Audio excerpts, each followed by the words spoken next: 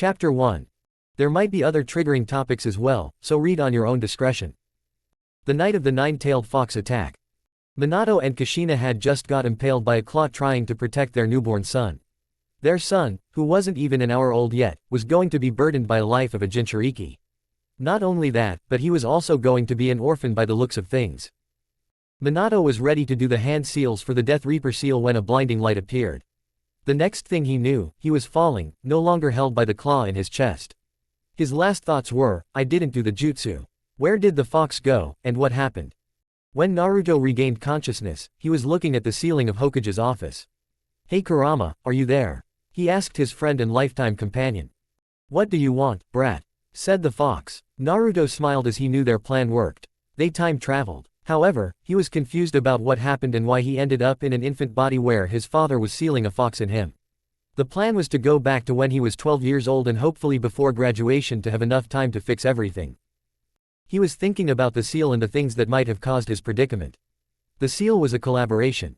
They came up with the idea when they knew they had lost and were only racing against time during the war. At first, it was just a wish, but as the idea was mentioned repeatedly, Naruto, Tobirama, and Minato decided to pursue the idea seriously. They messed with the concept of Hiraishin and how to use the space-time jutsu to go back in time. When they were stuck, Orochimaru helped by using Edo Tensei to bring Mito and Kushina for extra help. The collaboration of 5 seal masters and the support of Obito and Orochimaru finally came to fruition. The idea had a few key factors. Firstly, the Hiraishin was the part responsible for reversing the time. When Orochimaru pointed out that simply sending someone back in time will erase their memories, the solution came from the Kamui. By using Kamui, they could create a temporal dimension to preserve the soul, and as for the part to fuse the soul into the younger body, Orochimaru found the solution. When the idea was complete, everyone started to work on their parts and things they needed to focus on, while Naruto went back to the front lines with others to buy the seal masters enough time. The number of shinobis was falling rapidly. Less than 100 shinobi remained when they were finally done with the seal. The only ones surviving from Rookie 9 were Naruto and Shikamaru. Everyone else was dead. The only ones that they knew from the past and were still alive were Gaara and Killer Bee. Everyone else died protecting each other during those 10 years. The only reason those two were alive was because of their respective Biju. The seal was finally ready. The plan was to send Naruto to the past. While Naruto was against it at first and wanted someone else to be chosen, he finally gave in after long debates. He was the one with the most chakra and the only one to make the trip safely.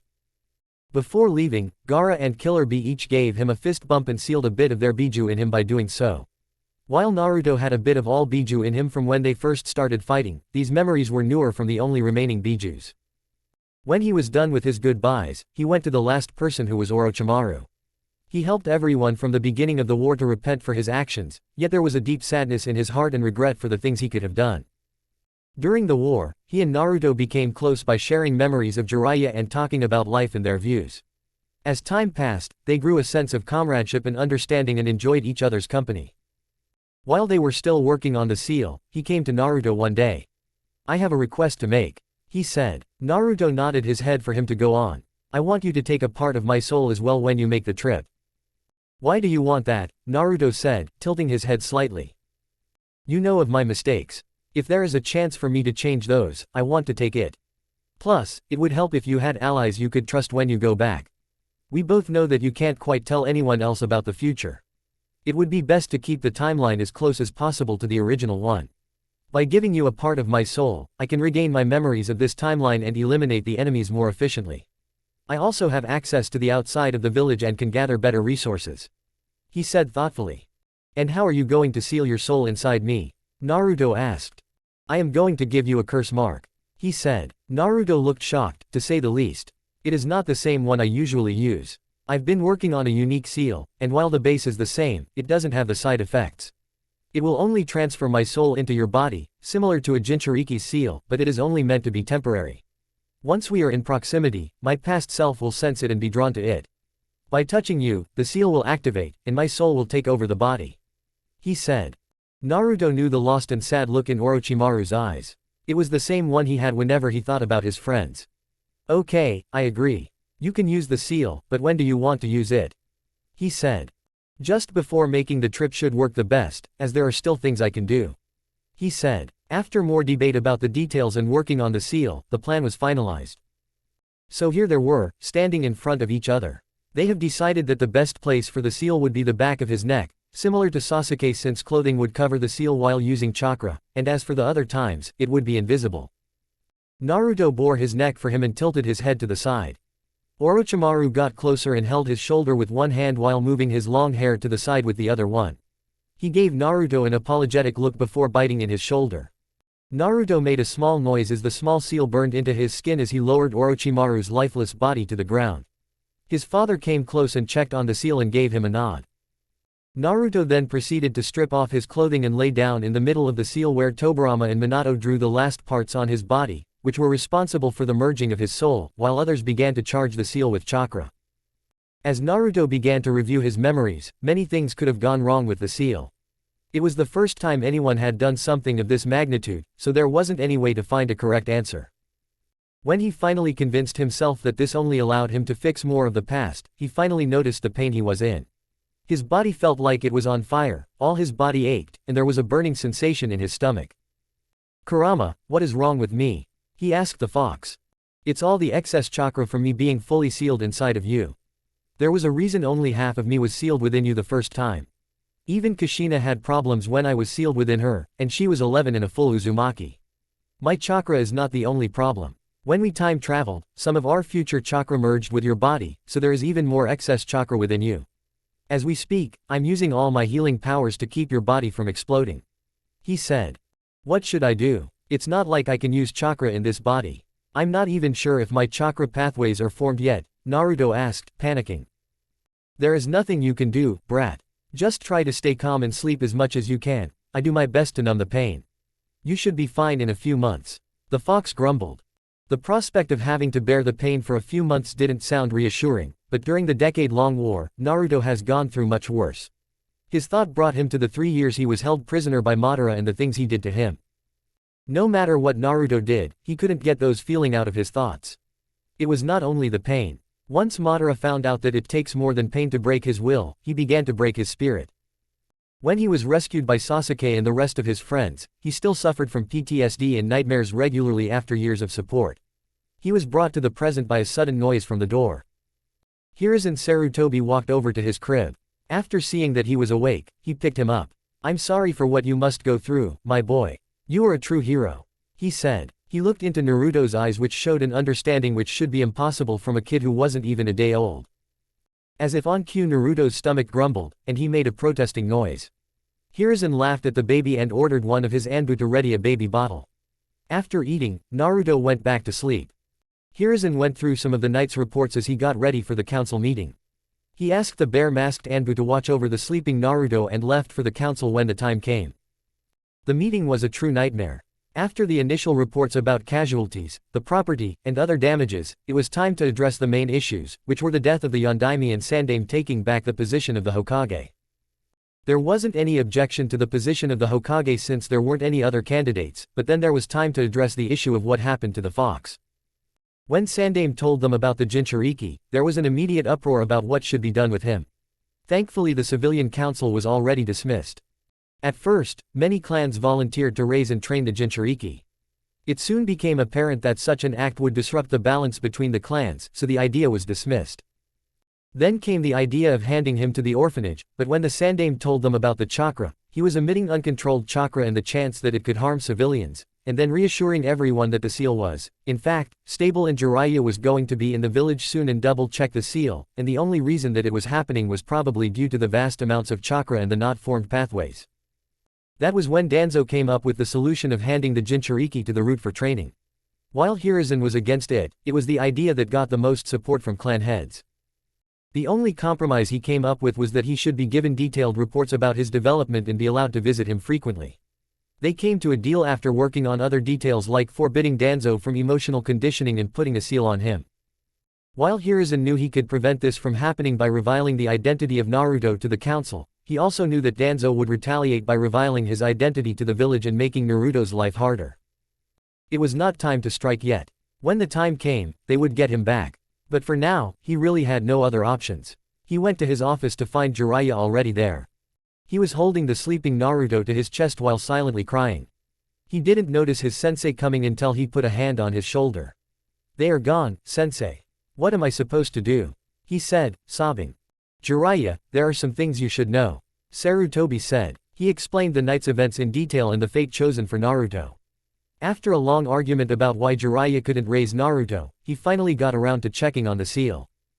He confirmed Hiruzen's idea that the seal was intact and that the excess chakra should burn away with time. He also suggested that a medic must always stand by, and in case Naruto's body couldn't handle the chakra, they must use chakra transfer to get rid of some of the chakra. Chapter 2. 1 year later. Naruto knew something was wrong when he was given to Danzo after his first few weeks in hospital. He didn't remember much from that time since he did his best to sleep as possible. When he wasn't sleeping, he would often meditate and spend time with sleeping Kurama. The fox spent most of his energy keeping Naruto's body intact, so he was always tired and asleep.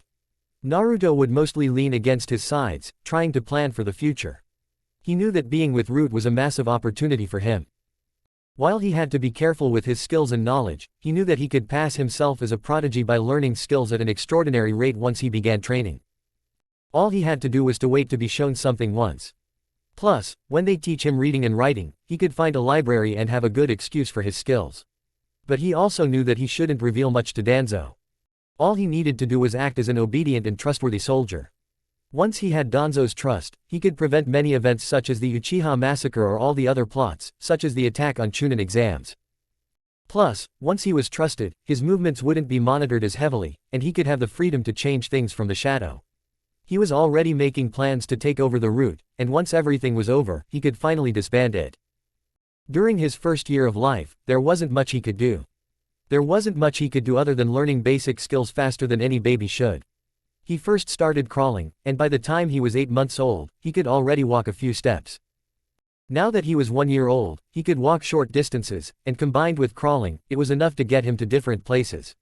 He also started his first words at 8 months, and now, even though he was capable, he limited his speech to 1 to 2 word sentences. He was mostly in a simple white room with a Root medic. His crib was on one side, and there were a variety of educational puzzles and toys on the shelves inside. There was also a rug in the middle to play on and a chair for the medic's use. There was also a baby chair for him to eat on, and there was a door leading to a small bathroom. The medic's shift would change every 12 hours. During the day, the medic was also responsible for teaching him. There were various books that they would read to teach him speech, and while playing, they would monitor his progress with different objects. The medics never showed any emotions. When he was first brought to the room, he could sense their confusion about why he never cried. Naruto was bored and wanted to mess with them, so he didn't show any emotions and always stayed silent unless he needed something or was asked a question. The only visitors he had were the Hokage and Danzo. The Hokage would visit him weekly and spend some time with him. He would often read him a book or talk to him, Danzo. On the other hand, he would check on him daily. He would often enter the room and ask the medic for a report, then watch him play or do other activities for a while and leave. When his chakra finally stabilized, they began his training 2 months ago. It wasn't anything complex. They would get him to walk for a while and do other small activities to improve mobility. They would also teach him some basic flashcards and other methods to stimulate his memory. Today was his first birthday, and he was supposed to spend the day with the Hokage. He was currently sitting on a small mat they put there to play with some blocks. He was bored, but there wasn't anything else to do. The secretary asked the Hokage to step out for a while since he had an important meeting with a client in the other room. The Anbu were currently watching over him from their hiding spots. He could feel Yugao among them, but he wasn't familiar with the others. There was a Hyuga as well, but he didn't know the chakra. As he was playing, he felt a familiar presence outside the door. He was shocked. He didn't expect him to be here. Orochimaru came to Hokage Tower to give his report on some of his projects. When the secretary told him that the Hokage was in a meeting, he decided to wait inside. When he opened the room, he was shocked. The Jinchuriki brat was sitting on the ground, with some building blocks around him looking at him. He knew about the brat from his annoying teammate.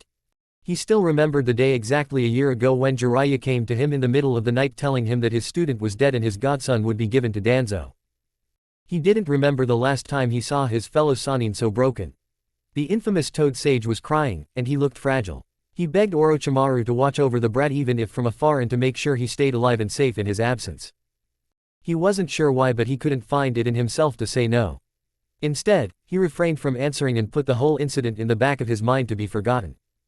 Now here he was looking at the brat who looked so much like that blasted Yondaime. There was something about him as well. Something familiar, as if he was drawn to the child. He slowly walked towards the child, watching him with silent interest and something akin to happiness.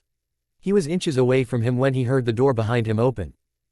Naruto was pissed. He just missed his opportunity to help Orochimaru. He was only inches away when the Sandame entered, and everyone forgot about him. Surely he could still get up and walk and grab him, and then try and touch his skin for the seal to activate, but it would be too suspicious to everyone else and a risky effort that will probably not work. He had to find another opportunity. He knew that the Sannin wouldn't leave the village for a few more years, so all he had to do was to wait for a chance to leave the root base and find him. 2 years later. It was late in the night when Naruto finally found his chance. For the past 2 years, he spent most of his time learning the patrol pattern of route and the locations Orochimaru frequented. He also decided to make a habit of walking around the base to pretend that he lost his way if caught. He also managed to get some basic physical training and reading and writing skills during that time. They also taught him the basics of throwing weapons, and since he didn't have the reach or power to throw real weapons yet, he had some custom kunai and shuriken, which were smaller and lighter but weren't as durable as the real ones. They also removed the medics watching him. During the day, he would have instructors teaching him, and at night, he would be brought to his room. For the first year, they followed him whenever he wasn't in the room and locked the doors at night. When they were sure that he knew his way around the base and wasn't snooping around and only walking around on occasions, they gave him the freedom he needed. Tonight was the night he would execute his plan. Early in the morning, he felt Orochimaru entering the lab closest to the root base. He skipped dinner by pretending to be too tired at night and went to bed early. When it was past midnight, he sneaked past the patrols and made his way to Orochimaru's lab. He knew he didn't need to go in. All he needed to do was stand there and flash his chakra a bit to mimic confusion and act lost. His act indeed got him the attention he wanted. Orochimaru made his way from the hidden entrance. He looked annoyed and tired. There were bags under his eyes, and he looked like he hadn't been sleeping or taking care of himself in a while. Orochimaru looked at the small child in the woods. He looked scared and confused, but he beamed up and smiled as soon as he saw him. His eyes shined and sparkled. It intrigued him. No one ever looked at him and beamed up. Everyone was always afraid of him and treated him like he was a time bomb ready to explode. So what was it that made this child look so revealed? The sensation was still there, the urge to get close to the child and touch him. He felt familiar somehow. He took one step, and when the child didn't move back, he made his way. "What are you doing here, child?" he asked with a bit of annoyance in his voice. "I lost my way," he said, looking down. Orochimaru was now standing in front of him. He kneeled a bit, and as soon as his hand touched his chin to bring his face up, it happened. It looked like Orochimaru was frozen for a few seconds, but then it happened. He held his head with one hand and made a pained noise. Naruto felt the seal moving from his body across to him. It was excruciating, but Naruto did his best to hold his scream in. It only took a minute, and as soon as it was done, they both fell to the ground. Naruto was feeling lightheaded. Naruto's vision was hazy, and he could hear a ringing noise in his ear. After a few minutes, when he got a bit better, he finally felt someone shaking him gently, calling his name. "Naruto-kun, can you hear me?" Orochimaru asked. Naruto did his best to sit up with Orochimaru's support. "I think I'm okay now. So you remember?" Naruto asked, his voice a bit strained. "Yes, the seal worked as intended, it seems. While I have all the memories from before, I also have the new memories from the night of the fox attack. I assume that's when you landed." Naruto gave a nod as Snake Sannin continued. "What is the plan?" he asked. "Well, I don't think we have time to discuss everything, but for now, the most immediate danger was you getting banished. I think you shouldn't leave the village just yet because the next big event is the Uchiha massacre in about 3 years. We need to prevent it at all costs. Danzo is already trying to provoke people and ostracize them. I think the best course of action is to change people's opinions. A few hanged clones and planned scenarios should paint them in a better picture. We must make sure that the police will be able to respond just in time and these events should be as public as possible. I'm already working on shadow clones. I can make about 10 with my current training if I want them to last enough. I'm planning on making them daily and sending them to the village, for that purpose. You should focus on integrating the Uchiha into the village forces. Maybe giving them more missions and using their forces in different divisions. It must look natural in a period of time so that they won't suspect anything. For now, I must get back to the base before they get more suspicious, but I will send you a clone tomorrow to discuss more of the plan. No one should find about our relations," Naruto said. Before Naruto could leave, Orochimaru put his hand on Naruto's shoulder, squeezing it as he said. "Be careful." Naruto smiled one last time and left for the base. Naruto couldn't find any sign of distress from the base, so he sneaked back in. He was a few hallways away from his room when an agent saw him and said, "Halt, where do you think you are going?" he asked with a voice of authority. Chapter 3. Thank you for the review. There is actually going to be a flashback chapter, but it is not about Madara. It is for giving an idea about what this Naruto went through. His time with Madara will mostly remain mystery, but you will get short flashbacks as the story goes on. I think the flashbacks should start in a few chapters when he finally starts interacting with people. Naruto knew he was one of the higher-ranking officers, so he just looked at him innocently and said, "I woke up hungry. I decided to go to the kitchen for dinner, but I saw the clock there and noticed it was too late, so I decided to make my way back." He gave him a skeptical look but decided to believe him when he didn't sense a lie. After all, why else would a 3-year-old be awake at 4 a.m.? "Go back to your room," he said. Naruto nodded and went quickly. 3 years later. Naruto got up at 6 as usual. He took a shower and ate the tray of breakfast in his room. Then he wore his training clothes for the day. His training regimen was always the same. From 7 to 1 was for physical conditioning. It began with 2 hours of physical exercises to build his endurance, stamina, and strength. Then for the next 2 hours, he would work on taijutsu, and the next 2 hours were for kenjutsu. Then he would have a quick shower and lunch and prepare for the afternoon training. From 2 till 5, it was for fuinjutsu. And then, till 8, he would work on ninjutsu. After dinner, he would spend 2 hours learning history, politics, medicine, and anything else useful for his education. Over the years, these timings haven't changed much, but the amount of breaks he needed has lessened quickly. Another he had to do regularly went for checkups. About an hour before his sleeping time, he had to go to the lab, where they would test almost everything about him. From his physical health and growth rate to chakra levels and generation speed. He was then given a pill designed to slow his chakra generation and then hooked up to a machine to burn all his chakra until he was up to a level that would fill up to 85% until the following day. This was so that his chakra was never full to have excess chakra. But another reason for it was to strengthen his tenketsu points by extracting chakra from each of them so that in a few years when his body could handle his reserves, his tenketsus were also strong enough for the density of his chakra. He was 6 now, and he was at Chunin level. While his training seemed extensive, it was mainly focused on his body and mind since his chakra coils weren't developed enough to focus primarily on ninjutsu. His ninjutsu training was mostly chakra control, sensory training, elemental manipulation, and a few simple D ranks from all elements. It was discovered early that he was a talented sensor. While in his previous life, his poor chakra control blinded his senses to the world around him. In this lifetime, by getting early training, he became an excellent sensor. Because of Kurama, he had the natural ability to sense negative emotions. Through his training, he achieved a forewarning sense of whoever wanted to attack him. While trained assassins learned to control their killing intent, there was still a sense of darkness when they wanted to attack someone. It also happened when people lied.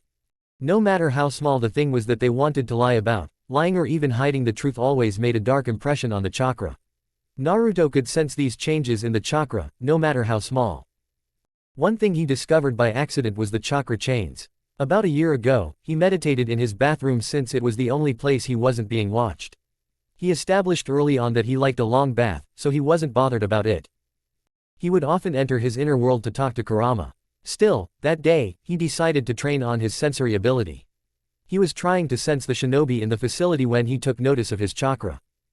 He noticed while he could feel the flow of his and Kurama's chakra in his body. There was an anomaly near his heart. At first, he panicked, believing it to be a cursed seal from Danzo. Still, by examining it further, he only became more confused. There was nothing evil about the chakra. It felt as if it was trapped, unable to flow in his body, concentrated in a single point. He tried to access the wired chakra by pulling it out, but he met a lot of resistance. He was stubborn, so he used more and more of his chakra to focus on the point and slowly felt the barrier begin to crack. After a few more minutes of pulling, the barrier suddenly broke, and a chakra rushed through his whole system. He was thrown back and disoriented when he felt Kurama shouting in his head. "What happened, Kurama?" he asked. "I can't believe you, brat. How can you be so stupid?" he yelled in his head. "Hey, I take offense to that. I was trying to feel the strange chakra," Naruto said. "You idiot, you just unlocked your damned mother's chakra chains," he roared. "Wait, what? I thought I didn't have them." "What do you mean? It's impossible," he said. "When has the impossible meant anything to you? I told you, idiot, you unlocked them. Go ahead and try." he said, annoyed. I have no idea how to use them, he said with a sweat drop. After a brief explanation from the beast and a few tries, he made a chain from the center of his chest since it was the easiest, according to Kurama. Naruto didn't want anyone to know about this new development, so he started training with them only when he was alone and unsupervised. The chains were painful to create and hard to control. They originated from his tenketsu points, which would come out of his skin, so each time he wanted to use them, he had to rip his skin and muscles to grow them. For controlling them while they responded to his general will, controlling several of them at the same time required a lot of concentration. He also discovered that the smaller the chain was, the bigger the tenketsu point significantly impacted the pain. Smaller chains were easier to control and were faster, while the bigger ones were more durable. Based on what Kurama told him, he had to do a few things while he held someone with the chains. The chains would slowly drain the person he was holding, giving their chakra to Naruto. However, if the person struggled, he had to use the same amount of chakra that they were trying to use to nullify their attempts. Overall, it would be a tug of war for dominance over the chakra. Naruto was confused about how his mother managed to hold Kurama with his chains. To his shame, the Biju admitted that by the time he was broken out of the genjutsu, he was far too angry to think of using chakra. The situation with the Uchiha clan was slowly improving. While Danzo still sent his agents to attempt and destroy their reputation, Naruto and Orochimaru's plan was slowly working. Diverting the attention of civilians was an easy task. People soon got tired of making rumors and paying attention to the Uchihas. They mostly ignored them just as they did with other shinobis. It took a long time, but the Uchiha seemed more settled. By taking more missions steadily, they have more connections to other clans. Also, staging the incidents was also a great help to their reputation. All Naruto had to do was to cause them when KMPF officers were nearby. By gaining a reputation for being efficient, they tried to make an effort and become more efficient in handling more situations. Naruto didn't have enough freedom and mobility yet to get information about Danzo's other plans. He didn't have access to most parts of the base unsupervised. The best he could do was make shadow clones in the bathroom every morning. The clones would then use henge, turn themselves into mice, and hide their chakra. Going through a small bathroom vent, they could get themselves out of the base and into the city, where they would change themselves into civilians. He was still making the original 10 clones, but now 2 of them were charged with enough chakra to last the whole day. The 8 regular clones would go around town to gather information about everything, and when they were tired, they would just pop. They would usually use different nondescript henges to avoid suspicion. They would also try to defuse situations that could hurt the peace. They were the ones who were mostly in charge of the Uchiha situation. But the 2 charged clones had a much more challenging task. When Naruto began his project, he first made 2 clones who went into the city for a while and picked pockets or did odd jobs here and there to gather money. They would store all the money in a safe place that only increased over time. When they finally had enough money, they went outside the city. They pretended to be a couple of newlyweds who ran from their town because the girl's parents were against the marriage since the boy was penniless. They then decided to move into Konoha and start a new life with the money the girl stole from her parents before scapping. They decided to move to Konoha since it was the closest shinobi village. The girl's parents feared shinobi, so they wouldn't look there for them. It wasn't a great story, but it got them into Konoha.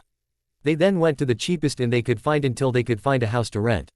Of course, during this time, they had to use a hidden Horizon seal so the real Naruto could send 2 clones to replace them every day.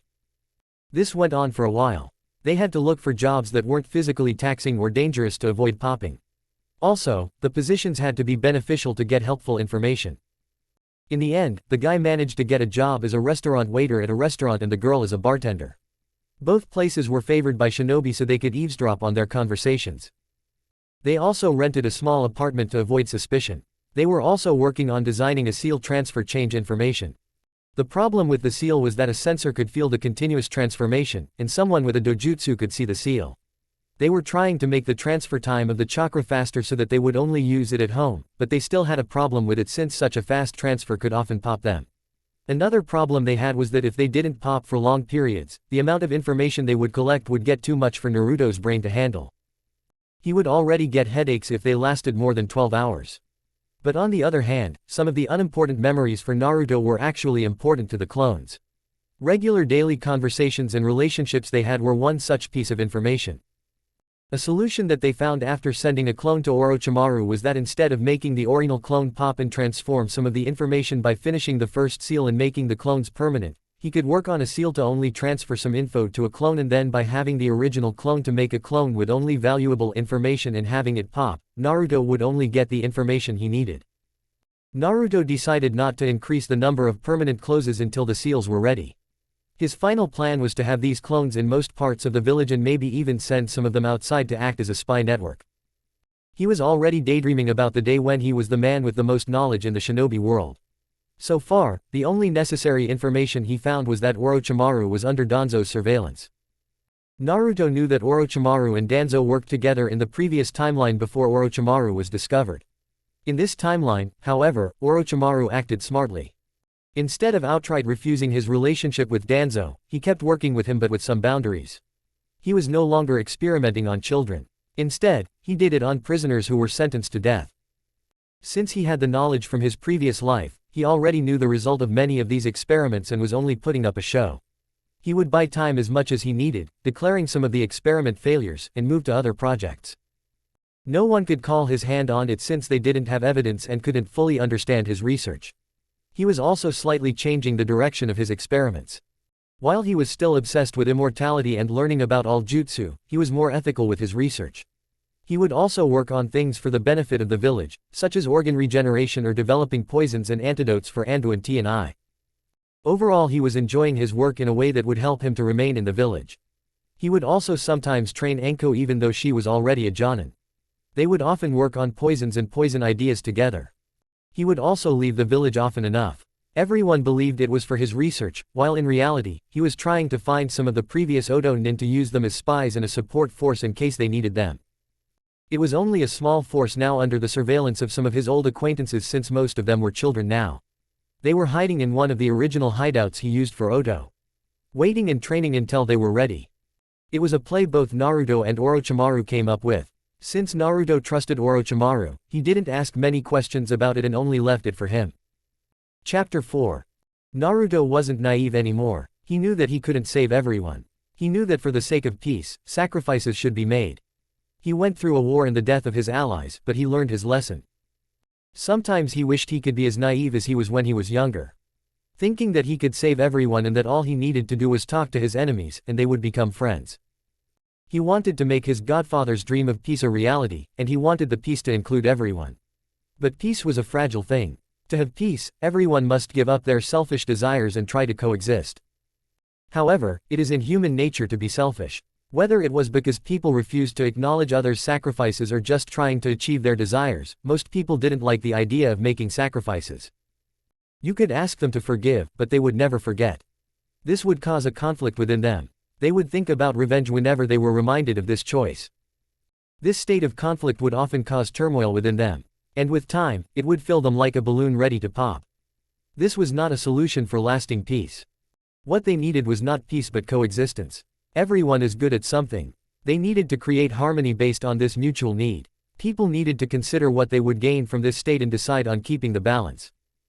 While there would still be individuals who would act on their negative emotions, as long as most people were fond of coexistence, they could either pacify them or by cutting ties with that individual or trying to stop them, they would minimize the effect of that person's activities on the community. The difference between coexistence and peace was not only their names. Peace would imply a lack of conflicts, but in the latter lies balance. There would still be those who would oppose the majority, but since they lacked enough power, they could be dealt with. Another major difference was that peace was a goal, a shared dream. However, in coexistence, you could have many groups with different objectives. They just needed to have an acceptance between them, and using their needs was one of the best ways to create it. Naruto knew that he had to find a way for this to happen. Last time a great war against Madara was the solution, but he wasn't planning on letting him get revived. He wasn't letting any of the tailed beasts get captured as well. They didn't deserve what happened to them. His options for plans were getting more limited the more he thought about it. It was a normal day of his root training when he got called to Danzo's office. He had no idea what he wanted, but he had to keep his perfect soldier facade. It wasn't his birthday, so that it couldn't be the formal visit with the Sandame. He also couldn't sense anyone else in the office. He was sure he also didn't make abnormal progress in his training to cause questioning. He followed the agent sent to fetch him and entered after the agent opened the door for him. He went in front of Danzo, sitting at his desk, and kneeled, fixing his gaze on the ground. Danzo simply stared at him for a while before ordering him to get up. You are here for the new order from the Hokage. He wants you to socialize with people outside the base to have a normal childhood. You are a weapon for this village, not a mere worthless civilian. Since it is not time to defy Hokage's orders yet, we are making this into a mission.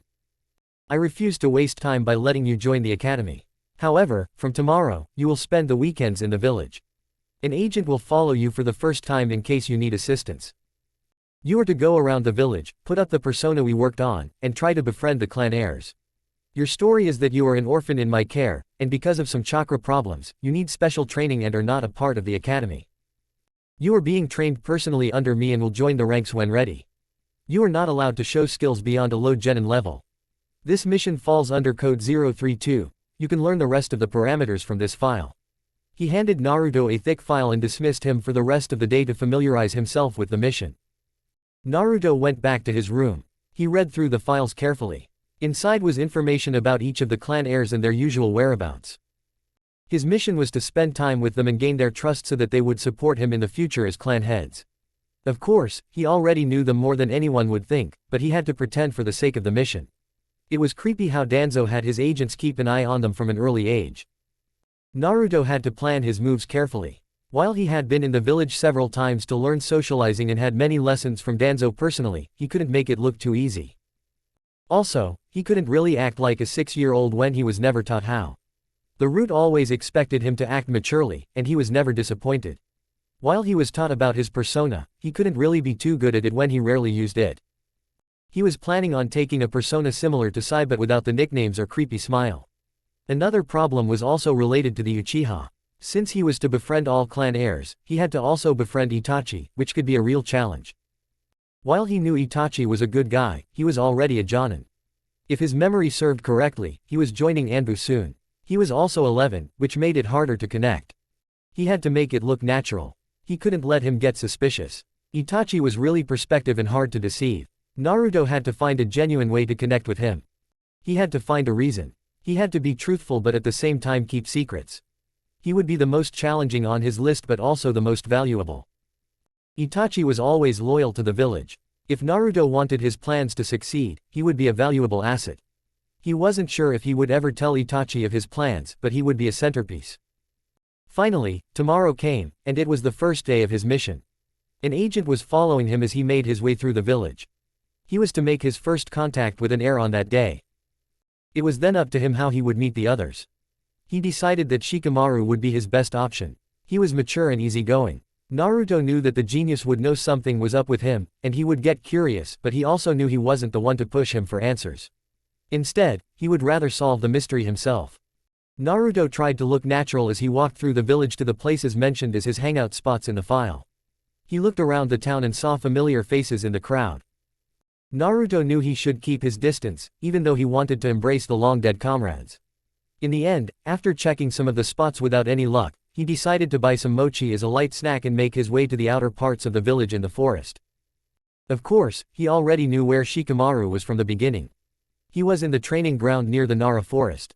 But Naruto was an asshole and wanted to waste time, so he made the agent follow him in the shadows for hours before he finally made his way there. Naruto noted that the agent didn't follow him when he got close, because nobody dared threaten a Nara, and a root agent near their lands was definitely a threat. But it was okay and better news for Naruto. Naruto saw Shikamaru and Choji from a distance. They were sitting on the ground in front of a shogi board. Choji was slowly eating his chips, looking frustrated, while Shikamaru seemed half asleep. Naruto decided to observe for a little longer before making himself known. He hid in a tree listening to his friends. It didn't take long for Shikamaru to win. "Oh, sorry, Shika. You're too good at this game. I can never beat you," Choji said. "Troublesome, it's okay, you are improving. I don't expect you to win. Let's have another match," Shikamaru said with a lazy smile. "No, no more. I think you beat me enough time today plus." Naruto decided to use the moment to make himself known. "Do you mind if I play against you?" Naruto said as he slowly came out of the tree. "Who are you, and what are you doing here?" Shikamaru asked in a defensive tone. "Forgive me. My name is Naruto. I was training in a training ground nearby since it's rarely used. I was done today, so I decided to explore a bit when I saw you guys playing shogi.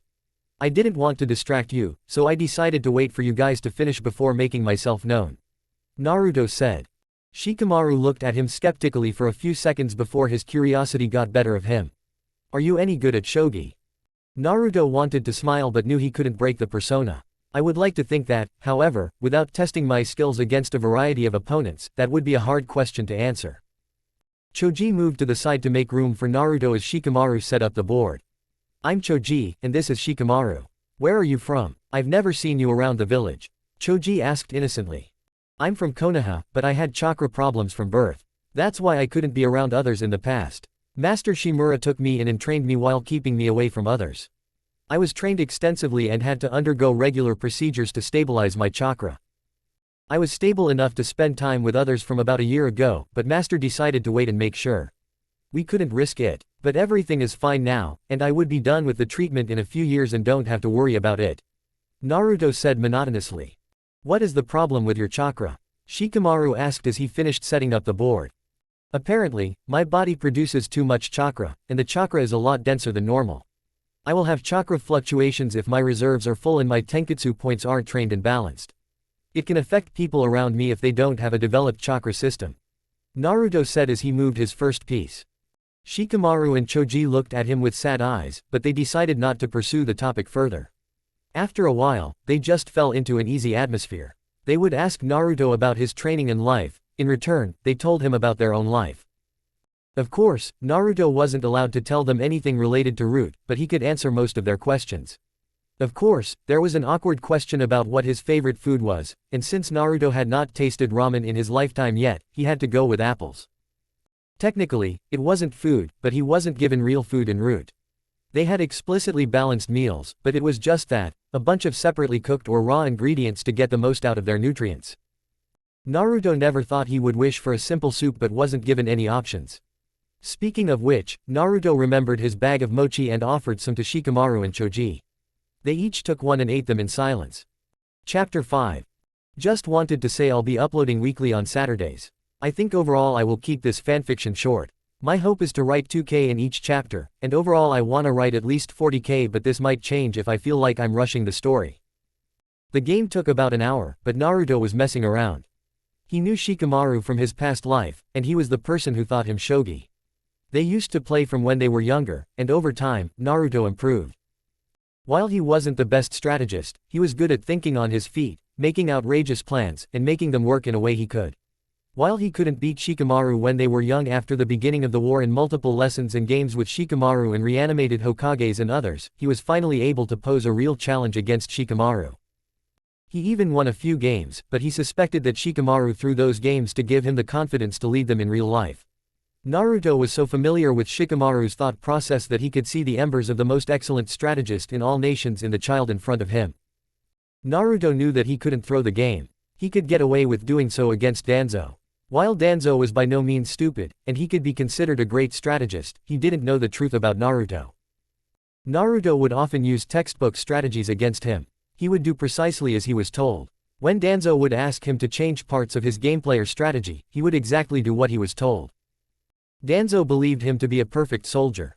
Someone who listened to his every command, but that was not all. He wasn't a mere pawn for Danzo. Danzo wanted much more than that. He wanted to make Naruto into his masterpiece. Someone who will take his place and protect the leaf from the shadows. Someone who would lead Konoha into greatness without being remembered. Naruto knew this much because he was told so. Shikamaru was very different. Naruto knew that he would only become more determined when he beat him. Shikamaru would try to figure him out. To understand him through the board. With time, hopefully, there will be mutual respect between them. Naruto lost his comrades to war once. He was not going to let it happen again. He would sacrifice everything and go through hell, but he would ensure they were safe. He would nudge them all in the right direction. They all needed different things at this age. For Shikamaru, it was to be humble. While Shikamaru was never cocky or underestimated his opponents, he knew that he was a genius. He believed that just by being average, he could get through life. Naruto didn't blame him. This Shikamaru has never seen war. He was pure and innocent and a bit naive.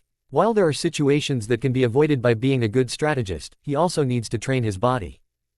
The first time around, it was the death of Asuma that made him open his eyes. It was as if the reality of being a shinobi hit him. Even then, it wasn't until the war and death of the ones he was leading that changed him. The Shikamaru of war was someone who truly understood the reality of strategies.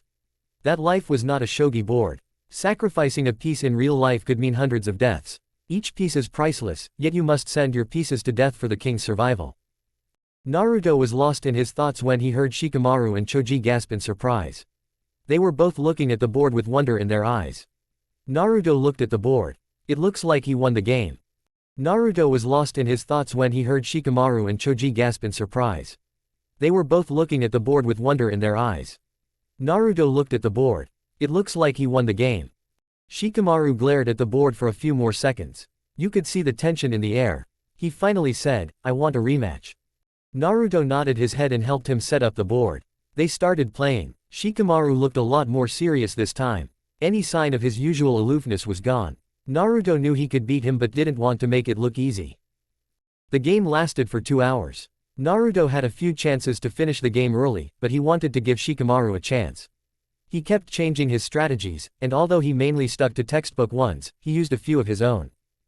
In the end, he won again, and Shikamaru said, "Again." "No," Naruto said calmly. "What? You can't just beat me like that and then stop playing." Shikamaru started. "I can but hear me out. I won our first game and only agreed to a second to prove to you that it was due to skill and not a fluke. If we keep playing now, there would be no point because, at this point in time, I am a better player than you." Naruto said. "You mean I should give up?" Shikamaru said, slightly annoyed. "No, what I am saying is that you need patience. We are acquainted now, and I am allowed to visit the village on weekends. You have time to prepare, and then we can have a rematch on one condition if you want." Naruto said. "What's your condition?" Shikamaru said as he put his hand under his chin, looking thoughtful. Naruto picked up a leaf from beside him and handed it to Shikamaru. "Here, I know you guys are academy students, so you should already know the leaf exercise. Hold this leaf on your forehead as long as you can," Naruto said. Shikamaru accepted the leaf reluctantly and did as he was told. He managed for a while before tiring out and dropping the leaf. That was about 35 seconds. "Once you manage to hold it for a minute, we can have a rematch," Naruto said. "What's the point of all this? Shogi is a game of mind. What does chakra control have to do with it?" Shikamaru said. "I believe a great ninja needs a sharp mind and a strong body. So as long as I beat you in our shogi matches each week, we can test one of your physical skills, and when you improve it to a certain level, we can play again. This way, you will improve in both aspects simultaneously. One day we are both going to be shinobi of this village and I want to able to rely on my comrades. We might be in peacetime now but who knows when the next war will break out. You also at least have a week now before we can have a rematch, so I'm sure you'll be able to do it before then," Naruto said. Shikamaru kept glaring at him for a bit before sighing. "What a drag. Fine, if it's the only way to get you to play, I agree, but when I win, you will have to listen to me," he said. Naruto brought his hand forward and shook hands to seal the deal. "By the way, Choji, what do you like to do?" Naruto asked. "Me?" Choji asked, shocked. "Yes, Shikamaru and I have been playing for a few hours, and you must be bored. Is there anything you like to do? We still have time before it starts to get dark," Naruto said. "There is this new cafe that I wanted to try," Choji said with a small voice. Naruto knew that Choji always was a gentle and kind soul. In his previous life, he was one of his first friends. He would always share his snacks with Naruto. Naruto suspected that it was because he knew that Naruto didn't have anyone to take care of him. Naruto never brought lunch or any snacks with him to the academy. Some days when he was starving, he would sneak out during lunchtime to buy some Ichiraku ramen, but most days, he would wait until he could get back home and make some instant ramen. The villagers were never kind to him. While most shops outright kicked him out, some would sell expired food or overprice them. Naruto was heavily malnourished, and he survived only because of Kurama. He was an Uzumaki and a Jinchuriki. He naturally needed to eat a lot more than an average person, but instead, he would go days before finding a proper meal. Sometimes he had to search the trash cans for food, but after the villagers found out, they started putting poison in the trash. Naruto stopped himself before going any further. Long ago, he learned that he had what was called by Ino, a fractured mind. He went through a lot of abuse and trauma as a child, and for his brain to survive, it had to shatter. All the memories and things that he couldn't handle were put into an entity created by his mind. He liked to call him Yami Naruto or just Yami. Yami had an important job: to make sure all the negative stayed hidden from Naruto. After accepting Yami as a part of himself before the war, Naruto became aware of Yami's role. Yet it wasn't until after Madara captured him that he started going through those doors. Each door held a part of his memories, and when something triggered a door, he would see some glimpses of the memory. He learned how to stop the flashbacks with the help of Ino but couldn't hold them back forever. During the war, whenever he had the time, he would meditate and go through some of the doors. When he went through a door, it would give him back a part of his memories, and when he was done with all the memories of the door, it would disappear. It didn't mean he wouldn't experience flashbacks and panic attacks afterward. It only meant that they would become a part of his memories. It would take time and healing to reach a stage where those memories wouldn't hurt anymore. Some memories were too harsh for him, and he wasn't ready to deal with them yet. They would hurt for a long time, and Naruto wondered if they would ever stop being so painful. During his first year of this life, he explored some of the doors since there wasn't much he could do. He knew he would meet his old friends and comrades at some point, so he wanted to be ready for it. Even now, after all that preparation, he could still see the lifeless bodies of Choji and a broken Shikamaru wailing while holding his body close to his chest. Naruto came back to his senses and smiled at Choji. "I would love to try the cafe." Choji beamed at that, and after helping Shikamaru pack his board, they headed back to the village. The cafe was a small place. It also seemed to be a bakery since they had a large pastry selection. They all sat at a small corner table and ordered food. Since it was Naruto's first time, he asked Choji to choose for him. They sat there for a while and made small talk, but soon, it was time for them to leave. Naruto said goodbye to his new friends, and when he was far enough, he shunshined to the agent following him. After giving him a nod, they made their way back to the base. Naruto first went into his room to change and write a report of the events. Of course, he left out a few details of his conversations as the agent wasn't with him when they happened. He then went to Danzo's office and gave his report. Danzo gave him a nod of approval and dismissed him. Naruto ate dinner and returned to his room to prepare for tomorrow. Chapter 6. It was nighttime, and Naruto was lying in his bed. One of the skills he learned during the war was how to meditate in this state. Usually, Kurama would stand guard and use sensing skills to keep an eye on the things around him, but since it wasn't necessary now, he was just meditating. Naruto decided to visit the door that was triggered today. It was a door to his memories of hunger. Naruto was kicked out of the orphanage at the age of 3. No one looked for him at that time, and since the matron kept giving Sandame fake updates about him. Naruto was alone and scared in a world that hated him, but his biggest problem was finding food. It was his 3rd birthday when he was kicked out, so it was in the middle of October. It was cold for a boy who was only wearing a shirt so worn out you could see the other side. He didn't even have pants or shoes. The shirt was dirty and oversized, reaching his knees. It had a few holes in it as well. When he was kicked out, he was trying to find a place to stay when villagers started chasing him. He was so scared and tried to run away, but there was no way a 3-year-old could outrun a mob of angry adults. They caught up to him and beat him to an inch of his life. He didn't know why he was hated and was so scared. He blacked out mid-beating, and when he woke up, he was in a dumpster in an alley. He saw some rats eating out of the dumpster, so he also looked for food. He saw some stale bread and pieces of leftover and ate as much as possible.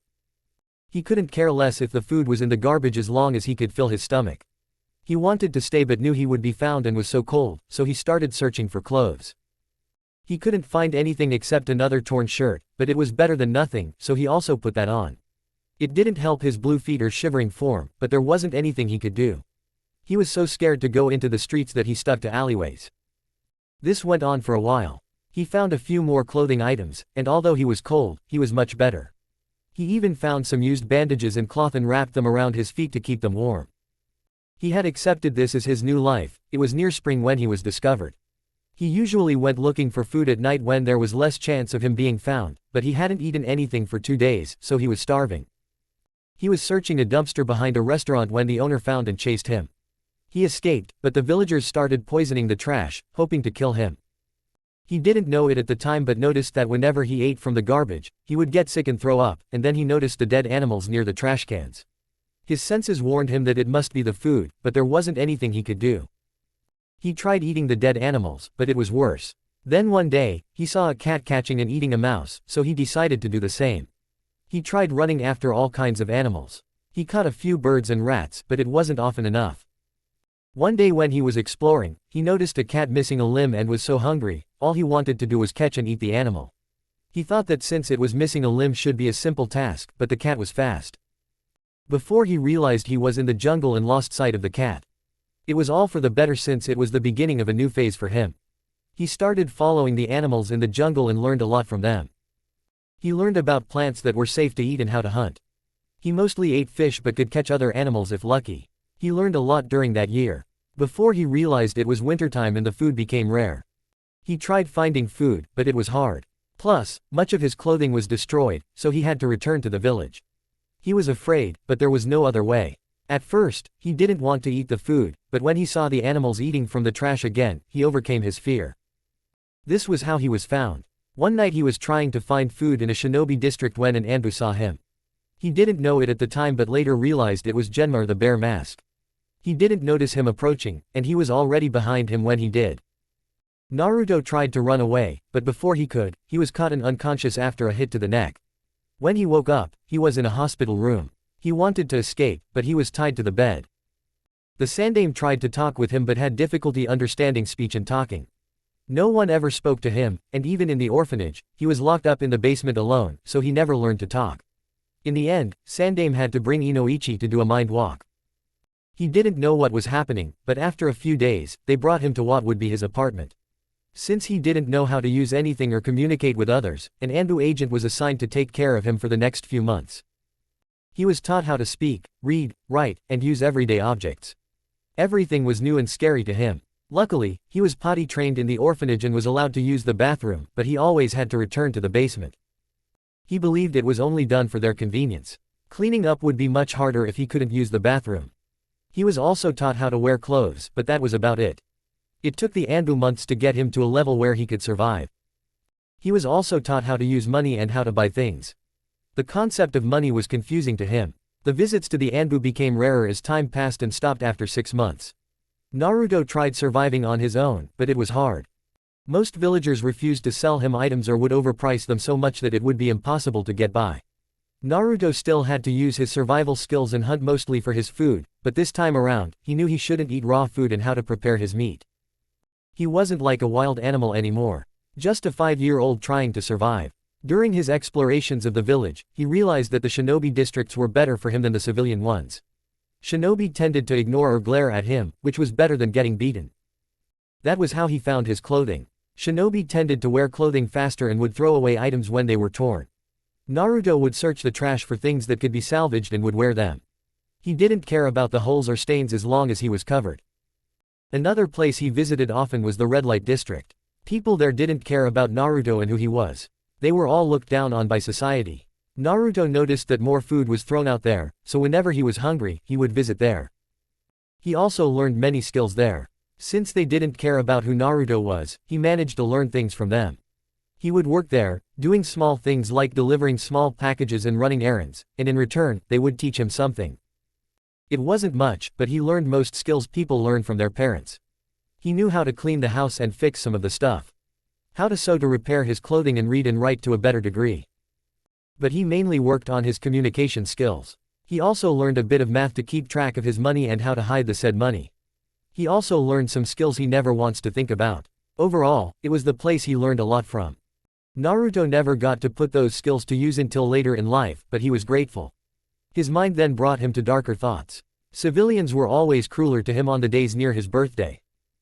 He would often try not to leave the house on those days. From a week before to a week after it. Still, people tended to go out of their way to hurt him. If he were outside, he would be beaten, and if he stayed home, they would break in and hurt him. One year when he was around 7, he decided to hide in an abandoned building he had found a while back. It was a house on the city's outskirts in a neighborhood destroyed during the Kyubi attack. The village never fully rebuilt all areas, so it wasn't a rare assurance. Naruto prepared a bag with some necessities for his 2-week trip and went inside the building to hide. He didn't have much on him. Just some old cloth to use as a blanket and keep warm and some food. He was okay for the first few days. No one knew where he was, and he avoided making noise or lighting fire to avoid detection. It was all until he got discovered by a bunch of shinobi. One of them was a censor, and since Naruto didn't know how to hide his chakra, they found him. There were 4 chunin, and at first, they were content with just beating him. But then, one of them decided to use a kunai to carve words into his skin. When they saw how quickly the wound healed to leave nothing behind, their actual experiments began. They started challenging each other to see who could make a lasting scar. They tried everything from simply making the cut deeper to burning him with hot metal to using acid and anything in between. They were having fun at his expense. Then one of them had the idea to use chakra in his kunai when cutting him, and the scar finally stayed. They were so happy, so they started doing it more and more. Soon his whole body was covered in scars. Some were only slashes, but some were craving cruel words like monster, demon, and insults. They decided to go even further when they were tired of the cravings. Apparently, the only way to cleanse the monster's sin was to serve them. To be used since there was nothing that he was suitable for. Naruto doesn't know how long it went on. To him, it was an eternity. He was thankful that he didn't remember it all. He remembered the first one when they tied his arms behind his back and bent his knees to tie his ankles to the back of his thighs so that he couldn't resist. Then one of the men picked up his naked body and slammed himself into him. He remembered screaming and feeling of being ripped apart. A 7-year-old body is not meant to take in an adult, prepared or not. They didn't care for preparations or being gentle. The more he screamed, the more satisfied they were. It was never ending to him. One after another, they would slam into him, and when they were tired, they would use anything they could find to shove inside him. They wouldn't let him pass out. They would jolt him awake whenever he was about to lose consciousness by slamming harder or shocking him with their chakra. Naruto couldn't do anything but accept this as his fate. His tears had dried long ago, and his throat was so sore he couldn't make any more noise. All he knew was the never-ending pain and the sound of laughter from the captors. It all ended so suddenly. He heard some crashing sounds, and an Anbu with a crow mask ripped him out of one of the man's grips. He passed out immediately after that. When he came to, he was in a hospital room and couldn't remember any of this. Chapter 7. First I would like to thank Wolf Fallen Serpent for your review. Everyone is allowed to have opinions and express them, and I specifically asked people to be honest with me. I know that Chapter 6 had a lot of fillers, and a lot of future chapters will also have them. For me, the reason for these fillers is that they are mostly for character development and many of the details will become relevant in future chapters. I might try and use a short summary or a way to inform people so they can skip them, but still thank you for the comment and I will try to find a way to fix it. I will try and add a disclaimer and trigger warning in the first chapter to inform people. Thanks for the reminder. And thanks for the good luck. This is my first fanfiction, so I'm still learning and trying to improve. If you have more suggestions, please feel free to inform me. Naruto broke down in his mindscape. He was wailing and crying while curled into a ball. Kurama was trying to comfort him, but he was non-responsive. He took a human form and slowly scooped Naruto up and into his chest. He kept whispering comforting words into his ear while rubbing his back until he calmed down. When he finally calmed down, a little Naruto said, "Kurama, I finally remember how they learned to make those lasting scars." Kurama just hugged him tighter. He was the only one who knew why Naruto always wore that ugly jumpsuit or why he always wore a henge when he wanted to bathe with others for a long time. Of course, Tsunade became aware of his scars later in life but somehow knew not to confront Naruto. Naruto was ashamed. The tortures had led him to believe that no one would accept him. He felt his body to be ugly. The words carved into his skin reminded him of that. Ugly, fat, disgusting, whore, monster, and so many other words. Naruto might not have remembered this memory or the ones that also unlocked. Memories of torture and rapes and constant abuse. But he was still living with the scars. He would see the scars, but he couldn't remember how he got them. Later in life, it led to Naruto's many problems. He would self-harm and starve himself. He wouldn't take care of his mind or body. It was during his trip with Jiraiya that he was discovered. He was alone in their hotel room and went to the bathroom to cut himself, but his hand slipped, and the cut was too deep. He tried to conceal the wound but was too dizzy from the blood loss and passed out. Hours later, he was discovered by Jiraiya. When he woke up, he was in his bed in the hotel room and Jiraiya was passed out next to his bed in a chair. His wounds were bandaged, and Jiraiya was holding his hand in his sleep. He felt panic rise up in him. He was discovered. He wanted to run away to hide, but his panicked chakra woke the man. He held Naruto down, and then they had a long conversation. Naruto didn't want to think about it in detail. Still, he remembered a lot of shouting and crying from his side and patience from Jiraiya. He told him how he would wake up in his apartment some days having no idea of the previous day only to see new scars on his body. He thought that he was going crazy. Maybe he really was a monster. He told him everything he remembered. In the end, he was just sobbing in the man's chest. Jiraiya was not an emotional man. He was never gentle with him or tried to baby him. But that day was an exception. He let Naruto cry himself to sleep. They never talked about that day from the next day and almost acted like before. Jiraiya kept an extra eye on him. Whenever Naruto wanted to relapse, he would help him back. Their relationship grew deeper this way. He was the first person in Naruto's life whom he could talk to without fear of being judged. Jiraiya helped him slowly come out of his old habits. He would check Naruto's body every day to ensure he wasn't cutting and watch him during meals to ensure that he ate. By the end of the trip, he wasn't entirely out of his habits, but he was doing better. It took a while for Kurama, but he finally noticed his kid had fallen asleep. He knew he would dissociate for some time, trying to separate himself from the memories. In the end, he had to accept the memories to start healing. Kurama just wished there was more that he could do. He wanted to hurt all those who dared harm his child. During the war, they grew closer, and Kurama thought of Naruto as his own. His to protect and nurture. He would destroy anyone who dared hurt his kid, and nothing would keep him from being at his side. He believed he finally knew how his father felt about him and his siblings. He might not have given birth to Naruto, but he has been with him since he was in his mother's womb. Sometimes all he wanted to do was to just steal Naruto. Take him away and hide him from this world in a place where no one could harm him. But they both knew that it was not possible. His kid was the purest soul he had ever seen. He would rather die 1,000 deaths before letting harm come to those he loved. He would never accept to stay back and let others win his fights.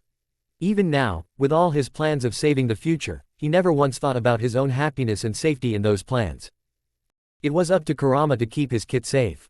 He smiled as he pulled Naruto closer to his body and curled his tails around them. Even in his human form, he liked to keep his tails. It reminded him of when their chakras mixed together too much during captivity, and Naruto grew fox ears and a tail. Seeing others' reactions to it when Naruto was back was amusing. They found a way to fix the situation and reverse the merging, but Naruto refused, saying that it reminded him of Kurama. It was adorable. His human ears had disappeared, leaving only 2 golden fox ears on top of his head. His canines were longer and sharper, and most importantly, he had the fluffiest fox tail coming out of his back. It was also golden but had a white tip. Last time it took a while for Naruto to get used to fighting in his new form, but in Kurama's idea, it was worth it. He was wondering if he could accidentally do the same in this timeline as well. Of course, it would be a total accident, he thought, snickering. The next day Naruto woke up not feeling refreshed at all. The memories of last night kept playing in his mind. After the first memory where he cried in Kurama's lap, the others came one by one until the morning. He knew that the memories were something that he had to deal with. If he tried to surpass them after the first trigger, they would only come back stronger and stronger until he had no choice but to deal with them. He knew that he wasn't dealing with the memories. He would just let his mind remember them, and then he would throw all the emotions related to that memory behind a wall. It was similar to what root agents did. He was a weapon, and he wasn't allowed to feel. Emotions would only serve to hinder his plans. He took a few deep breaths and got ready for the day. He thought about whom he should see next, but he didn't feel prepared for it yet. He decided to just go around the village and try to establish his presence in a sense. One part of his cover was that he was a genin. If he wanted to keep his cover, he had to do a bunch of missions as well. He hated D-ranked missions, but there wasn't much he could do. Plus, doing these missions and training in the training grounds was an excellent way to meet some of the shinobi. He walked to the Hokage Tower and went up to the mission's desk. The chunin at the desk was a Nara, so he looked at Naruto. He asked for his documentation and, after confirming them, pointed to the side of the desk where the D ranks were and told Naruto to choose. There weren't many that were interesting or useful. Naruto needed to take missions that were related to clans. In the end, it was Tora's that caught his eye. He had an evil look on his face for a second but quickly covered it. He took the mission and headed out. Every genin in Konoha knew about the immortal terror. Tora, the bane of all genin. No one knew how old he was or how he did it, but Tora would frequently leave the Fire Country capital, which was 2 days of travel with shinobi speed, and escape to Konoha.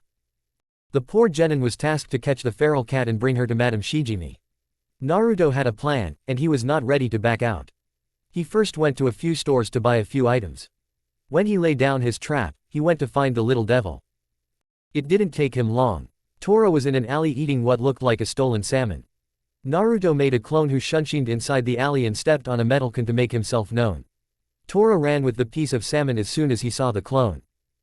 Naruto chased after the cat using clones to maneuver him in the direction he wanted. After a long chase around the village, Tora was too tired and didn't pay attention when he turned a corner and stepped right into a net. Naruto chuckled as he approached the struggling cat. Well, look what we have here. No more running around for you, mister. It's the end of the line. Naruto said with a little bit of ki. Meow, meow meow, Tora said, trying to set himself free. Hey, that was not nice. What do you even know about my mother? Naruto said, annoyed. Meow. Tora said. Well, I have a bit of Mitabi's chakra in me. It allows me to talk with all felines. Naruto said, scratching his neck. Tora then proceeded to tell Naruto about his life. He was a love child of a cat summoning boss and a normal cat. He abounded since neither side wanted him. He had nowhere to belong. He wandered all over the fire country until he found Konoha. It was during the Shodai era, and Hashirama saw him. He immediately took a liking to him and kept him by his side. They bonded deeply, and when he died, Tora was devastated. He couldn't bear to stay in Konoha, so he went to the capital, where the daimyo adopted him. He lived there for a while, but it wasn't Konoha, so he tried to come back, but they would capture him and send him back each time. It wasn't pleasant for a while, but it became fun when he saw how everyone would try to catch him. He was immortal, after all, so this was one of the only things he still enjoyed. It was also to honor Hashirama. They always used to play chase with one another, and Hashirama loved children, so it was Tora's duty to play chase with the village children. Naruto was crying by the end of the explanation. It was so touching. I know what to do. I will teach you ninjutsu. This way, you can have more ways to play with genin and honor your friend. Naruto declared. Tora meowed happily. As Naruto was freeing him, he heard what suspiciously sounded like Kurama telling him all the reasons why it was a bad idea, but he decided to ignore it. He made his way to an empty training ground with Tora lying down on his shoulders. Okay, Tora, the first thing I want to teach you is tree walking. It's a genin technique, but it should help you escape from teams. I know you already have a good amount of chakra, so you must learn to utilize it. My next goal after chakra control is to teach you some simple ninjutsu, and then we can move to genjutsu. We should also work on your fighting style so that you can escape if you get captured. Naruto said. Naruto then proceeded to explain tree walking and demonstrate it. It turned out that Tora was pretty good at chakra control, so he got the base quickly. He still needed to work on his stamina and accurate control, but they didn't have the time for that. Tora was tired, so he took a nap while Naruto carried him to the tower. They were going to meet weekly so Naruto could teach him more. Naruto handed Tora to the astounded Jonin and got his payment. He decided to do a little training, so he used his money to buy ninja wire and a couple of kunai and shuriken. He also bought a few more stuff to make himself an obstacle course. It wasn't anything big or fancy. Chapter 8. After pulling a trigger, kunai and shuriken would be thrown at him, and he had to dodge them accurately. However, the whole area was wrapped with ninja wire, so he could only move in specific directions. He was doing all this while blindfolded. A clone would change the course after each round so he wouldn't memorize the terrain. It was good training for his senses. While he could detect people's chakra, inanimate objects didn't have that quality. One thing he learned early in his though was not always to trust his sensing abilities. The lesson was deeply engraved in his memory, along with the lifeless body of Lee with a kunai on his neck. He was reckless. He believed himself invincible. It was a mistake. He was tired and trying to push back an army of Zetsu to make way for others to retreat. One moment he fought along his clones. The next, he felt someone push him to the ground. It didn't even register in his mind that Lee was hit until his lifeless body fell on top of him. He doesn't remember much after him except a feeling of rage, but the next day, he was found in a crater with hundreds of Zetsus dead beside him. After that incident, he spent all his downtime training himself to fight without each of his senses. This helped him prepare each of his senses to perfection. If he couldn't see an obstacle, he would try and hear or smell it and vice versa. Right now, he was trying to hear the incoming objects and send small unnoticeable pulses of chakra to locate the wires. It was similar to echolocation but with chakra. His primary element was wind so that he would stretch his chakra, and through the air, he could feel the wires. It was hard for him to do this in the beginning since all the info would mostly tell him the distance of objects, and he had to make a three-dimensional map in his head. He never got around to this kind of training in his current life. With his limited reach and shorter limbs, it was easy to miscalculate his moves, but the root training gave him a head start. The first few runs weren't so good. He was using stones instead of kunai and shuriken to avoid serious injuries. He could dodge most of the stones but kept tripping over the wires. After some time, he was aware that he had an audience. He couldn't recognize the chakra, but it wasn't hostile. Just curious. So he decided to ignore it and keep training. It was near dusk when he decided to end the training. He finally got around to dodging all stones and started using natural weapons, but he would still throw them too slow for his liking. The person watching him left a while ago, but Naruto wasn't worried. After all, it was his goal to get recognized by people.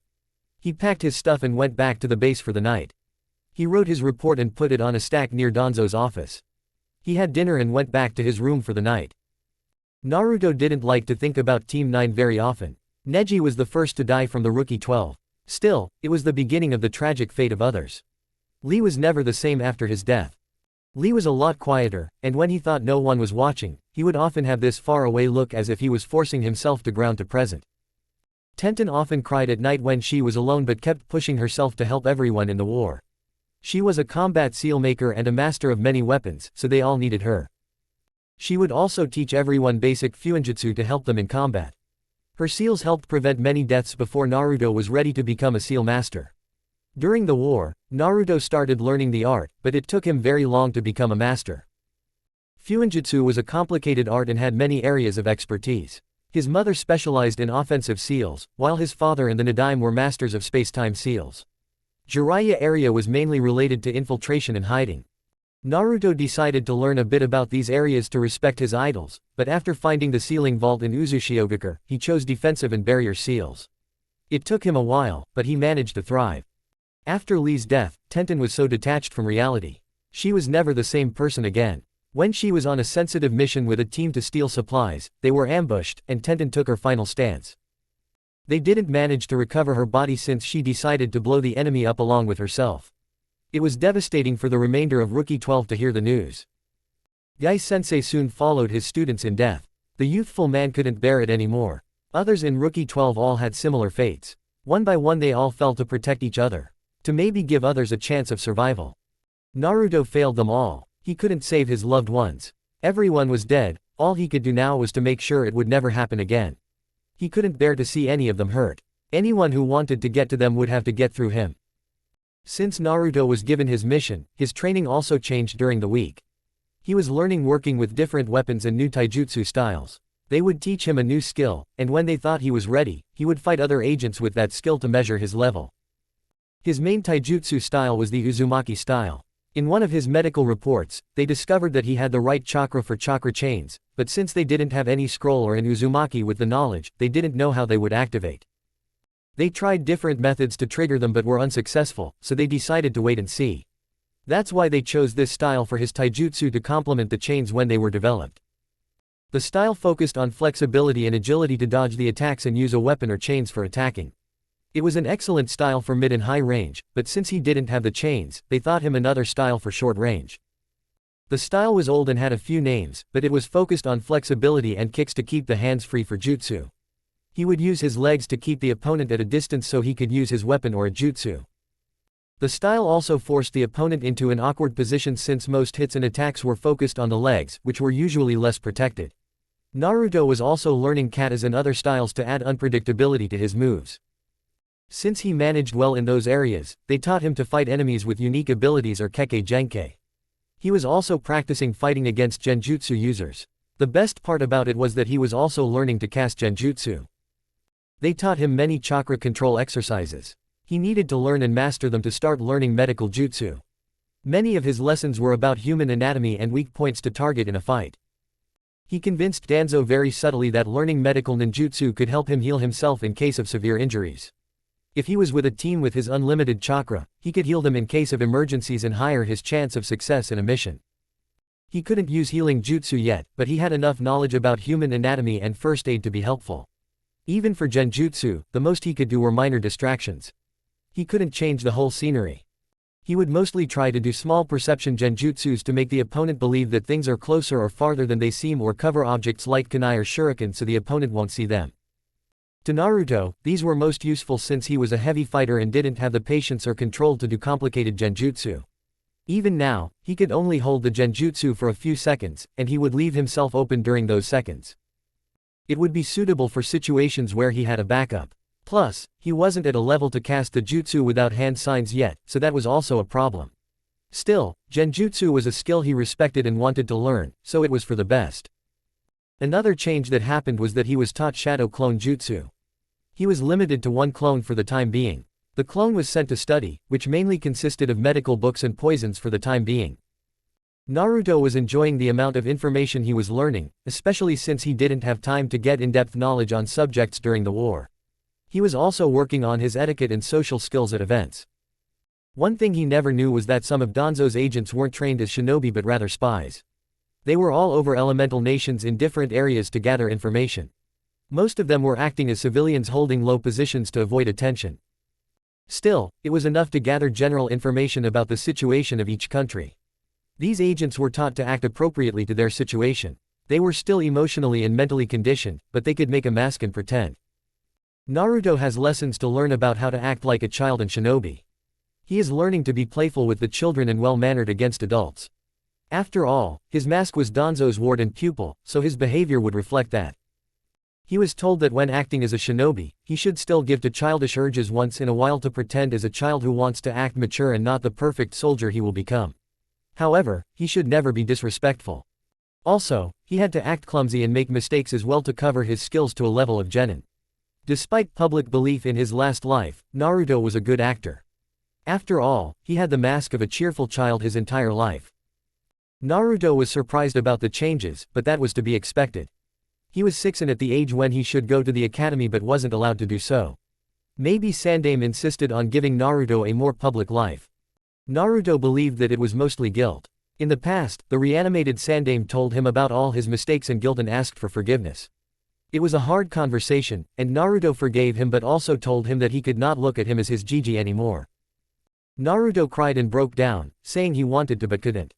The Sandame hugged him and told him it was okay and he had every right to feel this way, and he would use all the time he had reanimated to atone. By the end of his time in the past timeline, Naruto had a normal relationship with the Sandame, but they weren't close anymore. Currently, Naruto is working on his kenjutsu. His favorite weapons were a daisho with a katana and a wakizashi. He knew that his mother was a kenjutsu master and that she used a katana. He was hoping to replace his current one with that. He knew it was impossible for the time being, so he just stuck with what the route provided him. Also, there was the problem of his height. He couldn't utilize those weapons to the fullest, so he was now using a wakizashi and a tanto. It wasn't the best, but it worked well for him. He also used a bow staff for having a longer reach. Day by day, he was learning more and more. He was powerful before, but that was primarily due to ninjutsu and his speed and strength, but now he was becoming strong by being skillful. Chapter 9. It was the weekend again, and Naruto had to go friend hunting. At least, that's what he liked to call it. He knew that, for now, he should avoid Ino. Having 2 of the famous Ino Shikacho know him already was good, but if those 3 became the only people who knew him, it would rise suspiciously. He also knew that Ino spent a lot of time in their flower shop, so finding her wouldn't be a problem. Another problem he had was that since the academy would start soon, many clan heirs were busy training with their families. Naruto busied himself walking around the village until he found Kiba's chakra signature. The boy was in the forest with a bunch of civilians, probably challenging them. Naruto decided to use this opportunity. He followed the chakra to the area and hid in a tree. And then we will run around this course, and whoever comes first will be the leader until next week when we can race again, Kiba said. But that's not fair. Everyone knows that you're the fastest. One of the boys whined. Then you should all train more, but I'm sure that even then, I will be the best, Kiba said. Kiba was always brash when he was younger, acting first and thinking later. He was quick to anger but quicker to forgive. He was fierce and loyal, just like the rest of his clan, and the only way to get his respect was to beat him into submission. They were close during the war, just like the rest of Rookie 12. Kiba lost Akamaru in a battle, and he lost a part of himself. When he was dying in Naruto's arms, his last words were that he would finally see his partner again. He died bravely with a smile on his face. During the war, he changed the most. He became a fierce warrior, and while he wasn't a great strategist, his instincts helped him get through. He was able to track the enemies anywhere. He led a number of forces which were mostly trackers and heavy hitters. His division was mainly in charge of recovery missions or hit and run. Shino was his right-hand man, although Shino would sometimes work in frontlines as well. Naruto decided to make himself known. I will challenge you, he said. Ha, who the hell are you? Kiba yelled, pointing at him. To be honest, Kiba reminded Naruto of himself at that age, which was amusing. My name is Naruto. I'm a genin. I heard you were looking for a challenge, so I'm willing to be your opponent. Naruto said. Huh, you are a confident one, aren't you? I'll have you know, no one has ever beaten me. And who are you? You told me your name, but I've never seen you before. Kiba said, folding his arms over his chest. I told you my name. I'm a new genin, and I wasn't allowed much outside in the past due to some health problems, but I am doing much better now. Naruto said. Fine, if you are so insistent on losing, I'll show you. My name is Kiba, and this is Akamaru, Kiba said, pointing to the puppy on his head. Naruto nodded, and then they headed to the starting line. One of the civilians gave them the signal, and the race started. The course went through a path in the woods, about 5 kilometers long. Naruto decided against using chakra or his ninja skills. He even held back a lot. Kiba was fast, but Naruto was trained from a young age, so there was no way he could beat him. Since Naruto wasn't using his skills, it was a good match for him. He kept ahead but not by much and actually had to try. He could go faster and longer, but that wasn't the point. Even at this age, Kiba had a low genin speed which was impressive. Naruto knew that he would become one of the fastest shinobi with time, but this could push things along.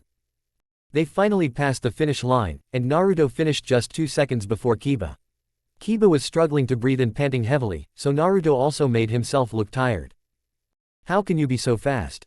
That's not fair. I want a rematch, Kiba yelled in between the pantings. I am a genin. After all, I have to be fast. I also do some training with weights. They are really helpful, but you must be careful not to rush it if you don't want to stunt your growth. Naruto said. Like you, Kiba said, trying to insult him. Naruto knew he was sad that he had lost, so he let it pass. Not at all. In fact, I'm only 6 years old, after all. I believe I am on the taller side for my age, Naruto said thoughtfully. No way in hell you are only 6 years old. I'm 6, and I'm just starting the academy. How come you were a genin then? Kiba yelled, pointing at him. Well, I was raised away from the village from an early age. Danzo-sama takes my education very seriously. And although I only got promoted to genin last week, I am not ready for a team or missions outside of the village, so I'm mostly bound here, Naruto said. That sucks. What is your problem anyway? You can't be that sick if you beat me in a race. Kiba said. My problem is mostly related to my chakra. If my chakra reserves are not monitored and regulated, it tends to lash out around me. It can be hurtful to those with undeveloped chakra coils. I should get better with time, and the problem should stop when my chakra network is fully developed. Naruto said. Well, you beat me in a race, so you're my rival from now on. Just wait soon, I will beat you, Kiba said confidently. I would be honored to be your friend and rival. I'm usually around the village on weekends, so feel free to find me anytime. Naruto said. They spent the rest of the morning challenging each other. Or, more accurately, Kiba was trying to challenge Naruto in everything shinobi related and failing. They spared, threw kunai and shuriken at targets, and even tried tracking animals. When it was time for lunch, Kiba reluctantly said goodbye. Akamaru had already passed out from exhaustion in his jacket. Naruto didn't have to go back yet, so he decided to take a mission. Since it was Saturday afternoon, there weren't that many available missions. Naruto finally decided to take a filing mission in the library. The mission was to help 2 chunin who were mostly in charge of the library to take a look at some old records and pile them into different sections. Some of the scrolls were sent for burning if they were not valuable, some were just put into storage scrolls and in the Hokage Tower. The useful ones were put into 2 groups. Those that were intact would go back to shelves, and those that were damaged would be sent to the Hokage Tower to request a new copy. Naruto mainly was doing the lifting and delivering of the boxes, but in between them, he was in charge of a pile that was in classified information. The chunins were a Nara and a Hyuga. In Naruto's opinion, it was an odd combination, but they were both calm and respectful. Naruto had to check a few of the scrolls with them to ensure he was piling them correctly, and each time they answered him respectfully. In the end, when it was getting dark outside, they sent Naruto back and signed his mission paper. Naruto promised them to come back the next afternoon to help them finish.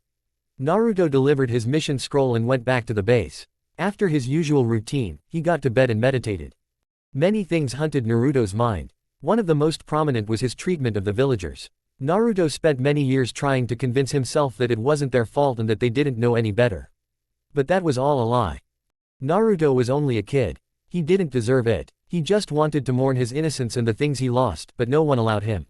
When he was a kid, he was told that the villagers didn't know any better or that they were sorry. But that was the thing, sorry wouldn't undo the things that happened to him. He knew that no matter what, those actions couldn't be taken back, but still, was it really so hard for someone to just hold him once and bring him comfort?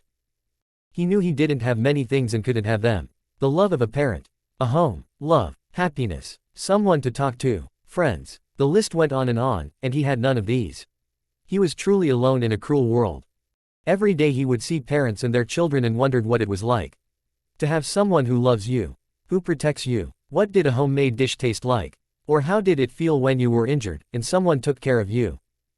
How would it feel to know someone always has your back? How would it feel to have a warm place to call home? He knew he had a roof over his head, but that wasn't home. The home was a place you would feel safe, not a place that was broken into so often you were afraid of your own shadows. The Sandaime always told him about how a genin team was like a family, which was the true reason he wanted to be a ninja. He wanted a family, but when he became a genin, he realized it was just another lie. His team was never like a family. They were dysfunctional. And when they finally learned to work together, it was war, and they hardly had the time. The closest thing that Naruto had to a family was his godfather. He didn't know that Jiraiya was his godfather until after his death. It was not fair. He didn't have much time with the man. Jiraiya was kind, but he saw too many of his parents in Naruto to get close to him. It was always like there was a wall between them. Jiraiya didn't have the time to take care of him. He would primarily teach him stuff, but he was a spymaster and had his job to do. He wanted to keep Akatsuki away from Naruto. He wanted Naruto to be able to defend himself. Naruto was grateful, but there was a lot more he needed. He needed a parent figure, but that was not Jiraiya. He made small gestures like buying him icicles to share or helping him up after prolonged training, but he wasn't emotionally available. Was Naruto truly so hard to love? He only learned that Hinata loved him after her death. He never got to know her that much. Naruto remembered all the nights he spent alone during the war, thinking about how his life would be with Hinata.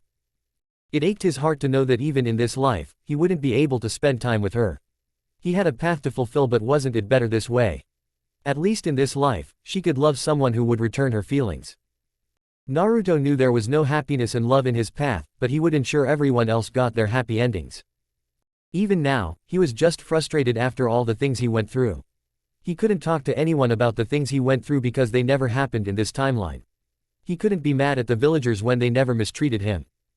He couldn't be mad at anyone because none of the things he went through happened. He wanted to scream, cry, and get it all out, but what would it achieve? He was a soldier, a shinobi. He must endure. He would hold them all on, and he wouldn't break. He couldn't break. He had no choice. He was the only one who could save the future. He was the only hope he would endure. He couldn't rest because there was no one else to fight his battles. Chapter 10. Naruto didn't sleep much that night. His thoughts hunted him. When the sun was up, he decided to go out for training. He went to a training ground outside the base to vent up some energy. He brought his swords and started going through his katas. When he was sure he was warmed up, he let his mind and body wander. He started going through his battles. One by one, he remembered all his foes and all their skills. He began to go through fights with them. One by one, he imagined each foe, their strengths, and weaknesses. He even went through the fights he didn't actively participate in but only witnessed. He let his muscles ache, and his body glide through positions. He knew he was getting tired, but he pushed himself further. His muscles ached, and his breathing was ragged. He had no idea how long he was fighting. He was unaware of everything around him. He suddenly stopped. He opened his eyes slowly and took his surrounding in. It was raining quite heavily, and he was soaked to the bones. He suddenly heard crying and turned to see Guy shouting something about youth. Naruto sheathed his weapons and got closer to him. He gave a short bow and said, "Hello. My name is Naruto. Who are you, sir?" "I'm Meta Guy, also known as the Blue Beast. I saw your youthful training, and I'm impressed." It was a youthful display to see someone so young, so skillful. Guy shouted as he cried. "I'm honored, Meta-san. I'm just a new genin, and there is so much more to learn. My skills aren't that impressive," Naruto said, suddenly shivering from standing too long in the heavy rain. "Where is my youth? Someone so young shouldn't stand so long in the rain in this weather. Come, we shall get you somewhere to dry." He continued to inflict his self-punishment for keeping Naruto in the rain. Before Naruto could open his mouth to refuse his offer and tell him he could make his way back, he realized he was already over Guy's shoulder and was running towards the village.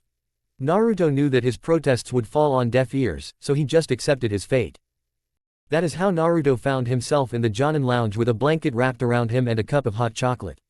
When they first arrived, everyone looked at him skeptically, but then Guy kept praising him, and everyone gave in.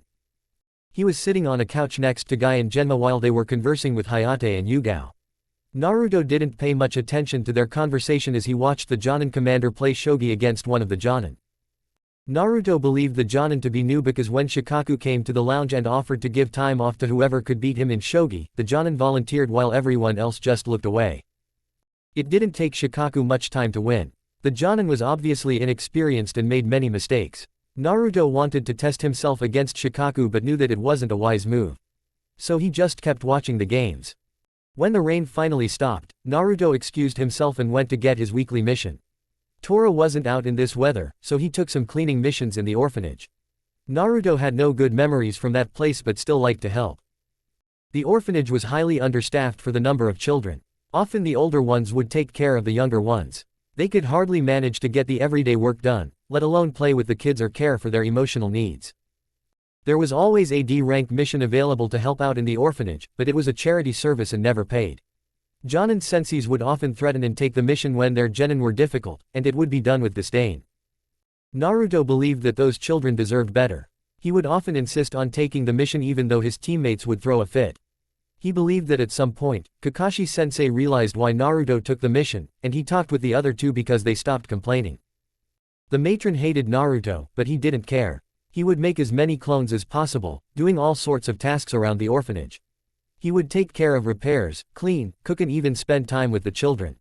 Naruto believed the matron warned some kids away from him, but the younger ones didn't care. When Naruto got to the orphanage, he made 2 clones and started.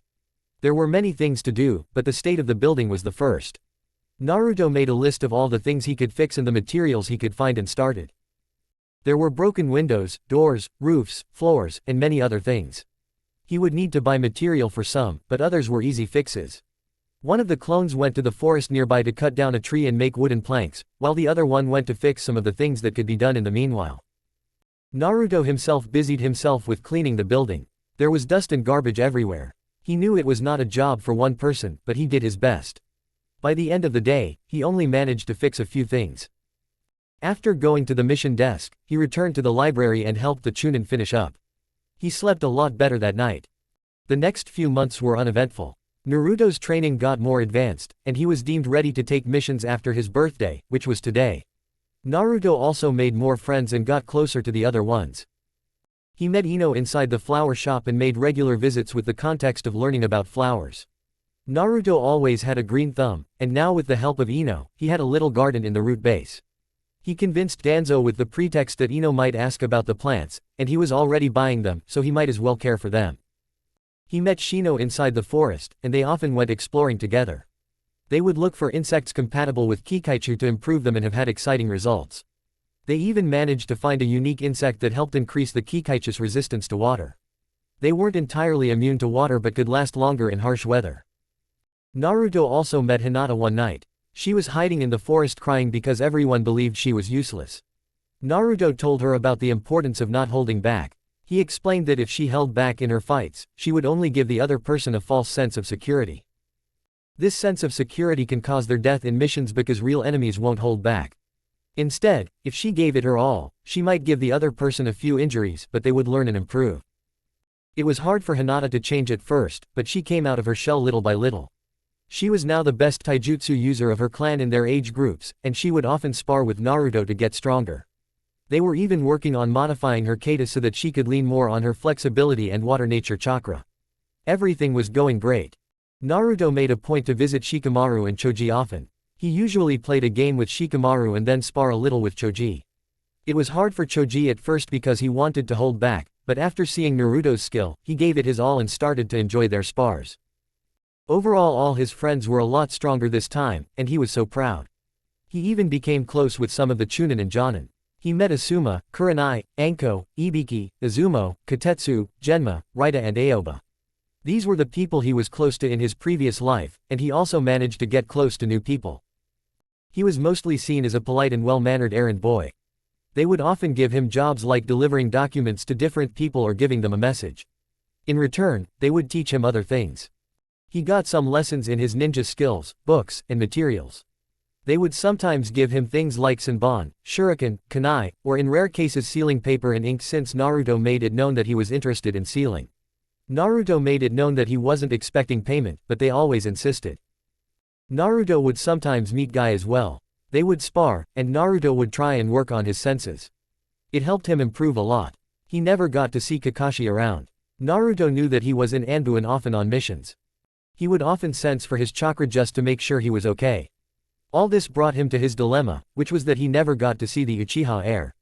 Itachi was also in Anbu. Whenever he wasn't on a mission, he would spend his time training in the Uchiha district or spending time with Sasuke. Another thing that happened in the last few months was the kick-in of his Uzumaki genes. Turns out unlocking his chains activated his dormant genes. He no longer had blonde hair but red. It started at his roots, and he was shocked at first but also happy. He had to dye his hair red in the past to go outside the base.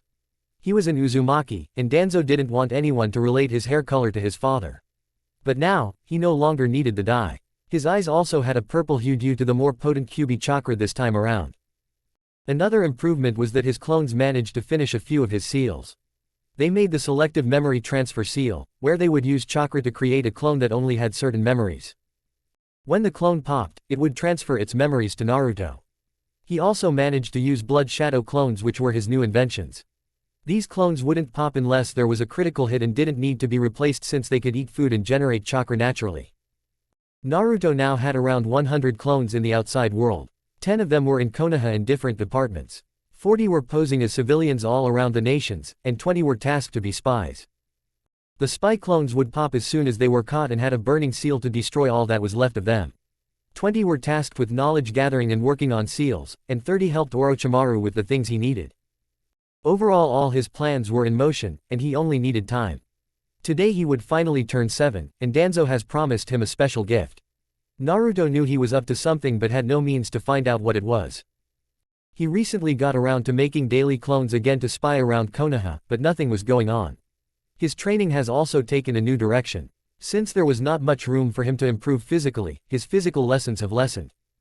He was primarily working on perfecting his skills instead of learning new things. There were also a lot of new lessons about politics and battle strategy. Danzo was looking for war, but Naruto wasn't sure against whom. They were also working on his poison tolerance and fighting with disabilities. They would injure him in different ways and give him scenarios he had to complete. The goal was to succeed and also get through alive. He also underwent torture training to ensure he wouldn't sell out information. He also had lessons on seduction and acting. He was too young for honeypot missions and wouldn't be much use in sending the Jinchuriki on these kinds of missions. He thought about them mostly for political context. He was also getting a more active role in Root by completing tasks around the base and learning about the management and infrastructure of Root. Chapter 11. To Cleston. Don't worry, they are not forgotten just as many others. It's just that the story needs to pick up for everyone to find their roles. Naruto went about his day as usual. He trained on his speed when casting jutsu. He had a good repository of jutsu but didn't like using elemental ninjutsu. Similar to his previous life, he used Kage Bunshin extensively but not in fights anymore. He used them to enhance his training speed. For elemental jutsu, he preferred to do pure elemental manipulation similar to the Nadaime. He also knew a lot of high-ranking elemental jutsu, but he was working on perfecting them. According to his training, which he agreed with, a jutsu wasn't perfect unless it could be performed without the hand signs.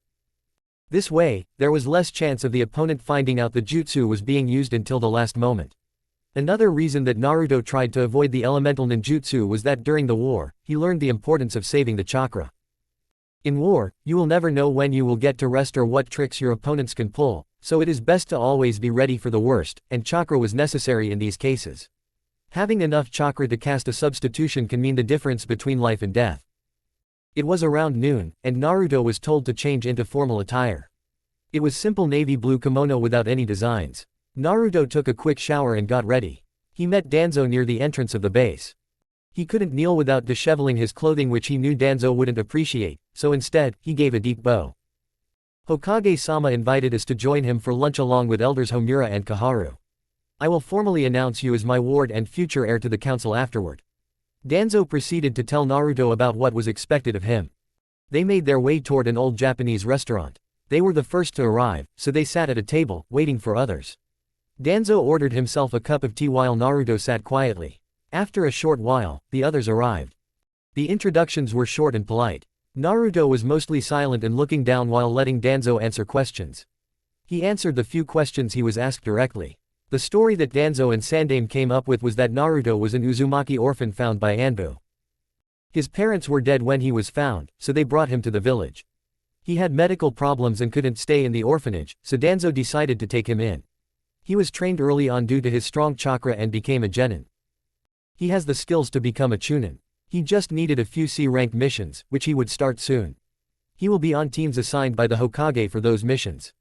If he performed adequately, he would be given a field promotion since he didn't have a team to enter the exams. Another reason for not entering him into a team was that the plan was for him to lead Root in the future, so there wasn't much point for him to join regular forces. In this world, Root was an official division after the Kyuubi attack. Root was in charge of missions that needed stealth and infiltration. These missions usually also had a danger factor that if the ninja was caught, they needed to self-destruct and leave nothing that could relate them to Konoha. They were basically sacrificial pawns. While they were also highly skilled professionals, they still had higher mortality rates due to the nature of their missions. Other types of missions that they usually took were assassinations and political missions. If they wanted a high-ranking profile from another village assassinated, Root was the best option. Basically, they took care of all the dirty missions of the village to keep the hand of others clean. During lunch, Naruto did his best to be perfect, pouring sake for everyone and making sure to leave a good image. When the lunch ended, they all went to the council room. All the clan heads and civilian representatives were sitting around the table. Danzo stood on the opposite end of the table from the Hokage, with Naruto a step behind him and a bit to the right. It was the space people stood before the council when they were brought for questioning. Once everyone settled, the meeting started. We are here today because Elder Shimura has an announcement for this council. Proceed, the Sandaime said in his Hokage voice. Danzo nodded his head. Thank you, Hokage-sama. I would like to formally introduce Naruto Uzumaki. He has been my ward since he was a few months old. From today he will also be my heir. Naruto gave a deep bow to the council while Danzo proceeded to tell his story to the council. Naruto could feel all eyes on him, but they were mainly curious rather than anything else. Naruto knew that most clan heads already knew about him, whether from their children or seeing him around the village. The civilian council was also far too trusting of Danzo to question him. There were only a few simple questions about him, mostly related to his skills and his role. All questions were answered swiftly. Naruto was then told to leave the council room and wait for the meeting to end. Naruto waited patiently. When it was finally over, he followed Danzo and the Sandaime to Hokage's office, where he accepted his first C-rank mission. It was a simple bandit mission. Naruto knew it was for getting his first kill, so he wasn't concerned. His teammates were all Chunins. He knew a few from around the village but was not personally close to any of them. The mission was on the next day and would take 3 days to complete. When they exited the tower, Danzo told Naruto that he wanted to show him something when they reached the base. They made their way through the maze-like tunnels to a section Naruto wasn't familiar with. The Root base had different sections. The living quarters where active members lived. The laboratory, infirmary, weapons room, library, archives, training rooms, and more. They were all strategically placed. They were now in the training section in front of a pair of large doors. Danzo entered a number in the keypad, and they entered the room. It was like any of the other training rooms. Large with weapons and tools around to accommodate complete training. What was strange was that there were 4 agents with masks in the middle of the room, kneeling and waiting for them. Danzo stopped right in front of them. Now that you are of age, it is time for you to start your duties. From today on, these 4 agents will be under your direct command. They will obey all your orders without question. Use them well, and when you prove your worth, the number of your agents will increase. He then gave Naruto their profiles to see. Naruto was a bit shocked at his luck. These were Fu and Torun, along with 2 ninjas he didn't know, but they were all Jonins. Fu and Torun were 14, and the other 2 were 17. Naruto was immediately planning for the things he wanted to do.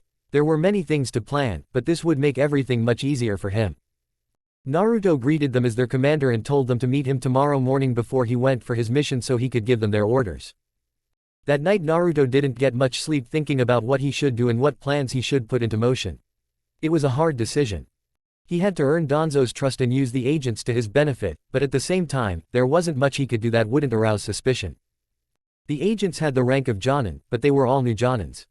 They couldn't be sent on complex missions, and Naruto knew he shouldn't keep them in the village.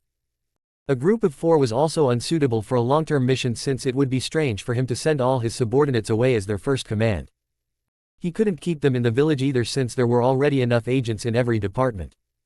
He stayed up all night and finally decided on his course of action. It was 5 a.m., and Naruto got ready for the day. He would meet his team for C rank at 11 a.m., so he had plenty of time. He went to Danzo's office to get his confirmation. Danzo was doing his paperwork as usual when Naruto entered. Naruto kneeled and waited for Danzo to finish the document he was working on. Danzo gave him a hand gesture to proceed. Danzo-sama, I am here to confirm my plans and make a request, Naruto said. After getting a nod, he continued. I am planning on sending Fu and Torun on a 3-month mission to Uzushio. They are to try and enter the ruins. Uzumaki's were seal masters, so there is a possibility that there might still be artifacts hidden in the village. They are not expected to retrieve all items, but with their skill sets, they should be able to locate the seals and barriers and map the area for a retrieval team. As for Akio and Haruto, they are to investigate the whereabouts of Tsunade Senju. I believe she can be persuaded to return to the village. Naruto explained his plan for convincing the Slug Princess. Danzo discussed a few details but agreed with the overall plans. I have one more request, Danzo-sama. If there is an agent among the trainees who is an appropriate age, I would like them to join the academy with this year's students. There hasn't been such a high number of clan heirs in one class in the history of Konoha. While I am close to most heirs, we need someone who could observe their shinobi skills closely. Also, the agent can provide their safety in case of an emergency, Naruto said. Danzo closed his eyes to decide a course of action for a few minutes. He then called an agent inside. Bring me trainees, 123 and 124. He said. After a few minutes, the agent returned with 2 kids following him inside. They were Shin and Sai. Naruto controlled his outward reaction, but he was smirking inside. A few months ago, he found an opportunity to investigate Danzo's office. He knew Shin and Sai were among the trainees, so he checked their profiles. The trainees en route were usually put in 3 groups. One for combat, one for infiltration, and another that specialized in both. Usually, the first group would remain in the shadows for their life, while the second was sent as spies. The last group would be flexible, but they weren't fit enough for long-term infiltration. All Naruto had to do was make a plan and get them out of the route. Luckily they were already chosen for the third, so there wasn't much problem. They were also the same age as Naruto, so it was easy to find a reason and get them outside. Based on Naruto's last investigation, which was a few days ago, he also knew that their training was finally at a level to go on small missions. Naruto waited for Danzo to talk. These are Shin and Sai. From today on, they will also be under your command. I will send you their files before you leave. He then explained the mission to Shin and Sai and sent them out with Naruto for more details. Naruto went to his training room, where he explained everything to them. While they were waiting for others, Naruto tested their skills. They were at a low Chunin skill level, which was suitable for the mission. They would join the academy the next day as orphans found outside Konoha. It wasn't a strange occurrence. Usually, many orphans joined the academy because it would give them a stipend and a small apartment to live independently. The money would be taken out of their missions once they became ninjas. It was a helpful system since the orphanage made kids work from 12 anyway. It was just a way to get a better paying job. When others joined them, Naruto introduced everyone and gave them their missions. After some training, it was time for Naruto to go. Chapter 12. Naruto met his team by the gate. He was the first to arrive, but he didn't have to wait long. After a short greeting, they moved toward their destination. Before getting far from the village, they stopped in a clearing to discuss their course of action. Since the mission was to test Naruto's skills, he would take the lead. The bandit camp was small and reported to have around 20 members. These kinds of missions were guaranteed success without complications. Usually, when a bandit group was reported, the Hokage would send a spy to check the information. If they were dangerous or had Rouge shinobi among them, they would be taken care of by Jonins. Suppose they had sensitive hostage situations or complications. In that case, it might even be done by Anbu, but it rarely happened unless high-ranking Rouge ninjas were involved. However, if it was only civilian bandits, it would fall into the Chunin or Genin team missions category.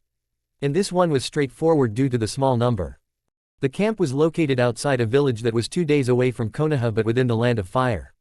Naruto was also aware that he had 2 Anbu watchers he was not supposed to be aware of. Over the years, his senses have become so sensitive that nothing could escape his notice, even without the Sage Mode. However, this wasn't the information that even Danzo was aware of. Danzo knew he was a fantastic sensor and often compared him to the Nadaime. Still, he believed his range was more limited, and his senses had a limit. Still, finding the Anbu wouldn't be hard for him. These 2 Anbu belonged to the Hokage. The route agent Danzo planted would join later as he could sense his chakra already near their destination. Naruto knew that one of the Anbu was his usual stalker. From the time he began his outings in the village, sometimes when he was training, he would feel this Anbu watching him. His chakra wasn't familiar, but he was never hostile, just curious and excited when watching him. Naruto knew that it was natural that he didn't recognize him since he was an Uchiha. The only Uchihas Naruto known by chakra were Sasuke, Itachi, Obito, and Madara. Plus, based on his chakra, he was a teenager, around 14. His chakra was strong and warm. He had the signature Uchiha fire nature but a secondary affinity towards wind which was trained and not natural. His natural secondary, which was really weak, was water. His chakra gave Naruto an expression of a fireplace. Strong and raging yet controlled and protective. It also seemed playful and sparkling sometimes when Naruto searched for his chakra around the village. Naruto brought back his attention to the current conversation. His teammates were going through the details. Naruto listened to them and decided to give his own input. The camp is far from the village for a fight without worrying about the civilians. My idea is that since the camp is located in the woods, we should be able to use the cover of night to get close enough. Based on the reports, there should be a shift change for the guards around 2 a.m. We can use the disorientation to sneak into the camp. I can make shadow clones and send them inside the tents to take care of the ones sleeping while we take care of the guards. I can make around 10 effective clones. 4 of them can stay outside the camp in the trees in case some try to escape, while the other 6 go for the tents. Since there are only 2 entrances, I suggest we split into 2 groups to take out the guards, Naruto said thoughtfully. After a little more discussion, his team agreed, and they continued their journey. Soon it was nighttime and time for camping for the night. Naruto took the duty of making dinner. He had a scroll sealed with all the necessities. It was a 2-layered storage scroll, meaning a storage scroll intended to hold other storage scrolls. Naruto liked to keep his scrolls organized. Inside there was a scroll with his pots and dishes. One for meat, vegetable, fruits, fresh spices, dry spices, canned food, snacks, drinks, and water each. He liked to fill them up when he was in the village on his hunts and sometimes with things from the store. He also had scrolls for waste, leftovers, and hunts. It was a system that he was told was excessive, but one thing he learned from Kosuke was the importance of good food when possible. Naruto sent clones to learn cooking quite often. It was a valuable and peaceful skill. He also read a lot of cookbooks. He would sometimes use the base's kitchen to make food when he was dismissed for the day.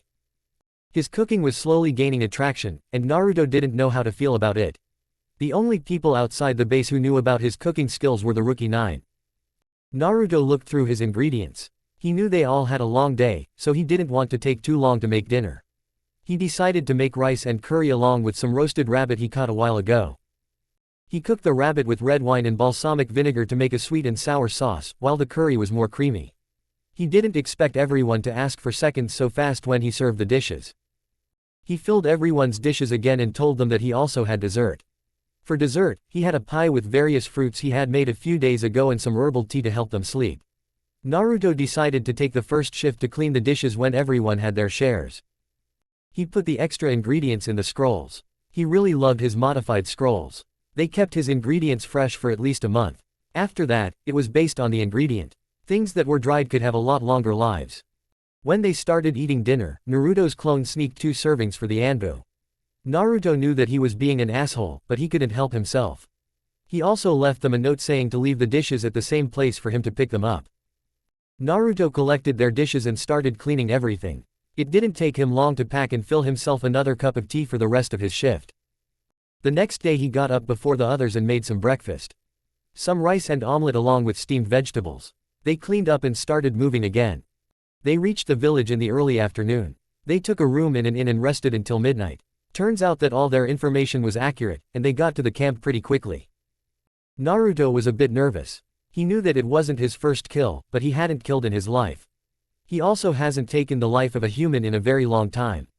During the war, his enemies were mainly Zetsu clones or reanimated shinobis. He wasn't sure if he was ready, but it was his duty, and he would complete his mission. They all positioned themselves. They were supposed to signal each other with an all whistle. Soon it was time to begin. Naruto made the clones which quickly moved into position. They moved fast. The guards were retiring for the night, so their guard was down. The first 2 didn't even see it coming as Naruto used a pair of tanto blades in their necks. Suddenly there was screaming from a tent, and there was chaos. The bandits tried to get up and arm themselves but were disoriented and pitted against shinobi. It didn't take long to disband them all. When they were sure there was no one left, Naruto dispelled his clones, and suddenly he had the memory of killing all those bandits. Some tried to beg or run, but there was no mercy. Naruto's head was spinning. He kept seeing the dying faces of his friends and allies and how many of them also begged for mercy. He was a monster. He was a monster. He was. "Kid, wake up," Kurama shouted in his head. Naruto couldn't calm down, however. He couldn't breathe. He couldn't think. Suddenly he felt a pair of hands on his shoulders. It took all he had to prevent himself from hurting the person in front of him. It was one of the Chunin. His name was Jiro. Jiro did his best to calm Naruto down. He talked to him calmly and breathed with him. It took a few minutes, but Naruto finally calmed down. "Thank you so much, Jiro-san. I don't know what happened to me," Naruto said, hanging his head low, trying to hide his shaking hands. "It's okay, kid. It happened to most of us when we had our first kills too. You and Kenji should go back to the inn. We take care of things here," Jiro said. Naruto didn't find it in himself to put up a fight. They went to the inn, and Naruto took a quick shower and went to sleep. He knew he wouldn't be able to actually rest, but he retreated to his mindscape and buried his face in Kurama's tales. Their journey back was quiet and uneventful. Naruto knew it would be weird for him to recover so quickly, so he acted clumsy and distressed. When they got back to the village, he went to the base and gave his own report. He had the rest of the day off after paying a quick visit to the infirmary for his regular checkup. He couldn't feel any of his agents in the base. Shin and Sai had an apartment not to arouse suspicion and only came back to the base at weekends. Naruto decided to go around the village for a little bit. About 2 months ago, he got his sealing skills confirmed by the sealing division. He didn't have to do anything complicated. There was no need for him to hide his skills. He could simply pass his skills as an Uzumaki. Yet he didn't want to overdo his skills. As a ninja, it was always better to keep secrets. While Danzo provided him with all the materials, he could find Naruto was at a level where he didn't need a teacher. He only needed experimentation and time for research, so he was mostly left alone in his studies. The sealing division exam was a walk in the park for him. Since he was a genin, they didn't trust him with high-ranking village secrets. By passing the exam, he was only allowed to specific sections of division. While he could be asked to make specialized seals if he were to sell them, he needed confirmation from the division. And another hobby of his was taking orders. There were many basic shinobi seals. Simple barriers, storage scrolls, offensive seals, and a few more. They were mostly available in shinobi stores. Naruto liked to go to the division whenever he had the time and take some of these orders for the stores. He would usually throw some of his specialized seals to see if they were popular. So far, he has managed to get himself some custom orders. He knew he had an order to take and finish by the end of the week. He also had to deliver his finished seals from last time. It didn't take long for Naruto to finish at the sealing division. He went to a shinobi store next to pick up his order of special sealing paper for one of the orders. Naruto needed some peace and quiet, so he went to one training field to work on the seals. He unsealed a small table and sealing materials and got to work. He worked for quite a while when he noticed someone close by. It seemed to be a shinobi in the next training ground, and he seemed familiar. He was around 12 and strong. He had fire and secondary water nature. His chakra was calm and calculating and also fiercely protective. It felt like a phoenix. A firebird. Free and wise. Naruto knew this chakra, but he couldn't believe it. He packed his things and went to check closely. There was a boy who seemed too deep in thought to realize he was being watched. He had a seal in his hand, and it looked like he was contemplating activating it. Naruto was behind him on a tree branch, so he had a good view of the seal. It was a special barrier seal. It was used mainly by Anbu when they wanted to protect their injured. The person who used the seal had to have excellent chakra control, as the seal needed a constant and steady stream of chakra. Once activated, the seal would make a barrier with a diameter depending on the amount of chakra. It would mostly protect against ninjutsu attacks, but the person using the seal would have to burn more chakra the more it was hit. Overall, it was primarily used when a medic on the team tried to heal the injured in the middle of the field. The seal would be used mainly by the injured person while the medic did their job. Naruto looked closely at the seal. Something was wrong, but he couldn't put his hand on it. Just as Naruto noticed the problem and tried to prevent the guy from activating it, the man pushed chakra to activate the seal. Naruto didn't have time to do anything else, so he deactivated his resistance, and gravity seals jump tackled the other person at full speed. He also unsealed a seal himself and pushed chakra to activate it just as they hit the ground. They both heard the loud explosion sound, and there was dust everywhere. Once everything calmed down, and Naruto looked up from his place sprawled on top of the other, he came face to face with Itachi Uchiha. Chapter 13 to ZX 20,000,006. There are some factors here. First, I didn't bash all civilians. Some of them are just verbal abuse and things that are canon.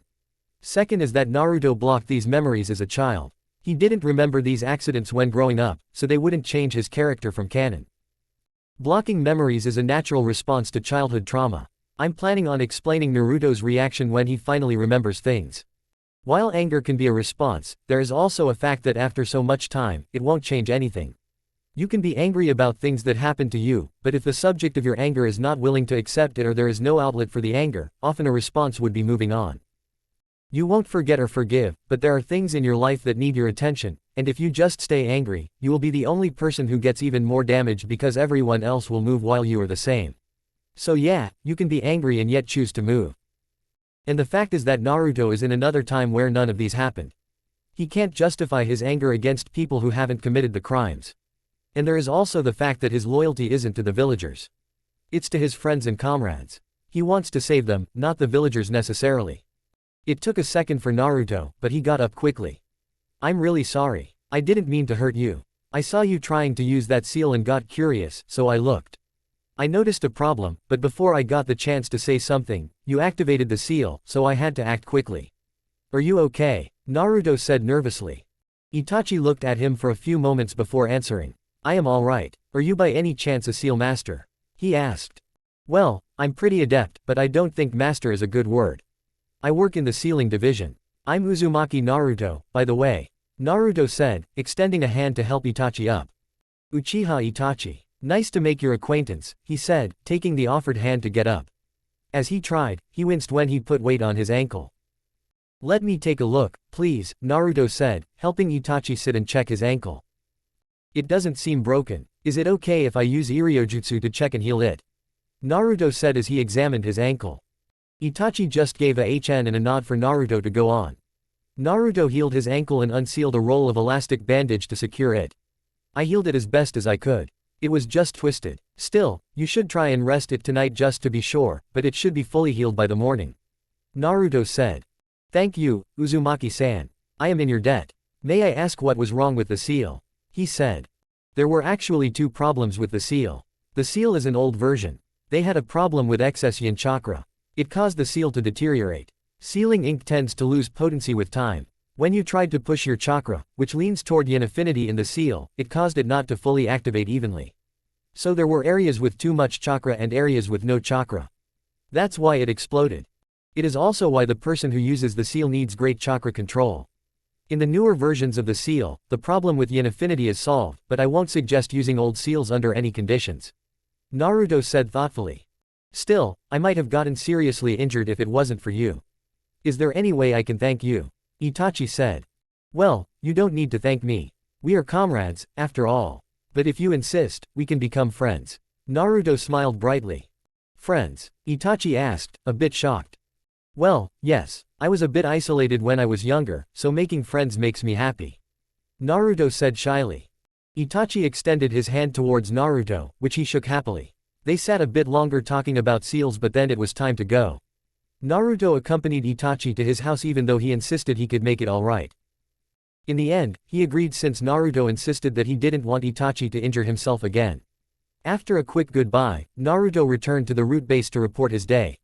He didn't want to give Danzo any reason for mistrust. Naruto felt sick and tired.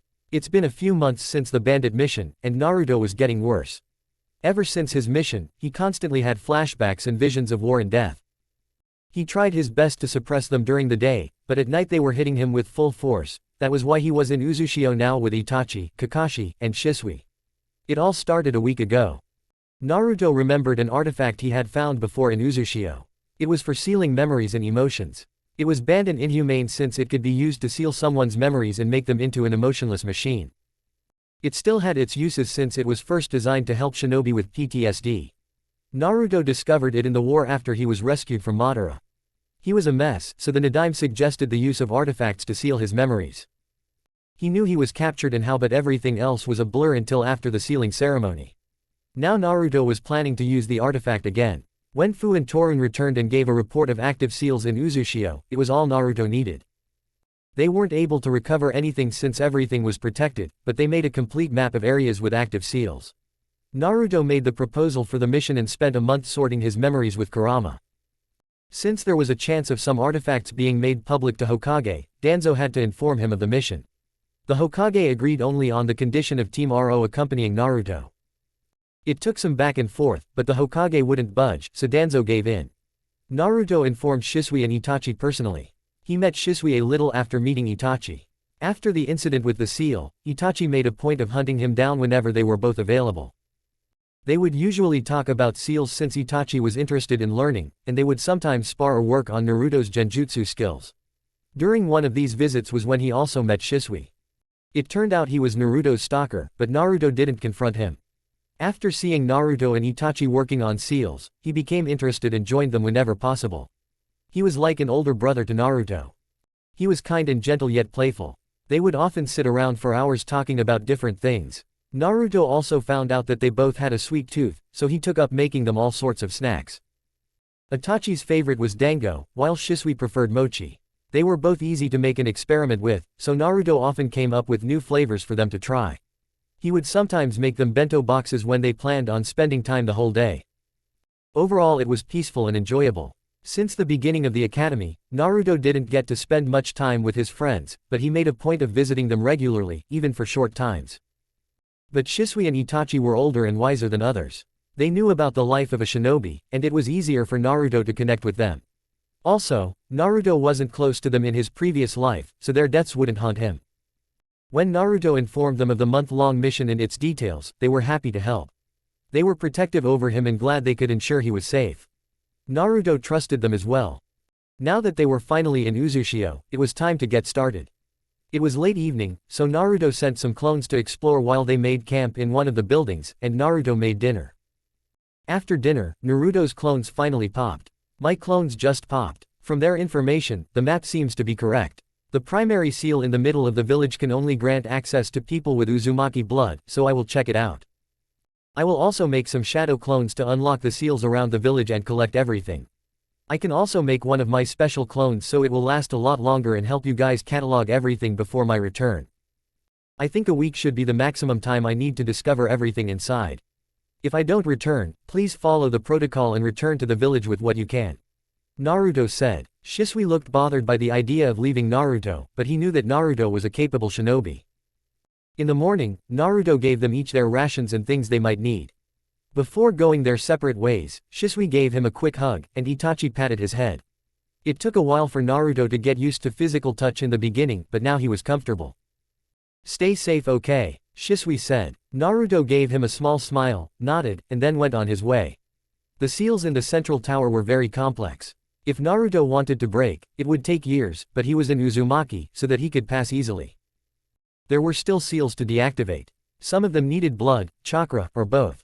Others needed some more knowledge to deactivate. Naruto remembered the seals, so it was easy to get by. He had to make his way through the tower and into the vault. There he found the things he was looking for. There were 4 main scrolls. The first one contained the riches of Uzushio. Money, jewelry, and other valuables. The following one contained weapons. Most of them were the work of seal masters and dangerous in the wrong hands. The third one held knowledge about sealing and 4 summoning contracts. Foxes, tigers, sparrows, and squirrels. The last one contained kinjutsu. Naruto made a clone to get to work. There were things he wasn't willing to share, so they needed to be separated. He hid most of the valuables and only put some of the jewelry and money he was using in a scroll. He hid most weapons except a pair he was planning to use in a tanto and katana for Shisui and Itachi. The weapons had durability seals and self-sharpening ones. They could also be used to channel chakra. He also put a few of the other weapons to avoid suspicion. His clone checked through the seals and kinjutsu while Naruto picked the things he needed. The seal he was looking for was in an old scroll. It looked like a regular scroll, except it took blood and chakra to open. Once opened, Naruto took the other needed materials and got to work. He drew the ritual symbols on the ground and laid the scroll in the middle. Then he channeled his chakra through the scroll, and the ritual began. The ritual was simple in design. The person controlling the seal would enter the mind of the person on whom the seal was being performed. Then they had to go through the memories and choose the things they wanted to be sealed. It wasn't hard to use, but there were consequences Naruto didn't want to think about. He didn't want to forget the details of his friends' skills, just their deaths. After the ritual, his mind would draw a blank when thinking about their deaths, as if he never knew it had happened. He also sealed most childhood memories and trauma to prevent future problems. He didn't need anything to hold him back. He also sealed emotions related to things that happened after he became a genin but before the war. Since he was only doing it with specific memories, he could tell that something was missing, but he also knew he was sealing his own memory. It took hours of concentration for Naruto, but finally, he was done. He passed out from the ritual, but he knew his clone would be there and manage things. He woke up disoriented 5 days later. He could feel the backlash of using the seal in the beginning of the effects. He checked his mindscape and reassured Kurama that he was alright. Then he checked his memory doors, and there were 2 huge black doors with chains and seals locking them right next to each other. One was for his time with Madara, and the other was new. He also checked the state of his other trauma doors. They were there but not active. He tried one of them. It was the memory of his genin test. After the test, he was left tied to the stump, and others left him. Kakashi probably believed he could do the academy ropescape and get out, but Naruto wasn't taught the technique. He was there for a few hours. It was getting dark. 2 Chunin found him tied up and decided to have fun with him. They put a gag in his mouth to shut him up, then had fun with his body. Naruto cried and tried to get away, but he was helpless. They laughed at him and told him if he ever told anyone about what happened, everyone would laugh at him and be disgusted in how he could never become a ninja if he couldn't defend himself. Naruto believed them, so he never told anyone. In fact, he didn't remember this memory until now. Naruto tried to feel any connection or feeling, yet he couldn't. There was no emotion towards the memory. He felt empty. He went back to Kurama and buried his head in his chest. Kurama had taken a human form to comfort him. They both knew that a shinobi with emotions was just a tool. And sometimes, emptiness was even worse than negative emotions. Naruto wanted to cry, but his tears wouldn't come, no matter how much he tried. He couldn't feel any negative emotions. Kurama held him tight and kept whispering in his ear to calm him down. Chapter 14. Naruto packed everything his clone separated and got ready to go. There was only one thing he wanted to do. He opened the fox summoning contract and wrote down his name. He gathered enough chakra to summon the boss and did the hand signs. With a puff of smoke, he came face to face with a beautiful and tall woman. She had long and a bit spiky red hair, red slitted eyes and pale skin. She was wearing an expensive red kimono with a fox design all over it. She also had fox ears and a fox tail. Her name was Akira, and she was the boss of the fox summons. Fox summons were really special. They were immortal when it came to aging, and when they reached adulthood, they could transform into human forms. While they could hide the ears and tail, they rarely did so out of pride. They were wise, loyal, and pacifist and tended to avoid conflicts. They also made a point of learning human arts. They could use chakra quite adeptly and most specialized in different shinobi arts. In the past, they became bonded with the Uzumaki clan. They used to inhabit the island just like average citizens, which was how they learned sealing arts. In return for Uzumaki's hospitality, they gave them the summoning contract. The Uzumaki respected them and never called them to battle. When Uzushio was attacked, the Uzukage sent them all back to their realm and hid the scroll. Naruto looked into Akira's eyes, and from the look she was giving him, she remembered everything. The first time around, Kurama was the one who told Naruto about the fox summons, and since Naruto had lost the toad summoning at the time, it was an honor for him to find a contract. They had theorized that there was a possibility for this to happen since summoning contracts were a space-time jutsu, and by sending Naruto back in time, his summons would follow suit. Akira-sama, it is so nice to meet you again. Naruto bowed deeply. You idiot kid, how many times should I tell you to drop the honorifics? If it wasn't for that old fox who is so possessive over you, I would make you call me Ka-chan. She continued to rant about ungrateful brats, not calling upon them in so long. Naruto explained the situation quickly. They made it back in time, but he lost the contract, so he had to come to Uzushio to sign it again. In the end, after some more fussing, she finally calmed down. Fine kid, you are forgiven, but don't forget the offerings to the Inari shrine. Now that everything is in order, I am not leaving you alone. You must take Kuro with you for the time being, and I won't take no for an answer. She said with a tone of authority. Kuro was an adult fox but often liked to keep his fox form. He was Akira's youngest son. He was usually serious and specialized in information gathering. Naruto learned most of his skills in these areas from him. Akira unsummoned herself and sent Kuro. After a short reunion, they exited the tower. Naruto found Shisui nearby. He was trying to salvage something that looked like clothing from an old building. When Shisui saw Naruto, he immediately went to check on him. Are you hurt? You look pale. Is everything okay? He continued questioning while he was inspecting Naruto. I'm alright. Just a little lightheaded. Can you help me to camp? Naruto asked. Who is the fox, by the way? Shisui asked as he picked Naruto on his back. He is Kuro. He is my fox summon. I found the contract in the building. Apparently, they only sign contracts with Uzumakis. Naruto said as Kuro gave a nod of acknowledgement. When they got to the camp, Shisui sat him down by the fire and gave him some sweet tea. He sent a clone to inform others. Naruto rested his head on Shisui's shoulder and rested for a while. Since he started interacting with people outside of Root, he developed some childish urges. Kurama said it's natural. Although he had a mind of an adult, the hormones and body of a child could affect his actions. When others arrived, Naruto opened his eyes and yawned. They all sat next to the fire for Naruto to start talking. Naruto gave them a short report of his findings in the building. At one point, Kuro went on Kakashi's lap for a nap out of habit, which shocked everyone. Poor Jonin was too shocked to do anything about it, so he accepted his fate. When Naruto answered all their questions, it was time to give their gifts. He gave them the swords. They were a matching set. Both had black sheaths with red marble patterns. The red marble pattern would shine and move to give the effect of liquid lava. These reminded me of you guys. They have a few seals on them. There isn't anything dangerous. There is a self-sharpening and anti-aging seal, plus a few preservation seals on the sheath. There is also one to prevent noise when you pull it out or put it in. They pulled the blades out at this point, and they were black with a red line in the middle. There are more seals on the blade. Some are for durability and strength. There is one to help get the blood off as well. The metal is strong too, and you can channel any chakra nature through it due to the seals. Naruto said. Naruto, are you sure you can give it to us? Itachi asked. Of course, I am officially the Uzumaki clan head since I became a chunin, and I can even participate in council when I take my Jonin exam. These are a part of Uzumaki clan belongings so that I can give them to you. Also, I am certain that they are safe to use, otherwise, I wouldn't give them to you, Naruto said, blushing a bit.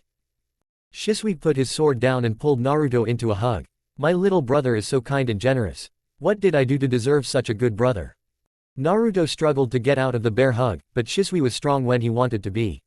In the end, Itachi took pity when Naruto turned blue. He gave Naruto a hair ruffling and thanked him. I thought I was going to die. How can you be such a brute? I won't give you your other gift then. Naruto said with a fake pout. What? I have more gifts. Come on, Naruto-chan. I know you love your Ni-chan. Shisui said as he tried to tickle Naruto. Fine, fine. Do you remember a few months ago when you registered for a summoning contract? Naruto said as Shisui nodded. Naruto handed him the summoning scroll. Well, this is the summoning contract for sparrows. And before you say anything, I don't take no as an answer, so you have to take it. I already have the fox contract. It doesn't make sense to sign a second one. Shisui relented after some more reassurance. He finally signed his name in the contract and did the hand signs. With a puff of smoke, there was a red sparrow in front of them. Hey, who are you? Are you our new summoner? Are you strong? Are you a ninja? What's your favorite color? Do you like to play tag? The bird asked in one breath as he flew around Shisui in all directions. I'm Shisui. Yes, I believe so. Yes, green. I love tag. Shisui answered, which impressed Naruto since he didn't even have the time to think about the questions. They continued to talk, but Naruto got up and went to Kakashi. Naruto held out what looked like a kunai and shuriken holsters to Kakashi. What is this? He asked. They are holsters. They have a built-in storage seal so that you can fit about 5 times the normal ones. Plus, since they are using seals, they won't weigh heavier. I wanted to thank you for coming with us on this mission. I know the Hokage sent you on this mission, but still, I want to thank you, Naruto said with a slight blush. He always had a soft spot for his ex-sensei. Kakashi looked at them for a moment before taking them and ruffling Naruto's head. Naruto gave him a genuine smile. Naruto then picked the sleeping Kuro off Kakashi and called an early day. He woke up late at night. His stomach was growling, so he wanted to eat a little. He saw Kakashi awake as well, sitting by the fire. Naruto sat beside him, unsealing some stuff to make tea and his lemon tart. Is everything alright, Hitaki-san? Naruto asked politely. I'm alright. I was thinking about the past, and please call me Kakashi. Hitaki-san makes me feel old. He said. Yes, Kakashi-san. Do you want to talk about it? Sometimes getting things out can be helpful. Naruto said. I thought root agents were emotionless, Kakashi said. Well, I am not a normal agent. I was always meant to become the next leader. Our emotions hold great significance. Without emotions to rely on, we are no different from puppets. A tool for someone else to wield. I was taught to control my emotions and be in charge of them, but I was never taught to eliminate them. I am grateful for that.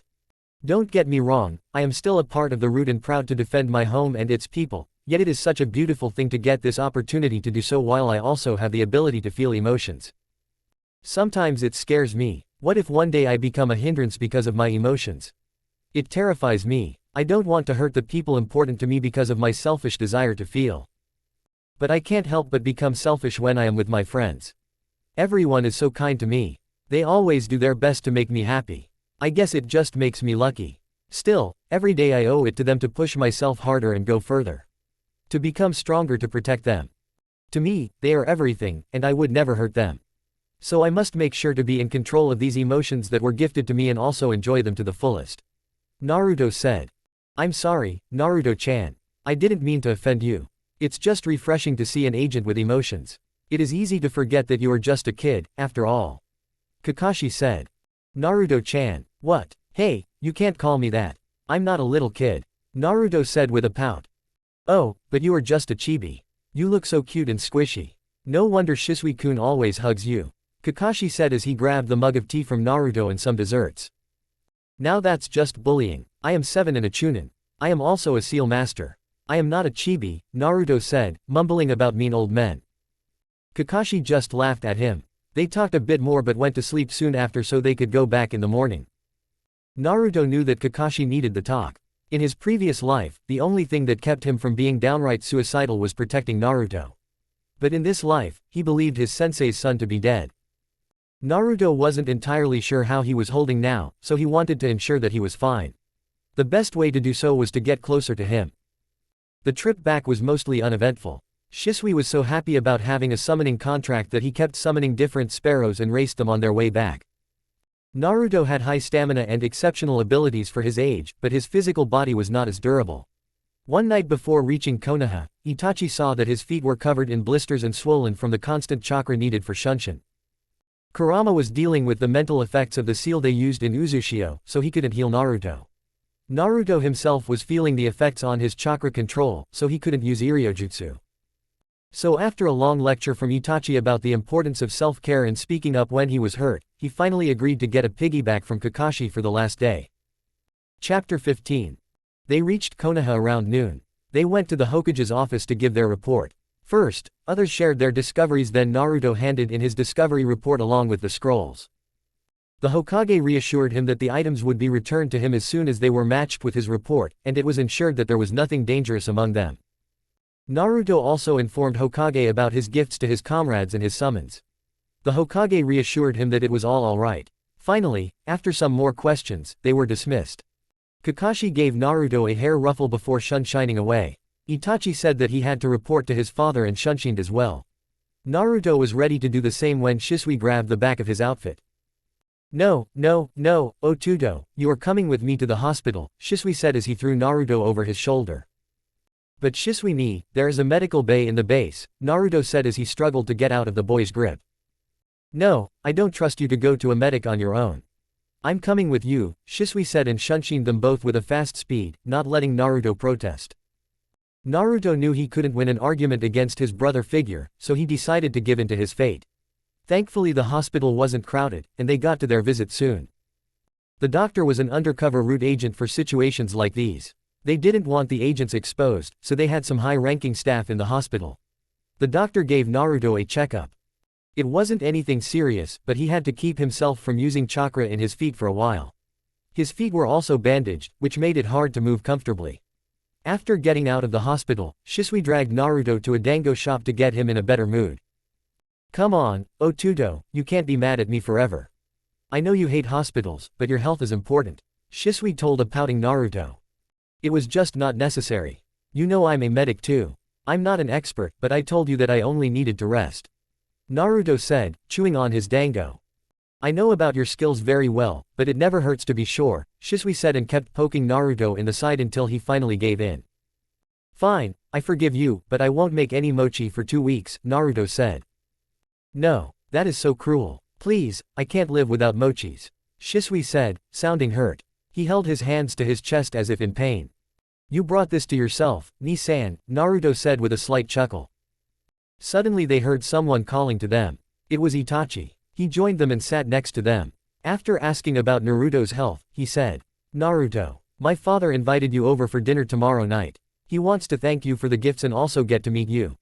Itachi said, "There is no need to thank me, Itachi. We are friends. But it would be rude to turn down an invitation from a clan head so that I would be there." "At what time should I be there?" Naruto asked. "Around 6. I will see you at the main gates." "You are also coming, Shisui," Itachi said. They talked for a while, and then it was time to go. Naruto had to take the long way to the base since he wasn't allowed to shunshin. Finally, he got to the base and went to Danzo's office. He gave Danzo a few scrolls. He didn't provide the Hokage in his report. Danzo wasn't happy about Naruto giving out a summoning scroll, but after Naruto told him that the clan head had invited him for dinner, he thought of it as an opportunity. "You are to discuss this kind of decision with me from now on. For now, you must use this opportunity to get closer to the Uchiha. You already spend much time with the heir so it wouldn't be suspicious. He is also older than you in an Anbu, so no one would suspect you for approaching him with other motives. Make sure to keep them close. Soon your political missions will begin, and it would give you the advantage to have them accompany you on some of these missions. Keep these scrolls for now. I have no need for them," Danzo said as he handed the scrolls back to Naruto. Naruto gave a deep bow and left the room. He went to the training room to find all his agents. It was time for their next orders. They all gathered around for Naruto to talk. "Here are your orders. Akio and Haruto. You two will be going to the Land of Winds. I need you to gather information about the daimyo and his opinion on the Sand Village. Fu and Torun, you two will go to the Sand Village to gather information about them. Both groups should gather information about the general situation. I need to know their living situation, economy, people's opinion, etc. I will give you the full mission details in the morning. You will leave in 2 days. There is no time limit to the mission. I will decide the end based on your monthly reports. The estimated time is at least 4 to 6 months. You are dismissed," Naruto said. He then took Sai and Shin's report on the academy and the students. There were a few things that Naruto needed to solve, but now was not the time. Naruto gave them their orders and then sparred with them to point out their flaws and things they needed to work on. His team was doing well for now, and he was promised a new team after his next successful mission. Naruto trained for a little while longer, but soon it was time for him to sleep.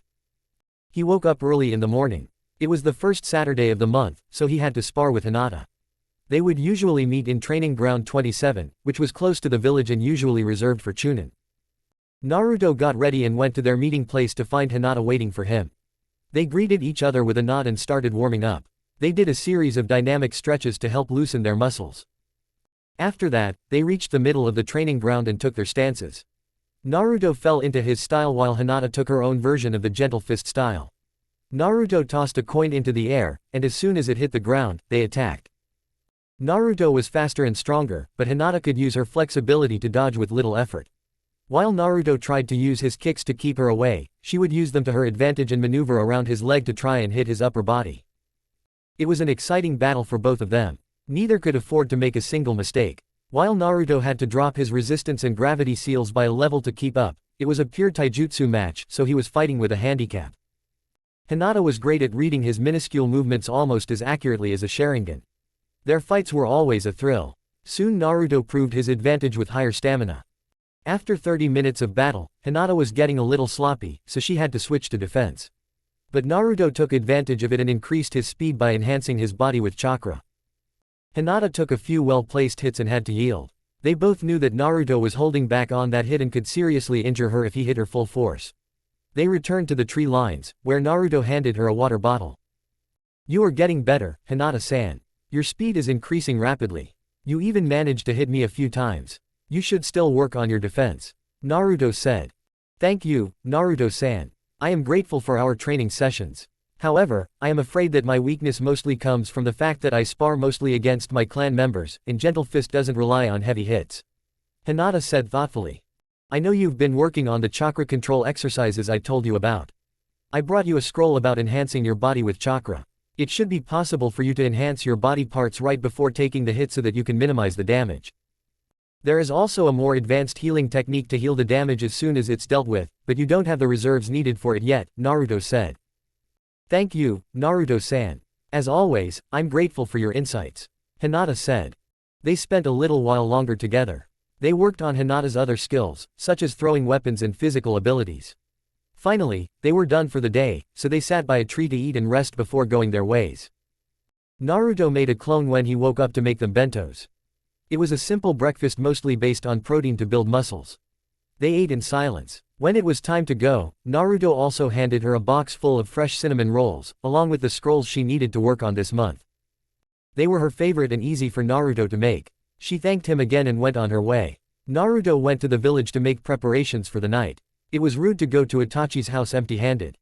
His first destination was the market, where he bought a few ingredients for baking. He knew a few vendors as he helped them regularly as D ranks. He also got his monthly orders and went to his next destination. Yamanaka's flower shop. Ino was at the counter today.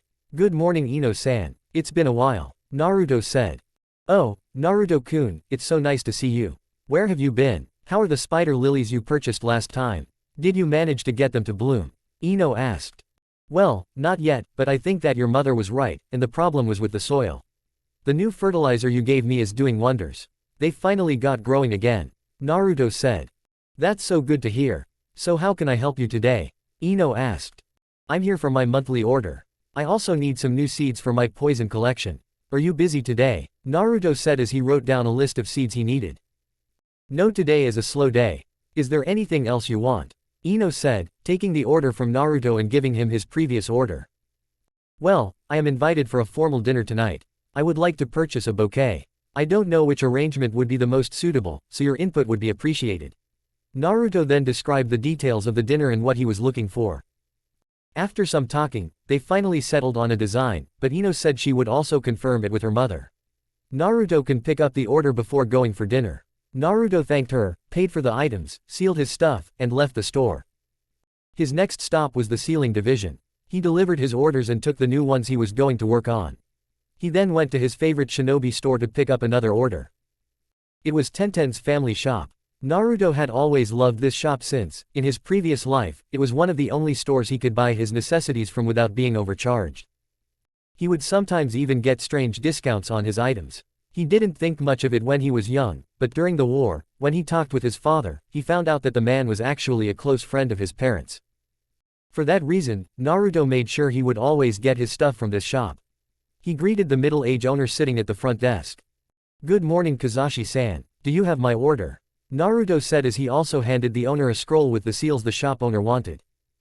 "Good to see you, Naruto-kun. Yes, give me a second. It's in the back," Kakashi said as he went to get the parcel. "Thank you so much, Kakashi-san. I also brought you the new seal I promised. It works just like the normal flash bang, but it takes 3 seconds to work when activated. Its weight will also increase to that of a kunai's, so there won't be a need for them to be tied to one," Naruto said. "That's so good to hear. This way, it won't be necessary to waste a kunai with a tag." "Did they need more chakra to activate?" he asked. "No, I made a small chakra storage seal that feeds the waiting seal. It won't take any more chakra than the normal ones. I hope that I can also work on the form factor by the next versions, so throwing them would be just like the normal kunai. For now, I also made you a large batch of extra seals, which won't have the flash but just the weight factors. I think it would be best if you give them for free for now so the shinobi can get some practice before using them in battle," Naruto said. "That's a great idea. And before I forget, these are my orders for next month." He handed Naruto a slip of paper. Naruto looked at it for a few seconds to confirm everything, then gave in his order and moved on.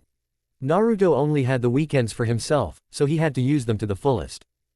His next destination was the orphanage. He always made sure to visit at least once a month and spend time with the children.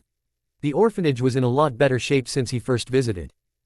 During his visits, he finally managed to fix the building to a livable state. Their building was still old, but no more mold or broken walls or ceilings. Everything was in order. Finally, the staff had some time to spare the children. Overall, their health has improved a lot. Naruto would also donate as much money as possible to help with other necessities. He became such a familiar figure that the staff didn't even budge when they saw him around. They would greet him and tell him about the things that were happening. Naruto made his usual clones to go around in teams. One team was in charge of fixes if any were needed. The second team was in charge of kids, and the last team, which included Naruto, was in charge of cooking. Naruto unsealed the groceries he had bought and filled the pantry. His clones got around to start the meal. He was planning on making meat buns since the orphanage couldn't afford meat regularly. He also picked another scroll that contained dried meat and fish and put them in the pantry. He then went to the small vegetable garden in the back. It wasn't anything fancy. Just a portion of the orphanage backyard that Naruto cleared up for vegetables. They had potatoes, tomatoes, onions, and a variety of greens. It wasn't enough to make the orphanage self-sufficient, but it got things going. Naruto was planning on making a chicken coop for eggs and meat when he had enough money. For now, 2 of his clones were working on building the small co-op. Naruto went around some more to see his little projects. There wasn't much going on, but the children finally had some clear space to play. Some of his clones were also helping staff to fix the tears in old clothing. Naruto wanted to do more, but his options were limited. He busied himself with helping his clones until lunchtime. All the children went to the dining room to sit around the big tables. There were a total of 60 orphans, but 5 were toddlers who were still bottle-fed. 4 were also a bit older, so they were on one side of the table with the staff helping them eat mashed food. Other children were enjoying the meatballs and some vegetables. It was a hassle for Naruto to get them to eat their greens at first, but he soon learned that a simple promise of the desert was all he needed. The dessert was some chocolate pudding, which was one of their favorites. Naruto couldn't help but smile, seeing his clones going around and serving everyone food. After lunch, he dispelled most of his clones. 3 remained to help clean the dishes while the real Naruto went to the tiny nurse's room to help with any injury or sickness he could. When he left the orphanage, it was 3 p.m., so he returned to the base to prepare for the evening. He made clones to prepare some food and took a quick shower. He was contemplating what to wear. He didn't want to look too casual or formal. Most of his clothing was kimonos. He finally settled on a dark blue kimono with a wave pattern on the bottom. He tied his hair, which reached just past his shoulders, in a high ponytail. Soon it was time to go. Naruto double-checked his mental list to make sure everything was in order. Earlier, he sent a clone to bring back the bouquet he ordered, which he now carries in one hand. In his other hand was a neatly wrapped box full of dangos. He didn't know which kind he should settle on, so he just made Itachi's favorites. Naruto made his way to the Uchiha compound and saw Itachi waiting for him at the gate, talking with Shisui. "Hello, Itachi-san, Shisui ni. Did I make you wait a lot?" Naruto asked as he reached the gates. "Not at all, Otudo. This guy was just so excited he couldn't sit still, so Makoto Oba-chan kicked us out to get her work done in peace," Shisui said as he grabbed the big flower bouquet from Naruto's hand. Naruto chuckled as Itachi glared at Shisui as he took the box from Naruto. "Your feet are still recovering. You shouldn't carry anything heavy," Itachi said as Naruto protested and tried to grab it back. They made their way to the main house. They got a few strange looks, but it was mostly toward Itachi and Shisui. Naruto thought that it might be because it wasn't every day that they would see those two bringing someone to the compound and acting so warm. Chapter 16. Naruto would be lying if he said he wasn't nervous. It was his first time being invited to a friend's house, and he wasn't sure about what he should do. He made sure to learn about etiquette. He prepared gifts and dressed well but didn't know how to behave. Naruto took off his shoes by the door as they reached the main house and put them neatly aside. "We are here, mother," Itachi said from the door. Makoto came wearing an apron and holding a wooden spoon in her hand. Naruto gave a deep bow. "Pardon the intrusion. My name is Naruto Uzumaki. I am Itachi's friend." "Oh my goodness, such a well-behaved child. It's so nice to meet you, Naruto-kun.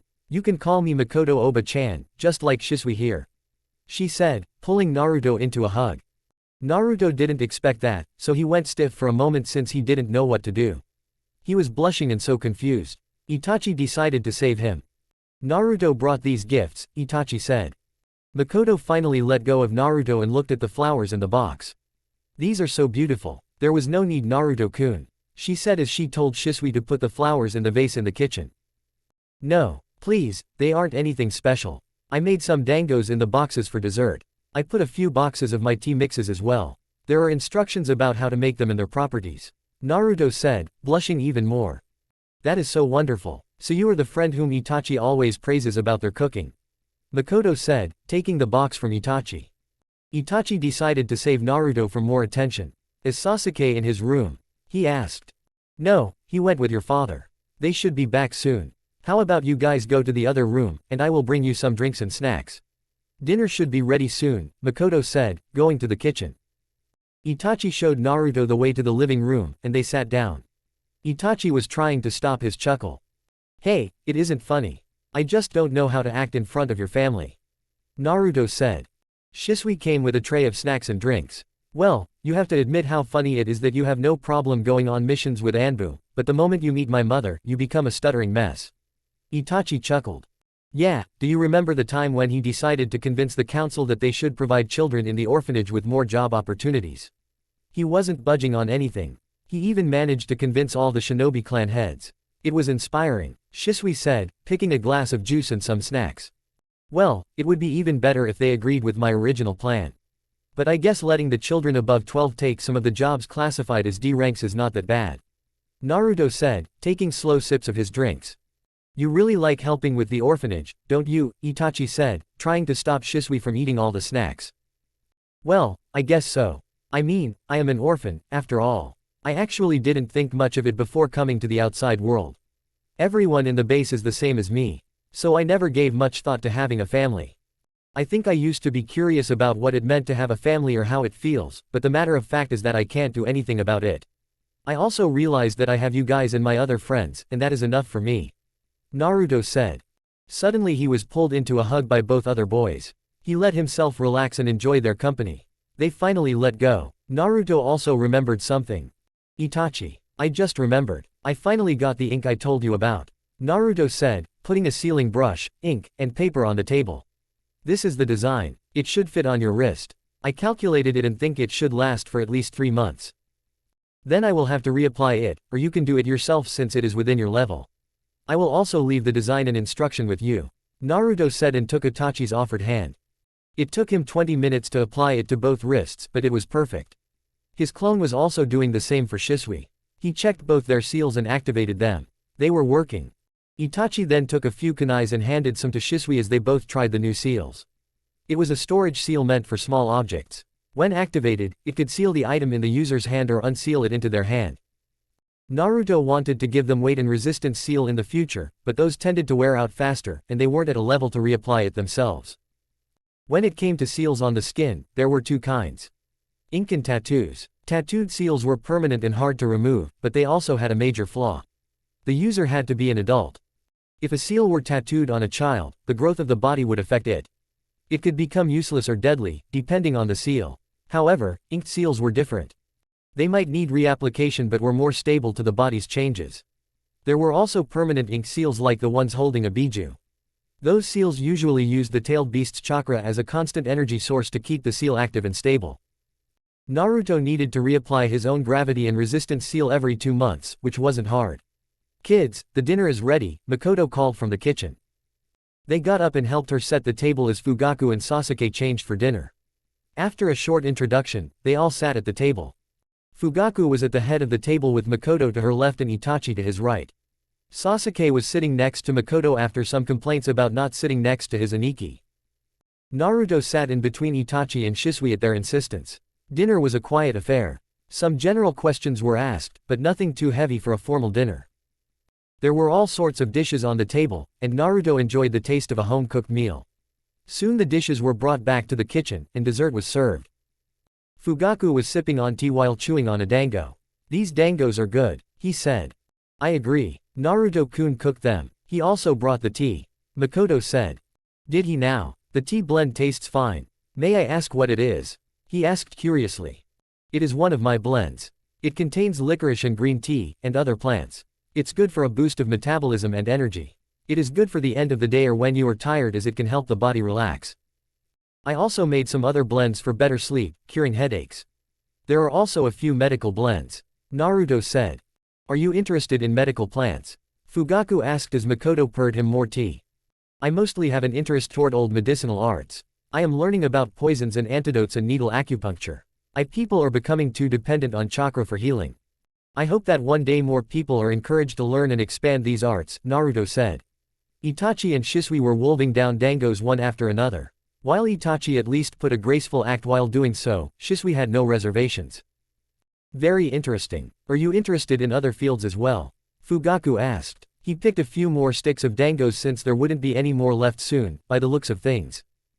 Well, I think I am on my way to becoming a well-rounded shinobi. I can perform basic iryojutsu. I am proficient in taijutsu, ninjutsu and kenjutsu. I am also working as a seal master in the sealing division.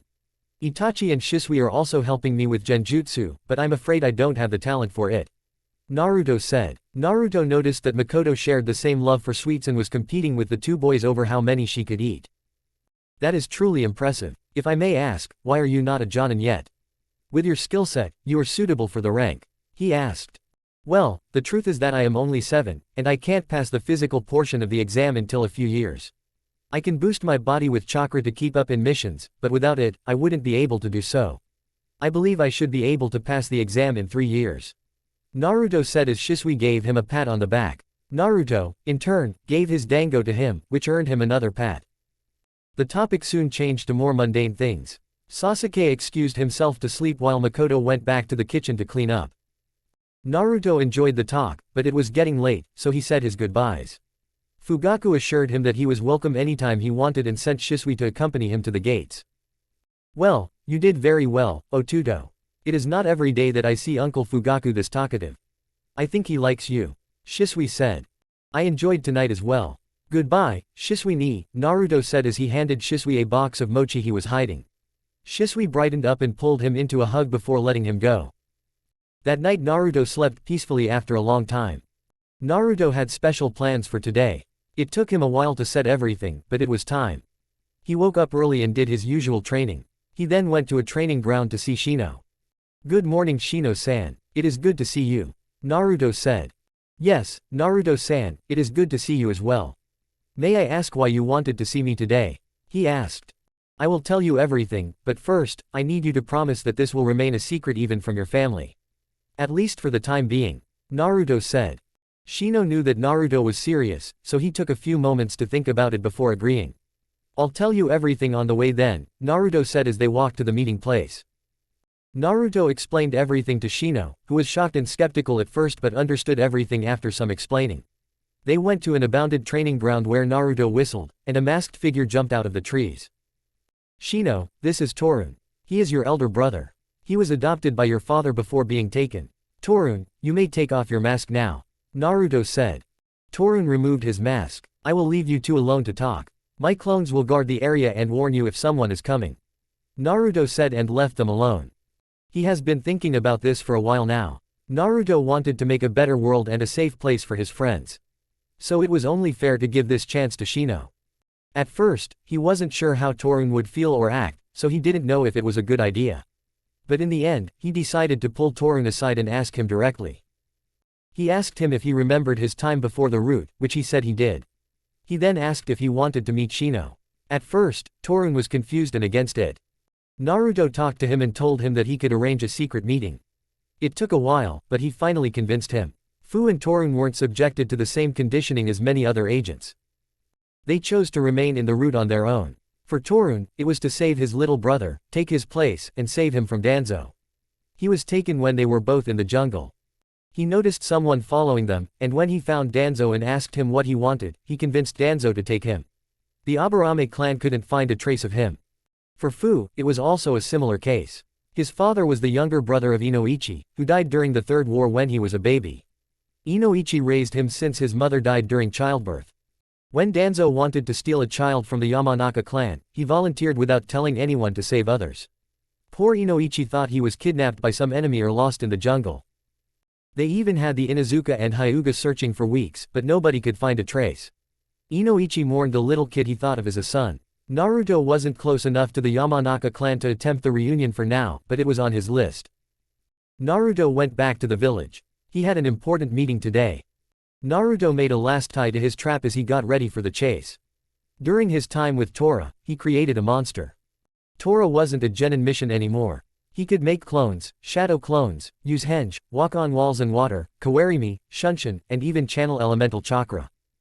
He could use small fireballs, channel wind and lightning, and shoot water and mud bullets. After sending a few unlucky teams to the hospital, he was now an Anbu mission. Naruto was so proud. Still, there were some good days when he felt kind, letting genin capture him and then scratching them for fun. Naruto swore that he could channel chakra to those claws. They were just deadly. Of course, nobody knew that Naruto had taught him all these. Sometimes he would be called to fetch Tora since he was the only person Tora liked. Of course, they were both a bit sadistic and enjoyed it whenever an injured team would swear that Tora was a demon, only to see him snuggle to Naruto. Anbu even offered him a job to teach them how he caught the cat, but Naruto refused. Naruto went to their usual starting line. Tora was waiting for him. Naruto counted to 3, and they both ran the course Naruto had set for them. It was a long course full of wire traps and seals. The goal was to trap each other in one of the traps. They were both having fun when Naruto felt a familiar chakra approaching and stumbled right into one of his own traps. He was now wrapped in wires and couldn't move a single muscle. He tried to reach for a kunai, but Tora was faster and disarmed him. I yield. It's your win. What were we at again? Naruto asked. Meow, Tora said, sitting in front of Naruto, licking his paw. 32 to 34. I guess you are closing the gap faster than I expected. Naruto said, still trying to free himself. Meow, Tora said. Yeah, sure, I get you the salmon, but can you please let me go first, Naruto said with a bit of urgency. Meow, Tora said with a Cheshire smirk and walked away. Naruto was ready to yell after him, but Kakashi got to the clearing at that moment. What do we have here? It seems like you are in a bit of trouble, Naruto-chan. Kakashi said, kneeling in front of Naruto, who was wiggling on the ground, trying to free himself. The ropes he used had a seal on them, so if he tried to use chakra, he would only get electrocuted. It was his new seal, and he had wanted to use it on Tora since the last time. When he almost burned Naruto's hair with a fireball. Good evening Kakashi-san, can you please help me out? Naruto said. Kakashi thought for a few moments. What will I get in return? He said with a sadistic eye smile. Isn't my gratitude enough? Naruto said with a pout. Nope, I know more than one person who would love to get you wrapped up like that. I can just give you to Shisui. Or maybe Anko. Decisions. Kakashi said. Naruto shivered. Please, I'll do anything you want. Just don't let them get me. Naruto said. How about a little deal then? How about you make my precious a protective pouch? I want her protected against any harm and be the only one that can open it. Kakashi said, pointing to his Ika book. Naruto stared at him for a few minutes before agreeing with a sigh. Kakashi freed him, and then they discussed some details. Naruto promised to get it ready by next weekend. Naruto really didn't want to do it, but there was no way out of it, so he just made a clone to go and think about the basic design for now. Naruto was called to Danzo's office that night. He waited in a kneeling position for Danzo to finish his paperwork.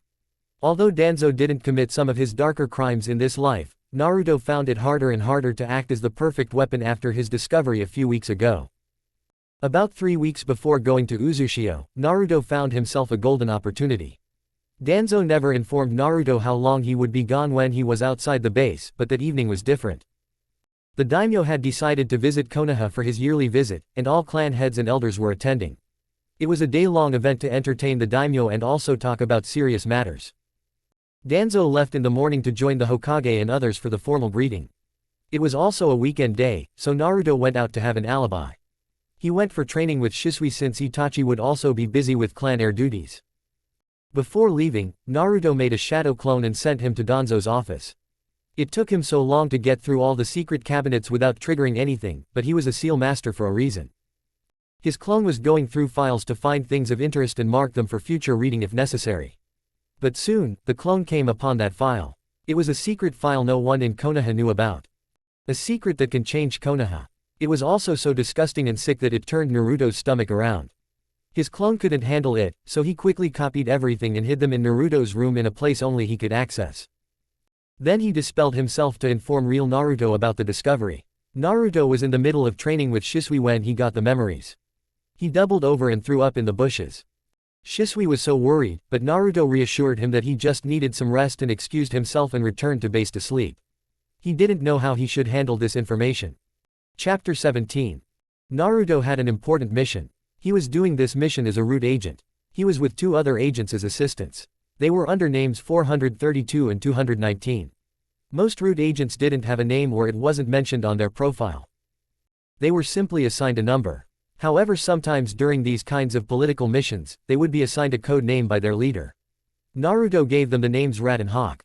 From their profiles, Hawk was a bastard child of Hyuga. His eyes didn't look like a Byakugan, but they were. His range was more limited. His mother was a civilian and was paid to give up the child at birth. Rat was a normal orphan, but he had a talent for blending in and following targets without being seen. He usually took spy missions. Overall, his team was the best suited for this mission. They were on a retrieval mission for Tsunade Senju. Naruto worked on the mission proposal for a long time. He knew he had the best chance of convincing her and it was vital to his plans. It took some back and forth, but finally, he managed a plan that could work. It was even confirmed with the Hokage. They were supposed to find her based on the information they had, in Naruto as the leader was supposed to take the task of talking with her. Rat and Hawk were to stay behind in order not to intimidate Tsunade into fleeing. They were currently near the village she was last seen. It was a small village near the fire capital. There was a disease going around and Tsunade had spent the last month trying to cure people. The disease would start with some sort of fatigue. Some patients complained about a lack of energy, aches, pains in their bodies, or headaches. Then the other symptoms would show. There would be a high fever. The fever would keep going higher and higher. Then came organ failures. The body would shut down part by part, making the patient unable to digest food and medicine, and they would die within a month. The village was under quarantine. No one was allowed in or out. There were guards stationed outside the village to ensure that rule. Some samples were sent to Konoha for Orochimaru and the medical division to find the source. Both came to the same conclusion as Tsunade. The disease was not caused by viruses or bacteria. There was no sign of the cause without a personal investigation. There have only been some discoveries in medicine to force the fever down for a while and allow more time for investigation. Naruto was sent on the delivery mission of the medicine since he has a natural immunity to diseases. He was carrying medicine and food rations for the medics to make sure the contamination wasn't from the food or water. He was also carrying medical supplies and things for a makeshift lab for Tsunade to conduct more experiments. They were now at the village guard station. Naruto said goodbye to the agents and after some document checks, he was allowed in. The village looked dead. Everyone was ordered to stay at home to minimize contact. Food and water rations were given weekly so that people didn't need to go out. The only reason for going out was for people who showed the early symptoms to admit to the giant tents set up as a hospital.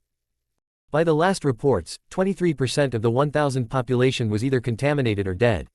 There were around 120 patients in the makeshift hospital. There were only 15 nurses and 5 medic nins. They were all heavily dressed to make sure they weren't in direct contact with the disease.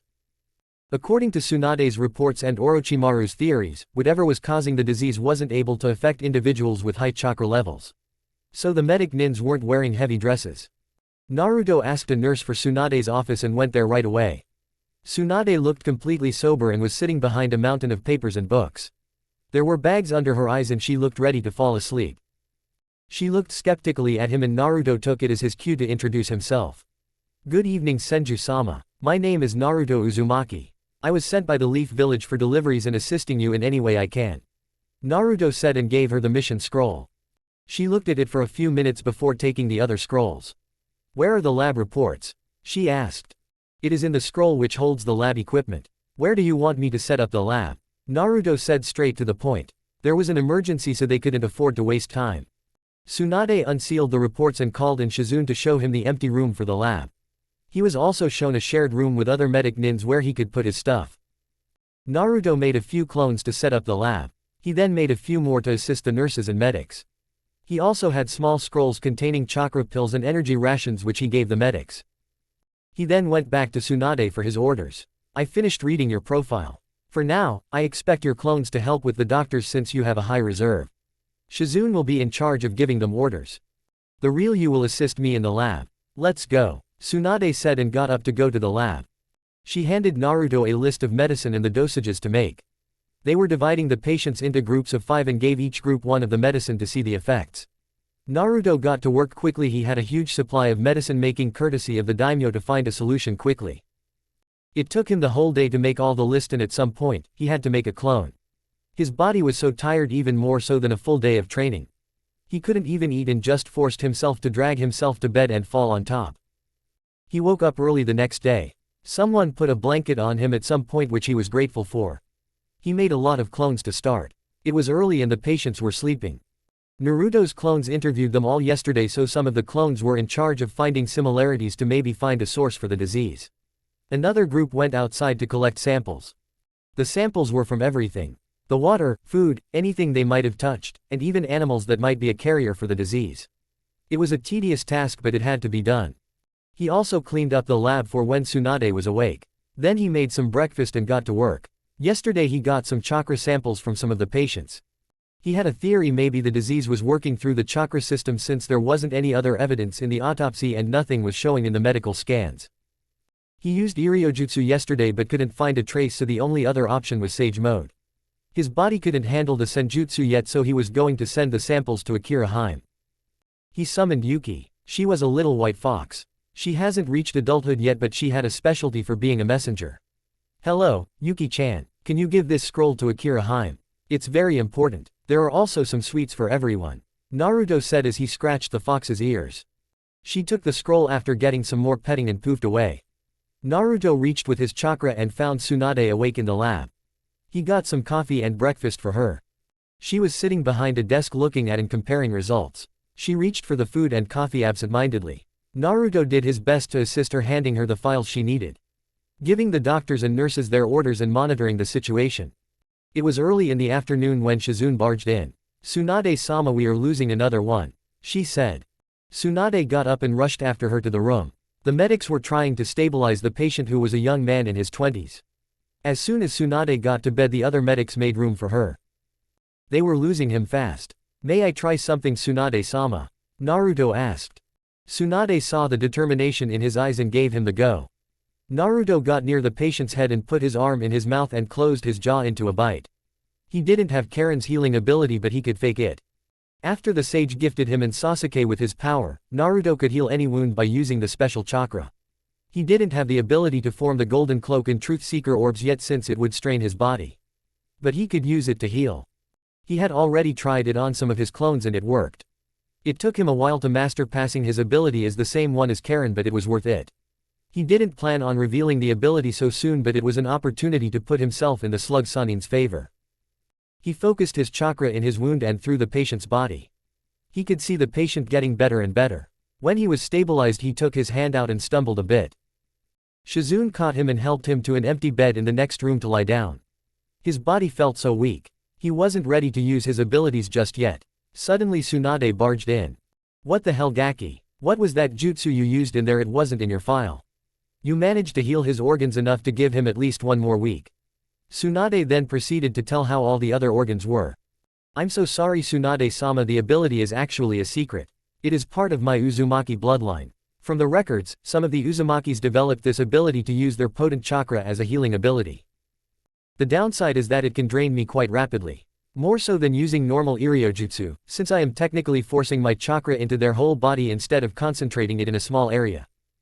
I hid my ability from everyone since I don't want it to be misused or to be used as a breeding tool to create children like me," Naruto said. Tsunade got to his bedside quickly to check his vitals. "Yeah, it seems to be quite draining. You should rest for the rest of the day and don't worry, Gaki, I'll tell everyone to keep your secrets," she said, giving him a hair ruffle before going out. Naruto closed his eyes for a while, thinking about what to do. While he saved the man's life, it was only a temporal measure. And while he was doing it, he couldn't find a source for the disease.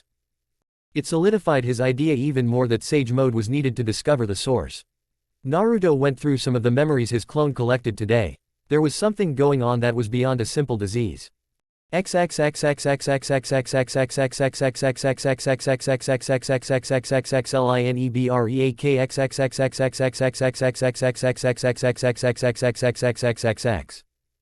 Naruto woke up early the next day. His clones collected a lot of samples. Some for the normal lab and some for Naruto's summons to try with Sage Mode.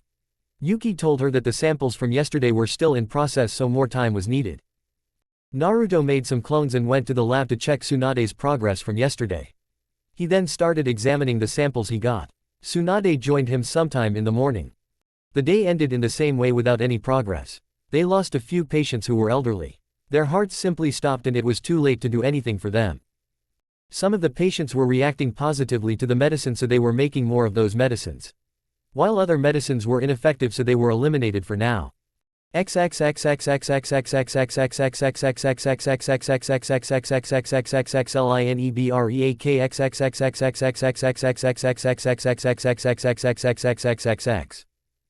Naruto woke up to Yuki pawing his arms. He sat down and rubbed his eyes as the fox nestled in his lap.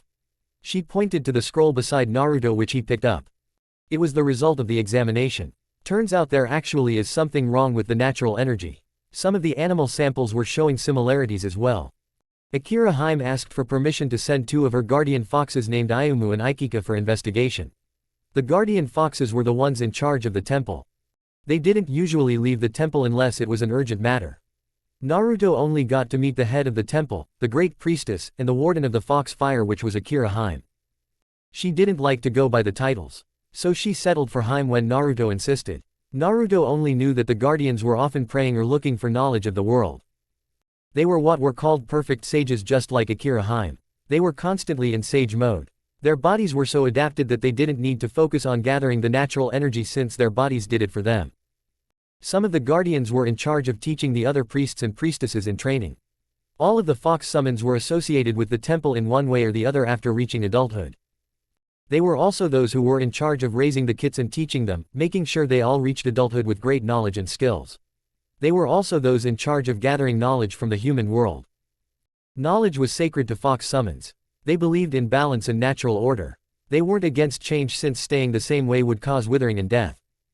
Naruto put Yuki on his shoulder and went to Tsunade's office. She gave her approval after reading the letter and the test results. Naruto sent Yuki to deliver the message. After a few minutes, there were 3 puffs of smoke as Ayumu and Aikika summoned themselves along with Yuki.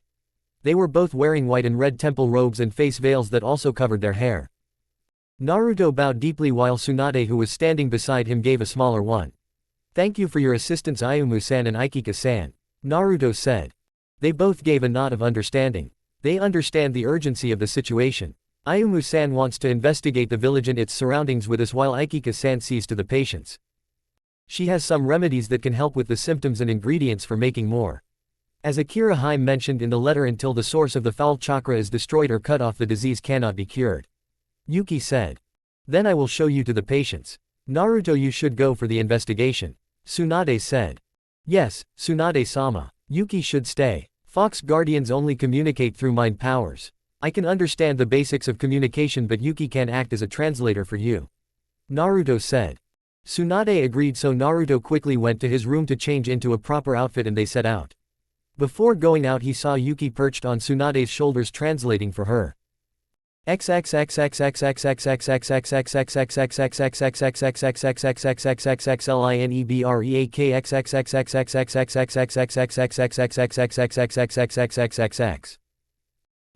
from the middle of the village where Naruto could feel closer to most of the people.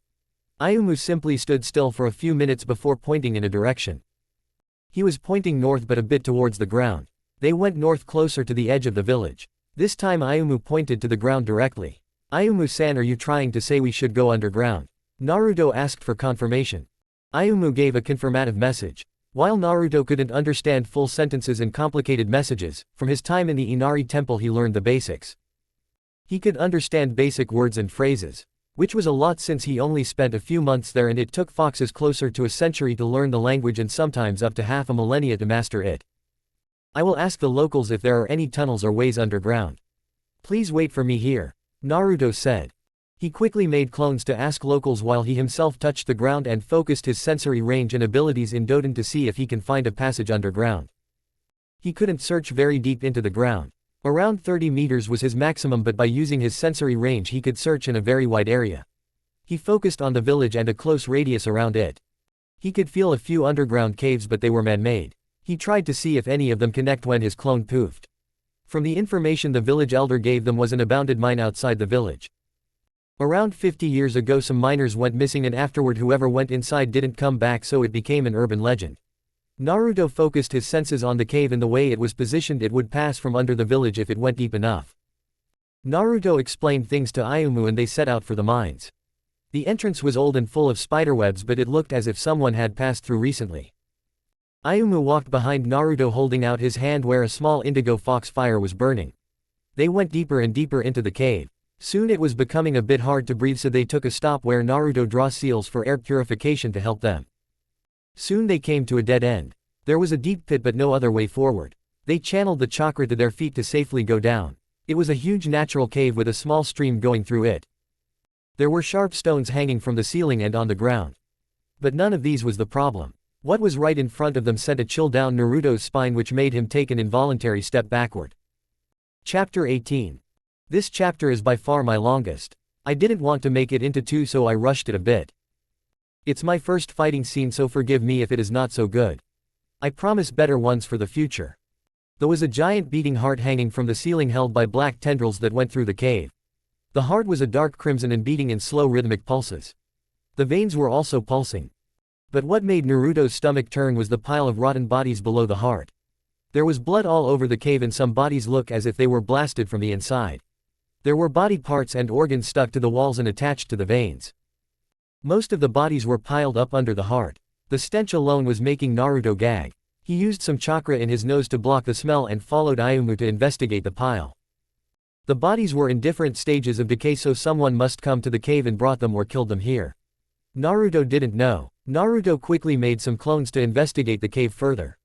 Now that he was next to the body pile, he could see that there were strange carvings on the walls and the ground. Ayumu was also close to the wall looking at the carvings. They seemed to be in a language Naruto couldn't understand. Ayumu-san, is this some sort of ancient language? Can you read it? Naruto asked. He got an affirmative response and what seemed like the need for time. If it takes so long, do you want me to copy all the carvings so you can study them outside? I don't feel comfortable staying here for long. The energy feels so sinister. Naruto said. He got another affirmative and ordered his clones to copy everything. There was no other entrance to the cave, so Naruto made some seals on the entrance so that in case someone enters the cave he would be informed. His clones can't last long in these conditions, a few hours at most, and even then they were unstable. When some of his clones popped, he got no memories from them, so he couldn't use clones as spies. It took a while, but once he had everything and confirmed them with Ayumu, they got out of the cave. They went back to the hospital where Ayumu and Ikika unsummoned themselves for the day to investigate the text.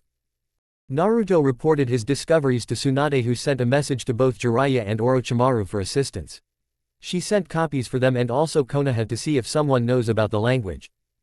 Naruto also went around asking villagers, but they haven't seen anything like it. In the end, Tsunade asked to also visit the cave tomorrow to take a look at the bodies. They were back in the caves in the morning. There was no entry to the cave according to his seals, but there were 2 new bodies in the pile. Naruto got to work putting more seals all around the cave. Tsunade, to her credit, didn't show any outward reaction towards the bodies but set her equipment and got to work. It took a few hours and their air purification was wearing out, so they wrapped things up quickly and got out. When they went back, Tsunade explained her discoveries. Not all the bodies died in the cave. Some of them were moved after their death according to injuries to their bodies. The oldest body dates back to about 4 months ago, while the newest was from a few days ago. All the faces were mutilated beyond recognition, but I suspect some of them belong to the patients who died in the hospital, since some of the marks and body features were familiar. I suggest you send a clone tonight to check the graves. We don't want to alarm the locals so we can't be discovered. There is no news from others yet, so we must continue our investigations. I expect your reports as soon as new information is acquired. For now you are dismissed. Go and help with the patients, Tsunade said. Naruto bowed and exited the room. He knew that his seals on the entrance were working correctly.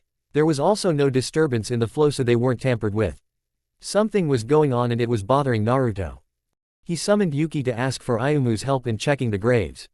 There was no news of the discoveries, but Yuki said everyone was working on it. It was after midnight and Naruto and Ayumu had just finished investigating the graveyard. Just as they suspected, most of the victims' graves were empty. There was also a black residue in the empty graves. Ayumu could also sense traces of energy connected to the black veins of the cave. It seemed as if the black veins were stretching out under the city and they would surface to the graves to steal the bodies. The mystery of the bodies who died in the cave remained, but at least now they knew why Naruto's seals didn't work. His seals from yesterday were only covering the entrance and not the walls. So if he got an alarm from his seals on the walls when they find new bodies, it would confirm the theory. Just as they got back to the base, Yuki summoned herself. Naruto, it seems there are discoveries from the translations. You should summon Kuro to explain things, Yuki said. Naruto thanked her and went to Tsunade's office to inform her. When they were ready, he summoned Kuro. Kuro was in his human form, which meant it was something serious. His human form was of a man in his mid-30s. He was tall and muscular, with crimson spiky hair that reached his lower back and was tied into a high ponytail. He was wearing a simple black battle kimono and had 2 swords strapped to his sides. His face was sharp and angular and he had red fox eyes. His ears and tail were also visible. I'm sorry for the late disturbance, but it was urgent that I inform you. I get straight to the point. The language is one of the old forgotten scripts from before the era of chakra. I don't think anyone but a few of the older summons can translate the language. Fortunately, there were books about the language in our library, but translating it is a long and tedious work.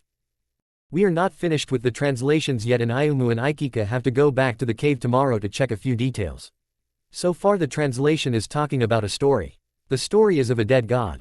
Long ago there was a god of darkness and chaos roaming free in the world. He left a trail of dead bodies wherever he went. That was why the other gods sent their trusted vassals to fight this god. There was a long fight and many fell, but in the end, the god fell. The god was angry at his fate, so he cursed those who sealed him, promising to kill them all. They sealed his body deep within the ground, and some humans decided to become its guardians so no one could revive him. We had to find some of the references from our own books, but that was the story. We believe that the cave was where he was buried. The rest of the text is about how to revive the god. We haven't finished the translations yet. From our discoveries and Ayumu's report from the cave in the village, we believe that someone must have started the revival process. The heart is what contains the body. The veins are gathering chakra from the citizens, causing the sickness. The vile natural energy takes over the victim's body, sucking their life force. Slowly it is gathering energy for the fallen god. These people are probably related to the guardians who sealed the body, so the god is killing them as revenge. We need more time to translate the ritual and how long we have, but we cannot act rashly. We have no idea what might happen if the ritual is interrupted, so the best course of action is to wait for now. Kuro said. Thank you for all the information, Kuro-san. We will wait for your information. Naruto, for the time being we might have to rely on your ability to keep the more critical patients alive. Do you think you can handle it? Tsunade asked. Yes, Tsunade-sama, I will do my best, Naruto said. They then discussed a bit more about things that should be done and how the events are related. The next day was hell for Naruto. He was trying to heal all the critical patients to some level of stability, but it was straining his body. Kuro and Ayumu were back today. Ayumu went to check on the cave. Last night Naruto got an alarm from his seals from two bodies entering, and Ayumu confirmed it today. Kuro in the meanwhile went to check all the village archives and even asked locals and elders if they ever heard of similar tales. Naruto was too tired to ask for the results. Tsunade informed him that Orochimaru wanted to join them for assistance, but two Sanins in the same place outside of Konoha would bring too much attention, so the Hokage was sending some Anbi-us. It's been 2 days and the Anbu finally arrived. They were Genma, Shisui and Mukaiko Hinata. Naruto had to send his agents away in order not to risk discovery. It was the early afternoon and Naruto was resting in a hospital bed. He had spent the whole day healing patients again. According to Tsunade's graphs and some calculations from Orochimaru, the rate of the disease was constantly increasing. It was taking a shorter time for people to get affected and even shorter to get critical. So far they have managed to keep everyone alive, but even the medics were in a bad shape. There were only so many chakra pills and energy bars that their bodies could handle. They couldn't keep this up for much longer. Naruto was using all his strength to push through and heal more people, but his body was suffering. He could feel a constant pain in his tenketsu and fatigue. Tsunade ordered him to stay in bed and not use chakra for anything else for the time being. Naruto was mad at himself for not being able to do more. But now that the Anbu was here, everything was better. Kuro had told them that the translations were done and they would be done with the counterattack by the night. So far they had a few more discoveries. They only had until the last villager dies to stop the ritual. In order to do so, first they must remove all the bodies from the cave. Then they needed a protective barrier inside the cave so that the veins couldn't reach out. The next step is to cut the heart open at midnight. It would free the incomplete god, and if they succeed the god would be put to sleep again. It all sounded too easy and Naruto knew something would definitely go wrong. Kuro would join them tomorrow night since he was also a sage and would sense if something goes wrong. Naruto couldn't help but worry. Kurama was currently holding back all of his chakra and the pent-up chakra was starting to hurt. He might need to ask Tsunade to heal him before going with the others tomorrow night. There were currently red angry bite marks all over his arms and it felt disgusting. He knew that Kurama would heal them as soon as he could use chakra. He was just so frustrated. He tried to adjust himself on the bed just as Shisui dived into his room and tackled him on the bed. Ototo, why are you in bed? Are you sick too? What happened? Who did this to you? He continued to ramble as he was strangling Naruto on the bed. Naruto couldn't breathe and he was getting crushed by Shisui's weight. Thankfully Tsunade and others entered the room at that moment and Tsunade just lifted Shisui off by the back of his shirt as if he weighed nothing. Of the patient crow, Tsunade said as he dropped Shisui on his ass. I'm fine, Ni-san. Nothing a little rest can't fix. Did you guys get debriefed on the details? Naruto asked as Shisui made his way to sit on the edge of the bed. Yes, Tsunade-sama explained everything before Crow decided to make a dive for your room. What is your plan for the attack? The Anbu with the bear mask or Genma asked. Well, I'm the seal master here, so I will be in charge of the barrier. There is a strong barrier I know that once cast won't let anyone in or out, but I will have to hold it for the duration of the fight. Since Kuro will come with us as a sage, he can protect me while you guys take the lead to fight. I'm also preparing some offensive and defensive seals for you guys to use in the fight. I also have a huge repository of weapons, Naruto said, and they gave them an inventory list of his weapons. Naruto, are you sure you are in any fighting shape by tomorrow? You are already in a hospital bed, Shisui said. Don't worry, I'm trained well. I think it would be best if we check the cave once today.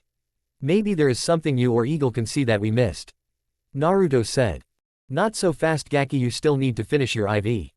I will check on you afterward and decide if you can leave or not, Tsunade said as she went out. Bear and Eagle also went out to check the situation while Shisui remained with Naruto. He made himself comfortable right next to Naruto lying on the bed. What are you not telling me, Naruto? He asked in a voice that meant business.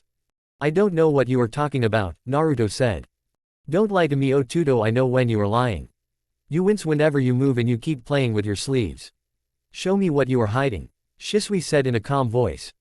Naruto knew that he couldn't hide and he didn't want to push Shisui away, so he slowly pulled up his sleeve to show the bite marks.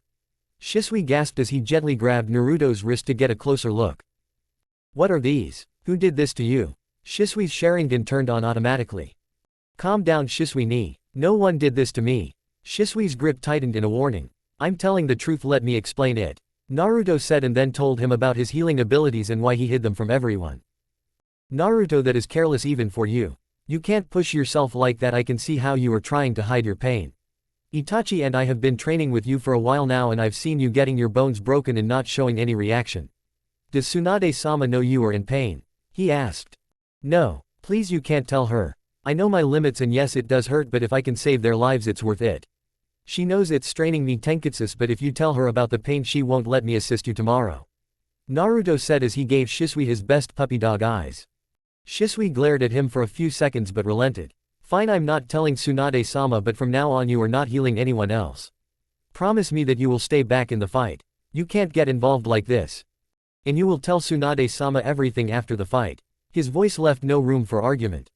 Thanks, Shisui ni, Naruto said as he pulled Shisui closer into a hug. Sleep for now, I will wake you when the IV is done, Shisui said as he rubbed Naruto's back. It was the night of the attack. Yesterday Eagle and Shisui went to the cave with Naruto. Thankfully they hadn't missed anything critical to the mission. The four of them were now headed toward the cave. Bear was staying back with Tsunade in case something happened and people outside the cave needed protection. The citizens were now all taking shelter in the makeshift hospital along with the patients. Naruto left them some seals for emergencies and Ayumu was also summoned in case there was an emergency. Tsunade had healed Naruto's injuries as much as possible to lessen the strain on his Tenketsu.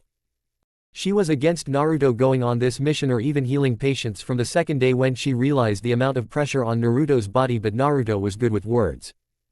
He told her that he was a part of Root and it was his duty to give his life to serve people. That he would gladly give his if he could save one more person. It took some more argument, but Tsunade just called him an idiot when she saw she wouldn't win against him. They were now in the cave and Naruto was finishing his seal while Eagle and Crow were checking everything for the last time. Naruto gave them a signal and activated the seal. As if on cue, the veins and heart stopped beating. Suddenly there was a loud roaring noise and the heart burst open. Crow and Eagle took their stance with their blades drawn. A body fell from the heart into the empty ground below it. For a few seconds, nothing happened, but then the body started to move with cracking sounds. It was a body of a giant muscular man with long messy black hair and completely black eyes. When he started talking, his voice was low and rumbling echoed throughout the whole cave. You imbeciles! You dare interrupt my freedom! I will crush you all and destroy all you hold dear! He yelled, showing a mouth full of sharp teeth. Shisui rushed forward trying to hit the god with his blade. But the god just stood there, and once the blade made contact with his body it was as if it was stopped by a wall. The god tried to grab Shisui by the neck, but he quickly shunshined out of reach. Eagle was next. He was trying to distract the god by throwing kunais and shurikens. Meanwhile, Shisui was throwing small precise jutsus from different natures to find weaknesses. The battle was dragging out. The god was warming up and his movements were getting quicker. He managed to land a few hits on them and used some of the thrown weapons to hit them back. So far the only element that was doing damage was lightning. Shisui would use small ration attacks, and whenever they landed they would stun or halt the god's movement for a second. Some of the chakra-enhanced weapons from Eagle were also doing damage. They could make small cuts on the skin but nothing too deep. Genjutsu wasn't affecting the god, so Shisui was only using his eyes to read the movements. The battle pace was going up and Eagle and Crow were panting. They had minor injuries at the moment, but it was only a matter of time. The god only had scratches and he would even take some hits just to prove that they wouldn't do any damage. The god was using the tendrils in the cave to attack from every direction and Eagle and Crow were on constant move. Eagle was using Byakugan to keep track of tendrils, but while he was dodging he was hit in the stomach by the god and got thrown toward other tendrils. Shisui shunshined and caught him in the air, helping him to his feet. Soon they came to a strategy. While Eagle was keeping track of tendrils and keeping them back, Crow would attack the god. The god was slowly trying to separate them from each other. His attacks were getting faster, so Eagle and Crow had no choice but to react. Naruto saw that the god was trying to overwhelm Shisui. He threw Shisui to a pillar in the cave. As Shisui hit the pillar, black tendrils caught him and held him in place. Naruto had to do something. He quickly gave control of the seal to Kuro and unsealed his blades.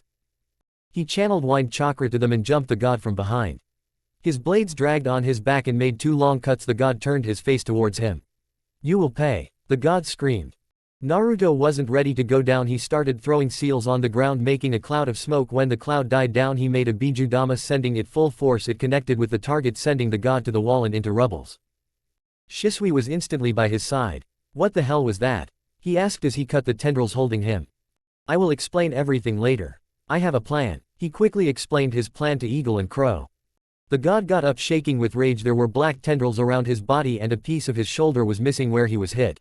He charged toward Naruto. Naruto did his best to block most attacks. He was low on chakra from maintaining the barrier and he could make 1 more bijudama at most. The attacks were coming from everywhere. He was on the defensive and he couldn't make a single attack. Suddenly Eagle attacked from the back, making the god turn towards him.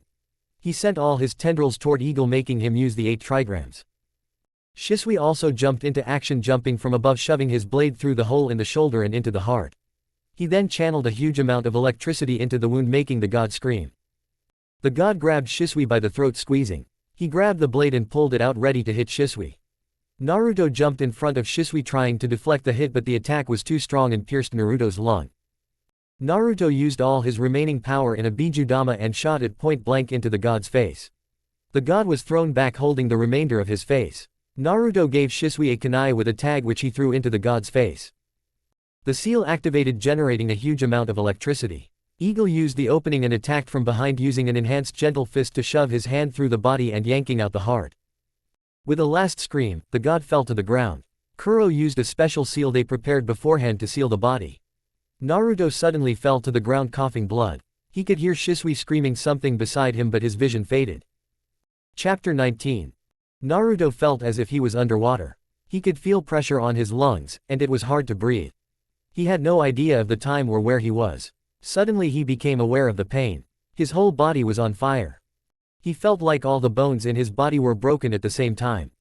His tenketsus were burning. He retreated to his mind to see Kurama asleep. He checked his friend, and he had low chakra, probably due to keeping him alive.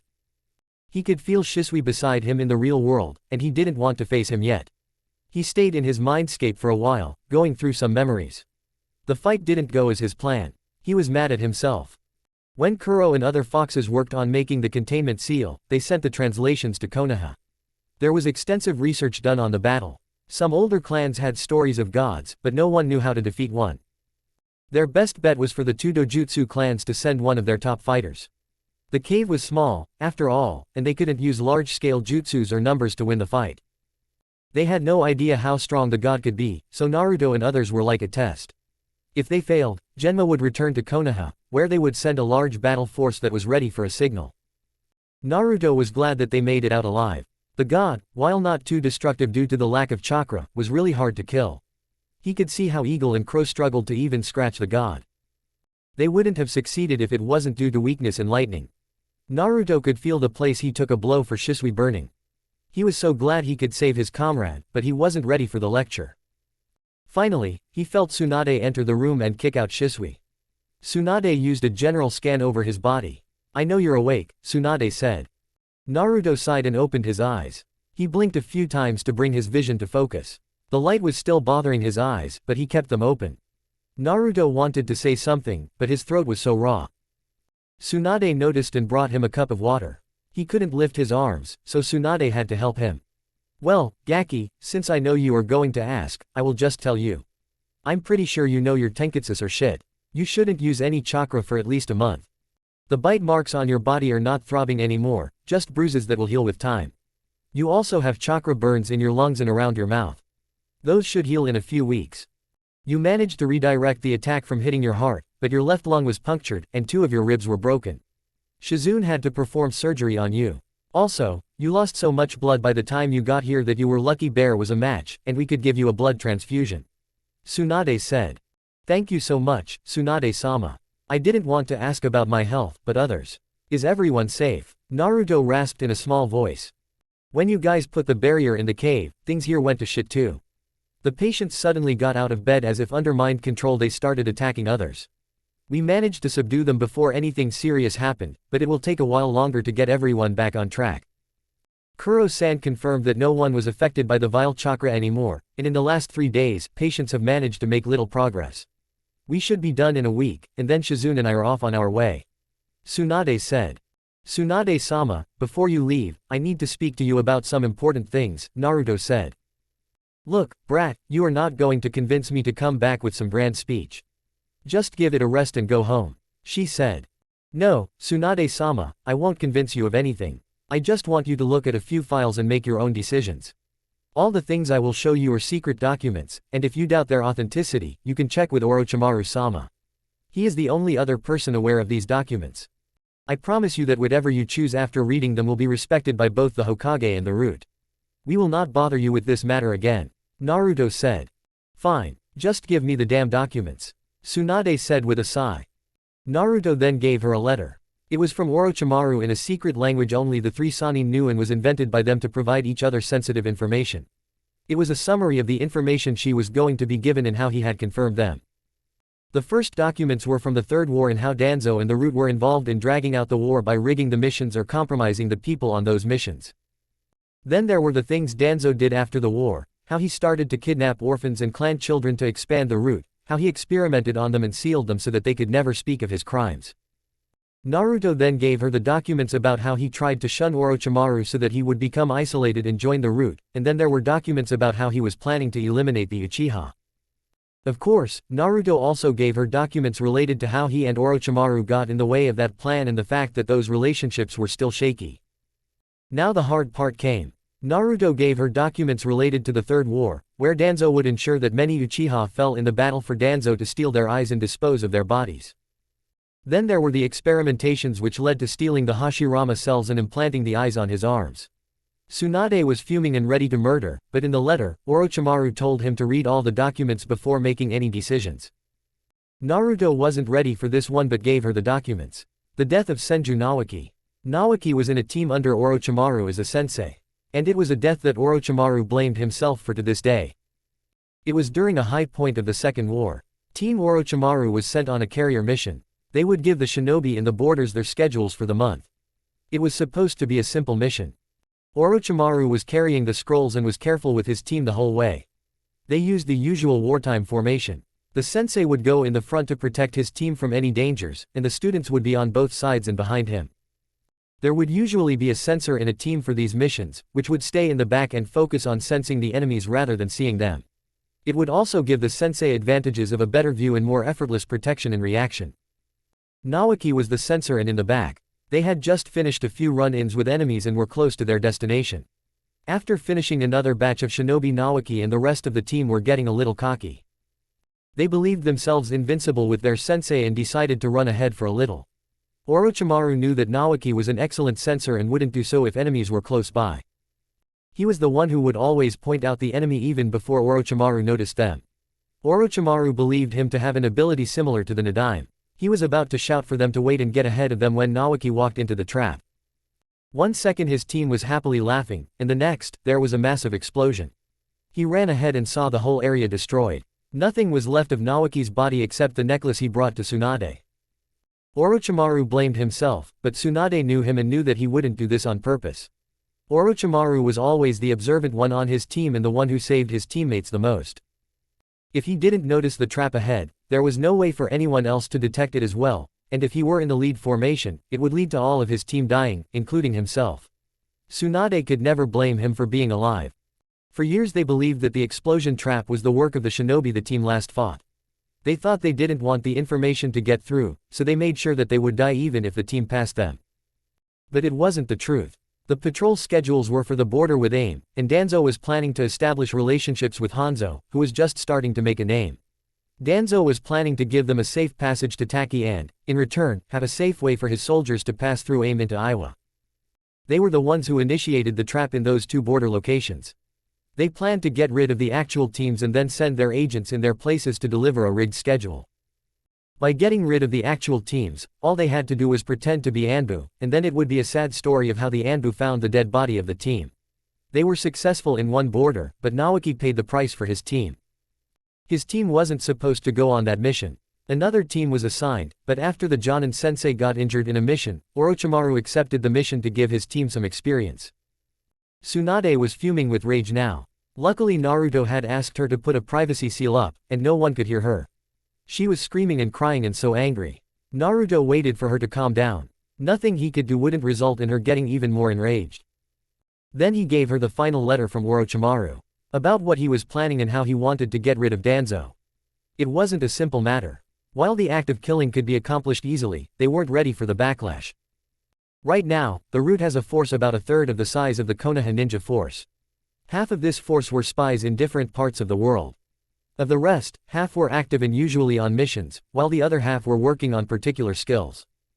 They were those who were working on things like medical areas, seals, poisons, ciphers, T&I, and other divisions. Basically, the Root was like a mini Konoha. They had people in all areas to ensure their independence. While Naruto was publicly the heir, it wasn't true inside the Root. He didn't have the power to command the agents or their loyalty. He needed more foothold. There were plans that every agent was informed of. If Danzo was to die, there was a particular protocol in place. All the agents would be informed by a seal that would disappear from their wrists. Then they were to take steps to ensure a shinobi war. The purpose of the war was for Naruto to get a solid standing as a Jinchuriki and a war hero. He would then join the Anbu and take over the Anbu force. Once he had enough power, he was to go for the position of the Hokage and re-establish the Root. Then there was a second seal Naruto had to activate to call back the agents. It was a solid plan, and Naruto hated it. He could only use the callback seal, but the agents were only to answer when other conditions were met. Naruto knew that, realistically, some agents might not have the desire to come back. That there was also a seal to kill whoever decided to disobey. It was a tricky situation. Danzo wasn't a mastermind for no reason. Naruto had spent a lot of time with Orochimaru trying to come up with ways to counter the plans, but they had to time everything and they needed Tsunade as well. Tsunade read through everything carefully. It was clear that she wanted nothing more than to run to Konoha and kill Danzo with her bare hands, but she knew the consequences now. No matter what she said about Konoha, she was a healer at heart, not ready to destroy the village her family built and loved for revenge. It took a bit longer for her to calm down and fully assess the situation. I will be the one who will finish him. Is that clear? Tsunade said. Naruto simply nodded. He wasn't about to argue with her. I will need some time to calm down, but I will return to Konoha with Shizune within the month. What will be our cover? She said. The official plan is for you to start the medical plan proposal. All academy students will have additional medical lessons in their curriculum. They must all become competent in first aid and treatment without the use of chakra to become a genin. Once they become genins, either the member with the most interest or best suited would be chosen for medical training. There are also specialization courses that would be offered for academy students, and every student is required to learn at least one of such specializations to become a genin. We don't expect them to be experts, but they must be competent in one of the areas. The areas chosen for now are Kenjutsu, Genjutsu, ciphers, trap making, Fuinjutsu, medical jutsu, and poisons. These areas should be easy enough for academy students to attend. Naruto said. I have to give it to you, Gaki. It is a solid plan. Many lives would be saved using these skills. However, you forgot to tell me how you know Orochimaru and why he trusts you. She finally asked. I first met him when he was helping Root with a few projects. I think it is better if he explains everything to you since it is not my place. But over time, I used to sneak out of the base to meet him, and he taught me a lot. He doesn't like to show it, but he is really good with children. Naruto said. Tsunade burst into laughter. She never thought anyone would say Orochimaru and children in the same sentence. Okay, Gaki, it's been a long night. Shizune will change your bandages in the morning. You can return with your friends as soon as you are more stabilized. She said. Thank you for everything, Tsunade-sama, Naruto said and handed her 2 more scrolls. The first scroll contains more evidence about all the things that you learned today and the second is a secret no one must know for now. Tsunade took the scrolls and opened the second one. Her eyes widened as she quickly scanned the lines. She was shocked. This is treason. I will take a better look at them later. Now is time for you to sleep. She then put her hand on Naruto's head and put him to sleep with a quick jutsu.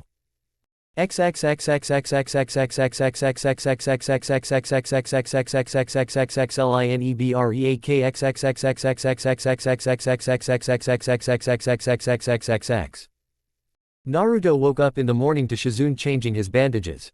He felt a bit better. His limbs felt so heavy that he could only move his head and hands, but Shizune said it was normal. His headache was a lot better. Shizune gave him some more heavy sedation to keep his pain down.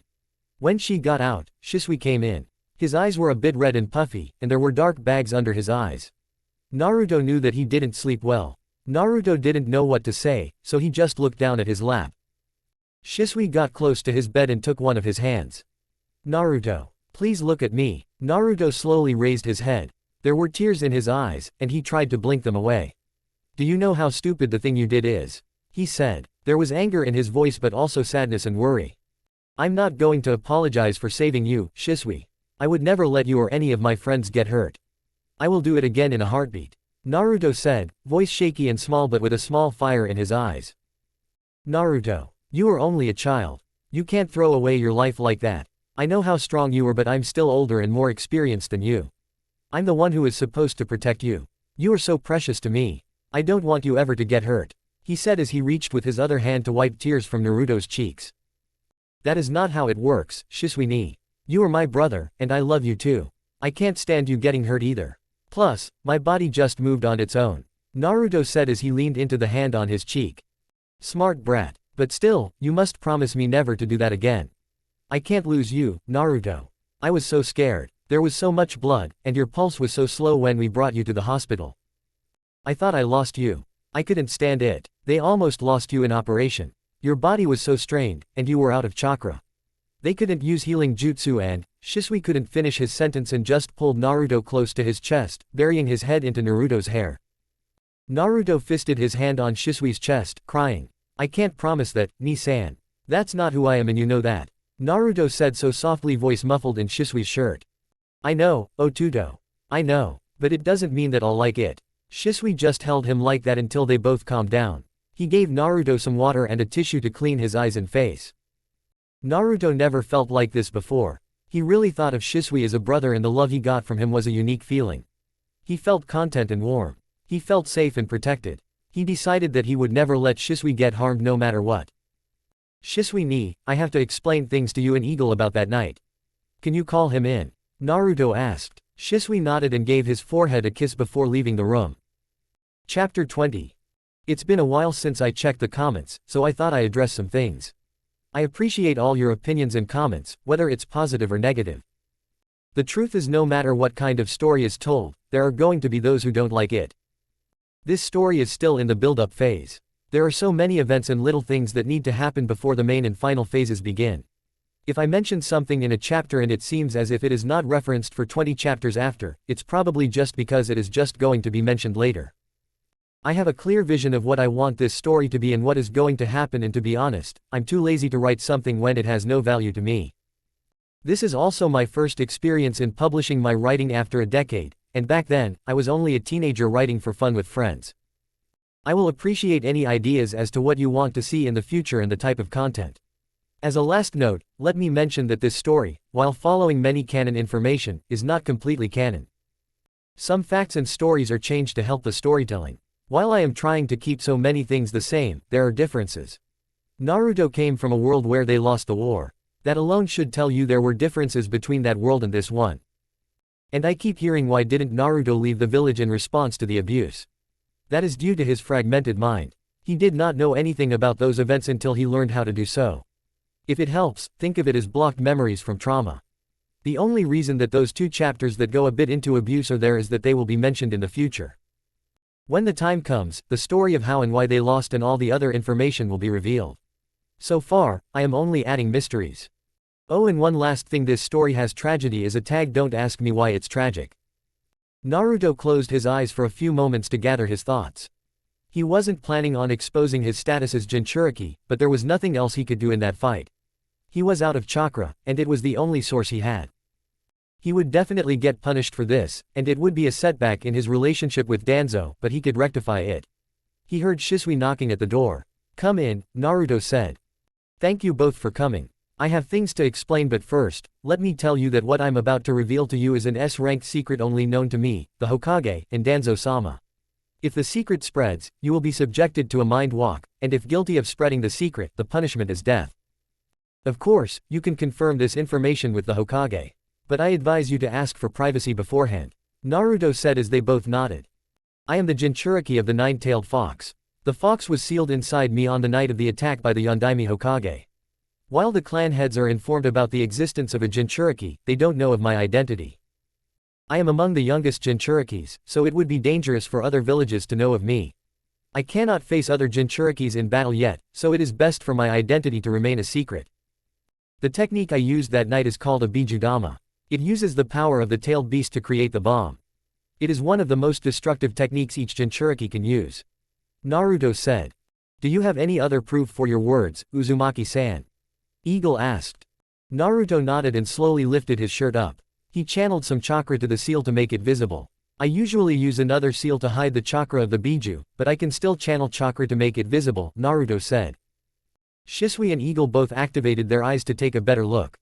They used a few quick Anbu hand signs to confirm what they saw. Naruto turned his head away to give them privacy.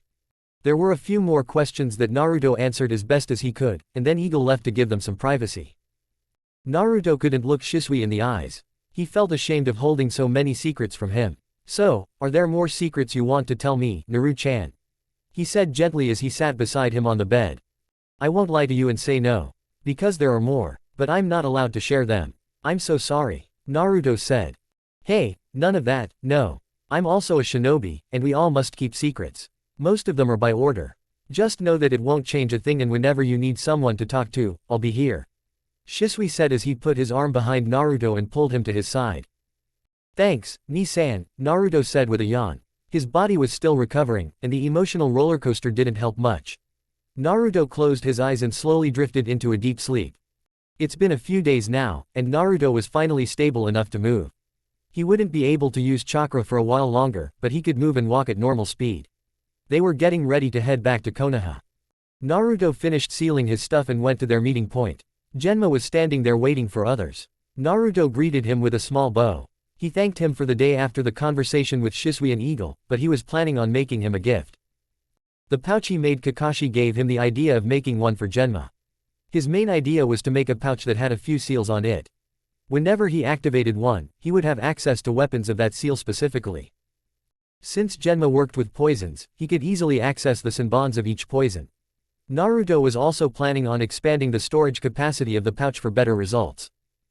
It would take him a while to make it with trial and error, but he already had some rough drafts of his idea. There would also be a chakra storage and hiding component, so using the pouch wouldn't alert the enemies. They didn't have to wait long before others came. Naruto wouldn't be able to use Shunshin, so he had to get on Shisui's back and be carried like a child. They were in a hurry to get back to the village, so they couldn't afford to waste time. Shisui had sent a sparrow ahead to inform Hokage of Naruto's injury and possible delay, but they were still in a hurry. The trip back was thankfully uneventful. They gave a full report to the Hokage, and Naruto gave back what was left of the medicine and Tsunade's report on the whole event. He didn't give his injury and recovery reports since they fell under the root jurisdiction. Thankfully Tsunade didn't mention anything about his healing abilities. As soon as they came out of the office, a root agent appeared before them. Shisui wanted to react, but Genma held him back with a hand on his shoulder. Naruto simply gave the agent a nod and waved Shisui goodbye before the agent shunshined them to the base. Naruto knew what was coming. He was kneeling inside a room reserved for punishment, and Danzo was waiting for him. He kneeled down and waited for acknowledgement before giving his report. Danzo didn't even scold him. He just told him to strip. Naruto took off his clothing. There were no longer bite marks on his body, but there was a healing scar where he was impaled. The next 24 hours were way too long for Naruto. He was used to torture, but Danzo always found new ways to test his limits. There was so much pain and blood he didn't remember much of it. Danzo had gone easy on him since the Kyuubi wasn't healing him as fast. He managed to stay awake since blacking out meant more punishment. When Danzo told him that he was done was when he allowed himself to fall. When he came to, he was in the infirmary. His body was fully wrapped in bandages. He wished he could take some painkillers, but it wasn't allowed. After getting checked by the doctor, he was sent to his room. He had to go back to change the bandages twice a day. His clothing and other items were sent to his room. He took out a scroll to finish one of his projects. It was a gift for his friends. Since he came back from Uzushio, he has been working on making these. They were small pendants with seals engraved into them. They were made from a hard crystal that could only be found in Uzushio. The crystals were naturally induced with chakra as they formed and could be used to gather and store natural energy. Naruto made tracking seals on them, which used natural energy to stay active. The seals were all connected to track one another. Naruto's seal could track them all, but all the others had to do was hold their crystals against each other and activate the tracking seal. They could then use crystals similar to a compass and find each other. They could also be used to send small pulses of chakra to each other. There were also seals to prevent them from getting stolen. Naruto really thought about it for a long time. There was so much else he wanted to do, but a small crystal could only do so much. There were also translucent for now, but once the owner channeled chakra to it for the first time, they would take the color of their owner's chakra. It took Naruto the rest of the week to apply the finishing touches. He also had a few extra for people he knew he wanted to give them to in the future. When it was the weekend he was finally healed enough to go out. He could finally use chakra in small amounts, and Kurama was healed enough to take care of his injuries. He made a few clones to deliver all the other pendants while he went to Uchiha compound to see Shisui. He could feel Shisui at his home. He came back from the mission a few hours ago, but it was a short one, and his chakra wasn't tired. Itachi was also home, so he could just pick Shisui and meet Itachi afterward. He gave the gate guards a bow. Shisui told them that he was allowed in last time, so he wasn't met with resistance. He went to Shisui's house and knocked. After a few moments, Shisui's father answered the door. "How can I help you?" he asked. Naruto gave a quick bow. "Hello. It's nice to make your acquaintance. I'm Naruto. Is Shisui home?" Naruto asked. "Oh, hello, Naruto-kun. I'm Kagami, Shisui's father. Please come in. Shisui told me a lot about you. He is changing in his room. He should come down soon," he said as he made way for Naruto to come in. Kagami was using a cane to walk with a slight limp. He went toward the kitchen. Naruto knew that he had to retire from his shinobi career due to an injury but didn't know the details. He decided to make notes for the future and hopefully help him. "I made some mochi ice cream for Shisui. I hope you enjoy them as well. There are a few flavors," Naruto said as he unsealed a few neat boxes and brought them to the kitchen. "Thank you so much, Naruto-kun. I will definitely enjoy them," Kagami said as they made some small talk. Soon, Shisui came down with his usual cheerful smile. "Hey, Tu-san, I heard some noise. Do we have a guest?" He then saw Naruto, and tackle-hugged him.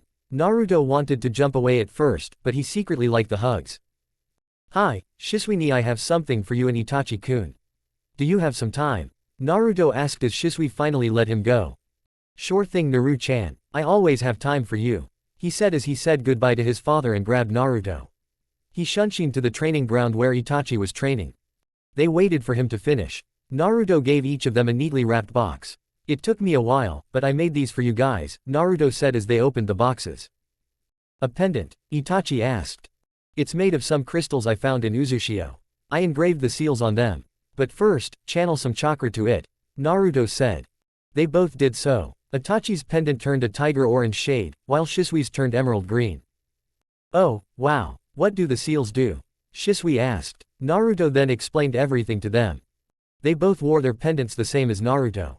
"Thank you, Naruto-kun. I will cherish this gift," Itachi said as he ruffled Naruto's hair.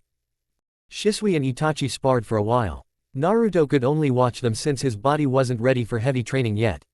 Naruto said goodbye since he had a few more things to do. He returned to the base to work on the proposal for changing the academy's program. He knew he had to propose this in a way that sounded attractive to the clan heads. The academy fell under the jurisdiction of clans, so this was the easiest way. He thought of a few proposals. A few of the specializations were related to divisions, but others would fall on jonins. When the proposal went through, Naruto needed some help to communicate with all the divisions. He finished his drafts by the night. He brought them to Danzo and got the first approval. It was a hard process to convince him of all the details, but he liked the idea, so it was good. Naruto had a meeting in the early morning with the Hokage to propose the idea. The Hokage was interested, and after some discussion, he invited him to the next council meeting, which was next week. After the meeting, Naruto sent a clone to return to the base with the notes and make the necessary changes. It was always a long process to complete the formal documents, but he really wanted all this to work. He then went to the sealing division to catch up on some work. It was hard and exhausting, but he felt productive. He was finally able to go through most of the sealing texts he brought from Uzushio. Of course, there were things he didn't want to share since they would be dangerous in the wrong hands, but he donated everything that he deemed safe to the division. It was a huge deal since the art was an Uzumaki clan secret. Naruto insisted that since there were no Uzumakis left except for him, he didn't want the art to die. He wanted the legacy of his people to live on. And he could already see some of the results in the works of the other masters. The texts helped them solve many unanswered questions and delve deeper into the world of sealing. The whole division was in bliss. They already made improvements to the protection seals around the village and some of the compounds. Many clans and shinobi were grateful for the improvements. There was no limit to what the seals could do. All that was needed was extensive knowledge and experiments. Today Naruto was doing the same thing. He was in a reserved testing room. There were isolation seals all around the walls and area to prevent large-scale damage. After the fight with the god, Naruto had an idea.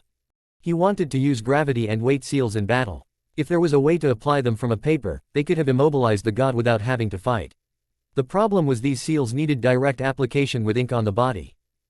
Naruto was trying to come up with modifications to make it possible. The problem was if the seal was drawn on paper, it would only weigh the paper and not the person holding it.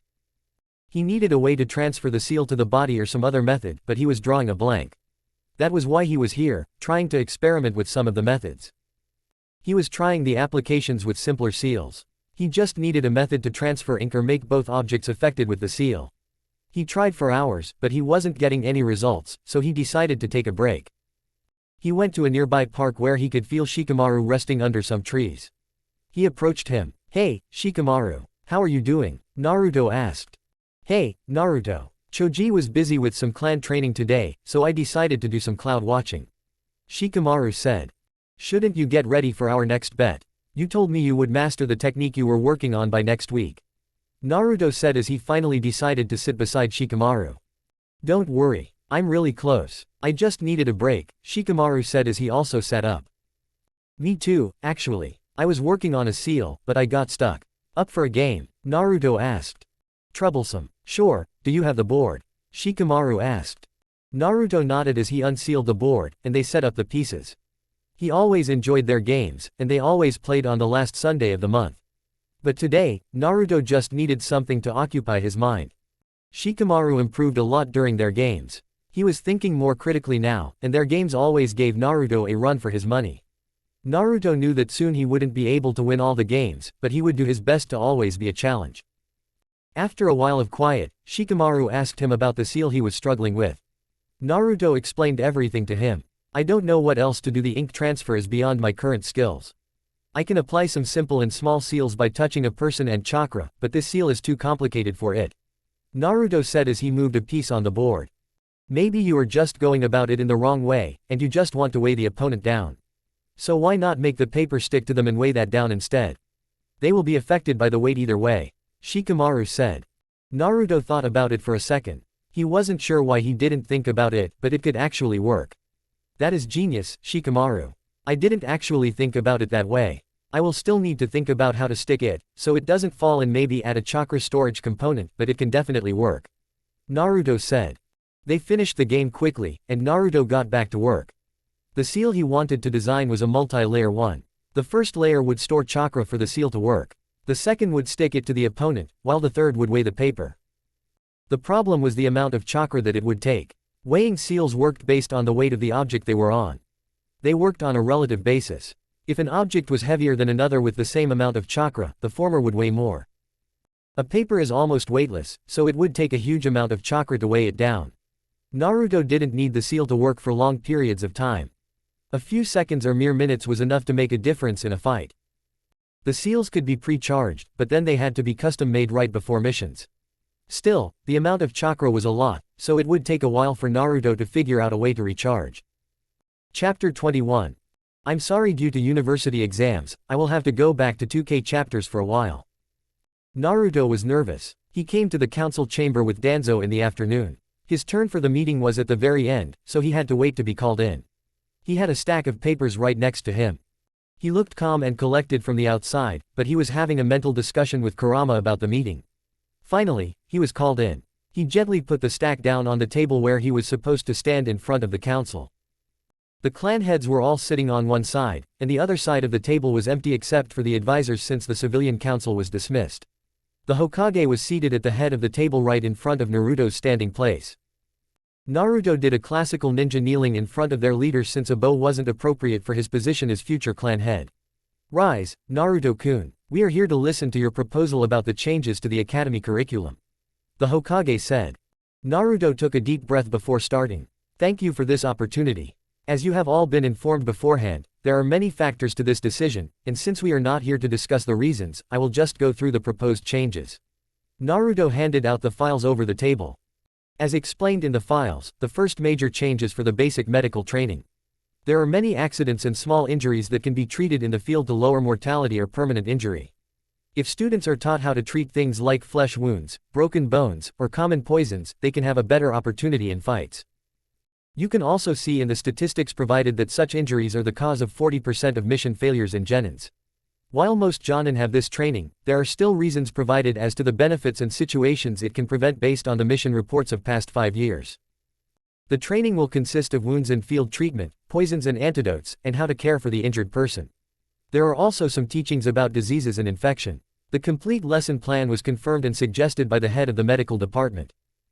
As for the extra skill that each genin is required to have, we have kenjutsu, genjutsu, ciphers, trap making, fuinjutsu, medical jutsu, and poisons. If the areas get confirmed, I will get the confirmation of the departments or instructors in charge for this year. The students are not expected to become experts, but they must show high genin competency in one of the areas. The expectation is that they will pursue a field even after they pass the academy and raise the level of experts in the village. If there are any questions, I will be happy to clarify, Naruto said. The clan heads all looked at the papers in front of them going through them. Hiyashi Hyuga was the first to ask a question. "Uzumaki-san, while I am not opposed to the idea, why would there be a need for clan children to also participate in these extra activities? While clan children learn ninjutsu and taijutsu from their families, there are still areas for them to explore. Some of the best medics in the village are from the Hyuga clan. By giving the children a way to explore these fields and possibilities, we are giving way to a higher number of ninjas who stay after passing the academy. There is a high number of dropouts after passing the academy test. Some are due to the famous genin test, and some others are due to the gentle nature of some who want to avoid direct fights with other ninjas. We have non-confrontational divisions where only a small number are ever active in the field even at wartime, such as ciphers, fuinjutsu, medical jutsu, poisons, and even T&I. Of course, these are just examples, and many shinobi of these divisions are active in the field. There are also those who are more confrontational but seek a diverse skill set.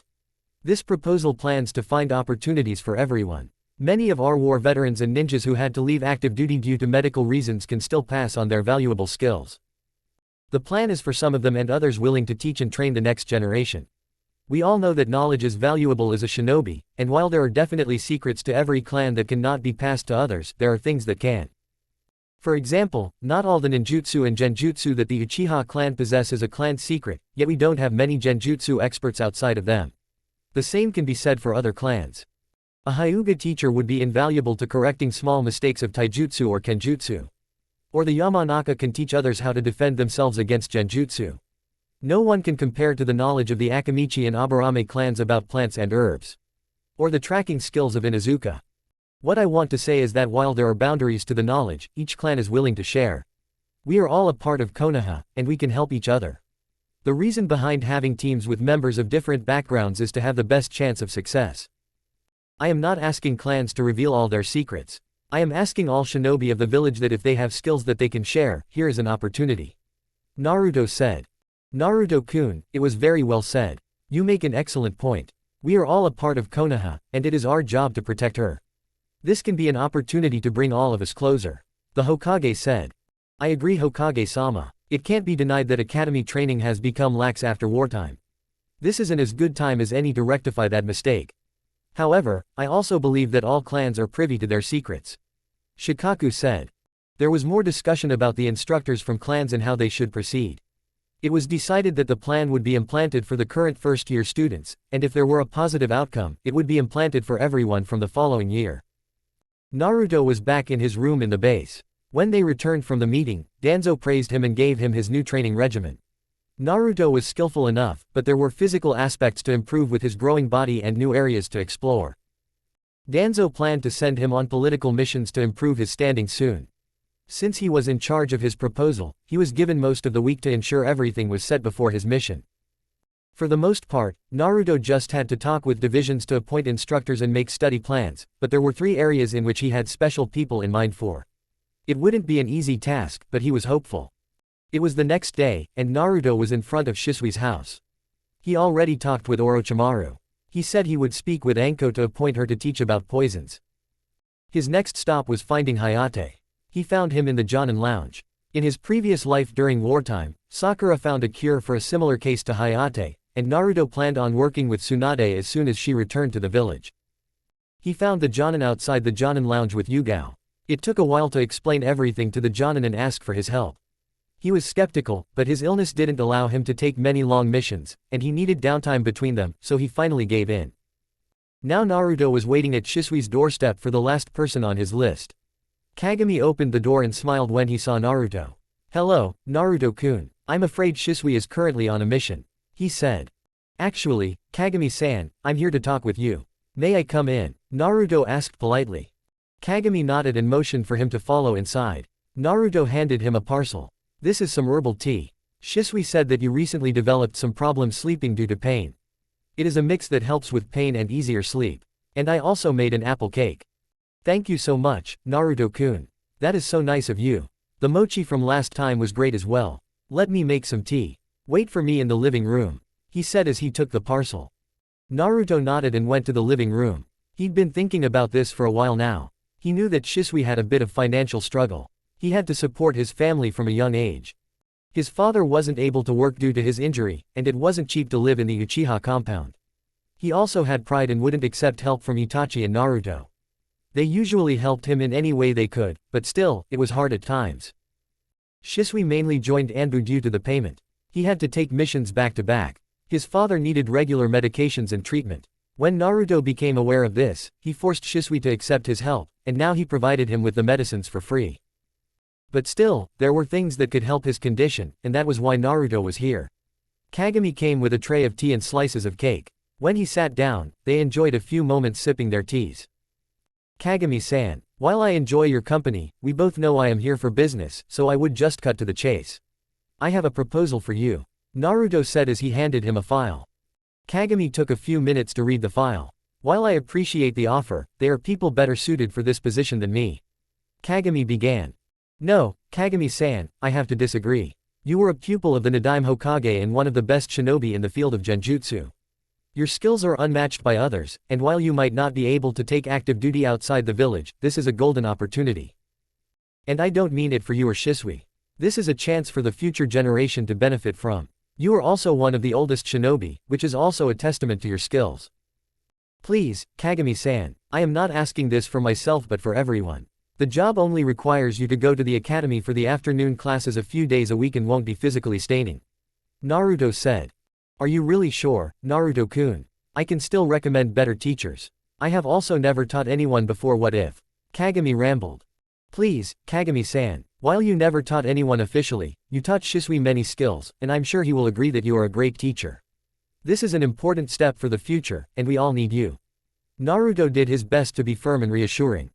Kagami looked into his eyes for a few minutes, searching for the truth. "Fine, I will give it a go, but if someone better suited is found, I will give them the opportunity," he said. "Thank you so much. That is all I can ask. For a chance for the future generation to thrive," Naruto said, smiling. They discussed the details for a while longer before Naruto had to leave. He was still smiling, knowing that this would help both his brother and the village. It's been a week, and now Naruto is ready for his mission. He was going to the fire capital with Fu and Torun. He wasn't sure how prepared he was, but he didn't have much of a choice.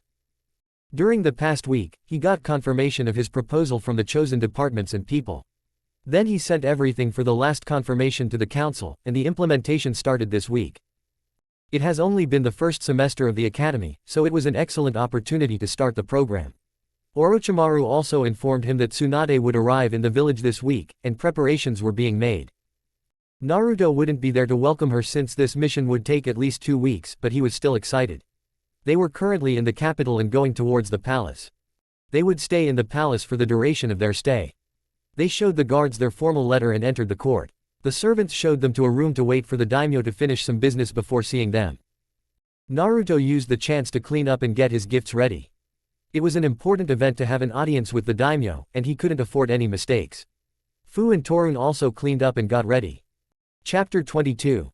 Finally, a servant came in to fetch them. Naruto was wearing a simple yet elegant red kimono.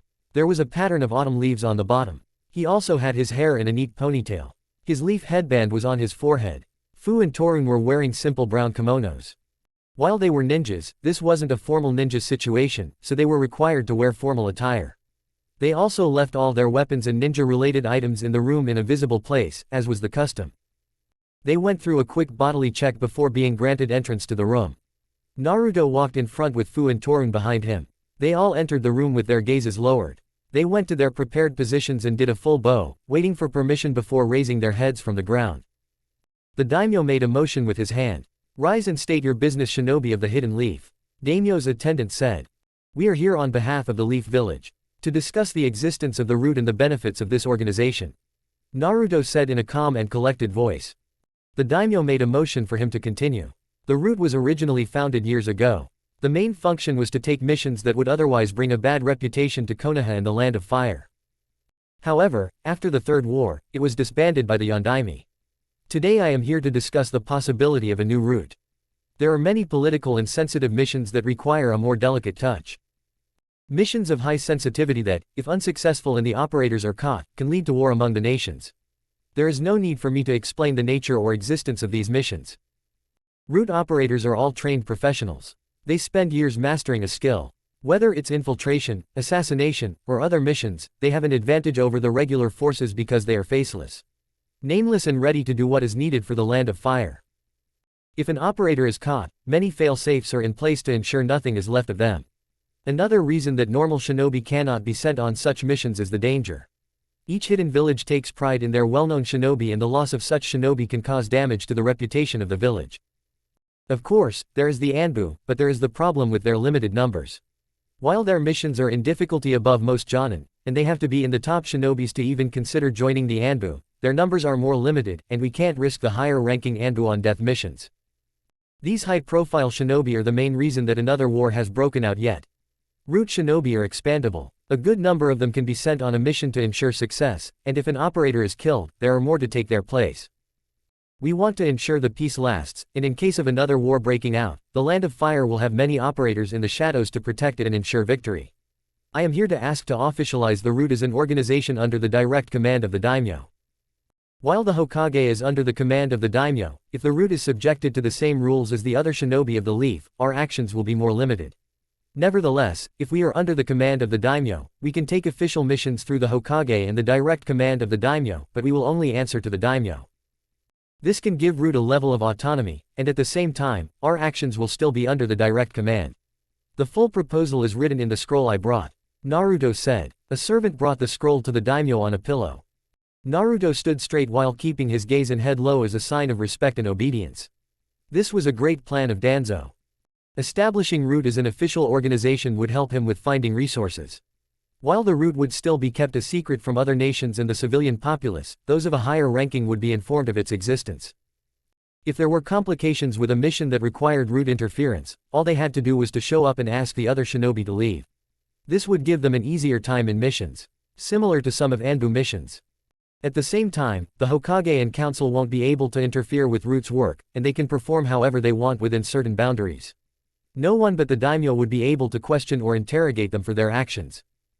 The daimyo was also not the type of person who cared. To many, he looked aloof and easygoing, but the truth was just like every other nation, as long as he got what he wanted, he didn't care whose hand would get dirty.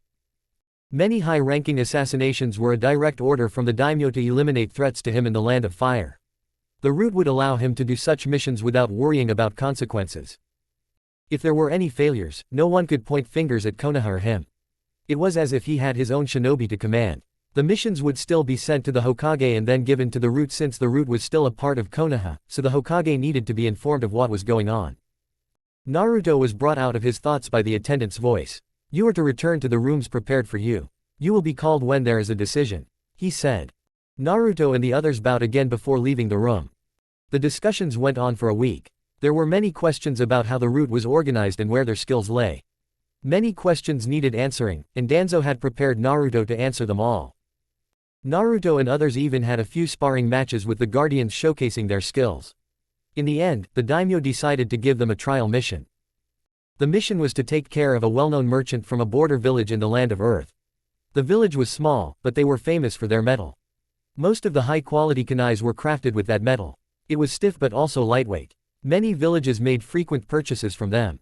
The stone came from a wide geographic area but was deep underground and required special skills to mine efficiently.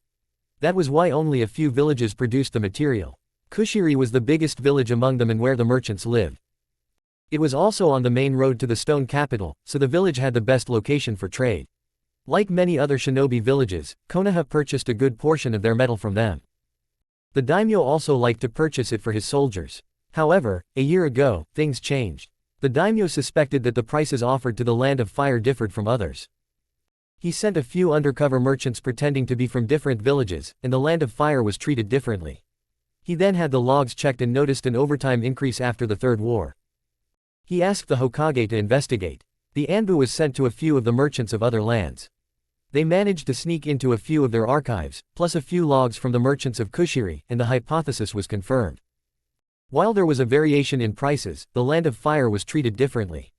The prices were consistently higher. The reason this fact went unnoticed for so long was that the outward treatment of the villagers of Kushiri was not different towards the merchants they sent. Konoha then sent an undercover agent to investigate the matter, and they found out it was all because of a merchant named Maki Kichiro. He was the most well-known merchant in Kushiri. Maki had control over most of the suppliers, and other merchants had to pay a percentage of their sales to him so they could continue. Maki also used his wealth to hire thugs and samurai to control the sales. He was the one who would set prices for other merchants and control their amount of sales and who they sold to. He also held a grudge against Konoha. Apparently, during the Third War, he lost his father in a crossfire between Konoha and Iwa near the village. His father was a small merchant, and Maki took over the business after his death. He couldn't outright stop his sales to the Land of Fire since there was a rule against the refusion of sale to other lands in the conditions of the end of the Third War. Of course, individual merchants had the right to accept or refuse to sell their product, but if every merchant who owned the product did so, it had huge consequences from their own daimyo. That was where Maki discovered a loophole. He could sell the product at a higher cost, but since he didn't want to raise the anger of the daimyo, they had to make it go unnoticed. So outwardly, they treated the merchants the same as others. Of course, the daimyo wanted compensation and decided to leave the matter to Naruto. He was to find a way to settle this matter without it ever being traced back to Konoha and ensure that the prices would be fair in the future. Naruto was given a big file with all the data gathered and sent to carry on the mission. He didn't have a solid plan, but there was the beginning of one forming in his mind. Maki Kichiro was not a simple merchant. From the spies' reports, he liked to go around the town to bars to spend his nights drinking. He was always followed by his bodyguards. He would also pick young women and girls to drink with, and they would often go to his mansion. However, the spy noticed that he would often pick girls that weren't from the town, and the girls wouldn't be seen afterward. Naruto suspected a case of human trafficking similar to Gato, but he wasn't entirely sure. He wished he was wrong, but it was often the case with the big merchants coming out of the blue. The spy couldn't get into the mansion since it wasn't their specialty, and Maki had 2 shinobi bodyguards. One of them was a censor. The spy noticed that whenever there was an individual with high chakra, the bodyguard would often react and pay close attention to that person, so they decided not to risk getting noticed. The mansion was also well protected and hard to get in without being noticed.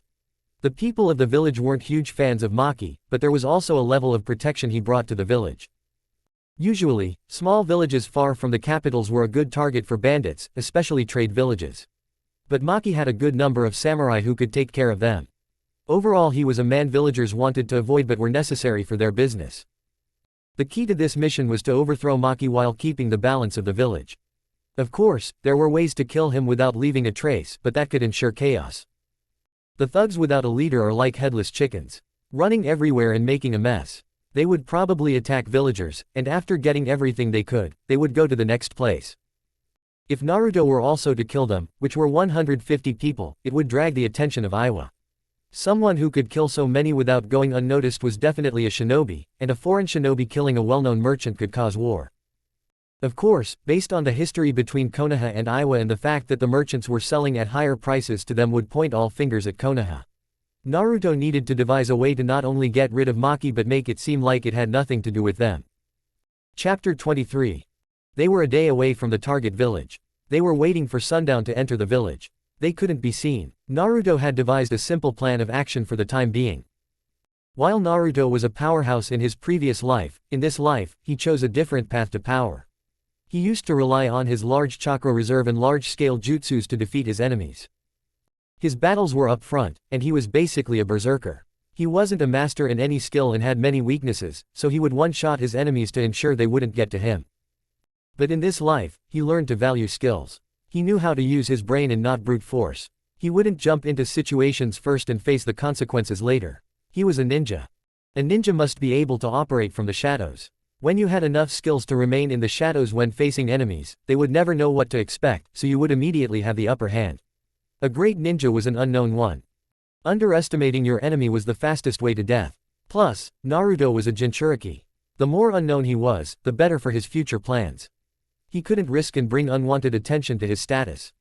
While Naruto despised Danzo, he would admit to his skills in training shinobi.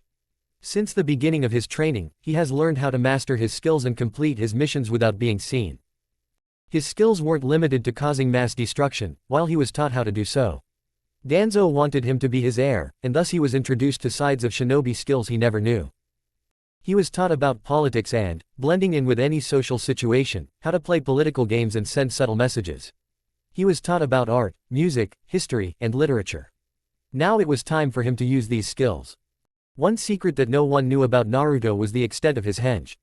While typically, it was a simple genjutsu and was susceptible to the user's skills to hold an illusion around the user.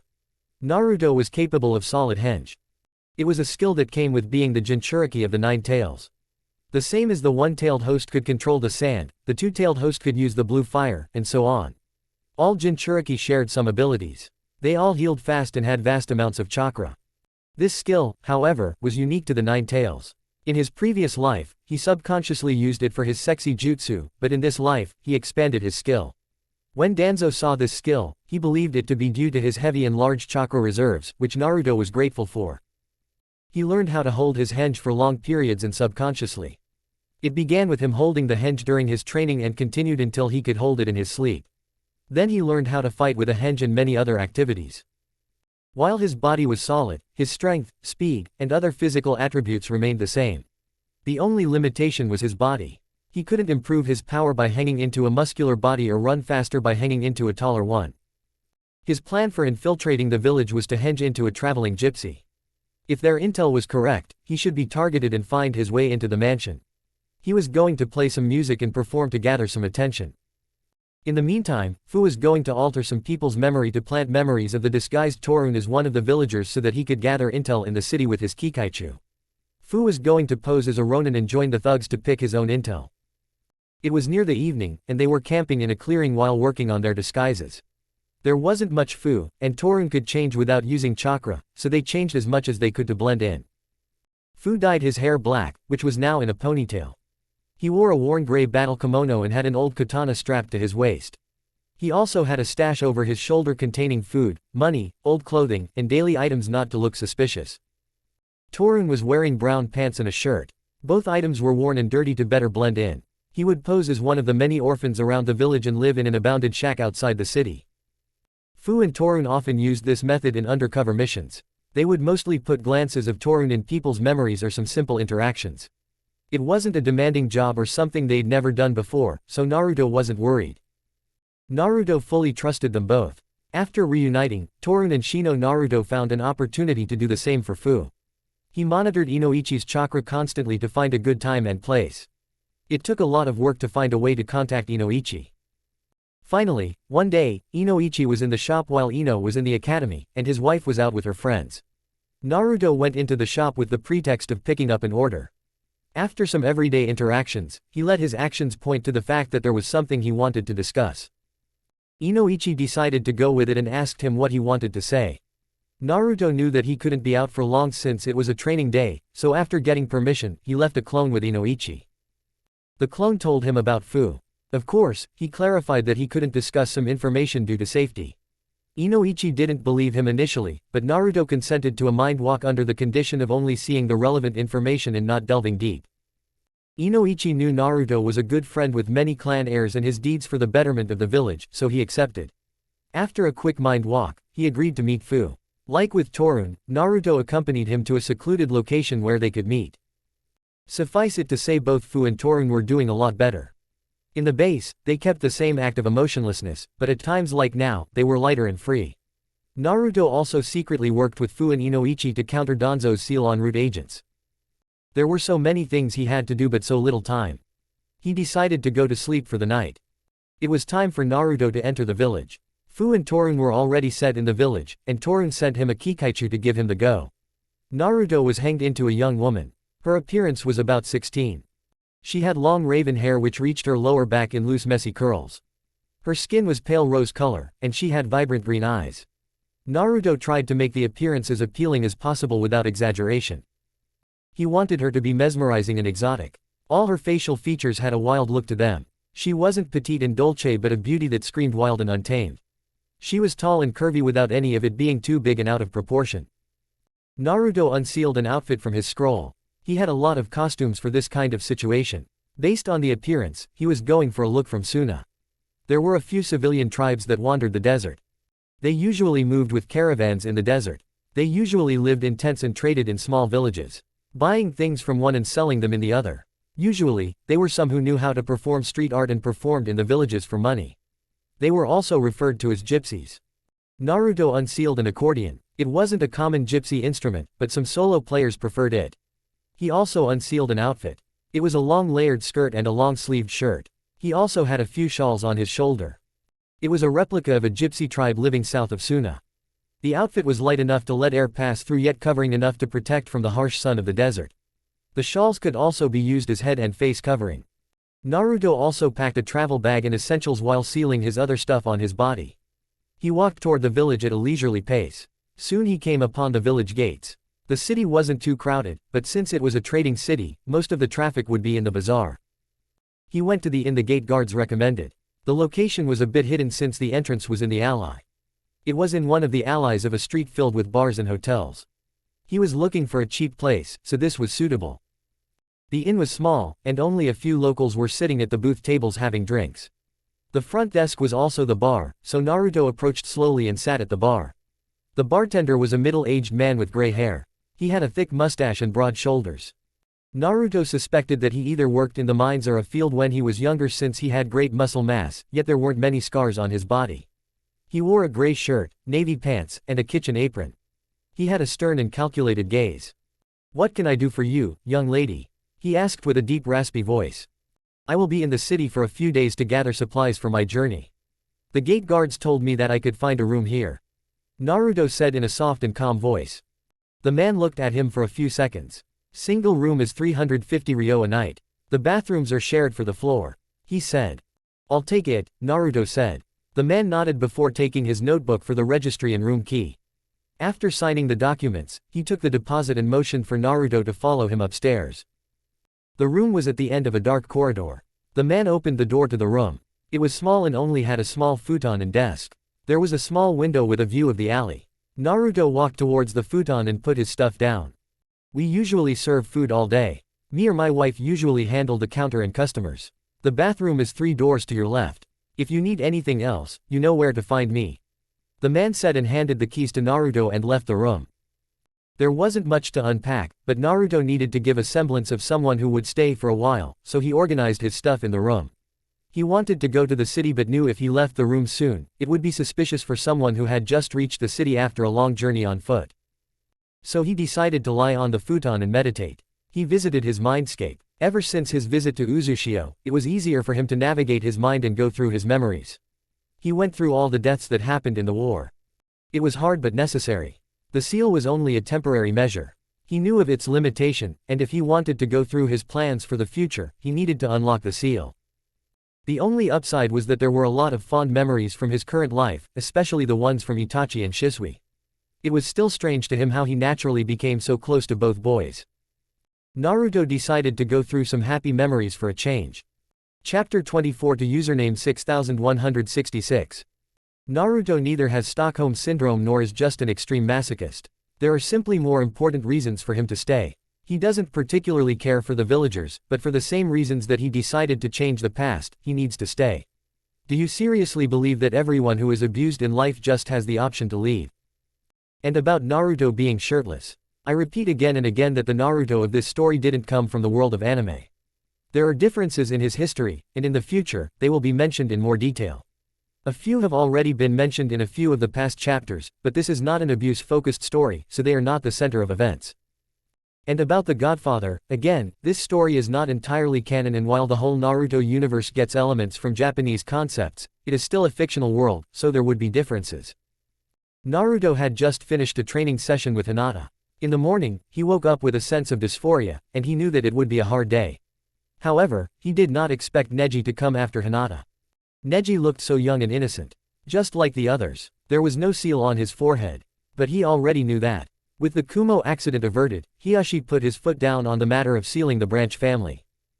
While he couldn't convince his elder council to remove it from the already sealed members, he managed to put a stop to the practice for the future. His elders were still unhappy with his actions, but it was his first step to bring his clan closer.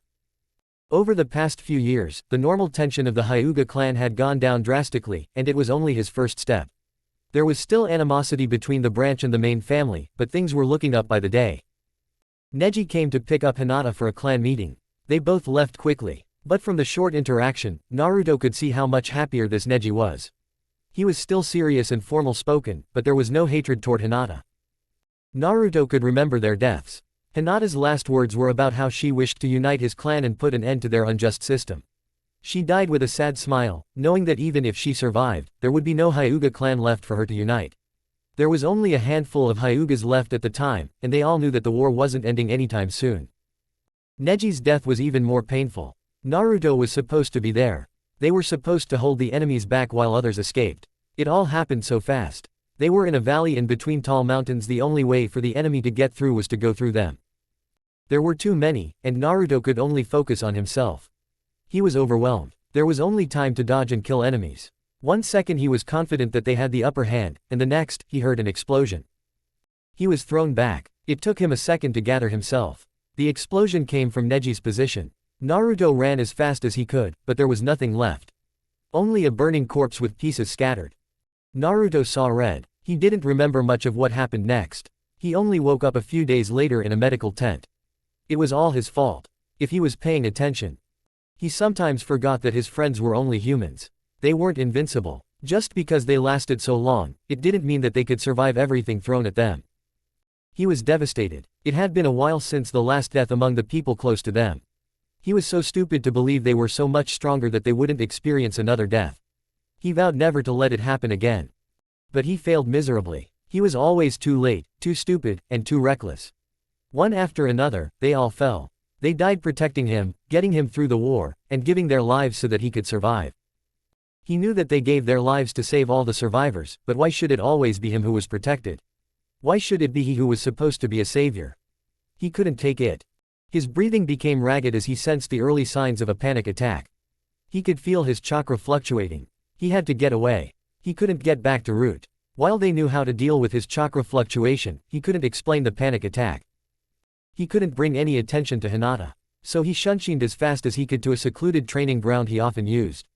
He could see the faces of his friends. He could see their deaths. The images were going too quickly through his mind. He heard their voices, their last words. He couldn't breathe. There was too much pressure in his lungs. He was trying so hard to keep his chakra stable. He couldn't afford to bring attention upon himself. He suddenly felt a hand on his shoulders. There was a familiar chakra slowly seeping into him. It took him a few moments to realize it was Shisui. His eyes wouldn't focus, but he could see the blurry outline of the boy in front of him. He was gently talking to him, trying to ground him with his chakra. It took a little longer, but his heartbeat finally slowed down enough to hear Shisui. "Naruto-kun, please, can you hear me?" he asked, voice etched with worry. Naruto couldn't find his voice to speak, but he managed a slight nod. Okay, good. I need you to focus on my breathing, okay? Follow my instruction. He then began to breathe with Naruto. 3 seconds in a hold and 3 seconds out. Naruto felt exhausted. When his breathing was normal again, he felt himself slowly pass out in the arms of the older boy. When he opened his eyes, he was curled into Shisui's lap with his head on Shisui's chest. His hands were clinging tightly to Shisui's shirt. He was sitting under a tree, and his eyes were closed. His breathing was slow, so he must have fallen asleep. Naruto looked at the sky. It was about 2 hours. He let go of Shisui's shirt and tried to get his arms which were holding him in place, securely to let go. His movement woke the older boy. Are you better now? He asked softly as if talking to a scared animal. I'm so sorry I worried you, Shisui-san. I am a lot better now. I appreciate your help, Naruto said slowly. Don't worry about it, is not my first time helping someone with a panic attack. We are ninjas after all. It comes with the job, he said with a sad smile. Still, I didn't want to inconvenience you, Naruto said. Shisui looked as if he wanted to argue but sighed instead. Do you want to talk about it? He said, tightening his grip around Naruto slightly. Not really. I don't think I am ready to confront those memories yet, Naruto said slowly. Shisui ruffled his head gently. Hey, it's okay. Just remember that I will be here for you when you are ready. He then pulled Naruto in for a hug. Naruto closed his eyes, feeling safe and content. Naruto didn't remember the exact time, but he began to consider the older boy as a family somewhere along the line. While he considered himself a close friend to both boys and would trust them with his life, his relationship with each of them was different. Shisui was an older brother he never had. They both cared about each other, and although Naruto was capable of taking care of himself, Shisui loved to protect him. He cared about little details of Naruto's life and gave Naruto a feeling of being wanted and deserving. Itachi was kind and caring. He had a gentle heart and sharp mind, but he was mainly a very close friend. While Naruto was sure that Itachi wouldn't have a problem with being called his brother, Naruto didn't want to take the bond Itachi had with Sasuke. So while he knew that both boys cherished him, he naturally formed a sibling bond with Shisui. Naruto treasured every second he spent time with them and learned a lot from them. With them, he felt content. There was no expectation or motives. There was just friendship. He could talk to them freely about different topics and discuss many things. He knew that he wouldn't be judged and he was safe. They sparred regularly. Naruto knew that he was more experienced than them. He was also formally trained from a young age. He fought a war against some of the strongest shinobis in history. Due to Kurama and their experience fighting Uchihas, he couldn't be put under genjutsu. He wasn't still able to use sage mode or the power of the sage, but he was still deadly without them. Their spars were still very challenging to him. While the gap in strength and power was small in the beginning, since they started training with seals, they were improving at an alarming rate. Itachi and Shisui were physically stronger than him, so when they were going full power, Naruto had to mostly dodge their attacks instead of blocking them. They were also speedy. Naruto had more limitations on the rate he could increase his speed and strength due to his physical age, so he knew that soon they would surpass him by a large margin in those departments. What Naruto had was higher stamina. Both older boys were working on theirs and were already better than their peers, but it was one area they couldn't beat Naruto in yet. Naruto tended to drag out their fights due to this reason. If he could make them tire out, they would slow down, and there was a higher chance of making an error or leaving an opening. After a while of training with each other, they primarily focused their battles around ninjutsu, taijutsu, and kenjutsu. Naruto refused to use anything more than common seals in their spars since most of his seals were made for instant killing. Shisui was better at kenjutsu, while Itachi was better at taijutsu, and Naruto was the ninjutsu specialist since he had the largest chakra reserve. The older boys didn't use genjutsu since it was ineffective. Naruto believed himself proficient in quite a few weapons, but Shisui had longer reach and could read Naruto's moves with his Sharingan. So Naruto couldn't engage him in close combat without risks. The situation was the same with Itachi. Their winning chances were pretty equal. So far, Shisui has the best record. He was very clever and unpredictable when it came to battle tactics. Itachi was usually calm and calculated and tried to win with efficiency. Naruto was more experienced and knew how to react to situations. Slowly but surely, they became a strong unit. They were familiar with each other's style and expertise and knew how to assist each other. They were each trying to work on their weaknesses and improve their strengths. Naruto knew he was quick to use ninjutsu since he couldn't beat them physically, but many situations could restrict the use of ninjutsu, so he was constantly working on it. The older boys were mostly trying to expand and polish their skills. They both showed interest in sealing, so Naruto taught them the basics. He also came up with a system for them to use some of his battle seals. Naruto began to color-code his seals. He would use small colored papers attached to seals to categorize them. Before going on missions, when they wanted to stock their seals, they would use colored paper so that they could use the seals better. In the middle of battles, it was hard to pay attention to a seal to recognize and find the correct one, but if they had colors, all it took was a glance. They used red for explosives, blue for storage, green for barriers, and so on. While they still had to check before missions about which explosive seals or other kinds of seals they were taking, it was faster to use in battle. So the system became quite common soon. Higher-ranking shinobi would color-code their seals. They each had their own system since they didn't want the enemies to familiarize themselves with their system, and each shinobi tended to change their system regularly so a system couldn't be related to one shinobi. Overall, it was a huge encouragement to many to try and incorporate seals in their battles, and it was something Naruto was grateful for. He wanted to keep the art of his people alive, and now he was one step closer to doing so due to his friends. Chapter 25. It was in the early afternoon that Naruto decided to go out. He didn't bother changing clothes. Instead, he used a cheap cologne. He picked up his accordion and headed to the busier streets. There was a square with a small fountain in the marketplace. Naruto put a small pouch for collecting coins near his foot and started playing music. He tried to keep them upbeat and cheery, something to lift the mood and for people to be able to dance with. To him, playing music was not just a simple art. He was trying to gather an audience, and soon it was a success. He also started moving around, twirling with the beat of the music and bouncing with his steps.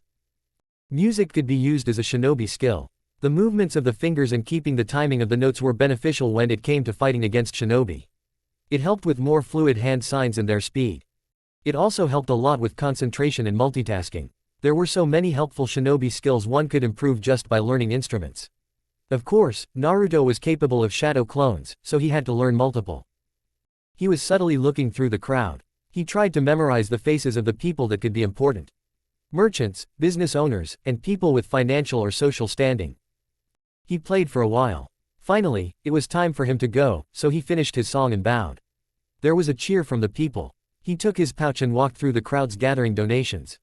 He spent a while longer going through street vendors and trying local foods. He had to act as ordinary as possible. He returned to the inn in the early evening to take a shower and change his clothes. He found the scroll Torun left in his room. Part of the reason he went to the marketplace was to see Torun so he could follow him back to the hotel and leave him the scroll. Of course, Torun could always leave a Kikaichu on him to track him, but they weren't fully aware of the sensor's ability and couldn't risk it with Naruto's position. While it was okay for Torun to use small amounts of chakra around the city since it was unnoticeable, the amount of chakra needed for the tracking could be triggering high-level sensors. Naruto doubted that the man's skill was so great, but it wasn't a risk he was willing to take. So they chose this method of communication. The scroll contained the name and locations of some bars. They already knew most of the bars Maki frequented, but Naruto needed a place where he could perform as an artist. Thankfully, Maki only preferred high-end establishments that offered other services as well. There wasn't a way to accurately plan where he would go each night, so they just had to go by trial and error.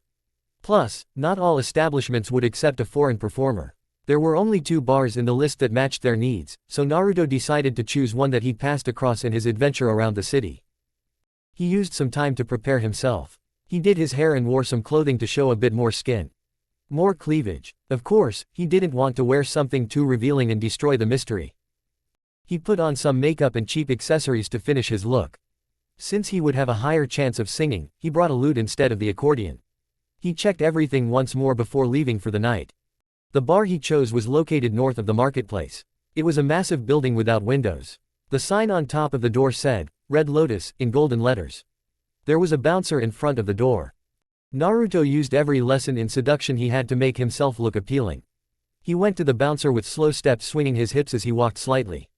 He kept himself up with confidence, shoulders back and chest up. Chin high, and he kept his eyes half-lidded. The bouncer raised an eyebrow at him. "Hello there, love. I have a business that I would like to discuss." "I'm sure he will be very, very pleased," Naruto said as he bounced his chest a bit as if he was trying to present himself. The bouncer gave him a hard stare for a few moments. They both knew what Naruto meant, so the bouncer sighed and told him to wait. He hated this kind of mission. He knew that seduction missions were necessary whether you were a male or female, but it was the nature of these missions that bothered him. He respected those who took these missions and never saw them differently. Tenten and Sakura were two of his friends who experienced these missions. They didn't have the protection of a clan, so they had no choice in the matter. Ino also took a few mild cases of seduction that only involved flirting with the target and using his family jutsu to extract information. Since she was an heiress, she couldn't take more active missions of this nature, but she was adamant about doing her part as a kunoichi. It took a certain kind of strength to go through these missions, and it oftentimes changed people. Despite all these facts, they were necessary for the survival of the village, so Naruto would gladly do his duty. He didn't have to wait long before the bouncer came back with a short man in a suit. He introduced himself as the accountant and asked him to follow. Naruto obediently did so, giving the bouncer a wink. They went through a few corridors to reach a big double door made of redwood. The accountant knocked on the door and opened the door. They went inside. The room was big and heavily furnished. The village wasn't a rich one, so in order to give it a fancy vibe, it was filled to the brim with cheap decorations and furniture that looked expensive but was clearly made with cheap material. There was a big desk in the middle of the room and two chairs in front of it. There were some books and documents in messy piles on the table. Of course, all that showed on Naruto's face was awe and wonderment. Naruto made his way to the front of the desk and bowed his head. The boss was a man of average height. He was a bit overweight. He looked to be in his 40s. He was wearing a gray suit with a dark shirt under it and a black tie. He had short black hair that was balding in the middle. "So you are the girl who wanted to see me?" The man raised an eyebrow at him. "Yes, of course. You see, I've got a business proposition," Naruto said as he folded one of his hands under his chest while the other one was under his chin. "Go on, I'm listening." The man gestured with his hand for him to continue. "I'm a traveling artist. I want to gain fame and fortune. My dream is to become a star in the capital. In order to do that, I need to first have some money since going to the capital for a job is expensive," Naruto said. "And your proposition?" he asked. He was looking skeptical. "I can play music, sing, dance, and perform a few tricks I learned here and there. If you allow me to work here while I stay in town, I'm sure we can come to an agreement. I can even perform for free tonight so that you can see my skills," Naruto said while playing with his hair with one hand. "I'm sure we can agree on something if you give me a first-hand demonstration before giving you a stage," the man said, giving him a suggestive look. Naruto was disgusted. There was a hungry look in the man's eyes. Naruto knew what it meant, so he just had to go with it. The accountant left the room quickly. He motioned for Naruto to come forward. This wasn't the first time he did such things in either lifetime. While he was still physically young in this body, Danzo still saw it fit to train him for such events. It wasn't something he wished upon anyone. Naruto made his way around the table as the man turned his chair towards him. Naruto kneeled right in front of him, taking hold of his belt. Naruto spent the night performing, but the target didn't enter the facility. So when it was time for the bar to close, he took his share of the money from the accountant and left for the inn. He took a long bath, trying to clean his body from the memory of the events. He knew that it wouldn't happen. He had to move on and continue with his mission, but it was easier said than done. There were things in life that people couldn't just wish away, no matter how hard you tried to ignore it. But life moved on, and living in the past wouldn't change the events that had already happened. Sometimes he wished he could just be a naive boy, spending his day with his friends and never having to worry about their deaths or the dark future. It was his job to protect them so he couldn't waver. He knew sleep wouldn't come to him. He always had trouble sleeping after the war started. That was why he often spent nights meditating. Tonight, however, he didn't feel like that either. His mind was too restless. So he just spent his time staring at the ceiling, waiting for the time to pass. The next few days were mostly uneventful. From the reports he got from Torun, he knew that their plan was on the right path. Fu was already in with the thugs, but his movement was limited since he didn't have a standing. Torun was also gathering data. So far, he hadn't brought any attention to himself and was going around the city without any trouble. They suspected that he should visit the Red Lotus soon. Naruto was also ready for his next phase.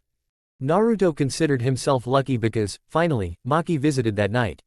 Naruto was singing tonight. He made sure to put up a performance. Maki was accompanied by a group of girls and his bodyguards. Naruto made sure to put in the extra effort. He was playing the lute and singing a melody. He made sure to dance around the stage and gather attention. Of course, his job wasn't tough since the VIP table was right in front of the small stage. He even went the extra mile, dancing with a torch and fire while the other musicians were playing music. There was something about girls and dancing that always caught these kinds of men. So when he finally left the stage to a back room to clean up for the night, he wasn't surprised that one of Maki's bodyguards told him he was invited to the VIP table. Naruto followed him dutifully. Maki reminded Naruto of Gato. While Maki was younger and maybe a bit better looking, there was the aura they both had that resembled each other. There were girls sitting on both sides of him wearing revealing dresses and latching onto him. Naruto could feel a variety of emotions from the girls, and none of them were positive. Greed, disgust, and fear were the most prominent. While they were all verbally showering him with praises, they were looking for their own benefits. Life of a woman was a hard one, and they all had to do what they could to survive. Naruto couldn't blame them. Maki made some room on his left side and motioned for him to sit next to him. Naruto obliged. "What is a pretty girl like you doing in this kind of place?" he asked as he put a hand on Naruto's thigh, rubbing it. "Well, you see." Chapter 26. It's been 2 weeks. After the first night in the bar, Maki invited him to the mansion. It wasn't that hard. All he had to do was to tell him he was staying in an inn, and he immediately offered. Like clockwork, Maki would visit the bar every night. Naruto would perform different instruments in elaborate shows, and then they would talk. Of course, Naruto played a bit hard to get and refused the first night, instead asking him to visit more at the bar. Naruto told him his story. The story of an orphan girl living with her people. He told him his dream was to be a performer in the capital, with hundreds of people watching her in awe. Of course, it was easy enough to charm the man with exciting stories and tricks. Every night Maki would insist on taking him to the mansion, and finally, on the 5th day, he accepted. He was given a tour around the mansion with instructions on parts he was allowed and not allowed to visit. He was also given a temporary attendant to settle in. He is currently in his room getting ready for the nightly visits. His room was on the 3rd floor, along with most of the areas he was allowed to visit. The 1st floor was for his close bodyguards that resided in the mansion and the servants. The 2nd floor was for his business and meetings, and the 3rd floor was for his room and his consorts. There were currently 7 other girls in the rooms on the 3rd floor. From what Naruto gathered, Maki would keep his new and favorite toys close by for use, and the ones past their use were in the basement. Of course, since Naruto was new, he was getting all the attention for now, and when Maki was tired, he would go to his other girls. There were a few rules to follow. For the most part, girls had to stay in their rooms. There were, however, times for the gatherings. There was a dining room where the meals were served or a shared bath. Usually, Maki would call all the girls to his meals or bath, but if he preferred the company of a few, there was also a private dining room and bath. Naruto was doing his best to look at the part and stand out simultaneously. It wouldn't do to fall from Maki's favor so soon, so he used his skills to keep things new and fresh and keep all the attention of Maki simultaneously. He was also trying to form a relationship with other girls to gather information. The one who served Maki for the longest was a woman named Okawa Shizuko. She was a 24-year-old woman with long golden silky hair and green eyes. She is tall and thin and gorgeous. She was here for almost a year.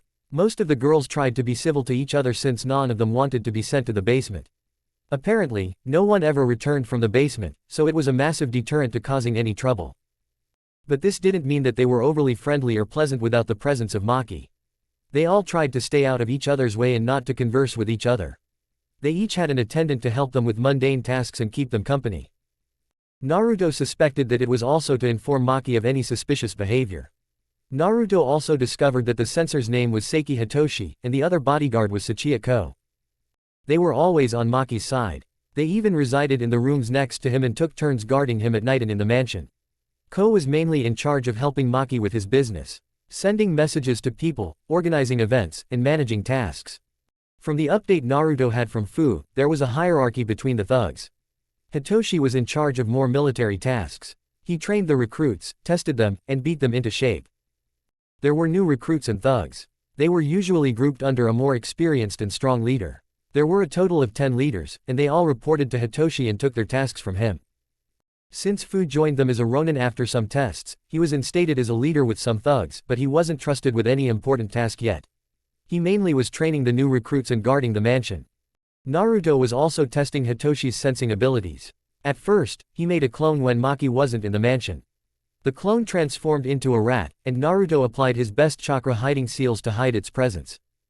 When Maki returned at night, the clone was tasked to see how close he could get without being discovered. It turned out that he should be fine as long as he was 5 meters away with those seals. He wasn't ready to risk it and see if he would be discovered if he used chakra when Hitoshi was in the mansion, so he would make a few clones to go around the mansion and report things to him whenever Hitoshi was out. So far, he has found a lot of information about Maki. The clones that checked his office found out a lot about his shady business activities, but there wasn't anything that could be brought to light. There were also dungeons. The basement had 3 parts. There were cells where the women and children were kept. Some women who would go for higher prices were in better cells and had access to food, water, and better hygiene. While the average girls were usually in cramped, dirty cells getting used for fun by the guard, Naruto was filled with rage, but it wasn't time to act yet. There was another part of the basement, which was the auction room. When Maki wanted to sell the girls, he would line them up in that room for the buyers to choose from. It also had a few toys and objects for the clients to have fun with and test the merchandise before making a decision. Then there were prisoner cells. Those were primarily empty except for a few guys that Maki liked to torture. Naruto needed to act fast, but he still needed a few days to set everything up. Tonight Naruto had a special request. Maki was having a business dinner with potential clients and asked Naruto to play music and act as an entertainer. Of course, Naruto happily obliged. Currently, he was wearing an expensive kimono and sitting on tatami mats playing koto while Maki and his 5 clients were enjoying the banquet.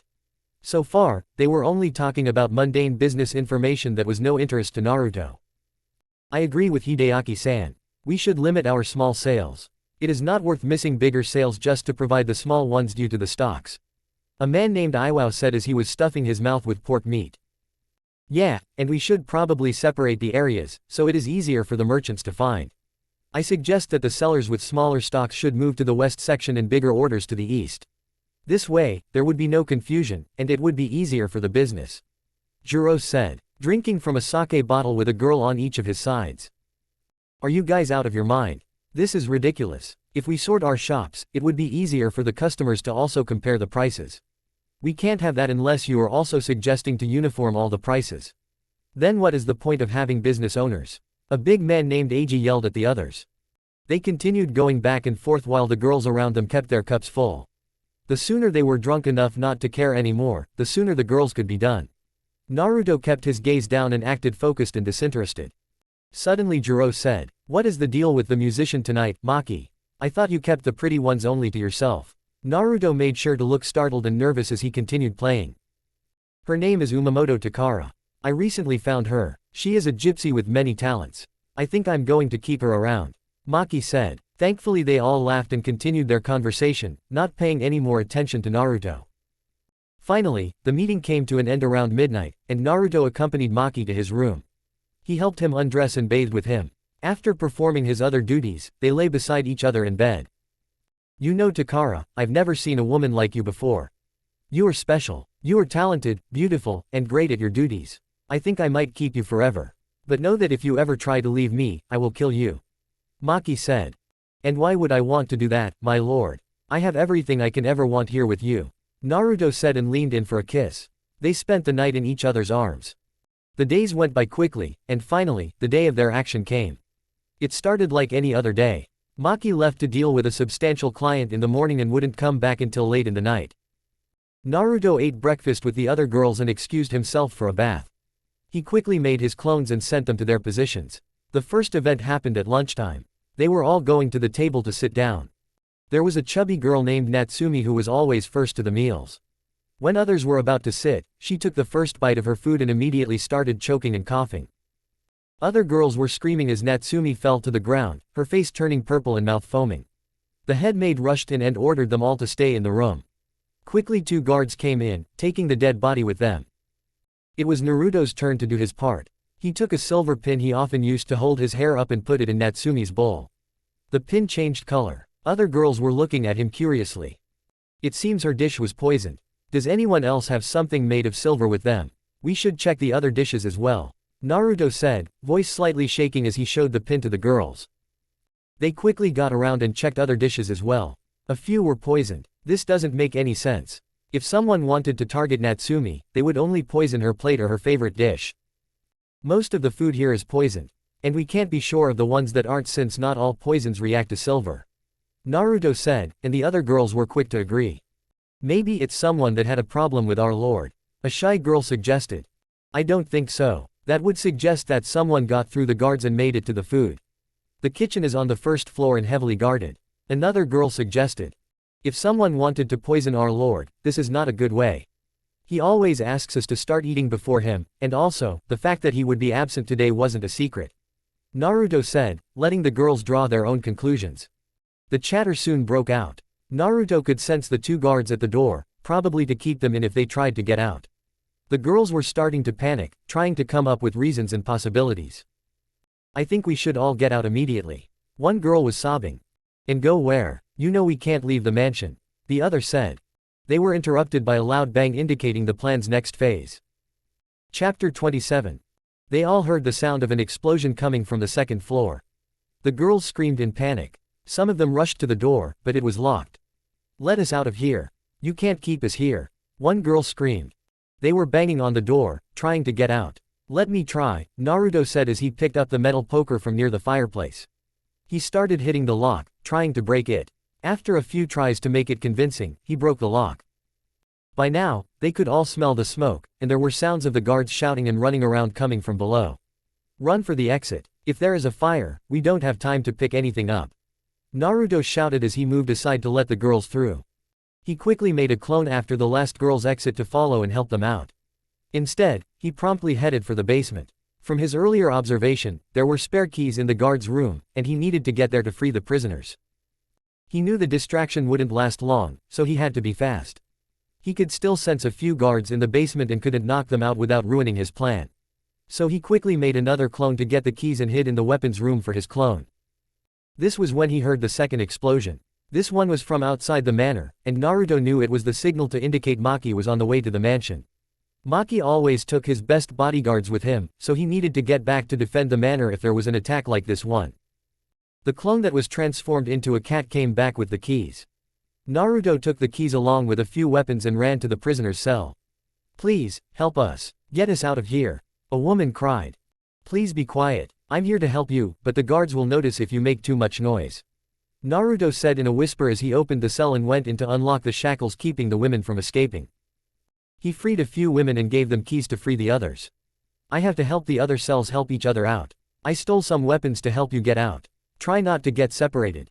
The exit is on the left and up the stairs, Naruto said as he went to the other cells. His clone was transformed into another girl and brought more weapons to the woman helping them along. Naruto went to the prisoner cells and did the same. Once he finished the last cell, he heard another explosion from the outside. Right outside. Naruto was short on time, so he ran upstairs to Maki's study. He was quickly going through documents planting evidence, and getting rid of unwanted information. He already knew where everything was, he just had to be quick. The mansion was burning, and the smoke was already reaching the room. Suddenly with a huge burst, the doors slammed open. There was a moment of shock. You fucking bitch. Kill her, Maki yelled. Hitoshi and Ko rushed at her with swords. Naruto jumped back. He didn't have any easy access weapons on him. If he used a kunai or a katana, it would get noticed. He had a blunt sword he grabbed from the guard's room, but if he used too much skill in his hits, they would be recognized as a work of a professional. He had to be careful with the scars and hits on his opponents, so he went on the defensive. It wasn't hard to keep his opponents back with his level of skills, but it was hard to mess up his hits to look like a beginner. He kept dodging the attacks blocking his opponent's sword. It was clear that they were trying to get on his front and back so it would be harder for him to block, but Naruto kept turning with them, keeping them on his front. He didn't have much time, so he used a quick shunshin to get behind Ko, piercing him through the lung. It was a messy cut, but that was what he was going for. He let go of the sword and backflipped to get out of the way of Hitoshi coming for his head. He knew the wound on Ko could pass as a lucky shot, but he couldn't afford the same with Hitoshi, so he dodged a few more attacks and dived toward where Ko was fallen. He grabbed Ko's sword and turned back just in time to block a strike for his shoulder. They exchanged more blows, and Naruto made a few messy strikes across Hitoshi's body, a little wound on his leg, one across his shoulder, and a few other nicks across his body. With another burst of speed, he made a strike to his side that cut deep into his stomach. Hitoshi held his side as he fell. Naruto quickly kicked to the side of his head, making Hitoshi fall to the side and hit his head on the desk, passing out. Naruto heard Maki yelp. He slowly turned to face Maki and started to walk toward him as Maki ran towards his room. Naruto made a clone to take care of the office and followed Maki. Maki was about to barricade the door, but Naruto was faster and kicked the door in. Stay back. You lying bitch. I trusted you. And here you are, trying to kill me. You fucking whore. I fed you. I bed you, and I gave you a life you could only dream of, and you betrayed me. Maki was screaming as he was on the floor, back-pedaling towards the bed. His back just reached the bed as Naruto was in front of him. He raised his sword. Any last words? Naruto said. Stop. Maki yelled, and Naruto hesitated, letting him say what he wanted. I can give you money. Power. I have connections higher up. I can make sure you live in luxury for the rest of your life. Here, let me show you. Maki said as he reached for his bedstand.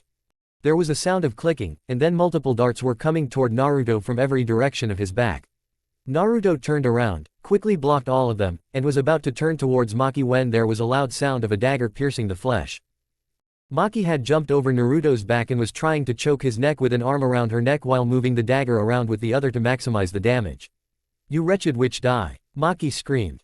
Naruto saw white from the pain but threw Maki over his shoulder. The dagger was in his back and, luckily, just below his heart. There was so much pain and quick loss of blood. Naruto grabbed the sword and went to finish Maki. Suddenly Maki started laughing hysterically. Go on and kill me already. But I will see you in hell very soon. That dagger was covered with a special poison from Suna. There is no antidote. You will die a painful death. You hear me? You fucking bitch. You will rot in hell. He continued laughing when Naruto brought his sword down, finishing him in one move. He couldn't reach the dagger, and Maki was telling the truth. He was already disoriented from the effects of poison. It was burning in his veins, eating at his flesh. He wanted to go out of the room to find Fu. Naruto could feel him a few rooms away. He was disoriented and couldn't take a single step, so he signaled with his chakra. In a second, both Fu and Torun were at his sides. He managed to stab me with a poisoned dagger. I need you to take it out. I will summon a fox to get me to Konoha as quickly as possible. You should finish the cleanup here and then come back to Konoha. Report to Danzo-sama, Naruto said as he summoned Ishi. He was a giant fox in his fastest summon. Torun pulled out the dagger carefully, trying not to cause any more damage as Fu grabbed a salve and some bandages from his pack to stop the bleeding. They made quick work of the wound. Naruto could feel Kurama trying to fight the poison. The poison was eating at his chakra system. Kurama was doing his best to fight off any damage that could be permanent, but the poison was spreading fast. Naruto did his best to still his chakra as much as possible while using his six-path chakra to fight the poison. But it was only a matter of time. I have to put myself in a coma. Tie me to Ishi, Naruto said, and it was quickly complied with. Ishi was running as fast as he could. The road should usually take a week of travel, but there was no time, so he was using his powers. He was able to travel at unimaginable speeds. The trip should only take a few hours, and he would reach Konoha early in the morning. He could not fail Naruto. Ishi was nearing the Konoha gate when he noticed Naruto's friends, Itachi and Shisui. He met them once during a spar when Naruto wanted Shisui to fight opponents faster than him, so he wouldn't always rely on his speed. Ishi ran to them. There was a moment of surprise, but then they noticed the body tied to his back. They came quickly to untie Naruto. What happened? Shisui asked. No time to explain. He is poisoned by a dagger to his back and needs to see the snake summoner now. Ishi said with panic evident in his voice. I will get him to Orochimaru-sama. Shisui, get Ishi to Hokage-sama for a report. Itachi said, putting Naruto on his back and grabbing the dagger. He didn't wait for a response, and shunshined away. Orochimaru was surprised to feel the Uchiha air nearing his lap, but then he felt Naruto. His chakra was so weak and near death. This wasn't good. He brought the Uchiha heir to his operating room, telling him to undress Naruto and grabbing the dagger to examine the poison. It wasn't something he had encountered before, but he wasn't Konoha's poison specialist for no reason. He quickly ordered the Uchiha heir to hand him different bottles and tools to try for antidotes. At the same time, he made a clone to tend to Naruto's immediate wounds and stabilize him. Orochimaru needed some time to come up with a complete antidote, but in the meanwhile, he had to stabilize Naruto's chakra coils and slow down and flush as much poison as possible. He put himself in a state of coma to buy himself some time. I have to wake him up for the procedure since there is a high chance of heart failure. I need to hold him down and awake, Orochimaru said as he strapped Naruto to the table.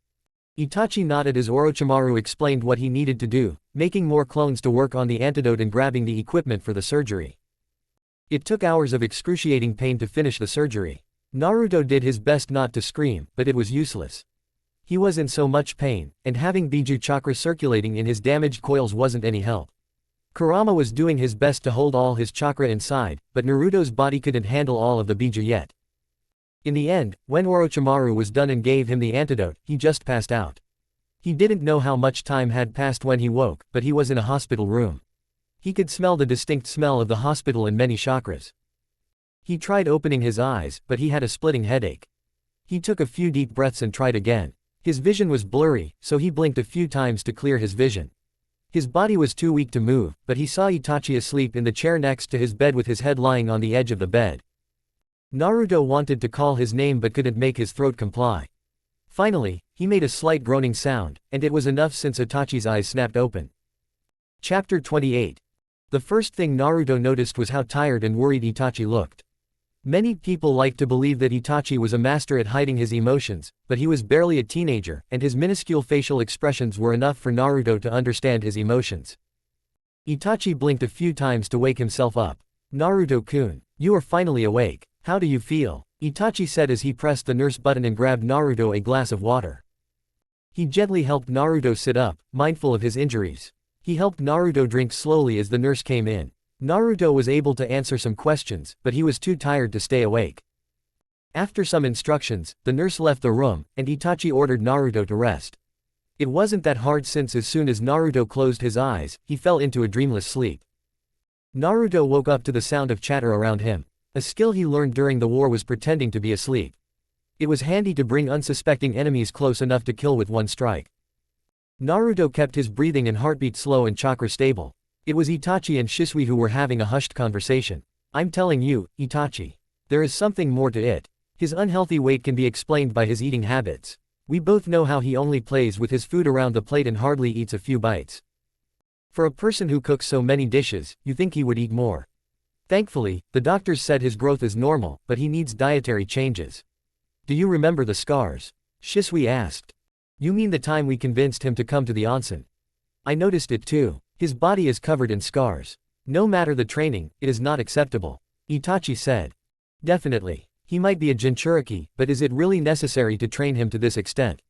He is only 7, but he is Jonin level already, if only with some physical limitations.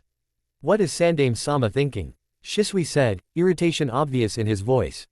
"We can't question the Hokage Shisui. You know that," Itachi said with a sad voice. "I just wish he could rely on us more, you know. He has done so much for us. I want to help him," Shisui said. Naruto didn't know what to do. He fully trusted his friends, but he couldn't put them in danger. He would always protect them. He knew that soon enough, he would have to put those bonds to the test, but now was not the time. A few days later, Naruto was finally discharged. He had the order to meet Danzo at night, but he got to spend the afternoon with Itachi and Shisui. Shisui was more clingy than usual, and even Itachi wouldn't let Naruto do anything by himself. Naruto tried beating it into both boys that he was fine, but it was no use. Naruto was supposed to take a week of light activity before returning to training, so he decided to make the most of his time. They went to their usual dango shop and spent the afternoon with idle talk. Soon enough, it was time for Naruto to go back. He was reluctant. Danzo wouldn't be pleased that he got hurt. Naruto was standing in Danzo's office. Thankfully Danzo was merciful enough not to physically punish him yet. His body was fragile from the poison, and it would take a while for him to safely use his Biju chakra to heal his wounds. It would be useless to Danzo to put Naruto back in bed as soon as he was released from the hospital, so instead, he was getting a lecture now. Thankfully the rest of the mission went well. After Fu and Torun planted some evidence, they had a whole setup. The story was that the family of the girls Maki took formed a rebel group and attacked the mansion when Maki was out with his bodyguards to set the girls free. Naruto was sent by those rebels to free the girls from the inside. Fu was also the brother of one of the girls who Maki sold and was there to take revenge and was the person that killed Maki and his 2 bodyguards. Unfortunately, he died in a fire, so people didn't get to thank him. The group of rebels that attacked the mansion were some of the villagers. Fu planted false memories in their head to convince them of the attack. Torun was also among them to make sure everything went as planned. Since the mansion burnt down, most of Maki's documents were also destroyed, but there was a vault in the office where Naruto planted most of the evidence needed. Maki had a lot of documents regarding officials and people higher up in the country. Collecting dirt on them. Maki wanted to use those documents as blackmail to get a title from their daimyo. The man he was meeting that day was one of the daimyo's advisors. After the death of Maki, the advisor searched the remains and found the documents.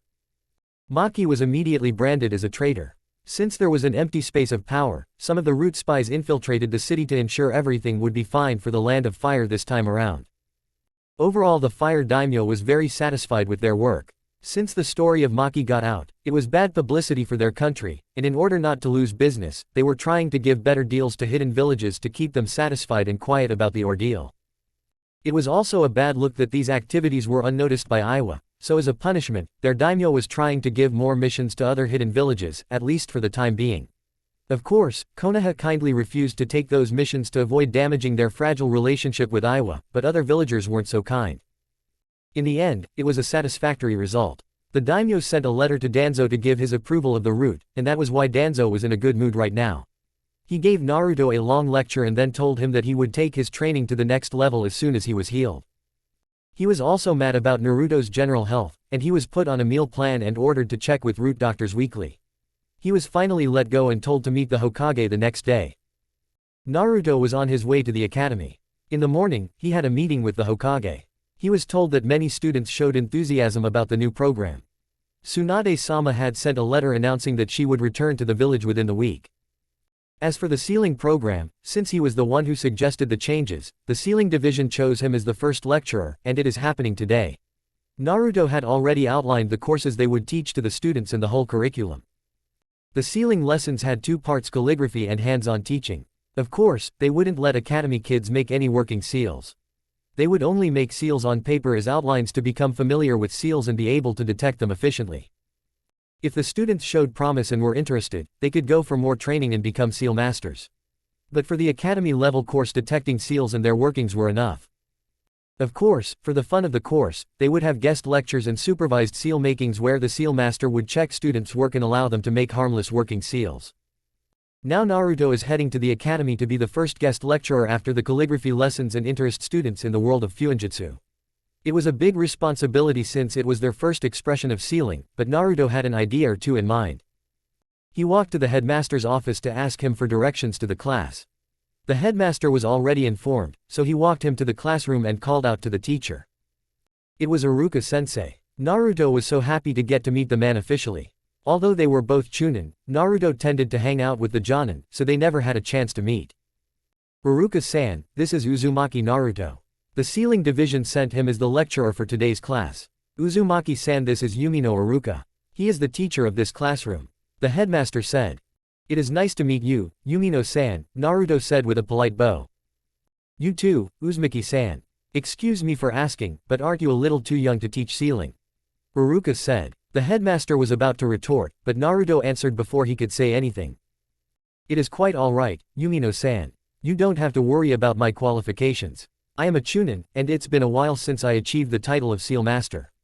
Both Jiraiya-sama and the head of the sealing division could testify to that. Naruto said. Oh, I'm so sorry. I didn't mean to offend you. It's just that you look so young. Iruka said with a slight flush on his cheeks. It's okay, Yumino-san. I'm not offended. It's not the first time I'm asked about it. Naruto said. Well, I think it is time for me to go now. The headmaster bid them goodbye. Alright, are you ready to go to the class? Iruka asked as he reached for the door handle. Naruto gave a nod and followed after him. There was the usual sound of chatter and mayhem in the classroom. Naruto stood before the class blackboard as Iruka tried to make the class quiet down. It took a healthy dose of yelling on his part, but finally, there was silence. Class, today we have a special guest. As you all know, today's lecture is about Fuinjutsu, and the sealing division had sent a seal master for the introductory course. Iruka said. Naruto could see the clan heirs in the classroom. They all gave him their forms of acknowledgement. Some gave him a slight nod or wave while Shikamaru stopped napping. It is very nice to meet you all. My name is Uzumaki Naruto. I am a chunin and a seal master. Does anyone want to explain what they know about sealing? Naruto asked. There were quite a few hands raised. Naruto saw Sakura among them and pointed to her to speak. Sealing is the art of making ink and shapes to perform certain actions. She said hesitantly. Yes and no. While the ink is often used for sealing, it is not necessary. Once you have a grasp of it, you can make seals out of anything. Ink, blood, chakra, or anything on hand like this chalk. Naruto grabbed a chalk and drew a simple seal on the board. He could feel all eyes on him. Feeling bored or curious, but it was the beginning, and he was ready to impress. With speed worthy of a seal master, the seal was done. Naruto turned towards the class and, with his free hand, touched the center of the seal with a minuscule amount of chakra. The seal activated, and for a moment, nothing happened. Then all the chalk from previous writings on the board moved towards the seal, and in a matter of seconds, there was a circle of chalk around the seal, and the seal was deactivated. Wow, how did you do that? One of the children asked. It is quite simple. This seal has a few parts. Do you see this central part with the kanji for chalk? Naruto pointed to the center. After confirmation from the class, he continued. All the seal does is that it takes some chakra depending on how wide of an area you want to affect. Then it collects what is written in the middle and brings it toward the seal. Can anyone think of a use for this kind of seal? Naruto asked. A few hands were raised. Naruto pointed to one child. Can they be used to draw enemies towards the seal? The student asked hesitantly. That can be done, but it will take a lot of chakra to bring something that heavy towards the seal with a good range. A simpler way is for traps. I can put the seal in an area or even on the enemy, and once activated, small weapons like kunai or shuriken or, ideally, kunais will be brought towards the enemy. Naruto said. But if you put the seal on an enemy or the ground, wouldn't they just rip the seal off or leave the area? Ino asked. That is a good question. There are quite a few ways to get around that. I can modify the seal so that it would also stick to the enemy, or I can modify its speed.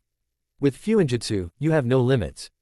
It is true that some solutions can cost more chakra or be less efficient, but the thing is, there is more than one way to achieve the desired results. It's the same in normal life. If I ask you guys to perform the same task, not all of you do the task in the same manner, but you can all reach the same result. Another creative use for this seal is for injured comrades. If there are people who are not in the condition to fight, you can put the seal a little distance from them. This way, if the enemy tries to throw weapons toward them, they would be diverted toward the seal. However, I don't recommend it since there are barrier seals that do this task more efficiently. Naruto said. There were a lot of thoughtful looks around the class. Naruto gave a little smile and said, well, now, shall we try another seal? There was a chorus of yes, and Naruto took another paper and quickly drew the seal. As soon as he finished the last stroke of the seal, he moved his hand away. This seal is quite special when it's put on something as soon as someone touches it. Naruto touched the seal with one finger, and with a poof, there were two identical seals. It will double the object with an exact clone. These are not normal clones as they are not a genjutsu, and you can touch them. And whether you touch a clone or original, it will double. Naruto said as he touched both pairs. Now there were four. Then how does it stop? Kiba asked. Well, it all depends on how much chakra you put in the seal. For this case, I put enough to make around 100. And these are quite adaptable as I can make them in a way to copy the object but not the details. If it is put on a scroll, I can adapt it to duplicate the scroll but not the content. So all the duplicates would be empty scrolls. Now since I gave you a situation where you can use the seal, does anyone else want to give examples? Naruto said. There was a lot of chatter, and quite a few hands raised. Naruto saw Sasuke among them and decided to give him a chance. Chapter 29. Trust me, it is consistent. The reasons and what is happening behind the scenes will be revealed soon. And about the other side of Naruto, it is not the same as his darkness. It is similar, emphasis on similar to did. It's a split personality. A part of him that was dormant and took all the trauma that he couldn't handle. He is also suffering from PTSD and flashbacks. While he has seen death and killed others himself, it still can be triggering for him. It is also easy to fight and kill in a war where your options are to kill or be killed. It doesn't mean that he will be okay with it when it can be avoided. To guest. There are a lot of events going on in the background. There is a lot going on in the story, and it is still in the building phase, not the action phase. Nato was headed to the orphanage. After finishing the sealing class, answering many questions, and then spending a little extra time with Rookie 9 when they noticed they were all friends with Naruto, it was finally time to say goodbye. Most of their parents were waiting for them, so they made Naruto promise to visit them more often. Now it was time for Naruto to do his routine visit to the orphanage. He needed to deliver a few things and spend time with the children. As soon as he got to the orphanage, kids rushed to him, pulling him into a group hug. It was so comforting to know he was making an impact on their lives. He quickly made a few clones to help around and went to the matron. The matron gave him the usual updates and thanked him for the items he had brought. A little project Naruto was doing was making a safe playground for the kids. So far, he had a clear area with a sandbox, a few swings and slides, and a seesaw. He was planning on building a miniature obstacle course. He finished the design a few weeks ago. His clones were unsealing the materials, and some older kids were gathered to help. Naruto used a tsuki to tie his kimono sleeves up and got to work. It was just after noon, and the sun was high in the sky. The kids were inside having lunch, but Naruto decided to stay out and work. He was sawing the woods for the next part of the obstacle. Even with the help of his clones and children, he was still building the skeleton. He wouldn't finish the skeleton today, but he wanted to ensure it was stable enough not to fall on children until his next visit. He was deep in thought and almost got a jump scare when someone said his name. Naruto. You are supposed to be resting, not working yourself to the ground under the sun. Shisui yelled at him. Naruto turned towards him with a guilty look on his face. Near the entrance of the playground were Shisui, Rado, and Genma. They looked as if they just came back from a mission. Naruto took a look at them. Since they were all in their Jonin outfits, it couldn't be an Anbu mission. They weren't visibly injured as well, so it was probably a B-rank mission. Sometimes the Hokage would give Anbu some easy B ranks as Jonins as downtime for them. It helped with regaining strength and their mental state quite well. Constantly being on or S ranks back to back often took a toll on the Anbu. In those missions, they always had to be alert and in life or death situations. It would leave them paranoid and jumpy. So a mandatory downtime where they could only take C or B ranks with other Jonin or Chunin could help them relax. Naruto put the saw down and walked towards them. Good afternoon, Genma-san, Rado-san, Shisui-ni. Are you coming back from a mission? Naruto asked with a polite bow. Genma opened his mouth to answer, but Shisui beat him to it. He shunshined behind Naruto and grabbed him in a headlock, giving him a noogie. Don't try to get away from the subject, brat. The doctors said you should rest, so what are you doing here? Shisui said. I'm sorry, Shisui-ni, I promised to visit the orphanage, and I can't leave the project now. The skeleton is unstable. It might fall down and hurt someone. Naruto said, trying to get away half-heartedly. Fine, you sneaky brat. But you aren't lifting a finger. I will help you make it. Shisui said, finally letting go of Naruto. Naruto was trying to fix his hair when he heard the other two Jonins chuckle. You guys are just so funny. I didn't even know this place had a playground. Do you two want some extra help? We got some time, Genma offered. Yeah, now that you mention it, I don't remember a playground either, Rado said. Well, there was no playground until a while ago. I made it when I first started visiting the orphanage. The place was so miserable. The building was falling apart, and everything was a mess. It took me a long time, but I used my shadow clones to help me get this place in shape. Naruto said with pride. Shisui grabbed him into a hug, lifting him in the air. Naruto hated how he was so much shorter than the older boy, but he couldn't deny loving the hugs. I'm so proud of you, Otudo, Shisui said as he hugged him tighter. Let me down, Naruto cried. He is right, Naruto-kun. Not many people spend so much effort helping others. Genma said with a smile. Thank you. To me, they are an important part of the village. They are the next generation and the future of the village. If we help give them an opportunity, there are so many things they could do. They can become shinobis or stay civilians. No matter what they do, they are the future of the Konoha and a special part of it, so I would do what I can to help them choose the path they want. Naruto said with a blush. Well, I think it is time we give you a little hand then. Where should we start? Rado said. Naruto was a bit hesitant to ask them for help since they had just got back from a mission. But they assured him it was a simple delivery mission, and they were well rested. They spent the rest of the afternoon working. They managed to go a lot further than Naruto expected. Finally, they decided to finish for the day, and Naruto invited them for dinner as a thank you. They went to the yakiniku queue for food and spent time together. Naruto had a great time, and finally, it was time to say goodbye. Naruto took a short stroll with Shisui. They were near a park when Shisui stopped walking and turned Naruto towards him to look at each other. Hey, Naruto, what you are doing for the orphanage is so amazing. Not only that, I heard about the changes you made to the academy. Everyone is talking about it. It's an impossible task to make the Jonin commander impressed, but he was so proud. He kept talking about it. Hell, I also know you convinced Tsunade Heim to return to the village. Sometimes I forget how young you are. You are just a kid, but you've already made a big impact on the whole village. What I want to say is I'm grateful to you. And I want to say thank you for everything you've done. For the village, for me, and my father. Shisui kneeled to be at eye level with Naruto and put his hand on Naruto's shoulder. Kagami-san, Naruto asked. Yeah, don't even deny it. He told me about your visit when I was on a mission. He was so excited. It was the first time I saw the spark in my father's eyes after his days as a shinobi. It was as if he had found a piece of himself again. When he returned from his first session in the academy, he was talking about it non-stop. He kept talking about different children and how amazing it was to teach. He was even training in the backyard to polish his skills. Shisui said with a chuckle. I haven't done anything. He really was the best option. It was his own skills and Naruto quickly started. Shisui put a finger on Naruto's mouth to stop him. Stop being so humble, and let me thank you. Do you think I don't know how you and Itachi always try to support me? So just this once, let me spoil you a little. Shisui said and pulled Naruto into a hug. Naruto felt so warm and protected. He brought his hands around Shisui to return the embrace. He laid his head on Shisui's warm chest and listened to his heartbeat. I am thankful to you too. Both you and Itachi. You guys gave me a family, and it's something I will always be thankful for. Naruto said, voice shaky from holding back his tears. Shisui pulled him closer, and they stayed like that for a while, just seeking comfort from each other. It was the day of Tsunade's arrival. The whole village was in a rush. There was an entire celebration in honor of her return, but first, there would be a council meeting. Since Tsunade was returning as a clan head, there would only be clan representatives and the elders' council. The celebration would start in the evening when there would be a festival, fireworks, and many other events. Each clan was going to have a representative performing in a great show. It was mainly for the civilians but also a chance for the clans to show some of their skills.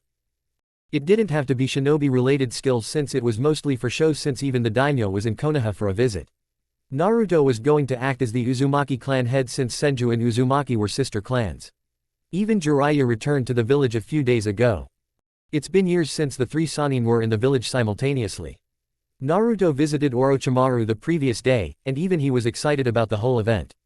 In this lifetime, he didn't have a lot of opportunities to spend time with his former teammates, even Jiraiya, since he didn't visit the village since the Kyuubi incident.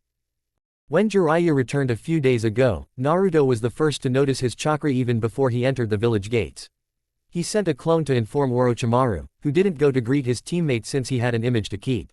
Still, Naruto could see a satisfied expression on his face. Naruto was told that he had an appointment with all the Sannin the next day to check his seal and physical development as the Jinchuriki. But this was all about tomorrow. For now, he was getting ready for the council meeting. He was wearing a traditional Uzi kimono for the event. It was multi-layered, with colors representing the sea. Blue, gold, teal, and other colors. He had his hair up in a spiky ponytail. And there were beads woven into braids in his hair.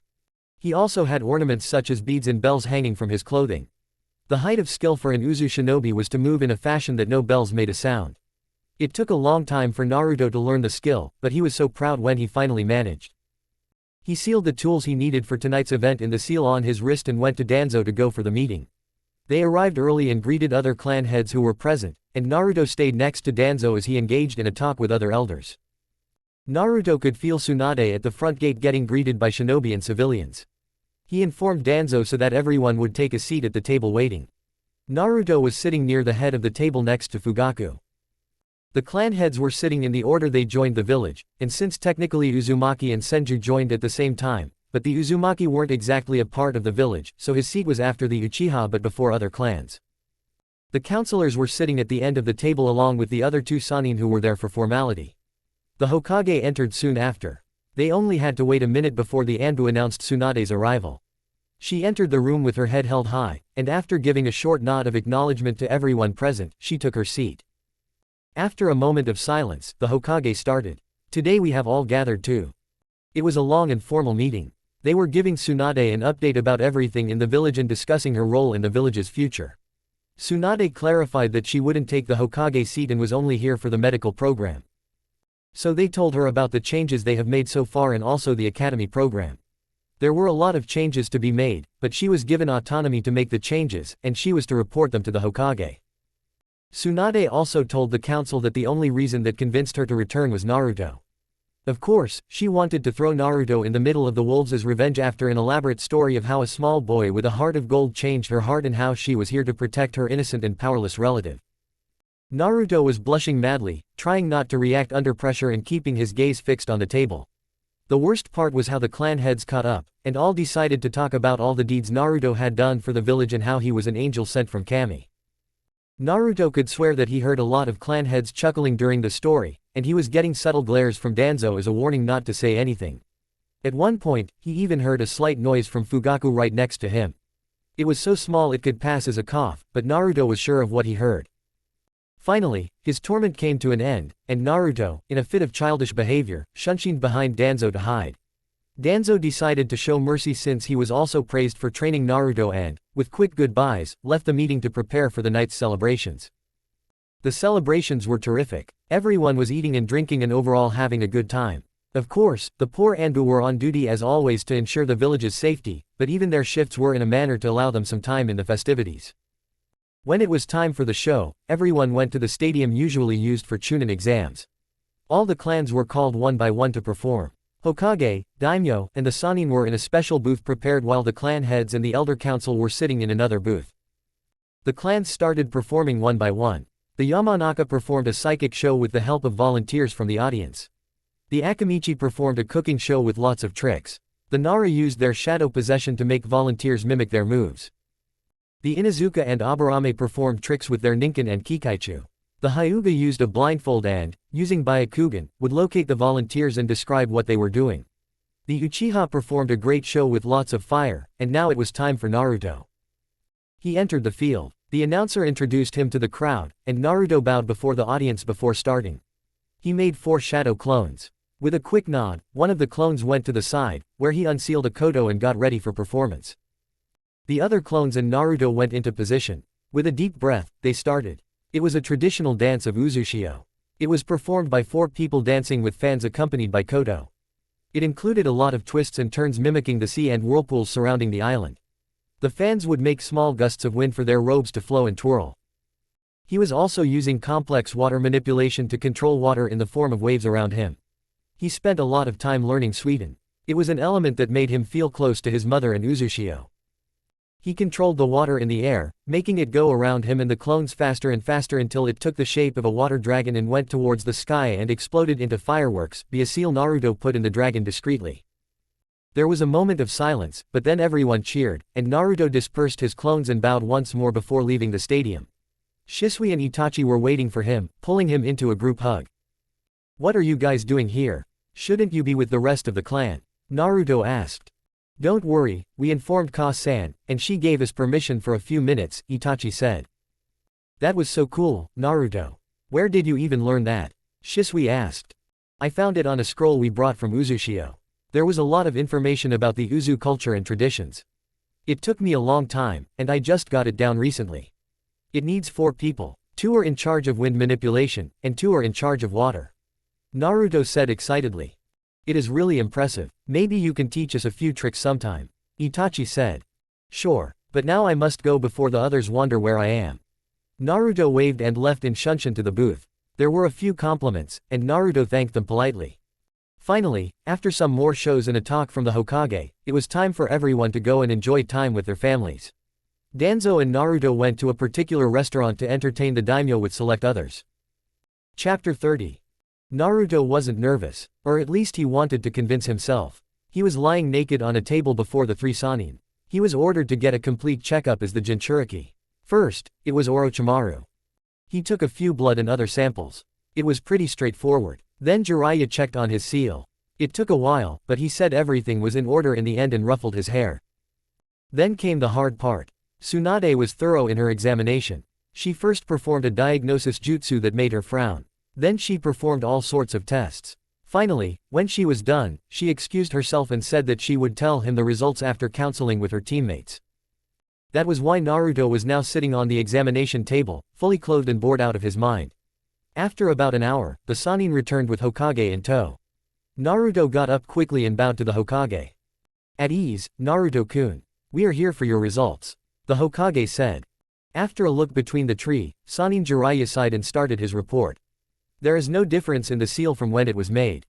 It is still holding strong. Although there is still some leakage, his body seems to be more attuned to the chakra, so there won't be any problems," Jiraiya said, looking toward the Hokage, avoiding eye contact with Naruto. "I checked the samples for any abnormalities. There wasn't anything abnormal. He has a high resistance to poisons, which is because of his training. I will send you the full report by tomorrow," Orochimaru said, giving Naruto a reassuring look. Physically, his body is doing fine. He is underweight, but it hasn't affected his growth. It is not something to worry about since he is already under a meal plan. The problem is, Tsunade took a deep breath before continuing. Of course, both Naruto and the Hokage were aware of the problem, so they didn't show any reaction. Jiraiya had an unreadable expression. He was trying to hold back, and at some point, he just left the room. There was a little more discussion, and finally, Naruto was excused to leave. He took a long walk. He wasn't in the mood for anything, but then he felt Itachi and Shisui in a training ground and had an idea. Naruto sat in a meditative position, waiting. It didn't take long for Naruto to prepare with the help of his clones. When everything was ready, he sent a clone to fetch Itachi and Shisui. It didn't take long. When the boys arrived, Naruto got up to greet them. "Hey Itachi, Shisui ni. I have a surprise for you today." Naruto gave a bright smile. "Hi, Naruto-kun, what is it?" Itachi asked as they reached Naruto. Naruto whistled, and suddenly in a blur, Tora jumped on Naruto, who caught him easily. "I'm sure you both know Tora." "Well, we've been training together for a long time now, and Tora is quite skilled." Tora purred at that. "Which is why I asked him to help me today. I've set up an obstacle course for you guys. It is rigged with all sorts of traps and seals. Your goal is to capture Tora. But be careful, he is quite adept when it comes to these courses," Naruto said. "Are you serious?" Shisui asked skeptically. Even Itachi looked doubtful. "Yes, very serious. If you think it will be easy, you have another thing coming for you. Now Tora will have a 10-second head start before you can go after him." Tora quickly jumped toward the forest with a shunshin. After seeing the shunshin, they looked more believable. With a countdown, the chase started. Within the first 3 seconds, they had already triggered 5 seals. Thankfully their reflexes saved them, but now they slowed down to assess the situation. Naruto was watching them from a safe distance. They activated their Sharingan to locate the seals, but Naruto was prepared, so he had made so many. Some seals were fakes and wouldn't activate, but he made sure they were undistinguishable from the real ones. They had to trust their instincts and react accordingly. Usually, an Uchiha's greatest strength was also their greatest weakness. They relied on their eyes too much to help them with any situation. But this course was specially made with that in mind. There were seals that were fakes or triggered other seals, and even the Sharingan and their knowledge of Fuinjutsu wasn't enough to distinguish them. There were also a lot of traditional traps that didn't use chakra or seals. They could fall into one of those if they got too focused on finding the seals. It was at that moment that Naruto's thoughts were interrupted by a loud blast. Naruto took a closer look. It seemed like his summons were up now. He had summoned a few of his younger foxes, and they were so happy to get a chance for mischief. They had instructions to activate specific seals and traps. Naruto was having so much fun, seeing the two Anbu panic while trying to find Tora, who would send shadow clones as a distraction. At some point after Shisui accidentally activated a water-shooting seal, Tora used a ration jutsu to try and electrocute them, but thankfully both boys used substitution in time. It was a few hours later, and the Uchihas finally reached a clearing where Naruto was lying on the ground in a cuddle pile with his foxes and Tora. That was no training course. It was a death trap. How does anyone go through that thing?" Shisui yelled. Naruto looked at both boys. They were dirty and covered in bruises and scraps. A part of Itachi's shirt was burned, and Shisui was wet from head to toe. No doubt from when he stepped into a sealed puddle that was a lot deeper than it looked. Naruto did his best not to laugh, but his foxes weren't so forgiving, so they were rolling on the ground giggling. Even Tora let out a voice very similar to a snort. "I'm sorry. It's just the state of you guys is." Naruto did his best to suppress his laughter, but it was useless. Itachi and Shisui gave each other a look before jumping in Naruto, trying to get him as dirty as possible. They wrestled with each other a bit before they all settled down. The foxes went back to their realm with a quick goodbye. "Okay, it is time for the lesson of the day," Naruto said, getting into a sitting position. "I've been thinking about this course for a while now. I've been on a few missions with you too, and one thing I learned both from observing you myself and asking around is that the Uchiha usually rely on their eyes in a fight. I know that you two are just as deadly without it, but still, when it comes to it, you rely on what you see to react to danger. The problem with it is that it will hold you back from your instinct. I like to think of it as a sixth sense. We, as shinobi, are attuned to the chakra around us. Even for those who aren't sensors, we all sense chakra to a certain extent. But that is only useful if the attack contains chakra. A well-aimed kunai can be just as deadly as the greatest ninjutsu. We don't always have people to watch our backs or a chance to fight one-on-one. There are so many blind spots we need to cover. That is why I designed the course so that even if you see certain traps, you won't see all of them and had some of them triggered by the foxes or Tora, so you would have to react even if you don't see which trap is activated," Naruto said as he petted Tora's fur, who was taking a nap on his lap. "I mean, I get what you mean. There is training for Uchiha where we use eye cover for the same reason, but it was never to this extent. It's usually some sparring or dodging ninjutsu. Shisui said absent-mindedly, scratching the back of his head. What do you suggest we should do, Naruto-kun? Itachi asked. He was frowning, thinking about what Naruto had just said. I mean, there are quite a few ways to go around it. I've been doing this sort of training for a while. What I do is isolating my senses one by one, trying to get by using chakra to enhance the senses I have. I went for sight first. I used my hearing, sense of smell, and even my sensing ability to train. Then I took my sense of hearing as well. In the end, I could only use chakra, which is how I got good at sensing. After that, I started going backward. One by one, I would try and use only one of the senses to get by. It was tough, and by no means I'm an expert, but now I can adapt to most situations in case I lose some of the senses. Naruto unsealed a journal from his scroll and handed it to Itachi, who was sitting next to him. I kept all the records of my training in this journal. I still try to improve these regularly, but it should help you start. Naruto said. Itachi spent a few moments going through the journal. Will it be okay if we share some of these methods with the clan? Itachi asked, feeling hesitant. Of course, I wouldn't give it to you otherwise. We are all comrades, and I would be glad to help you in any way I can. Also, maybe by more people going through it, we can find ways to improve some aspects. I wrote some of my doubts there as well. If you find anything, you can tell me about it, Naruto said with a bright smile. Itachi put his hand on Naruto's shoulder, giving it a reassuring squeeze. Thank you, Naruto-kun. I appreciate it. Shisui chose that moment to get up. Okay, enough with the emotions. Let's get some food. I'm starving, he said, dragging Itachi and Naruto to their feet. Naruto quickly unsealed a giant piece of salmon and thanked Tora for his help. They headed to get some gyoza since Naruto refused to get dango again. It was late at night, and Naruto was meditating in bed. During dinner, one of his informant clones made a special clone to send him an urgent message. The protocol was to give him an hour's notice before any of his significant clones popped to bombard him with information. During the years, his system of informant clones had grown to a decent size. He had clones acting as spies in every nation. At certain intervals, they would filter through the information before sending it to Naruto. There were also emergency protocols such as this one. This particular clone was in charge of Kiri. Naruto was almost done sorting all the information. The Kiri clones were separated into 3 groups. The civil war of Kiri started before Naruto's clones got there. He wasn't able to stop Yagura from falling under genjutsu. His clones tried to get close to him a few times, but a cage was too strong for a simple clone. So instead, Naruto had to follow another route. He made 3 special blood clones to infiltrate Kiri as orphans and try to become ninjas. It would give them the highest chance of getting close to Yagura. These clones were also backed up by a few other clones who acted as typical orphans around the streets who knew them. In Kiri, there were many orphans who didn't live in the orphanage. To them, the orphanage was for the weak, and as soon as someone could fend for themselves, they were thrown out. They usually formed small groups that had their own territory. His other group of clones tried to join the rebel forces. It was still not a big enough force to overthrow Yagura, but Kisame and Zabuza were both claimed as Rouge Shinobi.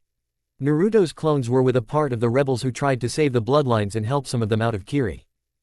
One of the clones has gathered some respect. He'd managed to save the children of the Kagaya clan, the last 2 members of the Yuki clan, and some of the Hazuka and Terumi clans. It was a remarkable feat, and Mei was now supporting him in his efforts.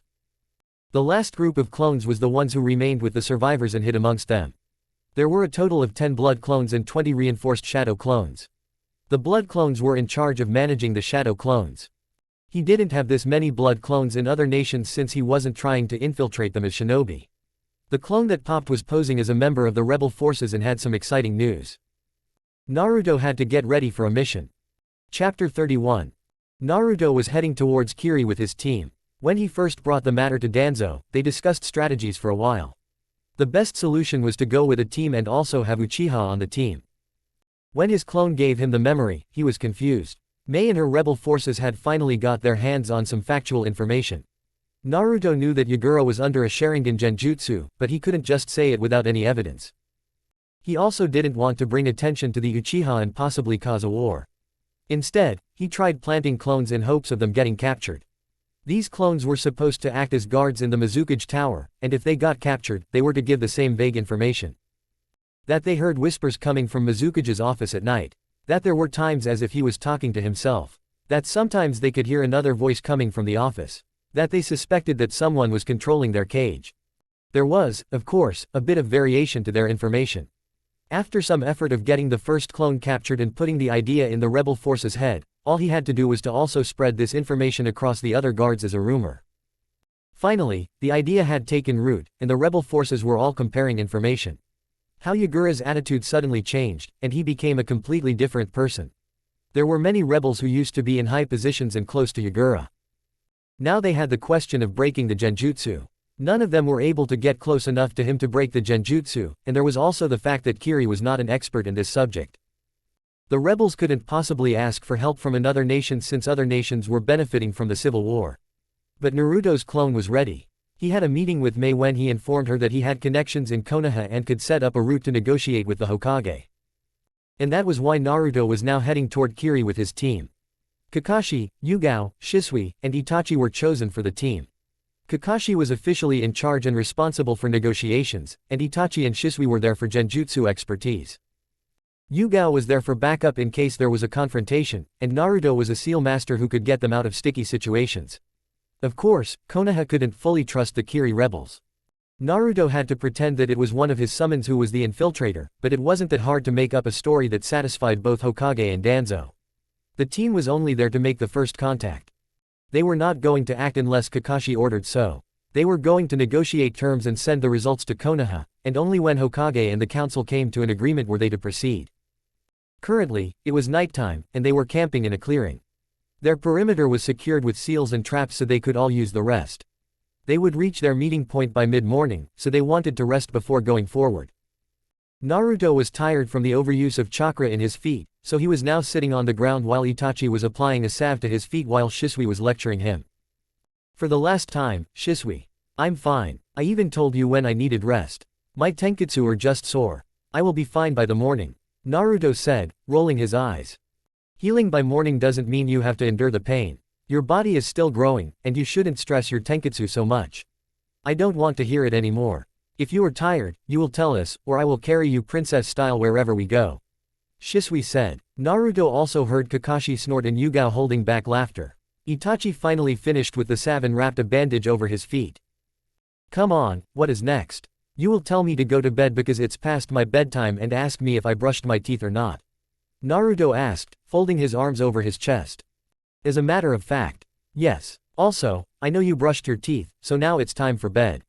Shisui said as he threw Naruto over his shoulder and headed to their shared tent. Naruto struggled half-heartedly. He was kicking and punching in Shisui's hold, but his hold on Naruto was secure. Naruto tried cursing at him, but that was when Shisui smacked his back. No swearing, chibi. Bad kids get a spanking, Shisui said, trying to control his own laughter. Finally, Shisui threw him on the middle bedroll between Itachi's and his. Since they were in unknown territory, it was safer to share tents. This was helpful in case there was an attack. If more people were in a tent, there was a higher chance for them to notice if someone came inside the tent or tried to attack them in sleep. Even if the intruder could get inside unnoticed and attack one of them, others would immediately wake up and help, giving them a higher survival chance. That was why the three of them were sharing a tent while Yugao and Kakashi were sharing the other one.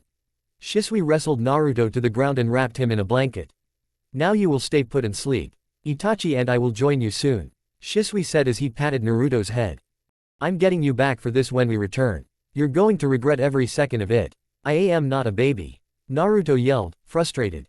What's that, chibi? You want me to use genjutsu to put you to sleep? He asked with a big smile and an evil glint in his eyes. Naruto decided not to push his luck and closed his eyes to sleep. That's what I thought, Shisui said as he left the tent with a snort. They were a bit early to their meeting point. Naruto was using his sensory abilities to track the greeting party. They would be there shortly, so he warned his team. Kakashi was standing in the front with Yugao to his right and Shisui to his left. Itachi and Naruto were standing in the back. Naruto felt 5 people coming their way, as it was customary to match numbers on both sides in such cases.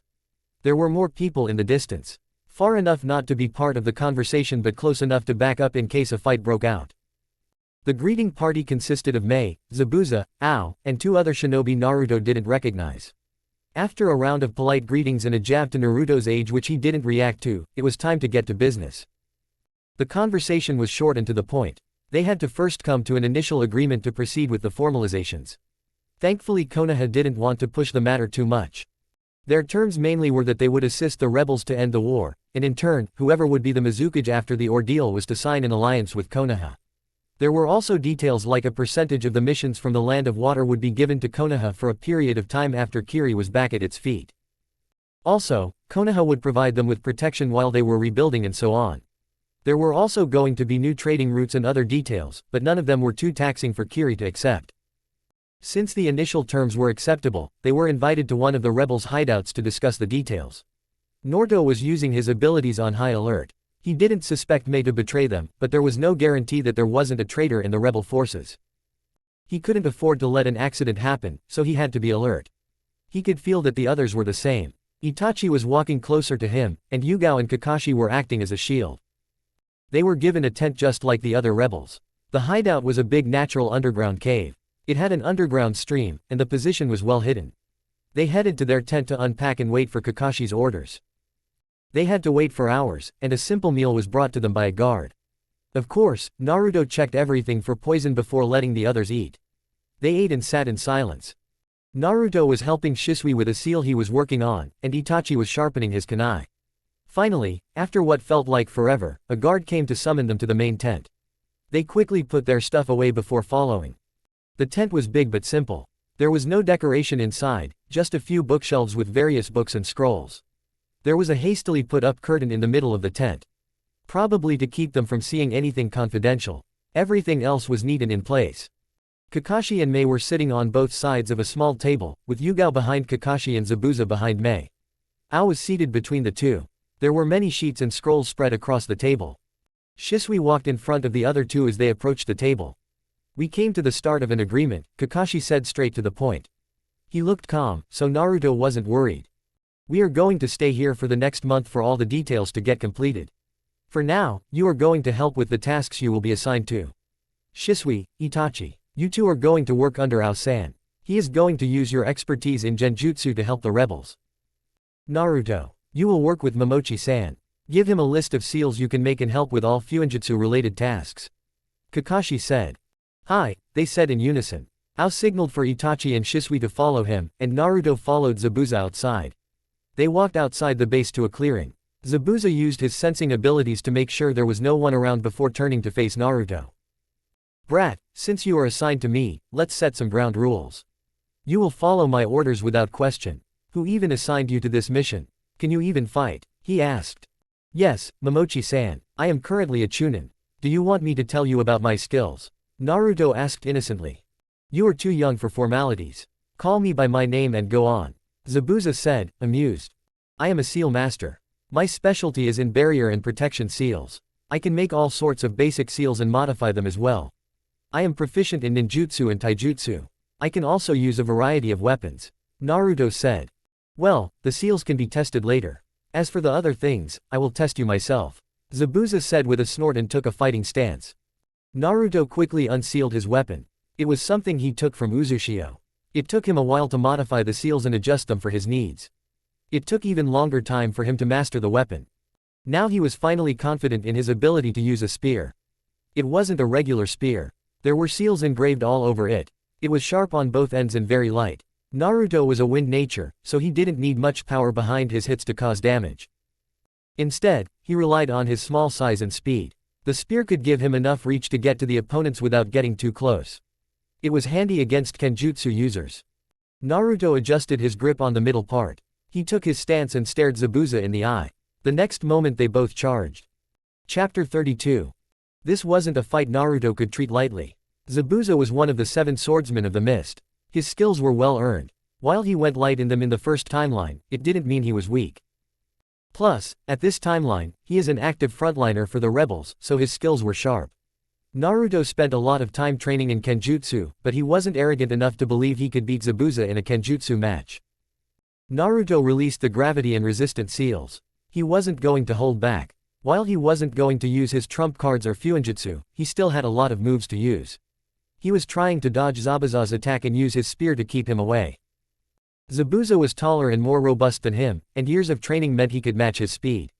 Naruto redirected a blow to his side and jumped back, holding the spear in one hand and quickly making hand signs with the other. A few water bullets shot toward Zabuza, who easily dodged them as he ran to Naruto. Zabuza raised his sword for a blow, but Naruto shunshined behind him to make some distance. Naruto used a water torrent to keep Zabuza back. Zabuza used the hidden mist jutsu and covered the clearing. Naruto felt him making his clones. He wasn't able to use his chakra sensing, but he could still use his other senses. Naruto used this to his advantage and made a few clones to hide. He then used the first trick of his spear. He sent a pulse of chakra to the correct seal, and suddenly the spear separated into two.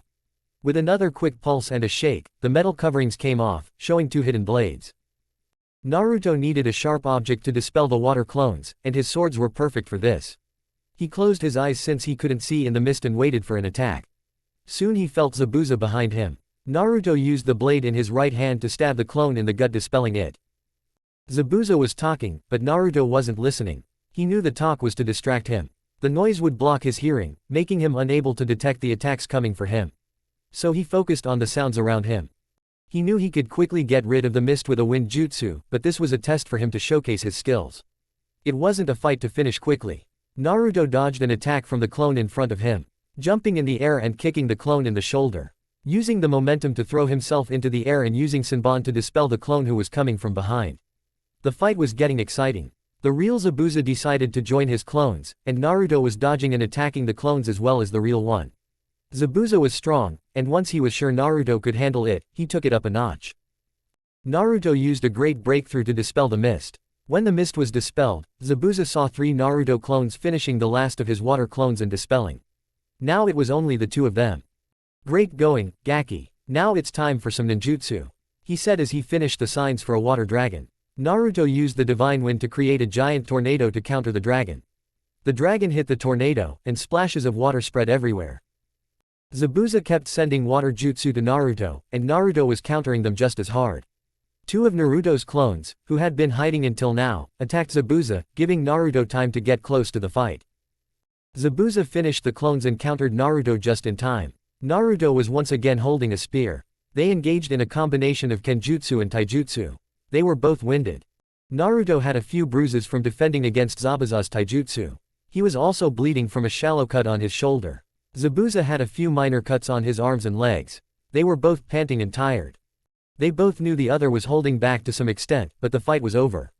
Naruto's skills were tested, and there was no need to injure each other seriously when there was a war going on. Zabuza signaled the end of the fight, and Naruto happily stopped. Well, brat, I have to give it to you. You are better than some of the Jonin I fought. Your ninjutsu is good, but you need some strength in taijutsu and kenjutsu. Overall, you did well enough. Tomorrow you will work with your seals. The day after that, we will take our first mission. Let's head back for now, Zabuza said. Naruto bowed politely and followed Zabuza to the camp. Naruto asked where he could clean himself, and he was pointed to a shared bath. He quickly cleaned himself and changed. He needed some rest, so he went back to their tent. Itachi and Shisui were not back yet. Naruto didn't want to sleep alone, so he summoned a fox to stand guard and wake him up when the others were back. He woke up a few hours later. Itachi and Shisui were back and were discussing something quietly. Naruto made some noise to inform them he was awake. I'm sorry, Naruto-kun. Did we wake you up? Itachi asked. No, it's okay. I was just taking a nap. When did you come back? Naruto said as he did some stretches to wake himself up. His bruises were healed, and the shoulder wound was only slightly irritated. It would heal by tomorrow. We came back a few hours ago. Ao-san explained our tasks to us. We have to use genjutsu and help some people in and out of the village. We will mostly work at night. He was also showing us the map of the city and places we could hide. Shisui said as he made room for Naruto to sit beside him. Oh, that's nice. I had a training session with Zabuza-san. I must make some seals for tomorrow, so I should get to it soon, Naruto said. Naruto unsealed some food and snack as they all got to their work. Naruto summoned a few clones and handed them all the supplies, and they got working. It was nearly midnight when Kakashi and Yugao came back. They looked exhausted. Naruto gave them a brief report while they drank some tea and went to sleep. Naruto summoned Kuro to stand guard for the night even though he wasn't planning to sleep. He knew he would get scolded later, but he had work to do. His clones were making general seals that all rebels could use while he was focusing on a few more complicated ones. He was planning on making a barrier around the camp so only authorized people could come and go. He had a design for a key that would be given to Mei. This way, she could apply a small seal on others, marking them safe to enter. Of course, she could also remove the seal if she wished. The barrier would have a lightning agent giving anyone who wasn't authorized a violent shock. He could, of course, make more complicated seals, but the amount of chakra needed to keep them up would be too much. He finished the main design and worked on the extensions when he finally fell asleep. Naruto woke up in his bed. He didn't remember going to bed, so someone must have moved him. He got up quickly to change for the day when he bumped into Itachi, causing them both to fall. "Sorry, Itachi. I wasn't paying attention," Naruto said as he got up and helped Itachi up. "It's okay, Naruto-kun. When did you come to bed last night? I didn't notice," Itachi asked as he dusted himself. So it was Kuro who put him in bed. Naruto made a mental note to give him some treats. It was a little after Kakashi-san and Yugao-san came back. Naruto could sense them with Mei. He took a quick look outside the tent. It was still early morning, so he wasn't sleeping for long. Itachi pointed him to a breakfast tray and ordered him to eat before returning to work.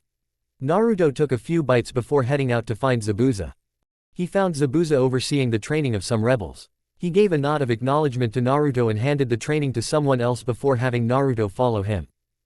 They worked most of the morning discussing the seals. Naruto had clones making more supplies while he worked with Zabuza. Mei joined them shortly during the lunch break to confirm the seals. The discussions were going well. They sent the drafts for Hokage to sign and were waiting for a reply. Naruto was given the go to make the barrier. The barrier would need at least 4 people with Jonin reserves to recharge daily. All they needed to do was to charge the scrolls that would be put in the corners of the barrier and replace them daily. The barrier could maintain itself for 26 hours after each recharge. When the scrolls were put in place, it would charge the barrier in under an hour to the full capacity again, and the scrolls could be taken to be charged again. If the barrier was under constant attack, it would burn more quickly. That was why Naruto had put 2 features into it. There were 4 particular scrolls that he was going to charge personally.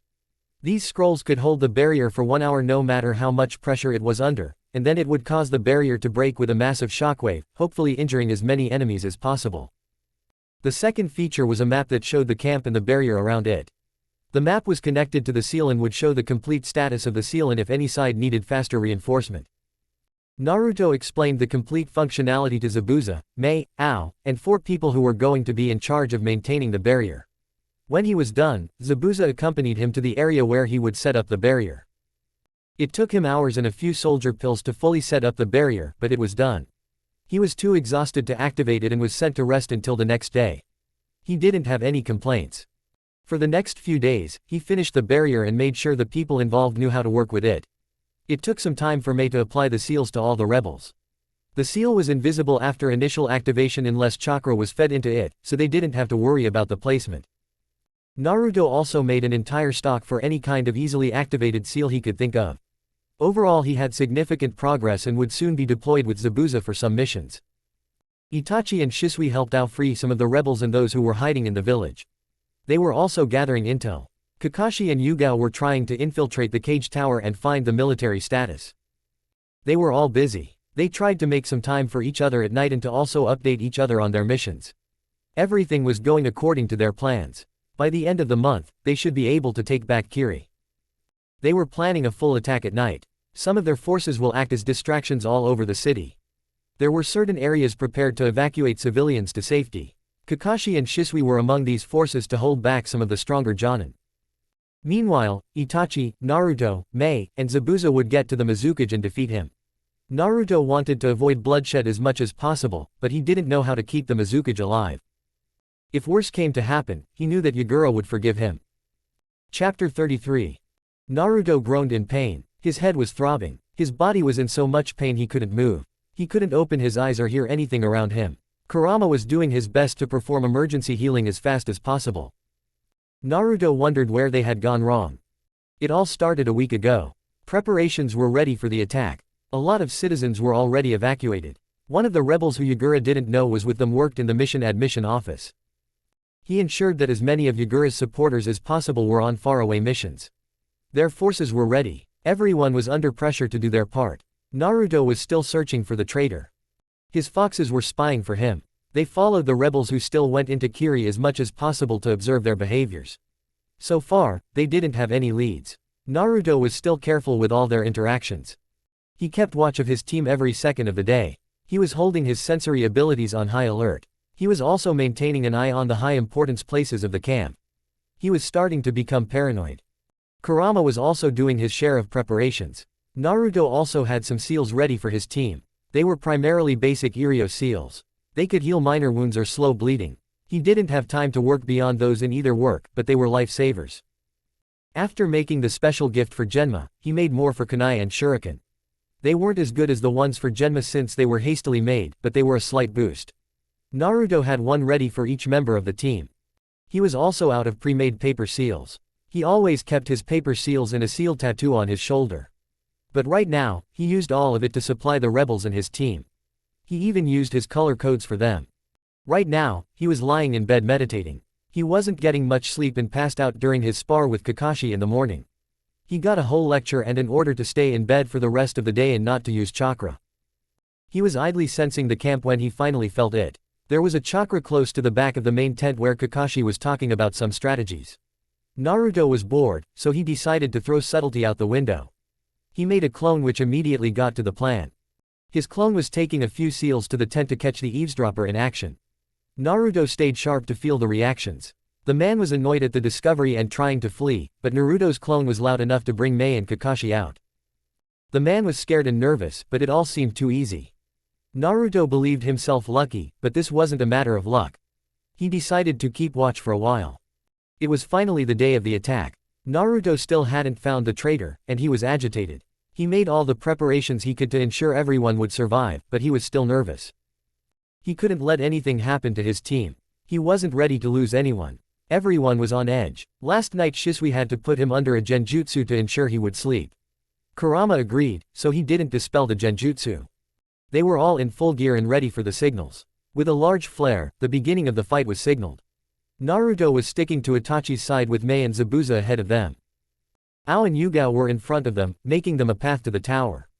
They would stay there to make sure no one would interrupt them. Naruto was keeping tabs on all the groups to report to Mei. They didn't have time to help others, but specific signals were set for different scenarios. Their group was silent and sticking to the shadows. Itachi covered them with a light genjutsu so they wouldn't be seen. There were already considerable fights in other parts of the city to draw attention from them. Naruto could feel Kakashi engaging with a few strong chakras, but Shisui was with him. They could protect each other. Their group finally reached the cage tower with little resistance. They were silent and deadly, killing any ninja in their way fast and without wasting chakra. They quickly descended the stairs and into a giant underground training ground. Naruto could feel Yagura and his bodyguards. Naruto knew something was wrong but couldn't put his finger on it. It all came to him when they reached the doors to the training ground. It was all a trap. There really was a traitor. The whole village was rigged, and it all started from this very cave. There were chakra paths going all through the village, connecting precisely to the areas where their forces would be fighting. Chakra output could be transported to those output points. It didn't take a genius to figure out their function. If Yagura used his tailed beast transformation or even let out the tailed beast chakra, the excess chakra inside the cave would reach those output points. The tailed beast chakra was destructive in its pure form. It could seriously harm those who came to its vicinity. This way, all Yagura's forces had to do was make sure their shinobi were in place and wait for a signal. The rebels wouldn't have a chance to escape. Even if they could run, they wouldn't do so unharmed. Naruto sensed deeper. There was a lot more going on. The chakra path wasn't the only trap. Naruto could feel hundreds of seals positioned all over the village. From this distance, he wouldn't be able to sense what kind of seals they were. There were also a lot of hidden shinobi, no doubt waiting to back up the others. There was more going on, but Naruto's senses were getting overloaded with information. Someone was using something to limit his senses but not completely block them. They didn't have time to go back or wait. They needed to move forward. Naruto came up with a quick change of plan. Naruto had a seal he used during the war, and he needed to activate it, but it would take some time, and he wouldn't be able to fight during that period. Itachi had to stay close to defend him and also provide long-range support to Mei and Zabuza while Mei fought Yagura, and Zabuza held the Ando away from her. They couldn't afford to waste chakra or waste too much energy. They entered the cave. Yagura was waiting for them. Naruto didn't have time to listen. He was immediately focused on his task. The seal was a combination of ninjutsu and fuinjutsu. It resulted from the collaboration between Shikamaru and Naruto during the war with the help of the previous Hokage. Naruto needed to activate his inner gates to get full access to his chakra. Then he would net his seals into the ground to cover a vast range. His sensory abilities would help him locate all his targets within his field. The next step was for Kurama to gather nature chakra and mix it with Sage's chakra. When everything was ready, Naruto would push the chakra through the network to the targets, giving them a boost. The senjutsu would sharpen their senses and give them a physical boost, while the Sage chakra would heal them and fill their reserves. Basically, it was similar to what he did at the beginning of the war with the help of Ino to give everyone a boost. But this one was more advanced and precise. He had to keep feeding the seal, but after the first initiation, he would be able to move. He knew that as a result of using the gates, he would be out of commission for a while, but he had to risk it. Plus, the results weren't nearly as severe with the help of Kurama. A great advantage this seal had in comparison to the previous method was the chakra cost. No chakra would be wasted. He would only spend as much as the people were using. While he had chakra reserves larger than other Jinchuriki, he couldn't still provide for so many people even with the help of senjutsu. The seal could help him control his output to each individual person. It would be helpful to ignore minor injuries or dents in chakra reserves for people who didn't use ninjutsu as a central way to fight. Of course, he would try to keep everyone at an efficient level, but he had to ignore more minor things. Right now, he is working on connecting people to his network. He trusted Itachi to keep him safe, so he gave this his whole focus. He had a few more minutes to go. Everyone was busy with their fights, and both sides had already lost fighters. Finally, with a colossal pulse, the whole seal was activated. The people affected all felt the surge, but they got back to their fights quickly. Itachi, go help Mei, we can't afford Yagura going through a transformation. Naruto shunshin to Zabuza. He was busy holding the Anbu back. There were already many bodies fallen to the ground, but they kept coming. Naruto unsealed his swords and summoned 2 clones to help. Zabuza-san, I can sense another swordsman approaching us. Based on what I sense from the sword, it must be Kurosuke-san. We can't have him entering the cave. You should engage him outside. Send Azuki-san here. I will hold the Anbu back in the meantime. Naruto said as he slashed an Anbu's stomach. Zabuza just groaned. Naruto could feel annoyance from him. Finally, Zabuza rushed through the exit, leaving a trail of bodies in his path. The number of forces coming in was getting lower. They were skilled Anbu and very hard to kill, but Naruto didn't have the luxury of backing down. He could sense their forces passively. Despite his slight boost to their soldiers, there were heavy casualties on both sides since the primary purpose of the seal wasn't yet activated. Naruto felt it before others. With an inhuman roar, Yagura went through a total transformation. The ground beneath their feet crumbled right into a deep body of water. Naruto could sense sharks in the water, and he quickly used his chakra knot to sink in the water. Unfortunately, a few Anbu weren't as lucky and fell right inside along with the dead bodies. The sharks went crazy with the amount of blood in the water, trying to attack the shinobi standing on top of the water. Naruto could feel the extensive and rapid dent in his reserves, trying to shield their forces from the chakra. They had to finish this quickly. Naruto made a few clones to finish the Anbu. He then took a look at Itachi and Mei. They were both injured and ragged, trying to subdue the Jinchuriki. Naruto had to do something. He quickly got his seals and jumped to the roof. He was probably going crazy, but this was his best idea. He shunshined quickly, placing the seals in strategic positions. As soon as he set the last one, he grabbed Mei and Itachi, activating his most robust barrier, and everything went white. The explosion was massive. The roof came down upon them in heavy chunks. They were pushed underwater with the spherical barrier as their only protection as soon as they came back up. Naruto's last clone, who was hiding in a protected area, attacked the disoriented Jinchuriki with electrical seals, knocking him out. The barrier finally gave out. Naruto was on the verge of chakra exhaustion. His vision was hazy. Itachi put him on a boulder that was on the water. Mei went to check the unconscious Jinchuriki before joining them. They were asking him a question, but Naruto couldn't hear. Something was wrong. If Yagura was knocked out, why didn't he transform back? And that was when his vision focused. One moment he saw a Biju bomb coming toward them. Itachi and Mei were unaware of the danger coming toward their back. And the next moment, Naruto used his last bit of energy to push the two into the water, and everything went black. Chapter 34. Naruto was shaking with pain. It was all too much for him. With the force of willpower, he made himself focus on Itachi calling his name. Naruto made himself look into his eyes. He still needed a few moments to get himself together. He felt as if he was set on fire and left burning. Naruto-kun, can you hear me now? Itachi asked. Naruto blinked in confirmation. I am going to use a genjutsu on you to numb your sense of pain. I need you not to break it. Itachi said as he activated his Sharingan. Naruto looked into his eyes, and a few hand signs later, he felt more composed. The pain was still there, but it was manageable for now. Naruto grabbed a few seals from his stash and handed them to Itachi. "Go," Naruto managed to say, voice barely above a whisper. Itachi immediately recognized the seal. He hesitated for a moment before positioning Naruto near a wall and shunned shining to where Mei was fighting. The Sandy had taken damage from Naruto's attack and was a lot slower and on the defensive. Mei was also low on chakra, so she couldn't do much damage. Itachi used the distraction to get on top of the Biju and activate the seal.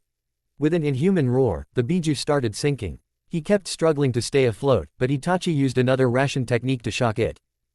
Finally, the Biju was pulled under. Then Itachi threw the remaining seals in a circle around the sinking Biju, activated the seal, and jumped back. The seals lit up in a circle, and a giant ring of ration formed and moved toward the Biju. The water's surface exploded, and it took a few minutes for everything to calm down. Finally, the body of Yagura floated atop of water. This time Mei made quick work of checking the Jinchuriki. She told Itachi that it was done and took the body. Itachi came to Naruto who was fighting to stay awake. The fights weren't over. Naruto could feel their allies, who were still fighting.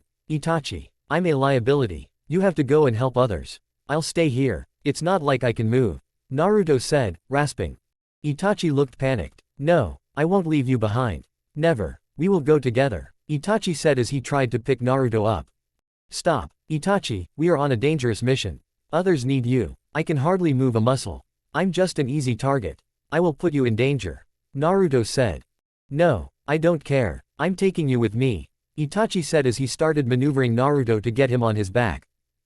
"Wait, if you want to take me, you need to heal first.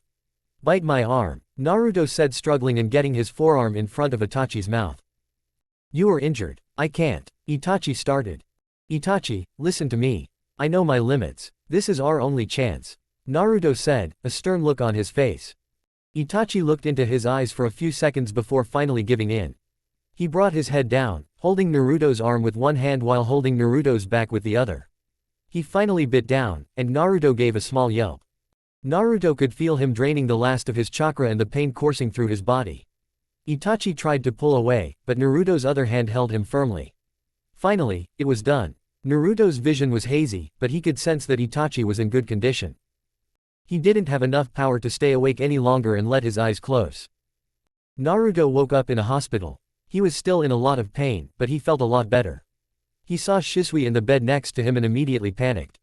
This caused Shisui to wake up with a start. "Ow, what the hell?" He took a moment before noticing Naruto awake and trying to take out his IV and devices. "Stop, what do you think you are doing?" Shisui yelled. The doctors and nurses rushed to the room, holding Naruto down and injecting him with heavy sedatives. When Naruto woke up again he felt a bit better, but his head was throbbing, and his mouth was dry. He tried to sit up but noticed that he couldn't move. He tried again and saw that he was tied down. He couldn't remember what happened or why he is tied down. He started sensing around and noticed Kakashi approaching his room. His memories began returning, and he tried to sense for Shisui. He was on the roof with Itachi. His chakra was tired and a little stressed but otherwise normal. Naruto waited for Kakashi to come inside. He noticed that Naruto was awake and immediately put his book away and came to his bedside. "Do you remember what happened?" he asked. Naruto nodded slightly and turned his head toward the table beside him where there was a water jug. Kakashi understood. "Okay, I will have to open your restraints first. Are you calm enough?" he asked as he poured water into a glass. Naruto gave another confirmation before unlocking the bonds holding him and helping him sit up a little. He tried to give the glass to Naruto, but his hands were shaking and weak, so he brought the glass to his lips and helped him drink slowly. "Thank you," Naruto said, voice shaking and weak. "You're welcome. Do you want me to tell you what happened?" Kakashi asked calmly. Naruto gave another nod. "Okay." So the fight stopped soon after Yagura's defeat was announced. "We are currently waiting for you and Shisui to heal enough before going back to Konoha. We are not privy to more information, but Mei was appointed as the Godime, so it is safe to assume Yagura won't be a problem anymore," Kakashi said with an eye smile. "What happened to Shisui?" Naruto asked, voice shaking and an urgency to his voice. "Don't worry. It is not too serious." He took a sword slash to his side. It was deep, but his organs weren't damaged, so he should recover quickly, Kakashi said. Naruto could feel himself getting drowsy. Kakashi helped him down and gave him a gentle hair ruffle. "Get some rest," Kakashi ordered before leaving again. It took a total of 10 days to leave after the big battle. There were still some small battles going on, but Root had sent some units posed as normal Chunin and Jonin to help the new Mizukage, and it was time for them to go. Naruto wasn't still able to fully use his chakra, so he was on Kakashi's back. They took more frequent breaks to also accommodate for Shisui. He kept saying he was fine and his wound was mostly healed, but he got more winded than usual, so it was only fair. It took them a while, but they finally got to Konoha, where Kakashi handed Naruto to Itachi as if he was a sack of potatoes and told him to get Naruto and Shisui straight to the hospital as he and Yugao went to report. Naruto tried to protest, but it fell on deaf ears. As Naruto's luck had it, Tsunade was available and decided to give them an entire lecture about stupid shinobi and limits as he checked them. She even forced Itachi through a checkup, which was very amusing. Finally, Tsunade lets go of them with an order for Naruto to return for regular checkups. When he was about to get hit by the Biju chakra, Kurama sent an equal amount of chakra through his body at the moment of impact to protect him. It helped him only to get burned on his skin, which was mainly healed by now, but the result of all the techniques he used in the battle caused his body to become exhausted. He needed a minimum of 2 weeks of downtime before going back on missions, and there was a permanent scar on the arm Itachi bit. A Root operative took him from the hospital to the base for his report. Danzo wasn't satisfied with some of his actions, but the fact that he withstood the most potent attack of a Biju with such minor damage was enough for him. Naruto was given a new training regimen and instructions before he was sent away. Naruto quickly sensed through the base for familiar chakra. He was currently in charge of 12 agents in total. He mostly kept them on information-gathering missions. His spying network was getting more impressive by the day.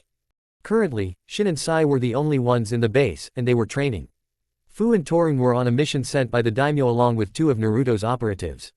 Naruto decided to leave Shin and Sai be and went into a meditation room. After the Uzushio, it was a lot easier for him to go through and compile his memories. He knew that in order to use his full power and potential, he would need to break the seal, but it would cause all of those emotions to hit him at once. On the bright side, after the release and initial shock, he wouldn't feel those memories as strongly. It was as if he went through them without the seal and processed them. He estimated that by the time he became 12, he could release the seal. He had already gone through a lot of memories. He was done with the death of all of his comrades. All that remained were memories of his childhood and Madara. He wasn't ready for Madara yet, so he decided to go through some childhood memories. Sasuke told Naruto that he would never understand what it meant to lose his family. He was right, but wasn't it worse not to even know your family? Naruto used to watch people around him. The way they interacted. No one was absolutely lonely. No matter how much they wanted to pretend, they all had someone who cared for them, even if they pushed them away. Even after Sasuke became an orphan, he had his fangirls and the whole village to give him attention. There was always someone to show concern for him. Whether it was a lady at the cashier who asked him about his studies or if he was eating enough, or a random academy teacher to ask him if he needed help with a subject. People never avoided him. Whenever he asked for anything, someone was willing to put things aside and help him. So was he ever truly alone? Maybe he was alone, but he wasn't isolated. Kakashi used to push everyone away, but a lot of Jonin were close to him, and he had regular interactions with them. So while both Kakashi and Sasuke understood the meaning of loss, they didn't understand true loneliness. Even when Naruto was in the orphanage, other children weren't alone. There was always someone for them to interact with. Whether it was a worker or other children, they could always find someone to talk to. Naruto, however, was truly alone. He was shunned in the orphanage, with no one willing to interact with him. Then he was thrown out and given an apartment where he was even more lonely. The third Hokage hardly had time to spend with him, and when he did, Naruto could feel his emotions. Sadness, regret, shame, and deep pain. It made Naruto's heart break because he could see those emotions when Sandaime interacted with him but not when he was interacting with others. But Naruto was selfish and couldn't let go of the only person willing to talk to him. Then Iruka came, but Naruto could feel anger from him. It later changed to sadness and regret, but Naruto decided to be selfish again. Naruto used to watch others from the swing near the academy or the corner of the park. He could see people with their friends and family. There was hardly ever a negative emotion. There were times when he could feel anger from a parent yelling at their child, but he could also feel concerned. All he wished for was for someone to choose him. Someone to show care for him. What did it feel like to be hugged? To have someone hold your hand? To someone smile at you without a negative emotion? There were so many thoughts but never an answer. Everyone told him that he was abounded by his parents since he was a monster. He used to believe that. That was also why he was so quick to forgive his parents when he learned the truth. When he talked to them inside the seal, it was a dream come true for him. Finally, it was the first time he felt what he had always wished for. He was happy even though he knew they were dead. During the was when his father was reanimated, he was so glad to be able to spend time with him. So he did all those things he always wanted. He hugged his father and held him close. He held his hand whenever he could. He even got kissed on the head quite a few times. While the war took so many from him, it also gave him the one thing he always wished for. Naruto never told anyone, but a secret part of him was grateful for the war that allowed his wish to come true.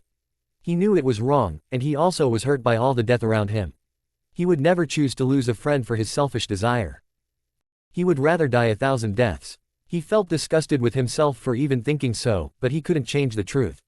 He tried to deny and change, but it didn't work. He tried avoiding his father and punishing himself. And he started hating himself. Chapter 35. Naruto was nervous. A few days ago was Shikamaru's birthday. He invited Naruto during their regular shogi match. Naruto didn't have a choice but to accept. It was a small event between the Inoshika-cho families in an Akamichi restaurant. Naruto made sure to be on his best behavior. He made small talk with the clan heads and devoted most of his attention to his friends. The dinner was uneventful. Finally, it was time for the cake and presents. Ino got Shikamaru a cactus and told him how to care for it. Choji got him a small portable shogi board. His family got him some training supplies. It was finally time for Naruto's gift. Happy birthday Shikamaru. I hope you like your gift. Naruto gave him the neatly wrapped box. Shikamaru opened the box was a scroll. It was emerald green with designs of trees and nature in gold. Shikamaru opened the scroll. Inside the scroll, 4 names were written with faded ink. What is this? He asked. It's a summoning scroll. It is a contract to squirrels. Naruto said. Shikamaru's eyes widened as he looked at the scroll again. He paid attention to the names written. Uzumaki. He asked. Yes, the scroll belonged to my clan. They are very clever and known for their speed and ability to go unnoticed. It makes them great for spying without being noticed. Of course, they can also be aggressive. Naruto said with a slight chuckle. Naruto-kun, are you sure it is okay for him to take it? Shikaku asked. It was then that everyone was looking at them with awe and disbelief. Of course. It is not like there are many Uzumakis around, and I am the current clan head. I have a contract with the foxes, and they won't really suit me. Plus, I always planned on giving this to Shikamaru. From the moment I found the scroll, it reminded me of him. I'm sure he can use them to their fullest potential. Naruto said as he scratched the back of his neck. Still, summoning scrolls are quite rare. Shikaku tried again. I am quite sure Shikaku-sama. Shikamaru is my friend, Naruto said with a warm smile. Naruto then guided Shikamaru on how to sign it and showed him the hand signs of summoning. It took him a few tries, but he managed to summon a squirrel. It was an adorable brown squirrel with dark patterns. After some confusion and introduction, they cut the cake and had a great time. Before it was time to go, Shikaku invited Naruto for a shogi match. Naruto accepted, which brought him to now, where he was getting ready for dinner with the Naras.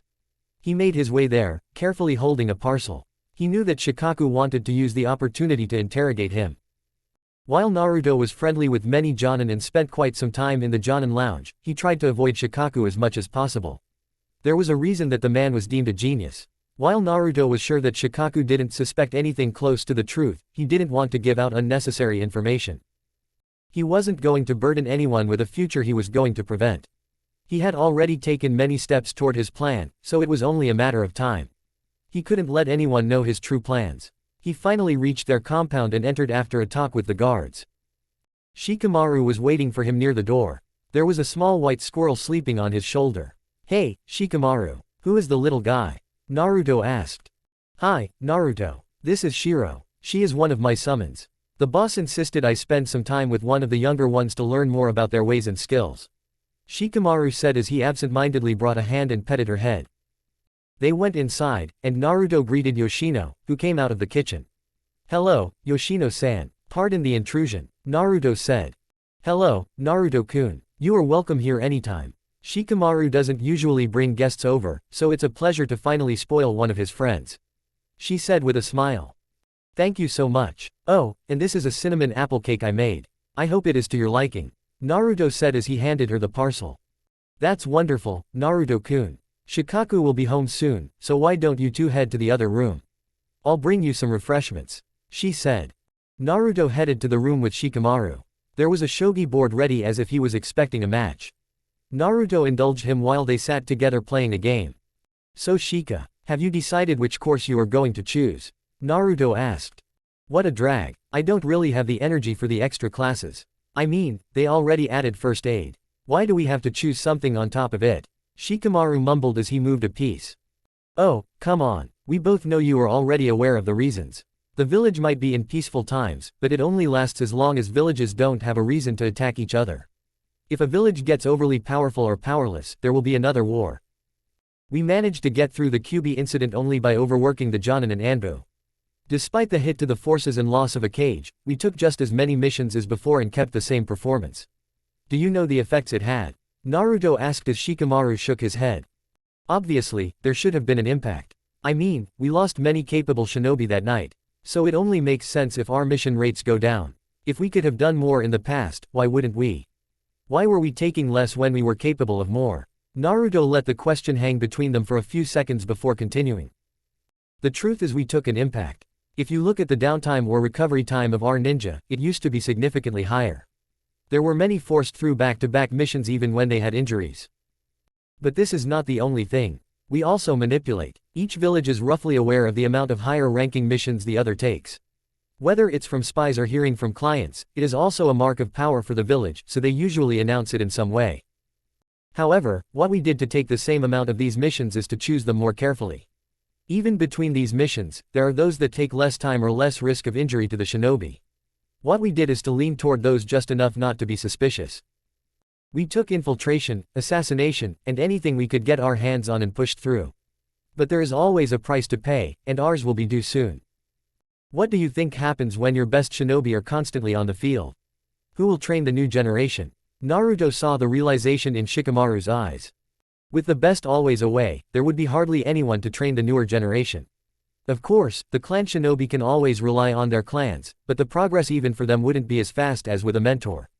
There are also those shinobi who developed their unique skills that could only pass through teaching. Have you ever noticed the amount of shinobi who get stuck in the rank of chunin? That is what the new academy plan is for. We want to use retired and skilled shinobi to pass on their skills. There is a high chance of the current burnt-out Jonin to die in critical missions without a chance of ever passing their skills. We are trying to preserve their skills. The first step was to use our current forces, who were unable to be fully active, to take roles as main instructors. Our next step is to have Jonin on downtime to teach part-time. This way, even if there isn't a chance for them to take a team or formally trained people, they can still pass their skills. The program is supposed to be continuous even though the rank of Chunin so that we can make a smooth transition to Jonin and fill our ranks. By no means Konoha is the only village with this weakness, but the sooner we start fixing it, the sooner we can get back on our fit and fix the pressing issues in our Jonin. So we can make sure they will have higher chances on their missions and enough time to fully recover. Naruto said as he moved his last piece and won the game. There was a moment of awe between them. Shikamaru was taking his every word to heart. He is right, you know. They both turned their head to see Shikaku standing at the door. The Jonin commander approached them and motioned for Shikamaru to change places with him, which he reluctantly did.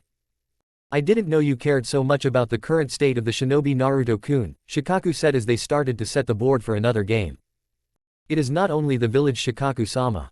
I care about the people. No matter what, innocent and guilty will suffer through a war. There is no true victory, only the ones who suffered less. But really, is it that easy to compare suffering? Is it just a number of people that lost their lives? Or is it also those who suffered through hunger, pain, and loss of their homes or their jobs? There are so many things lost, yet not a single thing worthy of being called a prize. Naruto said with a sad look as he made the first move. Isn't that a pessimistic view to have? Shikaku asked as he moved his piece. I don't think so. I believe knowing what can be lost can be used as a measure to prevent us from making decisions leading to a conflict.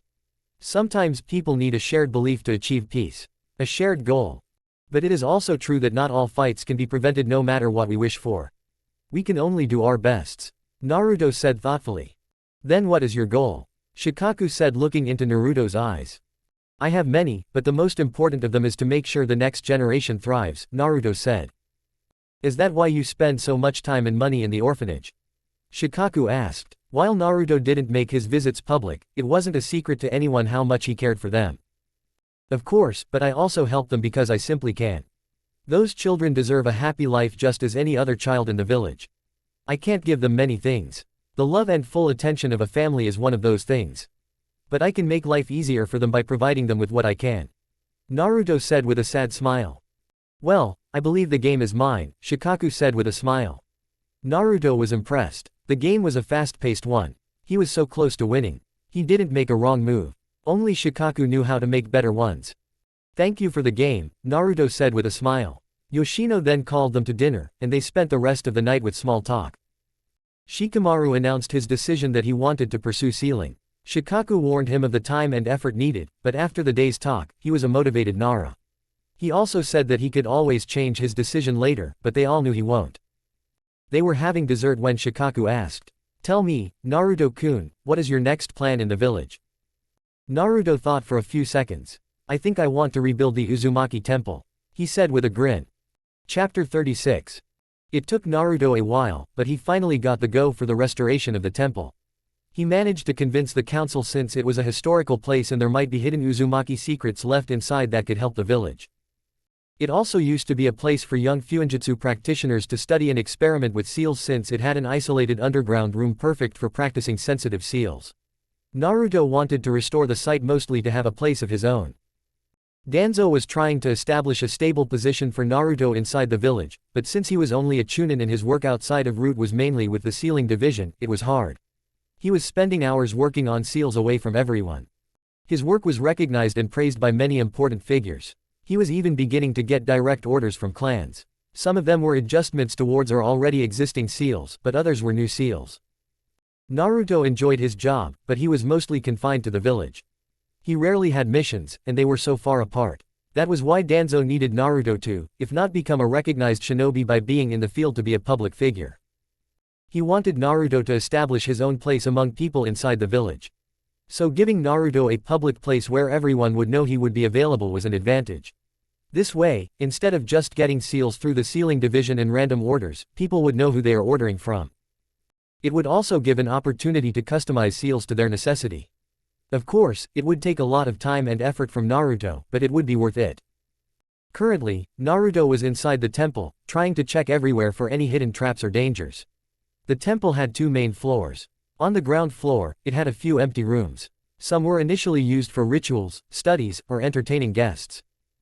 Of course, there was also a tiny bathroom and kitchen, which made Naruto suspect that some people might have stayed in the temple for extended periods. There was also an underground floor where there were a few more ritual rooms, including the mask temple, and a few storage rooms that were sealed shut. All the rooms except for the guest areas were sealed with strong blood seals, which made Naruto wonder how Orochimaru got to access them the first time. It took Naruto 2 weeks, but he finally managed to empty the temple. He sealed anything of value or dangerous. He wanted to hire some professionals to renovate the indoor plant. The whole place wasn't very spacious. Naruto wanted to have a guest room to receive his visitors. A small private room in case he wanted to stay overnight. A larger guest room to accommodate a few guests if there was a need for it. A small bathroom and kitchen, and his study on the ground floor. In the basement, he wanted a storage room and a ritual room. He wanted to keep the sealing experimentation room as it was. Overall, the rooms would be a bit cramped, but they would serve their purpose. He was working on his draft plans when he felt people approaching. After a quick check, he noticed it was Itachi and Shisui. He went to greet them. "Hey, guys, what are you doing here?" Naruto asked as he reached the front of the temple. "Hey, Naruto-chan, we are here to pick you up for dinner," Shisui said as he invited himself in to take a look around.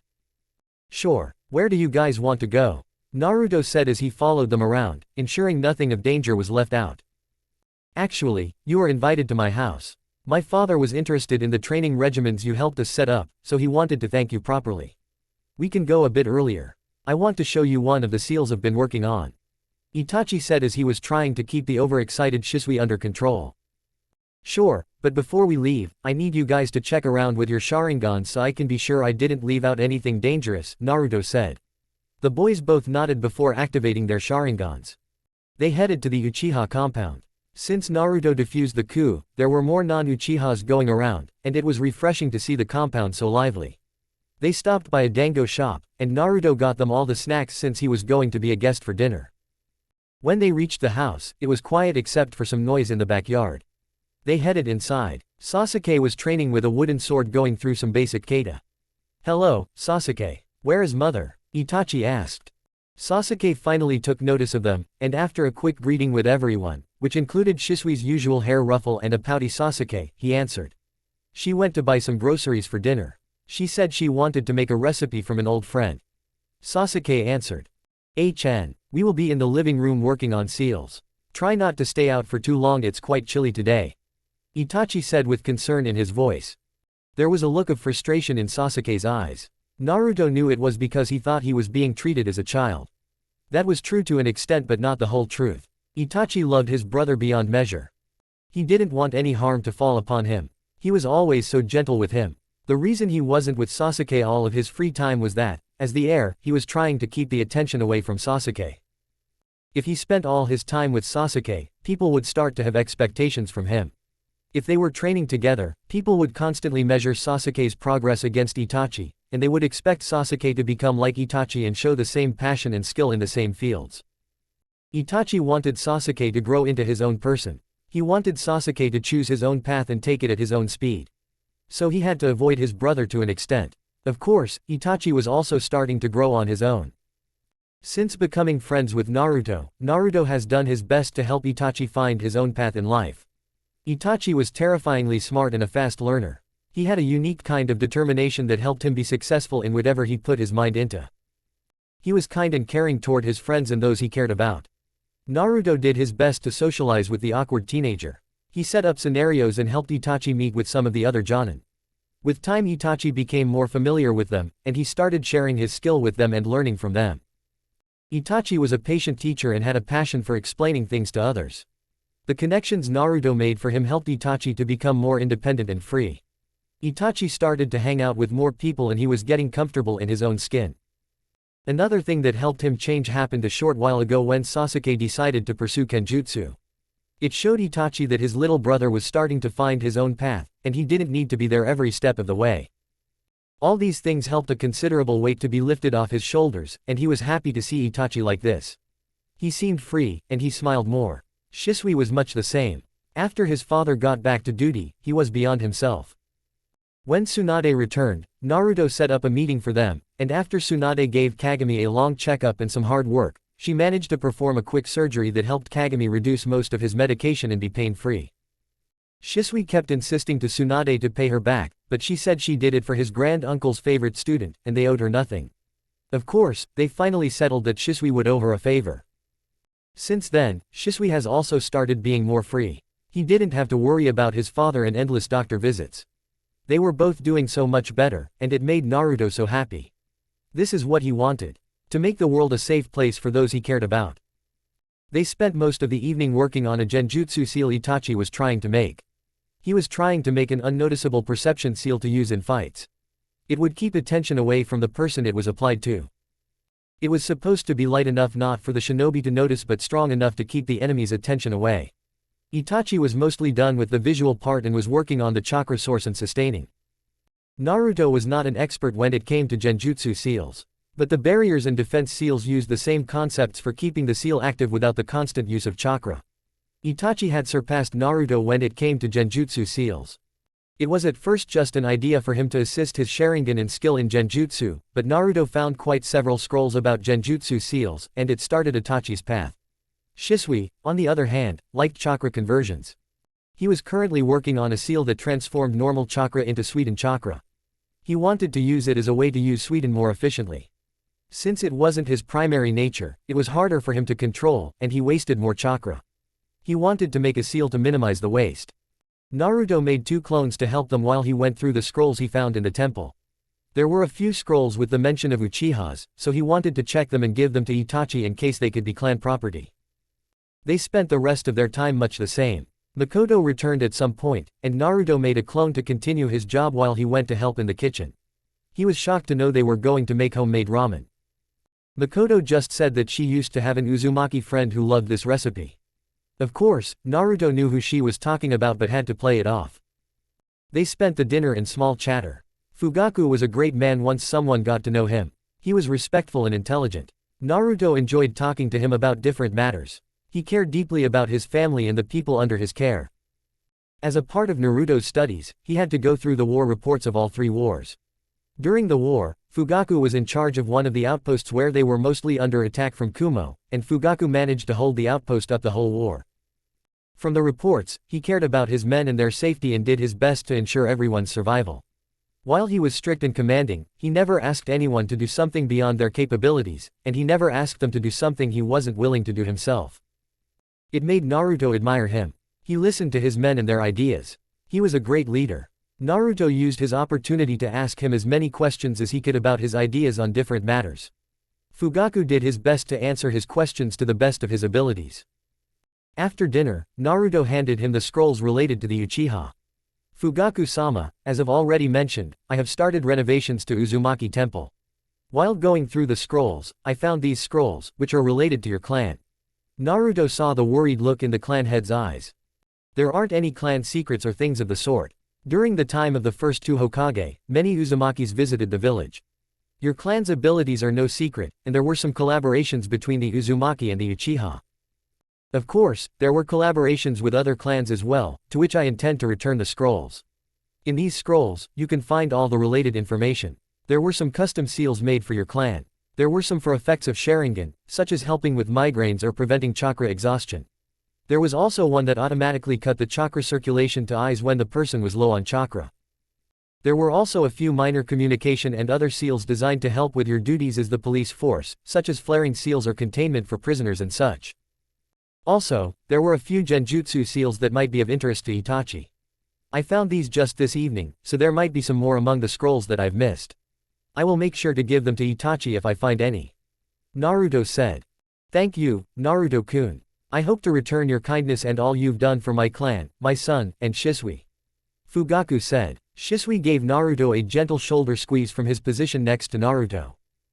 There is no need. If there is anything I can do to help those around me, I will do it. I don't do it for a reward because, to me, the safety of my comrade and village is the reward. Naruto said with a shy smile. Chapter 37.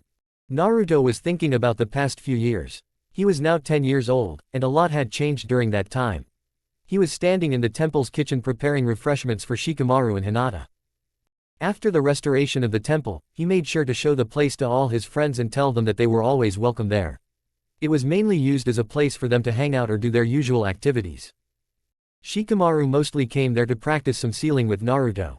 Today they were working on some new lessons together. Hinata was there to show Naruto her improvements in Iryojutsu. She was on her way to becoming a great medic. She was an apprentice under Tsunade and Shizune after showing promise in her training. She planned on becoming a frontline medic. She had great fighting power due to her taijutsu and byakugan. Shizune was teaching her the use of senbons, and she took the lessons like fish to water. If Naruto had to rank her fighting powers, she was high chunin in skill but low chunin due to the limitations of her age. Naruto himself had finally got promoted to Jonin. His other friends were all improving as well. The general base skills of academy students had improved a lot. They predicted that by the time the first year of students of their program graduate, they would all be at a high genin level.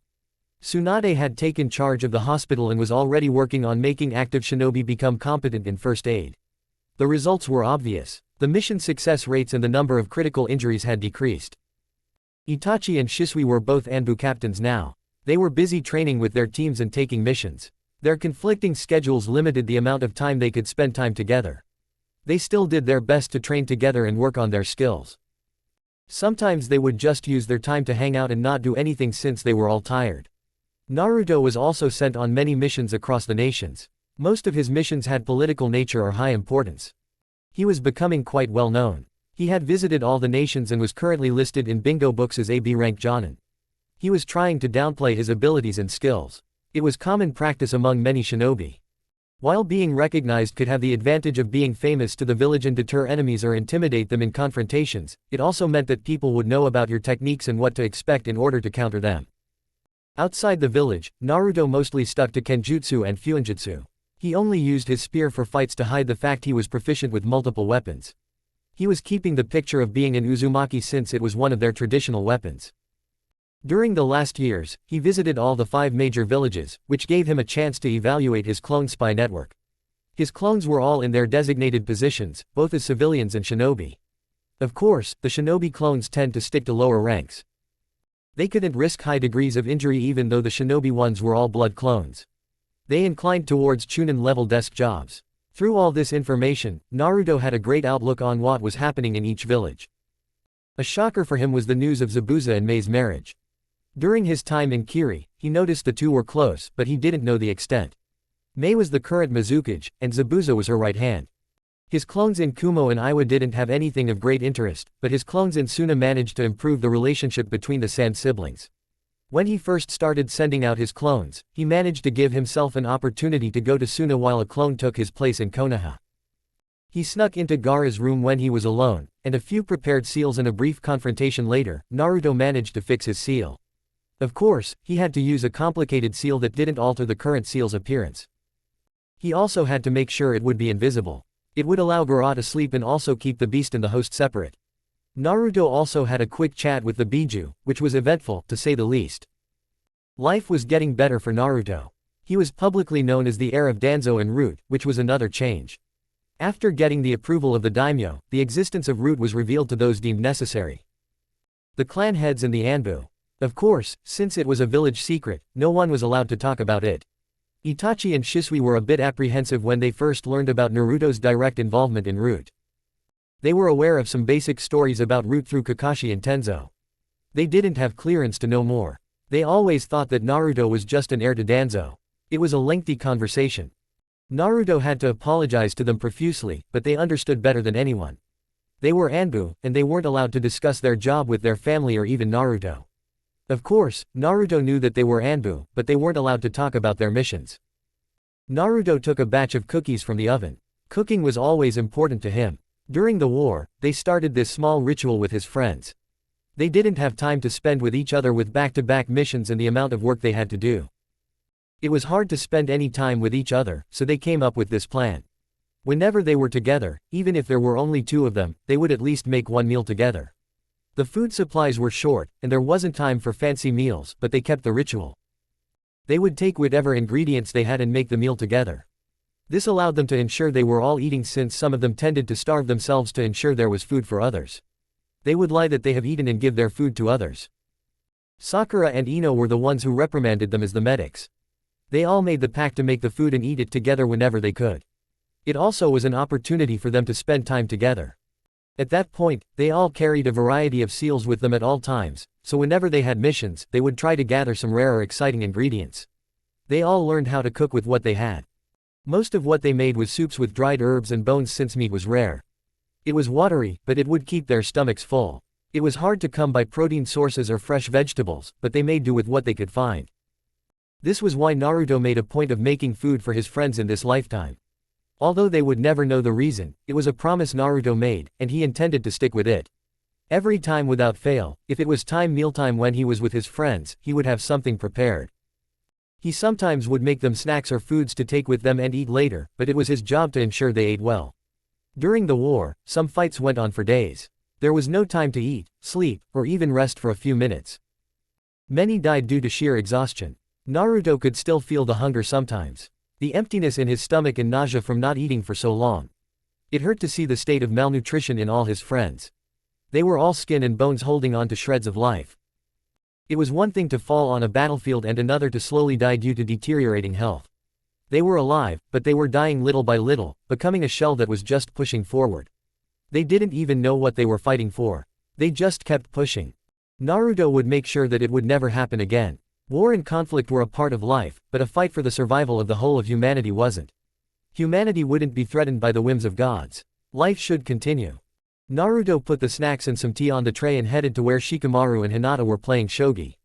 Hinata was still shy and soft-spoken, but she was growing into the fierce tigress Naruto knew. Speaking of tigers, about 3 months ago, Naruto gave her the tiger summoning contract as a sort of graduation gift. When they first started training together, Naruto told her that she would graduate from his training when she managed to make his back hit the ground in a spar. It was an exciting fight, and Naruto had to release his seals a little to keep up with her relentless attacks. He was in a state of dodging and counterattacks when Hinata used a burst of chakra to augment her speed and slide into his defenses, hitting him in the stomach. It was a brutal hit that made Naruto lose his balance. He didn't know she learned these sorts of techniques from Tsunade. He congratulated her and gifted her the contract. Since then, she had become even more fierce. Her style was a combination of flowing movements and hand movements. Much like Sweden, she could crash or flow. She leaned toward a particular defensive style where she lured the opponent in and would use close quarters to deliver vicious attacks. Naruto watched the game between them. Naruto could still beat Shikamaru, but now their games were 50-50. Naruto knew that soon enough, Shikamaru would surpass him, and he wasn't sad about it.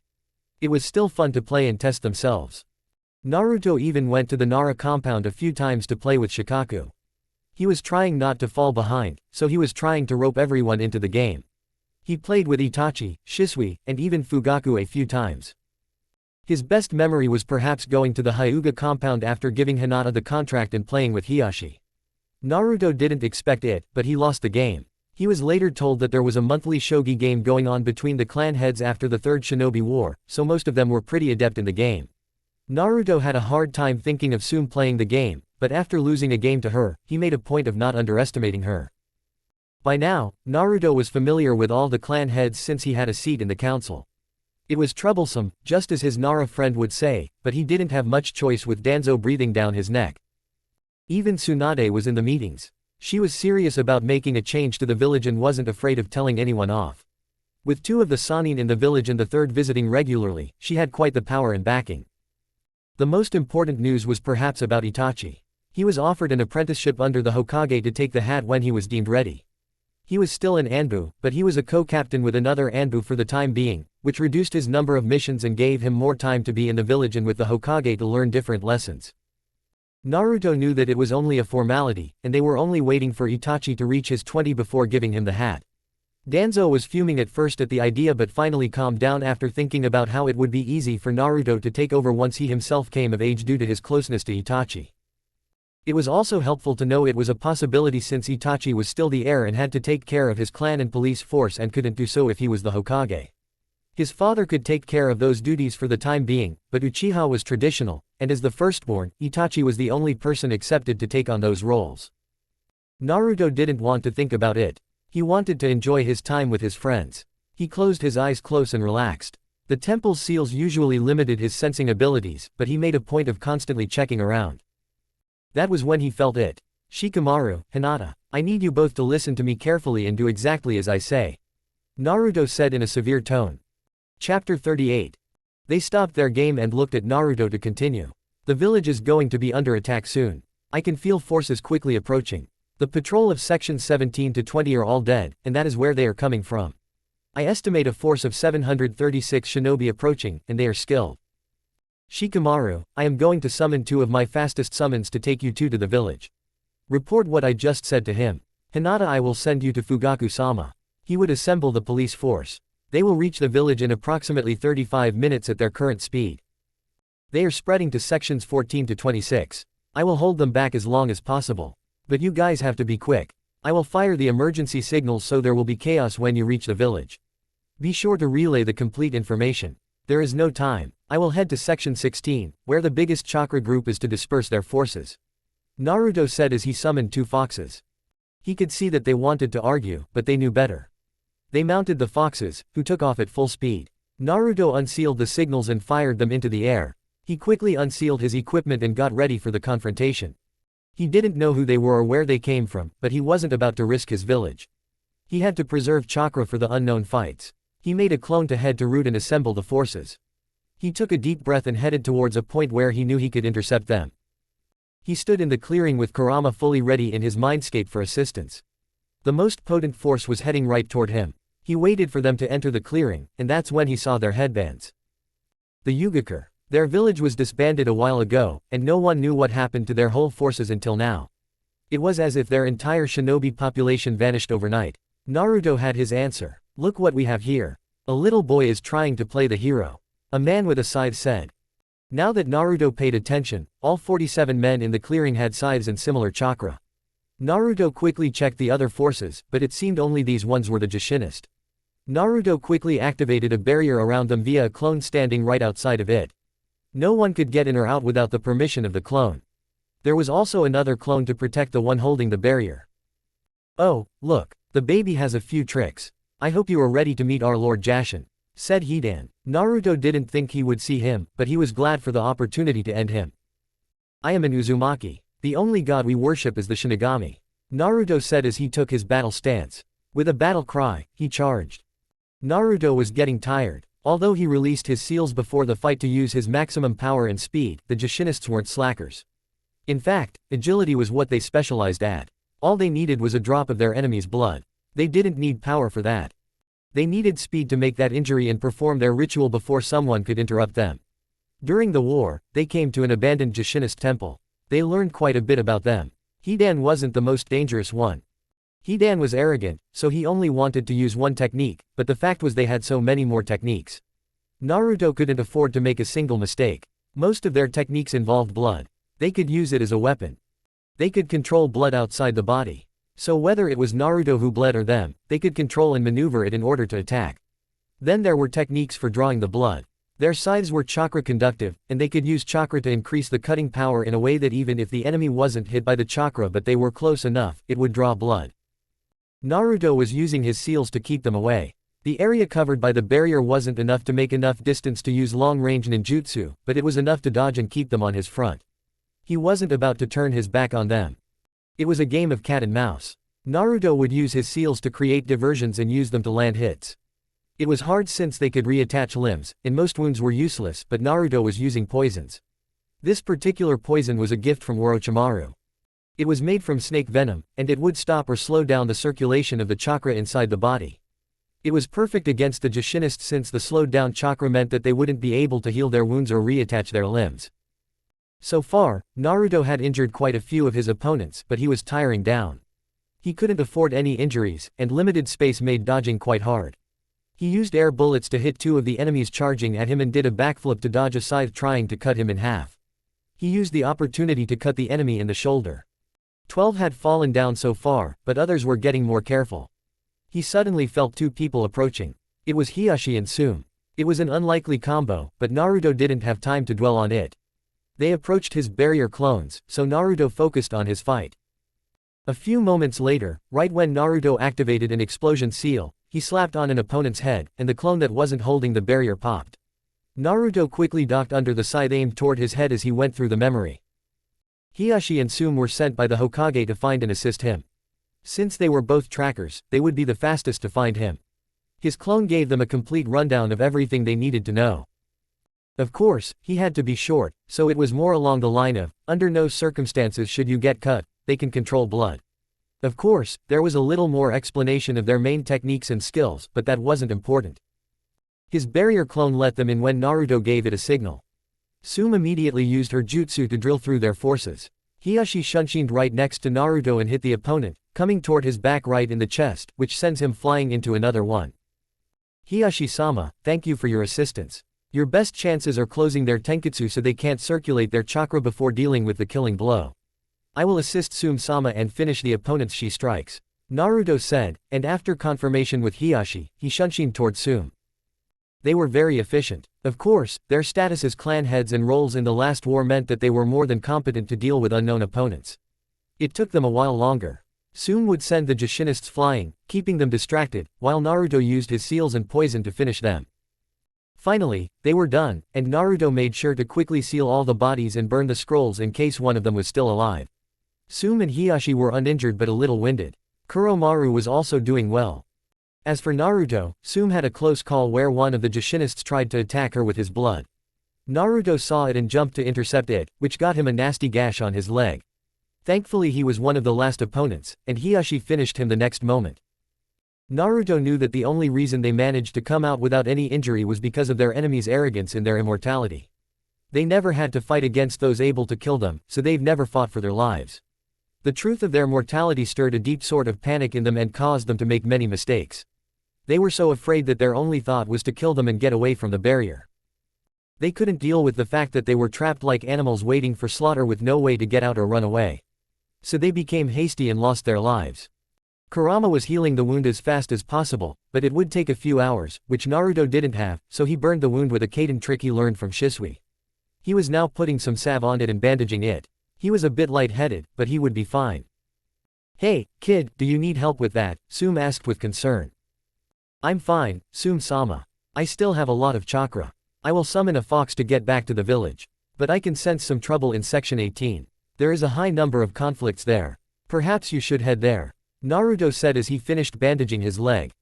Both clan heads checked for a few seconds to confirm. Fine, brat, but you better get back to the village safe, Soon said as they headed to the next battlefield. Naruto had a plan, and he was going to make sure he executed it right. He quickly summoned 4 foxes and gave them all the instructions. 3 of them headed out while Naruto got on top of the last one with a quick apology to get back in the village. The inside of the village was safe, thankfully. All the battles were engaged outside the borders, and the Uchiha police force made sure to take all civilians to the bunkers and protect important buildings. There were guards and sensors all around the perimeter. Naruto quickly got in after a short confirmation. He headed straight to the ceiling division. On the top floor, the main controls of the protective barrier around the city were located. The barrier not only alarmed of entry of unauthorized entities, but it also allowed the activation of multiple traps and seals located all around Konoha. At times like this, when the village was under attack, the barrier needed constant chakra from the seal masters, but there were nature chakra seals that kept the minimum output that made it function on regular days. Naruto quickly got into a position in the circular room. There were intertwined designs on the ground and all over the walls. There was a luminescent orb in the middle of the room, which showed the state of the barrier, and, if there was a breach, its exact location. Naruto went to stand in the closest circle to the orb. The seal masters were standing in circles. The closest ones had control over the activation of remote seals, but the ones in outer circles were only putting in their chakra. There was also the outermost ring where people who controlled their chakra output stood. Naruto sat down with a protest from his injured leg. He put his hands on his designated seal and started connecting himself to the seal. He sensed around the village for any trouble and maintained his focus also on the fights happening outside. There were a few injuries, but the number of deaths was meager. They only needed around an hour more before finishing all the enemies. They were unlucky since most of their best forces were outside on missions. But Konoha was not naive, and there was a good reason why clan heads hardly ever took missions outside the village. Everyone was doing their part like a well-oiled machine. Shikaku was ordering the forces from a vantage point over the comms along with the Hokage and battle advisors. Tsunade was ordering medical teams to head to needed locations and also treat the injured shinobi brought into the hospital. Orochimaru was crashing the battlefield and obliterating the enemy. The Anbu and Root were headed to all borders along with sensors and tracking shinobis to ensure the safety of the Fire Country. The Jonin were engaged in fights happening around, and the Chunin were defending the village. Naruto was glad to see that the Uchiha Jonin were also in frontline fights. The Chunin and retired Uchiha were the ones holding the role of the police force under the constant orders of Fugaku. Things were going smoothly. Naruto focused his sensing on where his summons met the clone waiting for them. Everything was going according to his plan. For years he has been waiting for this opportunity, and now he has finally managed to do it. Suddenly there was a massive burst toward the barrier. 3 enemies had gotten past their forces somehow and were at the barrier. Naruto immediately focused his chakra on that section to ensure they couldn't get in. The current state of the barrier had some defenses against people entering or jutsu getting in. Still, it wasn't powerful due to the large area it covered, so they quickly relayed the information to Shikaku and the Hokage to send shinobi to the defense. They managed to hold up until everything was done. Naruto had to stay a lot longer to make sure the barrier had enough nature chakra to function on its own. By the end, even he passed out due to exhaustion. He woke up 2 days later at the Konoha General Hospital. Tsunade demanded to be in charge of him so he wasn't taken to the base. Naruto had to stay for 24 more hours to make sure he was stabilized. There was a quick questioning with Shikaku about his report. They wanted to know the exact events and how he knew about Jashinists. Naruto told them that there were some scrolls about them in the Root Library, which wasn't a lie. They were feared during the First and Second Shinobi Wars, so there were reports about them and some of their abilities. In the end, Shikaku just told him to get well soon and that Shikamaru was worried about him. Finally, it was at night that Tsunade came to his room. She told him to wait for a few seconds as they waited for Orochimaru. He came in from the window and quickly activated a privacy seal. "Sorry, I am late. I had to make sure I was not seen," Orochimaru said as he took Naruto's chart from the bottom of his bed to check his condition. "So, did the plan succeed?" Naruto asked. "Well, Gaki, I have to give it to you. Not only it worked, but you also ruffled a lot of feathers by that stunt," Tsunade said. "Can I ask what happened after my clone popped?" Naruto asked. "Well, your clone told me your plan. It was quite hard for me to maneuver the enemies, so we were right above that hidden underground facility. Your foxes were a great guide to the location and also gathered the enemies by making them give chase all to that location. All I had to do was to use some of my larger summons and a few Doden jutsus, and the ground gave in. Of course, I already had a clone go in to make sure there was no damage to that particular room. I finished the enemies and then took an investigation team with me. I managed to get Aburame, Yamanaka, and Akamichi clan heads to accompany me. They'd just finished their sections, and since it was near the end, it wasn't hard to convince them to follow. Orochimaru said with his expression close to a smile. So you found. Chapter 39. So you found the Yondaime, Naruto said, his voice shaking with emotions. Yeah, brat. It was so damn complicated to get him in the hospital without being seen. There was a whole meeting with clan heads and the Hokage. Based on what Orochimaru and others found in the lab, there wasn't any evidence on who conducted the experiments.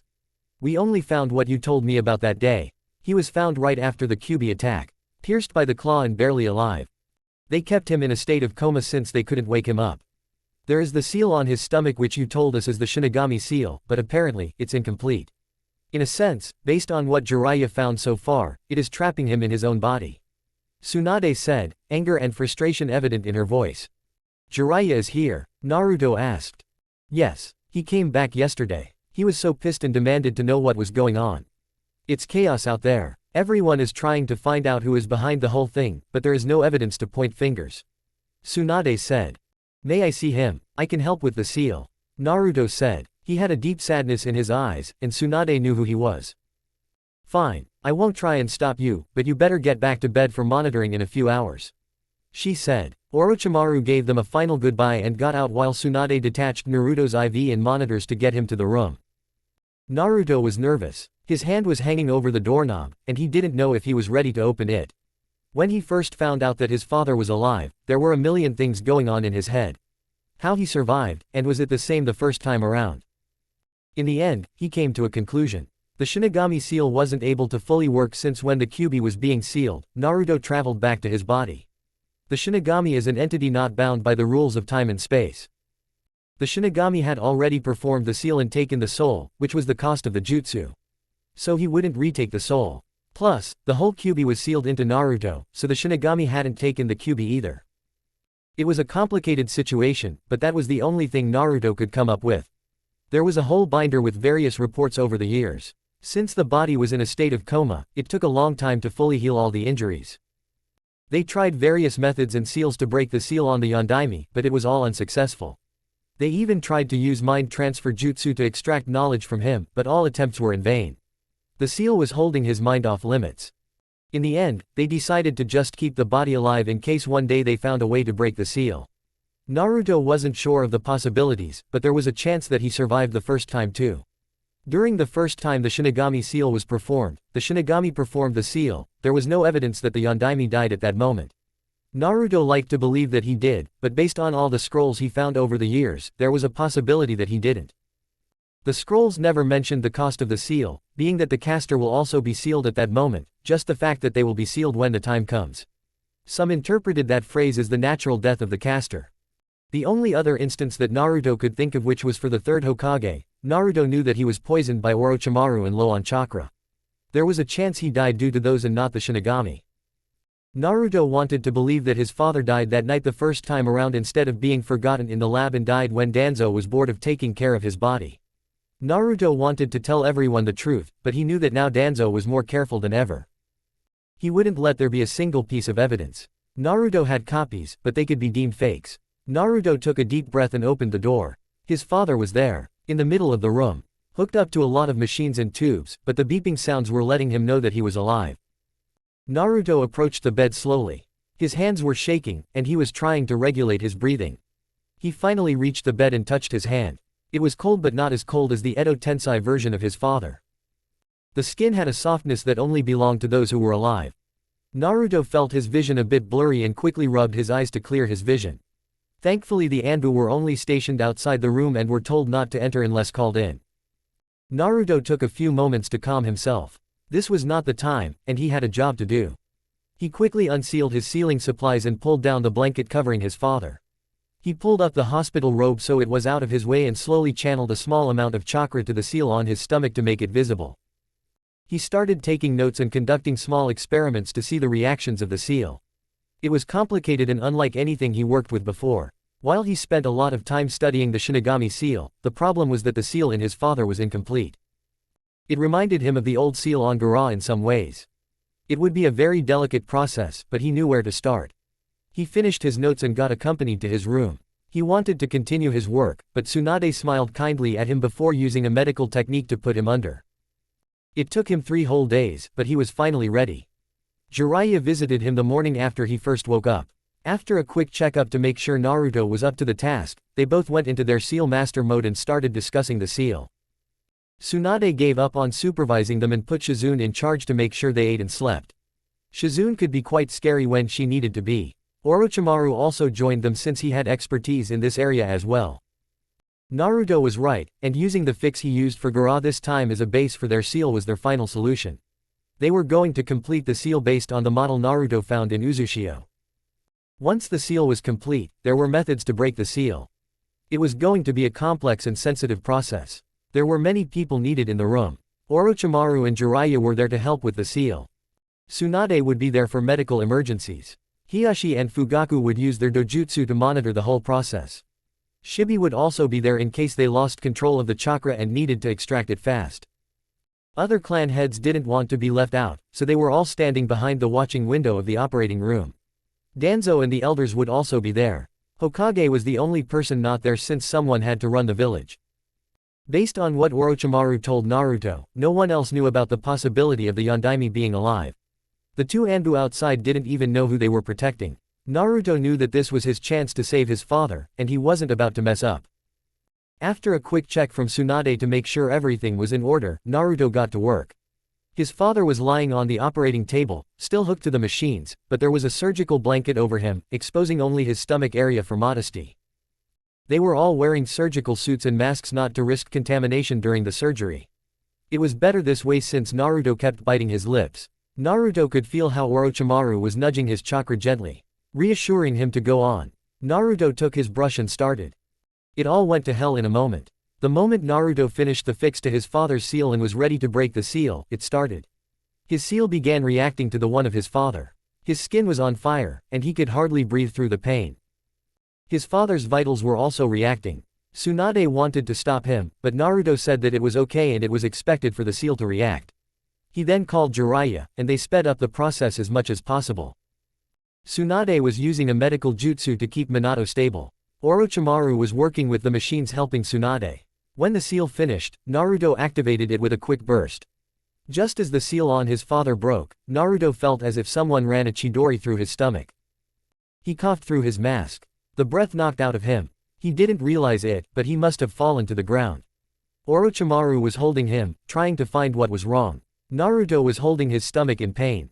He couldn't hear or see what was happening to him. He felt someone pulling away his clothing and then a pair of red eyes as he passed out. He woke up the next day in a hospital bed.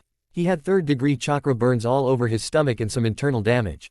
No one could explain what exactly happened, but apparently, his seal reacted to the one of his father and caused the burns. He was lucky Tsunade was there to stabilize him since he threw up blood before passing out. On the bright side, his father was okay, and it was confirmed that the seal was successful. He woke up a few hours after surgery, and they were slowly explaining things to him. Naruto wanted to see him, but he knew that his father was disoriented and confused, so he gave it time. Plus, Tsunade wouldn't let him out of bed for at least another day. It was all so stupid. He was lucky he didn't lose control over his Biju chakra with so many clan heads close by.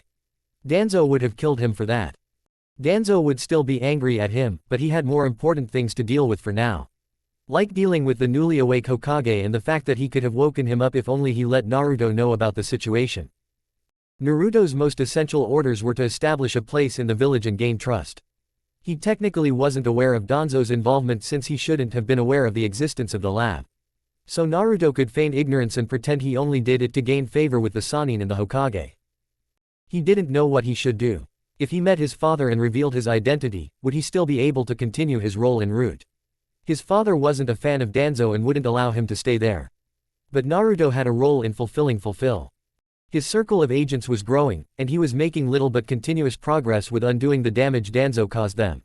Fu and Torun were now spending a lot of secret meetings with their families. They were still careful and did it under the name of training. They would bring some loyal agents to training grounds and then leave them for a while to do their meetings. Naruto trusted them to stay hidden, so he wasn't worried about them. Inoichi was close to making a breakthrough, but he needed more time. Naruto wanted to go to his father. He tried to tell him everything and just became a careless kid. He wanted to be the person he was with Itachi and Shisui.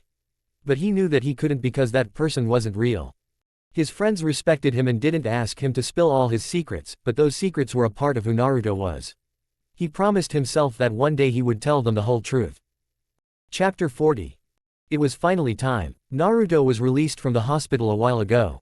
There was much rebuilding and missions to be done, and Danzo didn't have any missions for Naruto, so he was left alone except for last night when Danzo informed him that he would meet the Yondaime that night. It was weird to have Danzo explain his parenthood to him and remind him of things he was allowed and not allowed to say. After ensuring everything was perfect, Danzo told him to be at the hospital around noon. From what Naruto was told, it took them a while to confirm Minato's identity and explain everything to him. Of course, it was hard to explain to him that he missed a decade of time. Although, due to preservation seals, he hadn't aged, but everyone around him did. There were many meetings with the clan heads, who all wanted to see their friend. Naruto spent the last few days trying to get himself ready, but he really wasn't. Itachi and Shisui weren't back in the village yet, and he was alone. Naruto wanted to talk to someone, but he couldn't really talk about the situation to anyone. His friends in the academy didn't have clearance to know most of it, and the ones who had clearance to the part were not in reach. Naruto retreated to his mind to talk to Kurama for a bit. Naruto felt Kakashi approaching. He felt his chakra, sadness, confusion, regret, and anger. But the anger wasn't directed at him. Naruto knew why. He was probably told about his identity. Kakashi was in his Anbu uniform and asked Naruto to follow him. Naruto could hear the sound of his own heartbeat. He was doing his best not to show any outward reactions since he was sure the root was watching. They finally reached a door. Kakashi opened it and motioned for him to go inside. Naruto forced himself to take those steps that felt infinite. It was just a few meters, but to him, it was stretching into kilometers. He felt as if the time was moving in slow motion. He was finally inside. It was a medical room, and Minato. No. His father was standing next to his hospital bed. He was wearing a hospital shirt and pants, and he looked alive. He was looking at Naruto with so many emotions. Naruto could feel pain and sadness from him. His eyes were shining with unshed tears. Naruto walked closer, but he didn't know what to do. They both kept looking at each other as if they were memorizing every detail. Finally, the silence became too much, and Naruto decided to say something. "Hi," he managed to say, voice small and hesitant. "Hello, Naruto-kun," Minato said, trying to keep his voice soft and even. Naruto was reminded of how people talk to scared animals. His father was worried to scare him. "Do you know who I am?" he asked, voice barely above a whisper. Naruto shifted from one foot to the other. He finally nodded slightly. "You are Minato Namikaze. You are the fourth Hokage. And my father." Naruto dropped his gaze to the ground after he said the last word. Minato moved his hand to reach for him, but Naruto flinched a little and he drew back. "That's right. I'm so sorry. I'm so sorry for not being there for you. I'm so sorry I wasn't there to protect you. I'm so sorry you grew up without a family. At this point, he was starting to hyperventilate, voice shaking as he was sobbing. Something in Naruto just reacted, and in a split second, he reached for his father. Holding him, hugging him, and burying his face in his stomach. His father stopped. "It's okay. I forgive you. It wasn't your fault," Naruto said, voice muffled with his head buried into his father's clothes. Minato sank into his knees, dragging Naruto down with him, bringing his arms in Naruto in a desperate manner, trying to bring him closer. The hug was tight, and they were both crying, but it didn't matter. Naruto was holding his alive father, and that meant everything to him. They just held on and cried for what seemed like forever. Finally, they were calm enough to speak again. "There is so much I want to tell you," Naruto said. Voice is still a bit shaky from all the crying. He picked his head from where it was, buried into his father's shoulder, to look at him. His father looked at him with such a gentle and kind smile. He reached with a hand to wipe the tear tracks on Naruto's cheeks. Well, it's a good thing that we have some time to ourselves then." He then pulled Naruto towards himself again, putting his chin on top of Naruto's head, breathing deeply, trying to memorize his scent.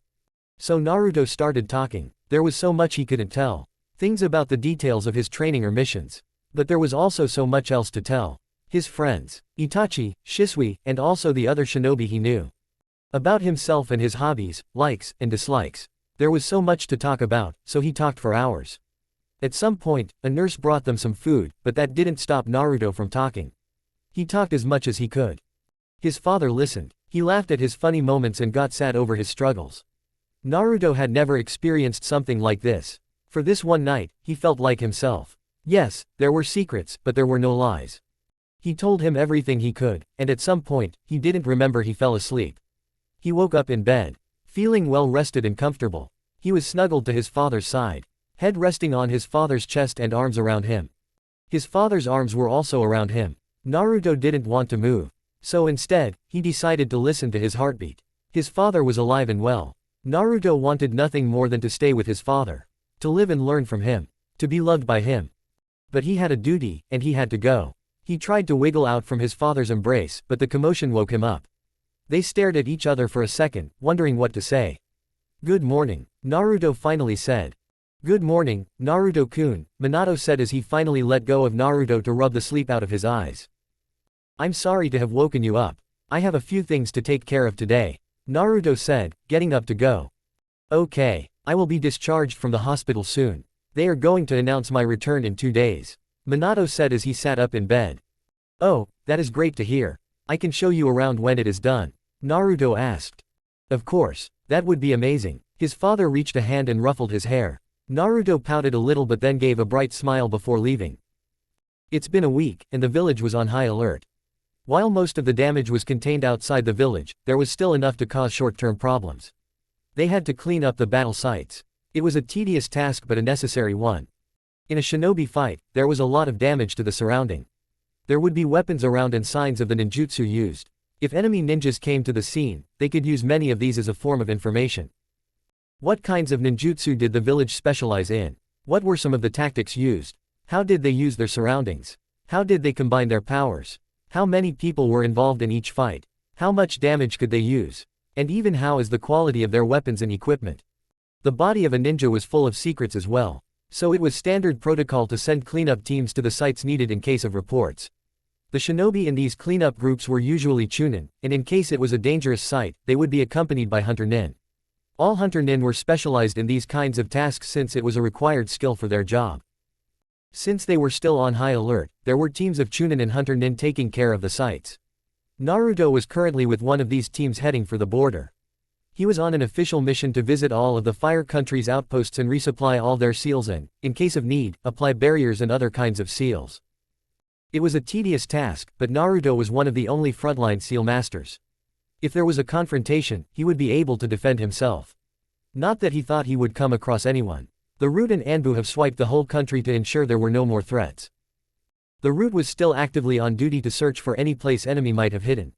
Even a lot of their spies were called back to be located in smaller villages of fire country where enemies can hide. So far, there was nothing suspicious.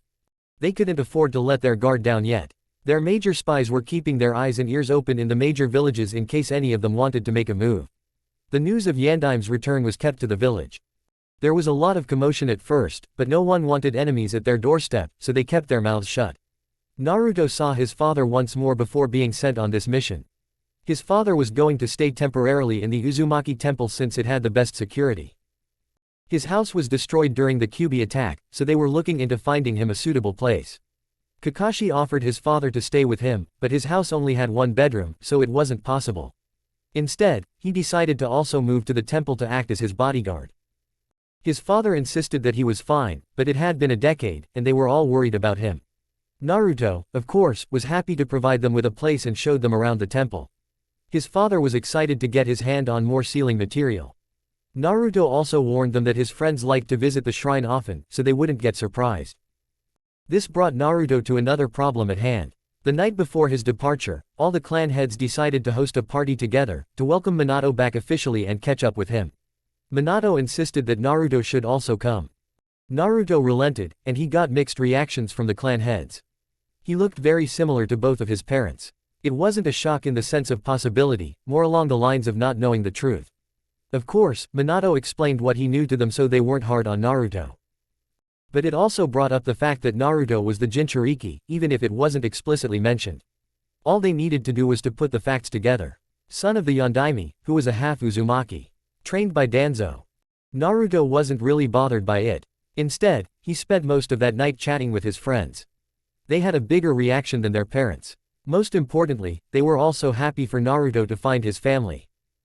Naruto felt a bit down since Itachi and Shisui weren't there, but he got to hang out with his friends.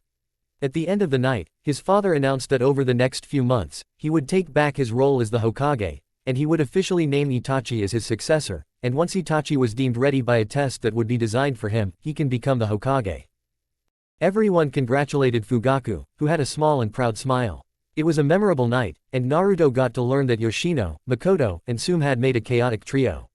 They had a drinking competition. And Naruto doesn't want to think about the events that happened after it. Just that they roped all the other women to also enter their contest, and drunk women can be scary. And they can magically break through any Fuinjutsu barrier and beat their husbands if they even attempt to stop them. Naruto had to get his drunk emotional father back to the temple that night, and it took his combined efforts with Kakashi to make him let go of Naruto. Chapter 41. Naruto finally saw Shisui on one of his border patrols. His team, along with Kakashi's, were on guard duty in an outpost near the Suna border. The Chunin on duty reported some suspicious activity, but since there weren't any attacks yet, they only sent 2 Anbu teams for investigation. There were some rumors of Sasori being active in the area in the past, so they couldn't risk sending lower-ranking shinobi. Naruto decided to join them in the investigation. His sensory abilities, along with Kakashi's tracking skills, could ensure there wouldn't be any surprises. Currently, they were heading back to the outpost for the night. They found a few tracks, but they were all going in circles which led them nowhere. They couldn't risk camping outside with Sasori being a puppet master and an expert with poisons. When they reached the base, Naruto decided to go around and place some seals to upgrade their alerts and defenses. Shisui saw it as an excellent time to join him. So I got the good news, Shisui said with a playful smile. We both know you are not the type to be subtle. You can ask me anything. You know that, right? Naruto asked as he worked on putting chakra identification seals on the entrance. Hey, I take offense to that. I can be completely subtle when I need to, Shisui said with an offended huff. But you are right, so the returned Yondaime is your father? Shisui asked hesitantly. Yeah, it was bizarre at first. I'm not sure about how to act or what to do. I was raised by Danzo-sama, but I was only ever treated as a shinobi.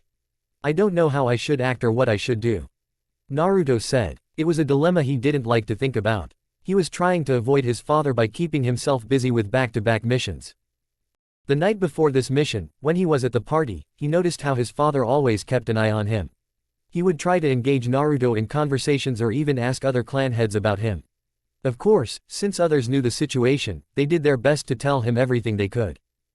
They could only imagine how it felt like to lose a decade of your child's life. By the end of the night, Minato was only more depressed to know how much he had missed. Naruto could understand. His father woke up from a coma to learn he lost his wife and a decade of life. It would take some time for him to grieve and come to terms. That was why Naruto avoided him. Naruto didn't want to be a constant reminder of what he lost. In his first life, he was a reminder to everyone of their loss. The villager hated him. He was abounded and alone. He didn't want to be the same as his father. He didn't want to lose him. He didn't want to get abounded by him. So he was trying to avoid him. Hey, Naruto, will you look at me? Shisui said as he gently turned Naruto around to face him. Naruto struggled to keep his emotions in check. Hey, you are one of the best people I know, and I am proud to call you a brother. You are selfless and caring and always do your best to help everyone around you. It is okay to be confused or worried. But all you have to do is to be yourself. You don't have to pretend or do anything extra, just be honest. I promise you everything will be fine, Shisui said as he held both of Naruto's shoulders firmly. But that's not that, Shisui.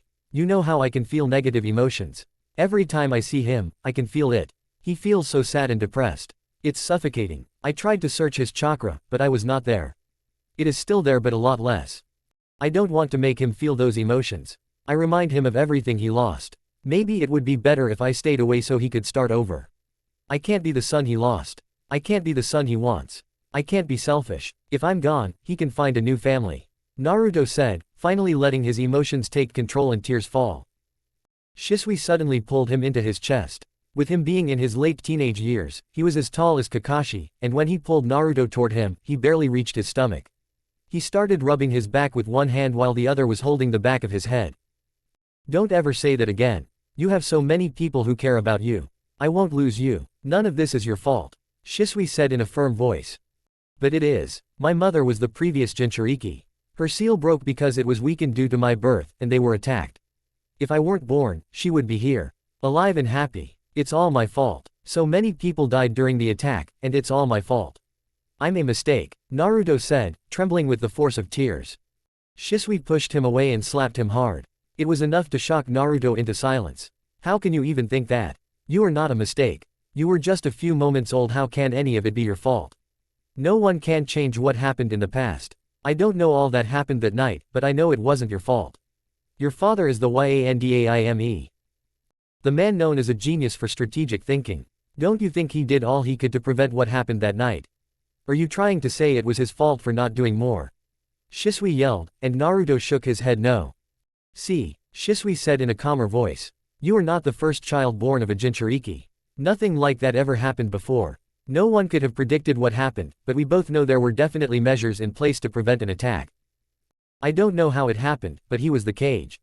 He would definitely put measures in place. So if you don't blame him for doing all he could, stop blaming yourself for simply being born. Shisui said. Naruto didn't say anything but threw himself in Shisui's arms again to cry. Finally, he passed out in Shisui's arms. Neither of them noticed the chakra signature nearby. The next day was much the same. They finally had some solid tracks to follow but no sightings as of yet. However, Naruto was able to find the target with his sensory skills. It was vague since he was masking it. Naruto couldn't tell if there were more people or not. He could feel multiple chakras, but Sasori was able to use human puppets, so they could be that. Or they might be hostages to lure them into a trap. Either way, they had to investigate. Shisui sent some of his summons to investigate since they were the least noticeable in this situation.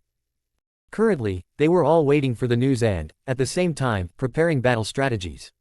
It's been 3 hours since they found Sasori, but he hasn't moved. It was probable that he was aware of their presence and waiting for them to confront him. Currently, they were changing their gears. When traveling or on stealthy missions, shinobi tended to wear lighter clothing so they could preserve stamina. But for battles, they would use heavier gears to protect them from potential damage.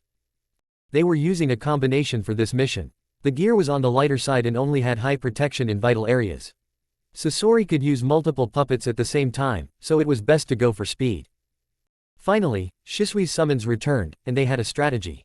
Sasori was with another missing nin. Naruto didn't know this guy from his previous timeline, but according to Kakashi, he was an S rank from Kumo.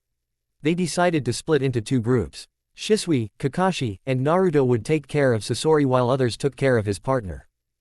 The Kumo nin wasn't a significant threat in the case of precision. He was a berserker who tended to use large-scale jutsu with very high chakra capacity. He wasn't very strong in close-range combat but was an ninjutsu expert. So their team was going to distract him and find an opening to deal with the finishing blow. Naruto's team, however, was going to use another tactic. Shisui was going to use his famous speed to get close, and Kakashi would provide support with ration, which can interfere with chakra strings. However, this left Naruto to deal with all the puppets in order to make that opening. Naruto gave them all the information he could remember about how they should aim for the main body and how the puppets worked. They had to be careful since they couldn't risk getting hit. Naruto took a few deep breaths to calm himself as they approached their target. Suddenly he felt a hand on his shoulder. He knew it was Kakashi, so he just waited. Be careful. Okay, he said, a little worried. Naruto gave a reassuring smile and nodded. They fell into step. Naruto threw a smoke bomb at Sasori to limit his vision. Sasori jumped back. They were in an area where the forest slowly transitioned into desert. It was mostly a stony terrain with sparse trees. Luckily they were also near a short mountain range, so there were enough stones in the area to use for cover. Kakashi and Shisui went left while Naruto went straight to meet Sasori head-on. There was no exchange of words needed. Sasori was wearing his Akatsuki cloak. Naruto quickly jumped out of the way of chakra strings aimed to pierce him. He quickly used small explosions to cause some more damage to the terrain. Sasori finally brought a few puppets into the fight. Naruto could feel that Kakashi and Shisui started their approach and were dealing with a few of puppets. Naruto quickly used more explosions to make Sasori back his puppets and focus on him. Naruto quickly used Doden to use the loose pieces of earth made by explosions earlier as a projectile. He was trying to aim in a way to send Sasori toward Kakashi and Shisui, but Sasori wasn't stupid. Sasori used an earth wall to protect himself and sent more puppets after Naruto. Naruto dodged a few jutsu coming toward him. There wasn't room for error, but Naruto was ready. He unsealed a tanto to boost with his wind chakra and cut through chakra strings. Sasori was becoming desperate, and it was dangerous. Naruto could feel the poisons dripping from the chakra threads. One hit, and they were done. Of course, there was a chance not to die of poison, but it would still put them out of commission. Naruto made a few clones to deal with the clones. He could see Kakashi and Shisui struggling to make progress from the corner of his eyes, so it was time to up his efforts. Naruto quickly unsealed a few more explosive tags and smoke bombs. He wanted to conceal Sasori's vision as much as possible. Sasori pulled one of his puppets back to use the futon and disperse the smoke. Naruto quickly jumped into the air, away from the puppet who was going for his head. Naruto used his tanto and chopped the strings of another puppet. It would buy him a little time before Sasori could attach the strings again, but it was enough time to secure an explosive tag to another puppet and blow it up. Sometimes Naruto believed that most fights could really be solved by the extensive use of explosions, but he wasn't about to become like a certain Iwa Nin. His explosions were actually a work of art. As a seal master, he customized all of his seals. He had complete control over how big each explosion was, how much damage it caused, and even how much sound or smoke came out of it. Of course, there were natural limitations. He couldn't defy the rules of physics, but he could use them to his advantage. This allowed him to stay unknown to the enemy. They couldn't predict how big the next explosion would be or how much damage it could cause. If they were not careful, they would get caught in the range. Currently, he was mainly using controlled explosions that didn't affect a wide area. He wanted to destroy the puppets but not get his allies in the crossfire. Finally, Shisui and Kakashi were close enough. Naruto quickly summoned more clones to finish the puppets and approached Sasori from behind. Naruto was dancing in between the string. His movements were fluent, like a water current. He was spiraling and cutting the chakra strings coming for him. The closer he got, the harder it would get. Suddenly there was a crash, and Naruto saw that Sasori was now in his main body. Naruto upped his speed, pushing his body to the maximum. He could feel his lungs burning with the effort to keep up. He pushed through and kept going. After what was just a few minutes but felt like hours, the fighting finally stopped. Naruto used his remaining strength to check for Shisui and Kakashi. Kakashi had his hand through Sasori's main body with the remnants of Chidori visible. Shisui was right beside him, checking for confirmation that their target was dead. Naruto felt his vision blur and fell to his knees. He had a minor injury from a hit he took. It was poisoned, and Kurama was gathering chakra so Naruto could use his one-tail cloak and burn through it. It would only take a minute. Naruto felt Kakashi and Shisui reach by his side. "Hey, Naruto. Are you okay?" Shisui asked worriedly. He was checking Naruto all over and was a bit hesitant to touch him in case it would worsen the injuries. "I'm alright. I have to use my Jinchuriki cloak to burn through the poison, but the wound isn't serious. Do you guys have any injury?" Naruto asked, holding his side to slow down the bleeding. "We are both fine. I will go check on the other team. Join us when you can," Kakashi said before patting Naruto's back and shining away. "Shisui, step back and don't touch me no matter what," Naruto said, voice shaking a bit. Shisui didn't argue and stepped back. Naruto took a deep breath and released his Jinchuriki cloak. It was painful. Naruto could feel his skin burning. He took deep breaths to control himself. Kurama manipulated the chakra to make sure the process went well. Finally, after a few more minutes, it was done. Naruto felt tired, but he quickly popped a chakra pill to keep going. Shisui approached him again. "Are you alright?" he asked. "I will be fine. I burned through the poison. I spent too much chakra, so I need a few minutes for the pill to take effect. Can you seal the bodies?" Naruto asked as he maneuvered himself to a more comfortable position. "Alright," Shisui said. Naruto knew that he was worried, but there were more important things to take care of. Naruto stayed down for a few more minutes, trying to take his breath under control. He then got up and unsealed his medical kit to take care of the wound. It was time to go. Chapter 42. The rest of the mission went well. They had a few injuries, but they were all alive and would make it.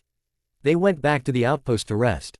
Shisui was a bit clingy with Naruto and hesitant to leave his side. Of course, Naruto knew it was because of the talk they had, but there wasn't much he could do.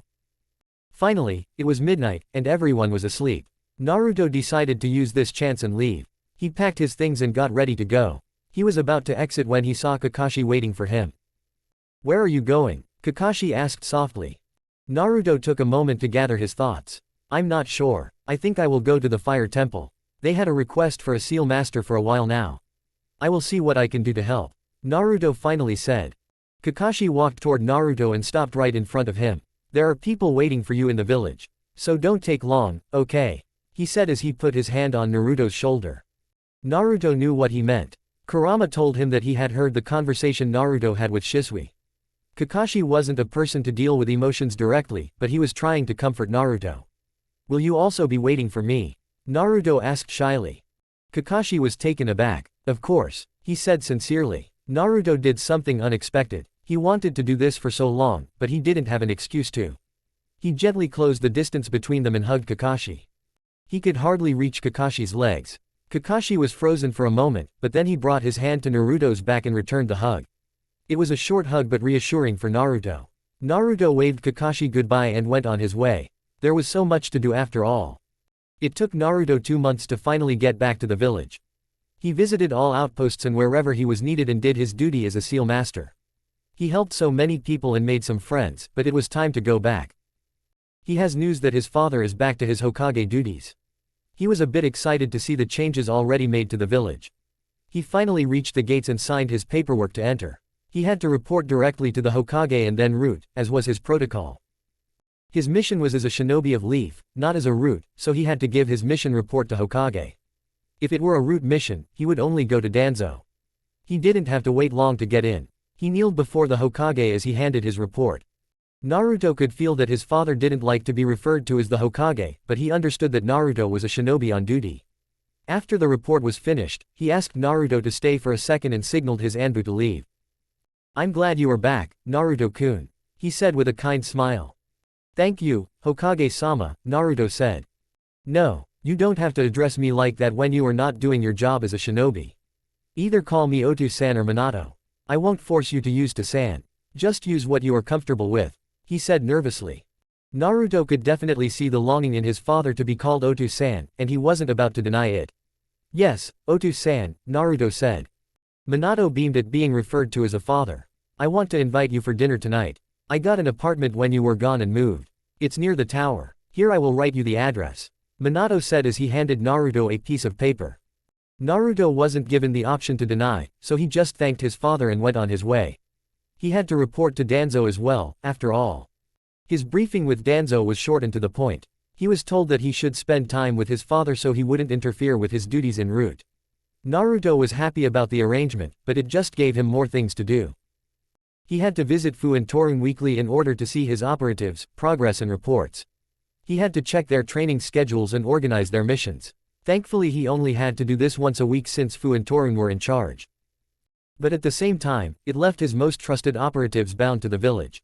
Naruto also had to do personal training with the recruits to assess their skills and needs and to also gain their trust. The number of his operatives was growing, and currently, he was directly controlling 20% of active forces. It was true that most of them were newer agents as opposed to some of the agents who were en route for a lot longer, and there were higher-ranking agents who were equal to some of the strongest jonin of the village.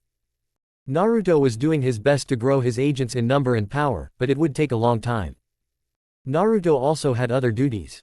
He regularly hung out with his rookie 9 friends. They were all growing into themselves, and Naruto enjoyed their times together. He did his best to visit everyone at least once a month. Then he hung out with some of the jonin and trained with them.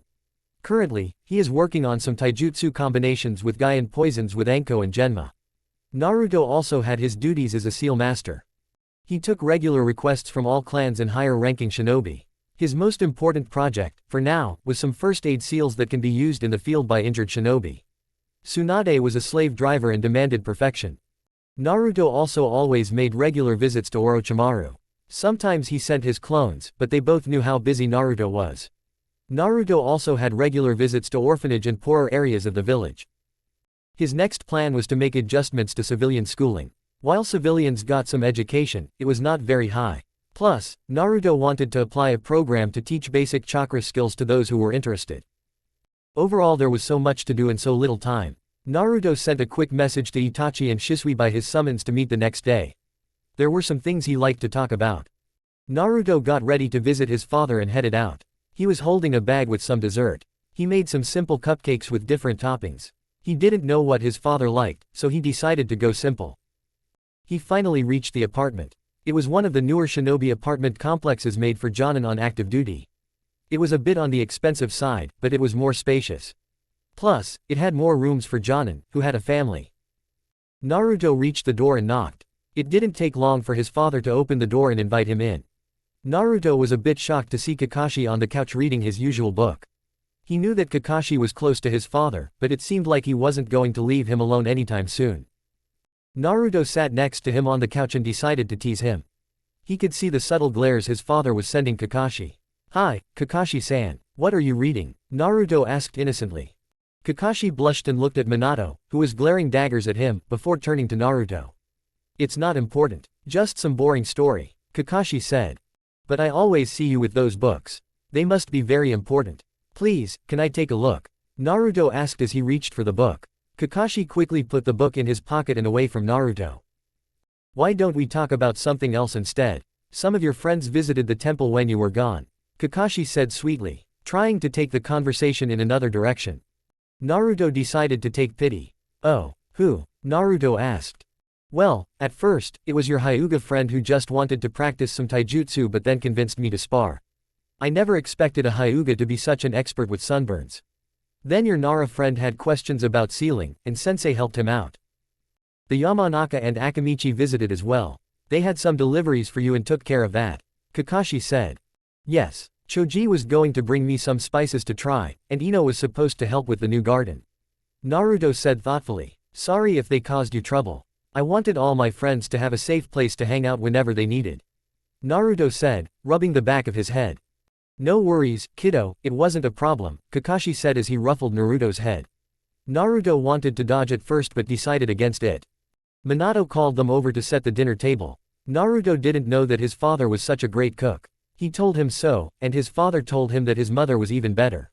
He also promised to make some of her recipes for Naruto in the future.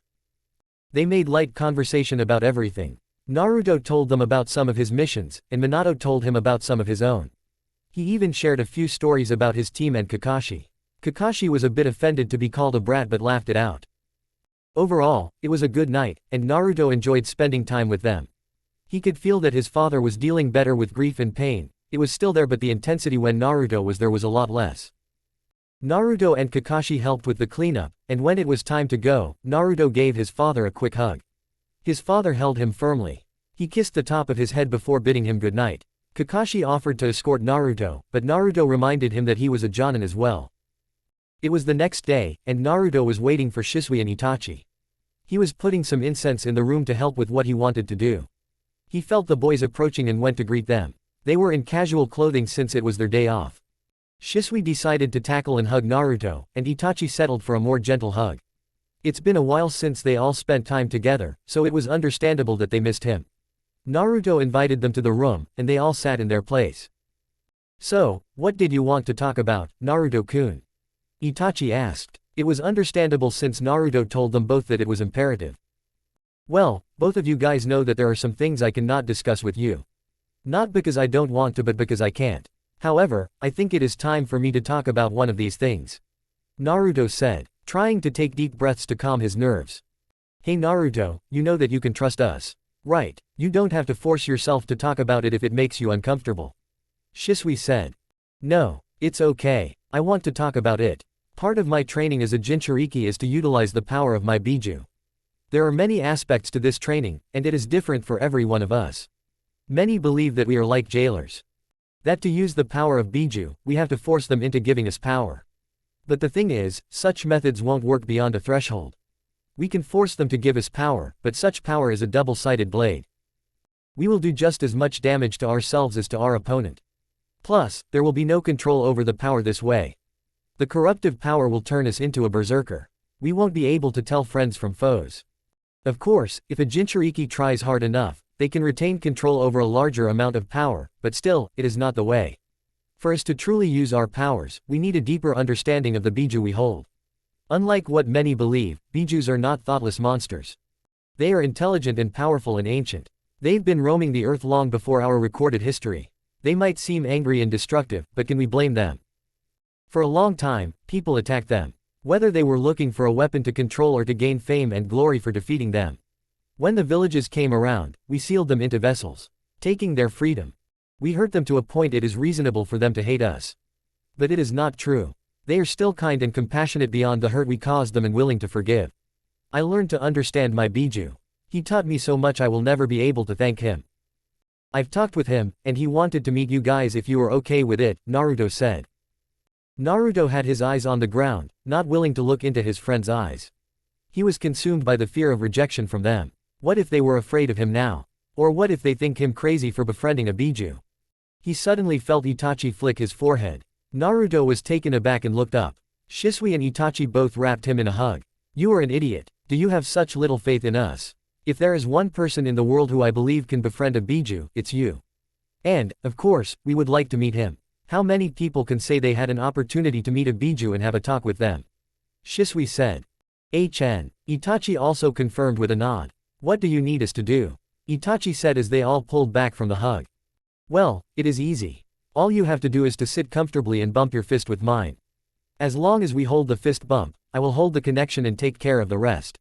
Oh, and try not to activate your Sharingan. He doesn't really like it. Naruto said as he held his fists for them. They both fist bumped him and suddenly found themselves standing in front of a giant open cage with Kyuubi sitting in all his glory. Hello, boys, he said, giving a predatory grin. Suddenly, it didn't feel like such a good idea. Chapter 43. Shisui and Itachi were just standing in shock, not knowing how to react. In front of them was the giant nine-tailed fox standing in all his glory. They've never felt ki like that before. Suddenly Naruto jumped on top of the fox's head, hugging him. Stop acting mean, you know they are friends, Naruto said from his position. Kurama rolled his eyes and huffed. Fine, brat, get down, he said. When Naruto jumped down, Kurama transformed into his human form. Hello, brats, Kurama said. Itachi was the first to recover enough from the shock of the fox transforming. Hello, Kyuubi-sama, he managed to say, and Shisui also managed a quick, nice to see you. Kurama chuckled. At least you have manners. My name is Kurama, by the way, Kurama said. Naruto let out an annoyed huff for implying he didn't have manners. KY, Kurama-sama, why did you want to meet us? Shisui asked. They were both a little more relaxed now. As Naruto told you, I am old beyond what you like to think. My siblings and I were created by the Sage of the Six Paths. This is why you are here. I want to tell you the story of my father and his biological children. I also took this form since it will be easier for us to interact. We are in Naruto's mindscape. We both have complete control over how we want to present ourselves and things around us. It will be much easier to show you things with more details this way. Kurama said, and with a snap of his fingers, the scenery around them changed into one only familiar to Naruto and Kurama. The story begins years ago. Kurama started. A few hours later, and after answering all the questions the boys had, they were now well versed in the history of Sage of the Six Paths, his mother and brother, his children, and their reincarnations. Kurama kindly kept hidden the fact that Sasuke was a reincarnation of Indra or anything related to Zetsu. So let me get this straight. The sage gave a gift to each of his children, but it only bore hatred between them. And that is why Uchiha and Senju were fighting for years. And now there are forces trying to combine the forces of all 9 Biju again so they can free Kagaya. Shisui asked. To put it simply, yes. If she is freed, it will be the end for all humanity. Humans have been infused with chakra for years. Without chakra, all life will perish. Kurama confirmed. What can we do to stop it? Itachi asked with determination. For now, you can only delay their forces. We know that Naruto is the reincarnation of Ashura. My father already gave him the gift in the form of a tattoo on his wrist. When he gives Indra's reincarnation the other half of the seal, we can destroy that damned statue. Kurama said. But Naruto, can't you use seals to destroy the statue? Shisui asked. No, no matter what I try to use, the power of the statue will defend it. It can't even be moved without the Rinnegan. I am already working on the plan of what needs to be done when we find Indra's reincarnation. I am doing all I can to prepare, but in the meantime, we have to delay Akatsuki, Naruto said. Akatsuki? Itachi asked. Yes, they are an organization of S-rank nuke nin. Shisui and I already came across 2 members. They wear a black cloaks with red clouds. If you see them without preparations, run. They are too strong to engage individually. Naruto warned. Wait, so they were part of an organization? Shisui asked, surprised. Yes, and now that we killed 2 of their members, they will be on guard against Konoha. There are only so many S ranks they can recruit. Naruto said. Isn't there a way to find Indra's reincarnation? Shisui asked. The only thing that is for sure is that he will be Uchiha and older than me. This means most of your clans can be candidates. Another thing is the darkness that will fall on their soul. But they can just as easily fight the darkness. Naruto said. Shouldn't we tell the Hokage about all of this? Itachi asked. I can't. They will question how I acquired the information. If I tell them about Kurama, there is a high chance of me getting imprisoned or put under watch. I won't be able to make moves. The information we told you about Akatsuki is from my spy network en route, but the fact of what they are after comes from Kurama. I can only get others involved when they finally make a move against any of the Jinchuriki. I've already sent a special warning to all of them. There is a special way for Jinchuriki to communicate. I don't know if they will take the warning seriously, but I will do what I can to keep them safe. Naruto said. But Naruto, Yandime-sama is your father. He won't let you get imprisoned. Shisui said. I'm sorry, Shisui, but I don't want to pressure him to choose between his duty to the village and me. Naruto said. The fact that he was afraid of what he might choose went unsaid, no matter how many times Kurama tried to reassure him. I think it's getting late for now. It was nice to meet you, boys. Kurama said as he put a hand on Naruto's shoulder. Shisui and Itachi said goodbye before getting out of the mindscape. It's been a few days now, and the trio has been working on many plans. Shisui and Itachi demanded to be with Naruto in his takedown of Akatsuki. Naruto tried to deny it, but his friends weren't taking no for an answer. So instead, they started planning. Naruto was upping his spy network to keep an eye on any information on Akatsuki. In the meantime, Shisui and Itachi would search through all Uchiha documents to see if there were anything on Rinnegan or the statue. It was a good plan and would buy them some time. Of course, Naruto knew who the reincarnation of Indra was, but he wasn't sure if Sasuke would go through the path of darkness again or if his powers would awaken if he didn't. Naruto wanted to ask the sage, but there was no way to contact him. He believed that if there was a chance of meeting the sage again, he had to wait for him to initiate it. Instead, Naruto was trying to find a way and destroy the statue. Nothing seemed to work, and Naruto was getting frustrated. It was one of the first things he started working on when he entered this timeline, but so far, there has been little to no progress. Naruto knew he had to be patient, but he was running out of time. If worst came to pass, he was working on an impenetrable chamber in a well-hidden location. Somewhere no one could find or enter. It was a work in progress for just as many years, but Naruto didn't want to risk it. Who knows? Maybe in the distant future, there will be someone who has the extraordinary power or knowledge to bypass the seal. His only hope was for Indra to awaken in time so they could seal Zetsu. It was getting harder and harder to stay away from that creature. During his previous life, they managed to seal the creature sometime toward the middle of the war. Zetsu wreaked so much havoc trying to capture Naruto and B in order to seal their beasts and resurrect Kagaya. When the allied forces managed to get close enough to the statue in order to extract Shukaku, Zetsu went mad. He was furious, trying to end them all. After a long battle and the death of two of the cage, they managed to seal Zetsu. It was both a win and a loss. Of course, Madara sealed the rest of the Biju in himself soon after, becoming a pseudo-Jinchuriki to the Ten Tails. It wasn't very long after when Naruto was captured. He still remembered that day clearly. He was on a mission with Sai, Hinata, and Ino. They were trying to buy time for a group of civilians to be evacuated to the new base. By this point in the war, there were still civilians around.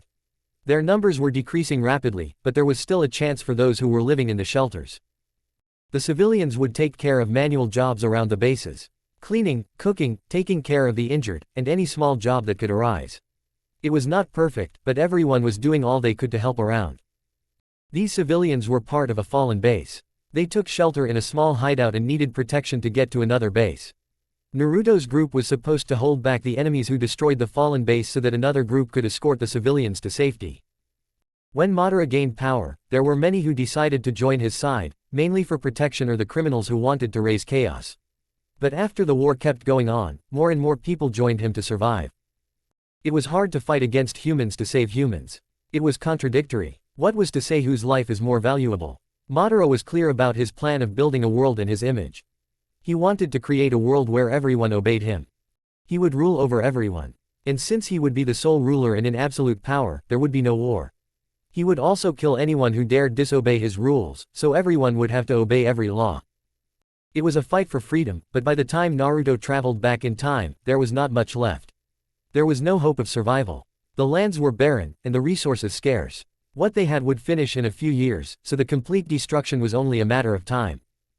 Naruto would protect humanity this time, no matter the cost. Naruto was summoned to the Hokage's office. He was waiting to enter in front of the door. He had no idea why he was summoned. He recently came back from a mission from Danzo and was catching up on his sealing works when he got the summon. He was just told to report to the office immediately. He could feel his father, Shikaku, and Kakashi inside. Their emotions were confusing. He could feel them conflicted and agitated. There wasn't any news that Naruto was aware of that could cause those emotions, but Naruto decided to wait. Finally, he was invited inside. He quickly went to the designated position and bowed. "Hokage-sama, you summoned me?" Naruto asked. One of the things Naruto always did unconsciously was his sensing. He could passively sense those around him. But there was also another level where he would reach to people with his chakra.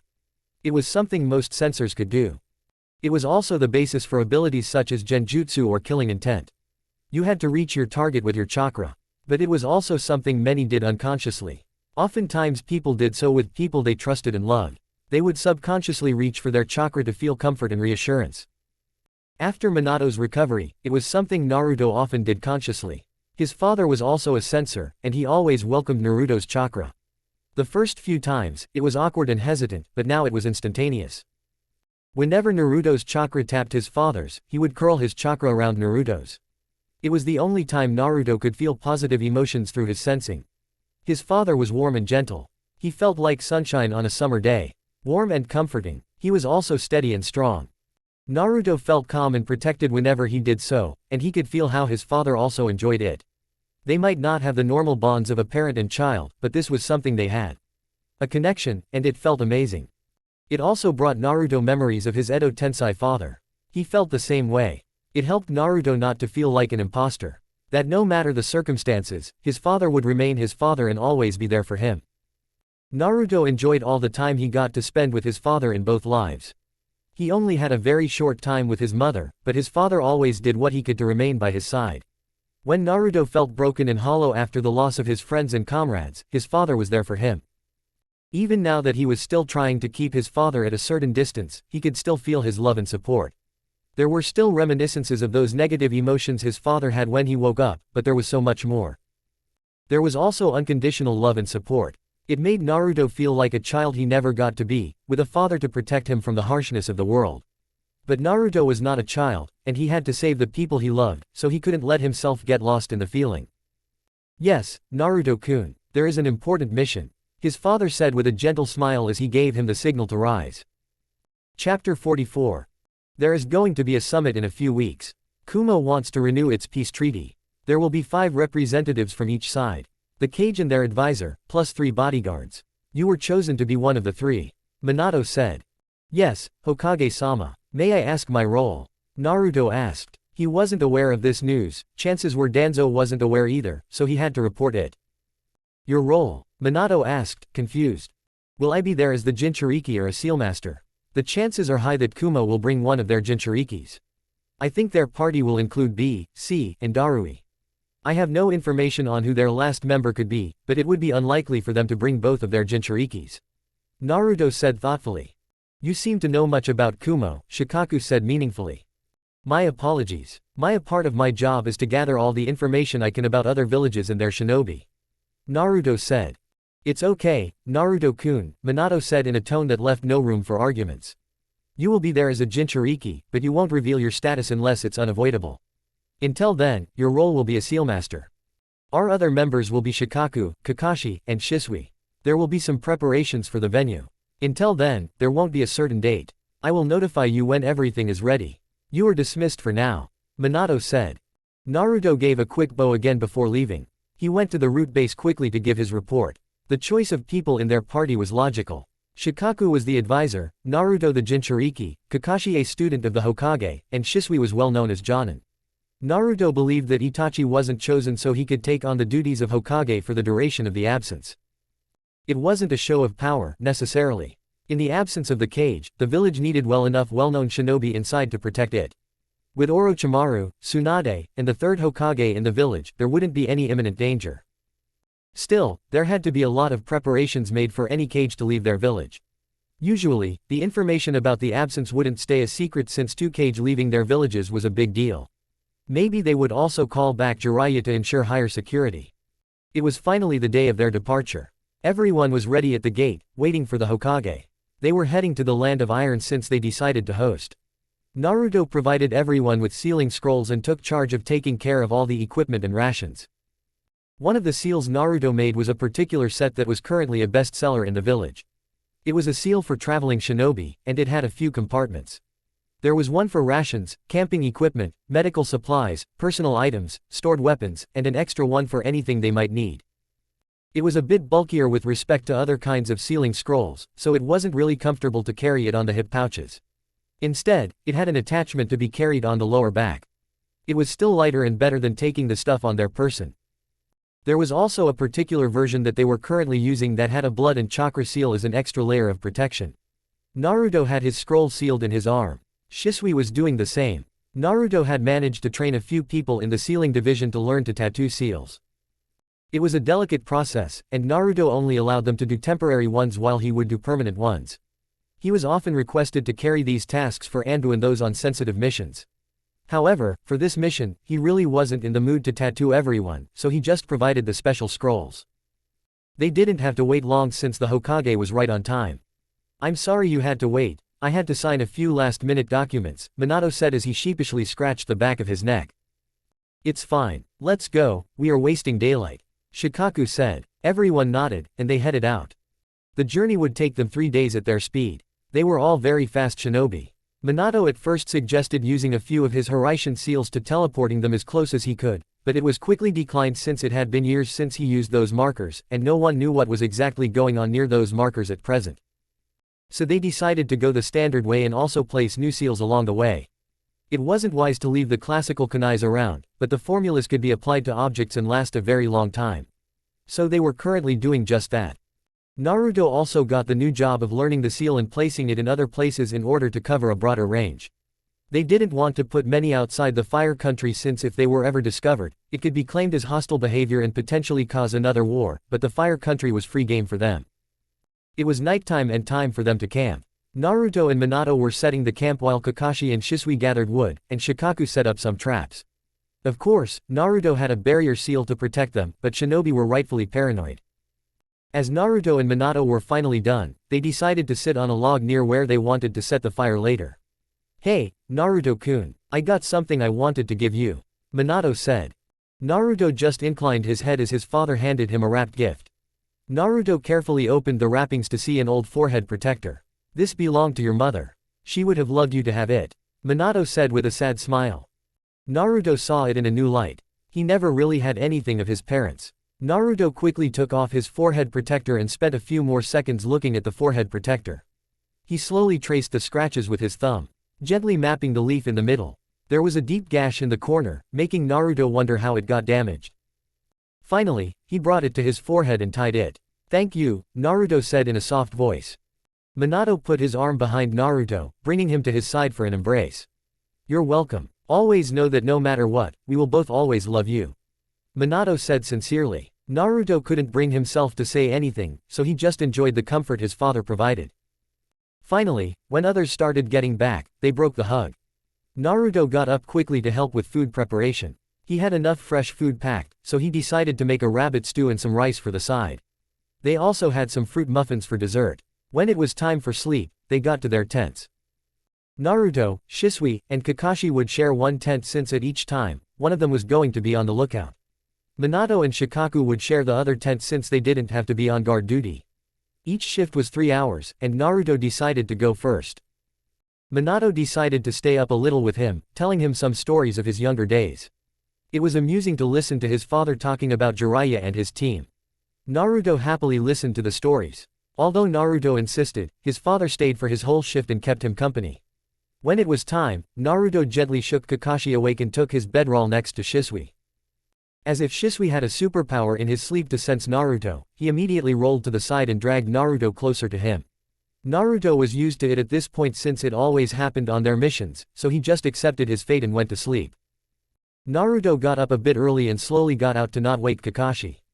Naruto got started on breakfast. He made some miso soup and rice along with eggs, assuages, and some other side dishes.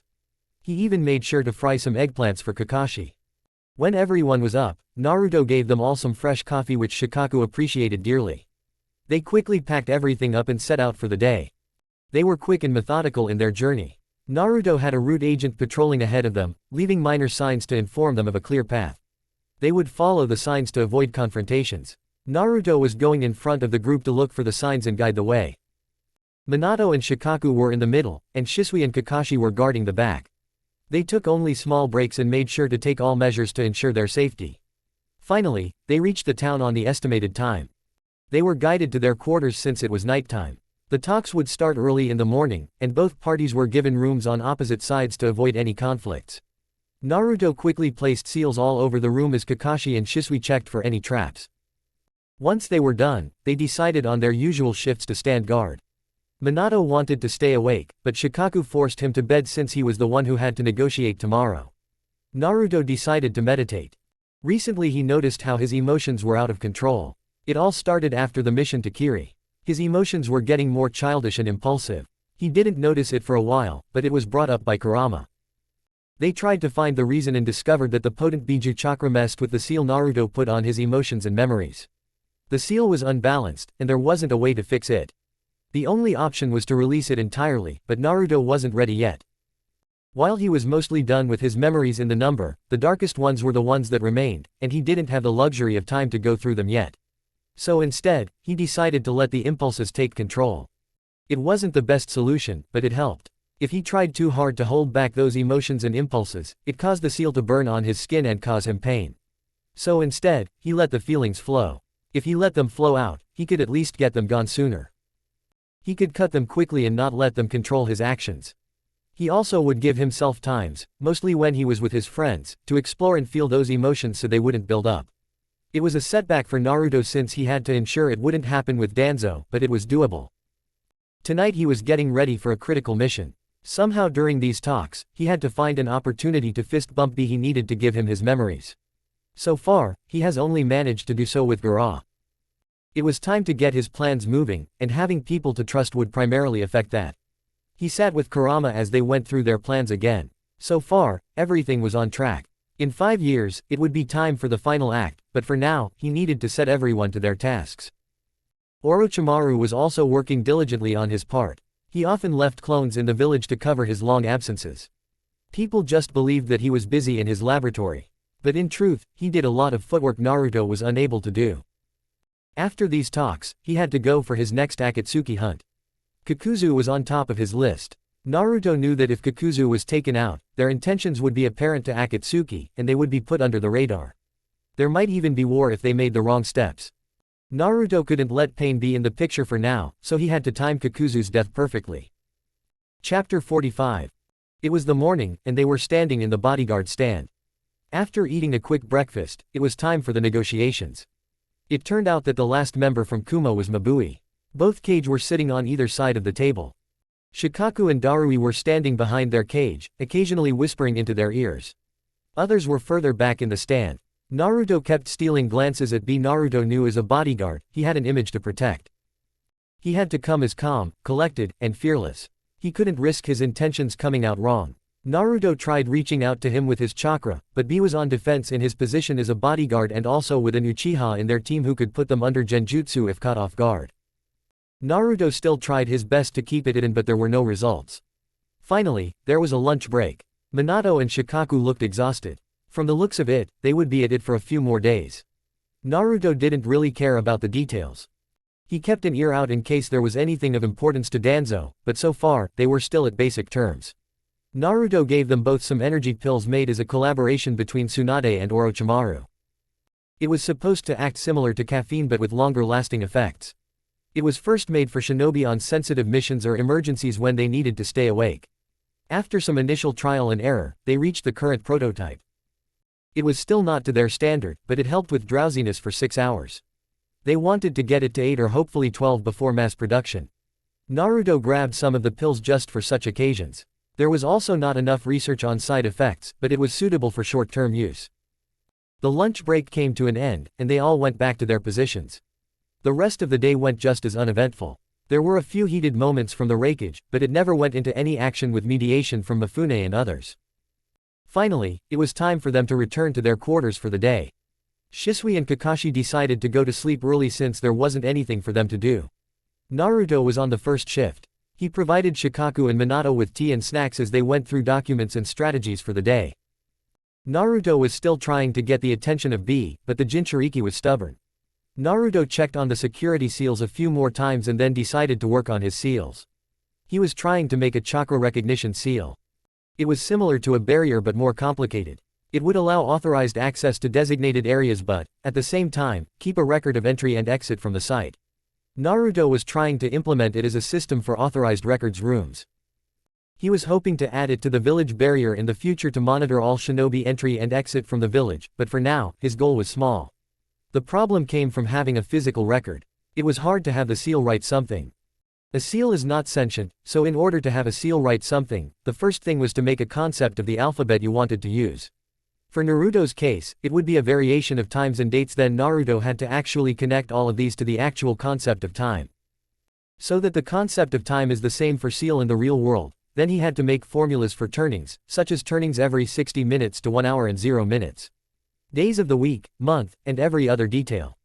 Then, of course, there was the part of programming all the symbols for date and time so the seal could write them and, lastly, the actual writing.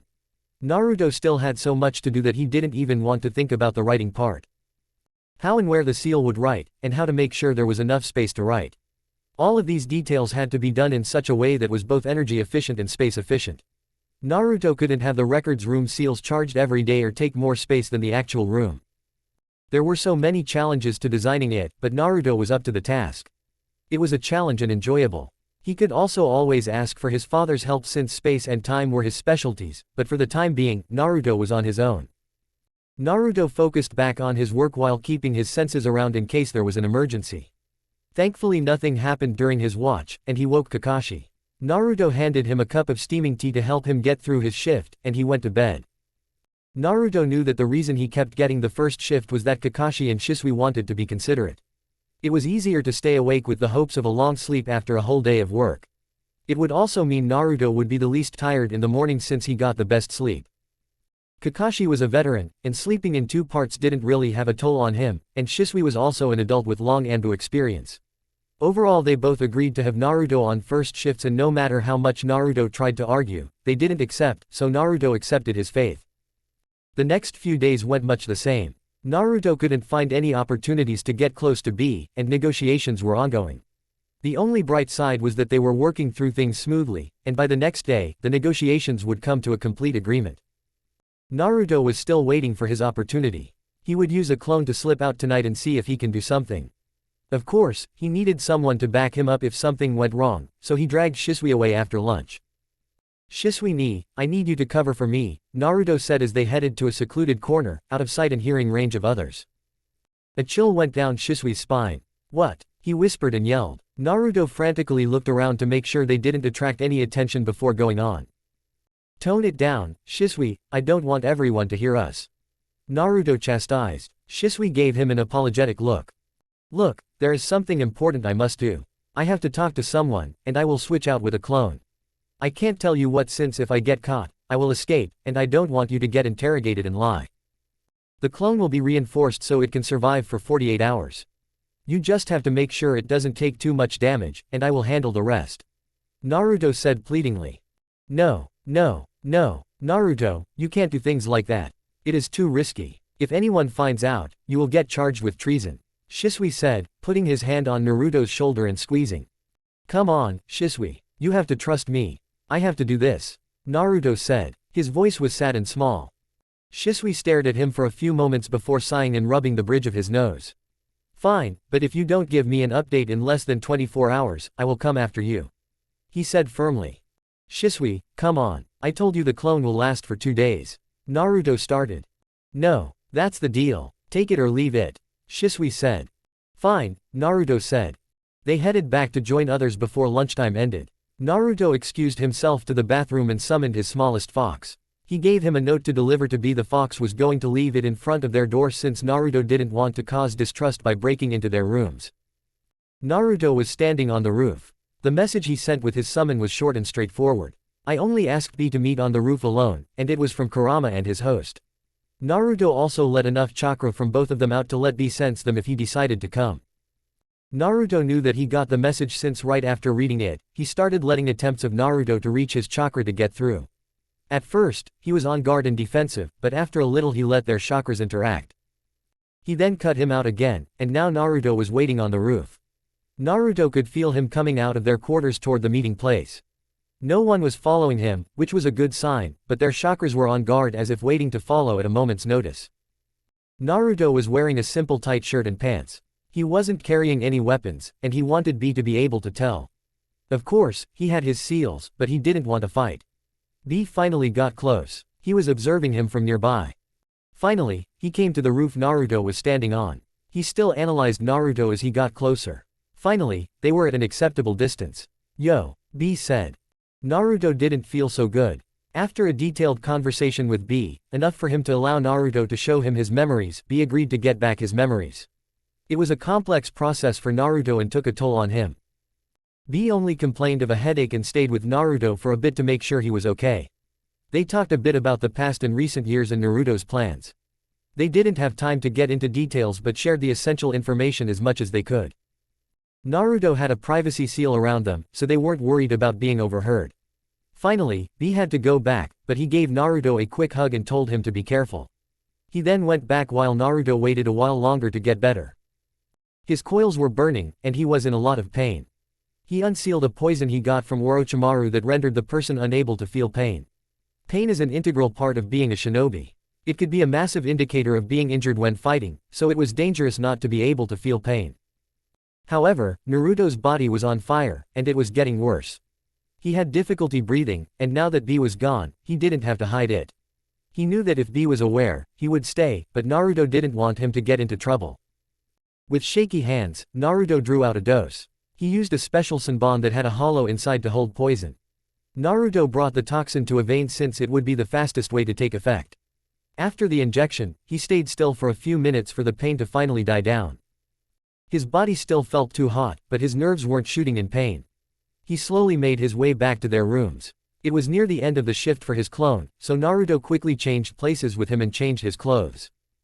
Everyone was asleep, which was good. Naruto didn't want to deal with anyone now. He quickly made some tea and snacks for Kakashi and Shisui's shifts and got ready for sleep. Everything went without any problems. The next day when the treaty was signed, the two-cage had reached a good working deal. It was beneficial for both villages in many aspects. Some of the simple terms were only for trading routes for supplies and passage for shinobi.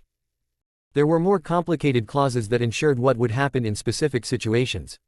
For example, if the two groups of shinobi came across each other, they should ignore each other. However, if their missions required confrontation, they would act within the parameters of their missions. There were many clauses for different protocols. But the one that was interesting for Naruto was for the trades. There would be a sale to Kumo for seals within reason, and in return, they would sell them swords and weapons. Kumo was one of the best when it came to kenjutsu and the quality of weaponsmiths. However, they never had great seal masters. While they were competent like most other villages, they weren't as versatile as Konoha seal masters. They weren't nearly as proficient when it came to customizations. They could make seals but not change every detail to their needs. So instead, Naruto provided a complete list of all the seals Konoha was willing to sell with the help of Shikaku. There were many seals in the list, but primarily for customization reasons. Kumo could also request customized seals when it was acceptable for both parties. In return, they were doing the same for weapons. Naruto already felt the headache from enforcing so many new rules, but it was beneficial to both sides. Naruto was just happy it was over. He had to inject himself again in the morning since its effects only lasted for 8 hours, and he was still in a lot of pain. He needed to get back to the village to get the treatment. There was residual chakra stuck in his coils which was burning them. Kurama had to completely cut his chakra back not to further damage them, but for now, Naruto had to make do. After a formal farewell, they were all on their way. Chapter 46. It was nighttime, and they were setting their camp. They would reach Konoha by the following evening, so there was no need to push too much. Naruto ran out of his poison in the morning since he didn't really carry the poison for this purpose.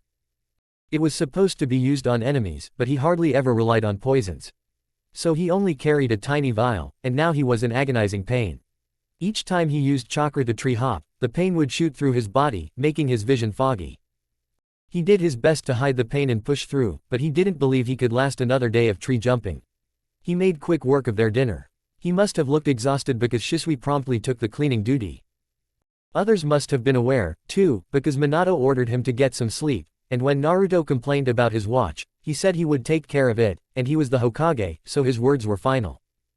Naruto reluctantly went to the tent. He had a fever from overuse of chakra combined with the side effects of the poison. He was in so much pain he couldn't fall asleep even if he wanted to. He was lying on his bedroll when Shikaku came in. He didn't say anything, he just sat next to him and reached a hand to touch his forehead. Naruto tried to pull back, but all his strength left him. Shikaku's hand felt cool. "Shit, you are burning up," he said and quickly hurried to pull the blanket off him and take off his clothes. Naruto didn't have the energy to complain. Naruto looked at him with questioning eyes. "My son is the same age as you. He gets the same way when he is trying to hide he is sick. Going to the doctor is too troublesome," Shikaku said with a chuckle. When Shikaku was taking off his shirt, he saw the needle marks, which were bruised around since his senbons weren't as gentle as a needle. "Brat, you have 5 seconds to explain yourself," Shikaku said as he grabbed his arm a bit tighter. "I needed excess chakra extraction. My coils are burning. I used one of my poisons to numb the pain, but I ran out," Naruto said, voice ragged and breathy, forcing every word out. He was trying so hard to stay focused, but it was a losing battle. "Shit, what can we do?" Shikaku said. He was done taking off his clothes, down to his underwear, and was now checking his pulse and other vitals. "I will be fine. Just tell them what I said when we get back," Naruto said as his eyes began to close. No, don't fall asleep on me. I need to make sure you are stable." He tried to shake Naruto's shoulders a bit. "Minato, get in here now," Shikaku yelled. The next thing Naruto felt was his father suddenly coming in, followed by Shisui and Kakashi. Naruto couldn't understand what they were saying. He was hearing their voices distorted as if underwater. He could hear the tones of a quick argument and then being lifted into gentle arms. He heard his father whispering in a soothing voice before losing conciseness. Naruto woke up in the hospital bed. He tried opening his eyes, but the light was too much. He then slowly reached with his senses. He was in the regular hospital and not root. He could feel people going around, but his room was thankfully empty. He still felt heavy, and his body was aching, but his chakra was stable. They must have flushed his system. He could feel Kurama slowly working on healing him without agitating his coils again. Finally, Naruto felt a Shizune approaching his room, so he decided to wake up. As soon as Shizune opened the door and saw his eyes were open, she called for a nurse to notify Tsunade and ran to his bedside. She was checking his IV and monitors. She didn't use Mystic Palm since, in his condition, it would be too delicate a procedure not to trigger his body again. Tsunade was the only one who could perform it 100% safely. Tsunade came in with a Hyuga nurse. Tsunade didn't bother asking him anything since the look of exhaustion was enough to tell her it wasn't a good time to ask questions. She did the Mystic Palm as Shizune told her the other stats, and the Hyuga nurse used her eyes to confirm things further. After a quick check-up, Shizune injected a syringe into his IV. "Get some sleep, brat. You will be fine." The next time Naruto woke up was nighttime, and his father was sitting on a chair in the room. He was reading some documents but quickly looked up when Naruto jerked a bit, trying to get himself into a seated position. His father quickly put aside the documents and rushed to his side. He helped him into a seated position. He looked conflicted, as if he didn't know what to do. He finally settled on gently grabbing his hand and running his thumb over the back of his hand in circles. "Please don't scare me like that again. I was so worried," Minato said. His voice was soft, as if he was afraid to scare him. "I'm sorry. I didn't mean for it to happen. Even since I remember, this has happened to me. I had to go through regular sessions to flush the chakra. As I got older, I didn't need it regularly or as frequently. I guess it was just building up for a while without me noticing," Naruto said hoarsely. His throat felt raw from the fever. His father got him a glass of water and helped him drink. "That is not what I'm talking about. I read the whole situation from your file. What I meant was hiding that you were in pain. You don't have to hide these things from me," his father said as he sat on the edge of the bed. "I didn't want to bother anyone. I thought I could make it back to the village, but I ran out of the poison," Naruto said sheepishly. "That's another thing. You shouldn't use poisons on yourself. You know how dangerous they are. I already know that Tsunade is going to give you a full lecture on that, but don't ever do it again. If there is a problem, you will tell me," Minato said urgently. He leaned forward and finally pulled Naruto into a gentle embrace. Naruto knew that he couldn't give him his word, so he opted to stay silent and enjoy the embrace. They had to pull away eventually. "What happened after I passed out?" Naruto asked. "Well, I shined us back as fast as I could and got you to the hospital.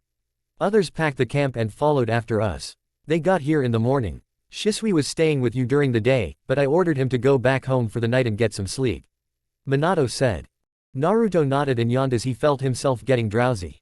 His father was quick to help him lay down again. "Get some sleep. I will be here in the morning, he said and caressed Naruto's cheek before pulling the blanket on him. Naruto mumbled goodnight and fell asleep. Naruto was on a mission with Itachi and Shisui. Their extensive search for finding a way to defeat Zetsu brought them here. They were in underground ruins in the land of snow. Years ago, some of the people decided to dig down in order to escape the harsh climate. So they did so and created a series of tunnels underground. However, defending yourself underground is an arduous task, so they built traps. They made a giant maze-like structure with traps lying everywhere. One wrong move would mean certain death. After the mysterious extinction of the clan, many tried to find their village. The clans who lived there were historical and collected many artifacts and valuables over the years. They were all shinobis, and once they were sure no one could steal from them, they became collectors. Now, after all these years, no one had managed to conquer the maze. Itachi and Shisui came across some documents about this place a while ago. During the Warring Clans era, some Uchiha decided to use their Sharingan to navigate the maze. The Uchiha clan was going through a rough patch, and they could use the resources. So they began their journey. They strategically used groups to navigate. They sent a large group of retired warriors. Those who were no longer capable on the battlefield. They all went to the site. They would go in one by one. A person would go ahead till some point and then come back to give a report of the safest path. Then they would switch with someone else who would go and navigate further. After a few navigations, the whole group would move forward. Then they would go again one by one. It was a tedious task. Especially since they gave each person 30 minutes of forward movement. Based on the estimated time they had to get back, if there were no news for an hour after the designated time, they would send the next person. Some of the bodies were never recovered, and they made good progress, but they had no way of knowing how far along they were, so when only a handful of them remained, they went back with all their data.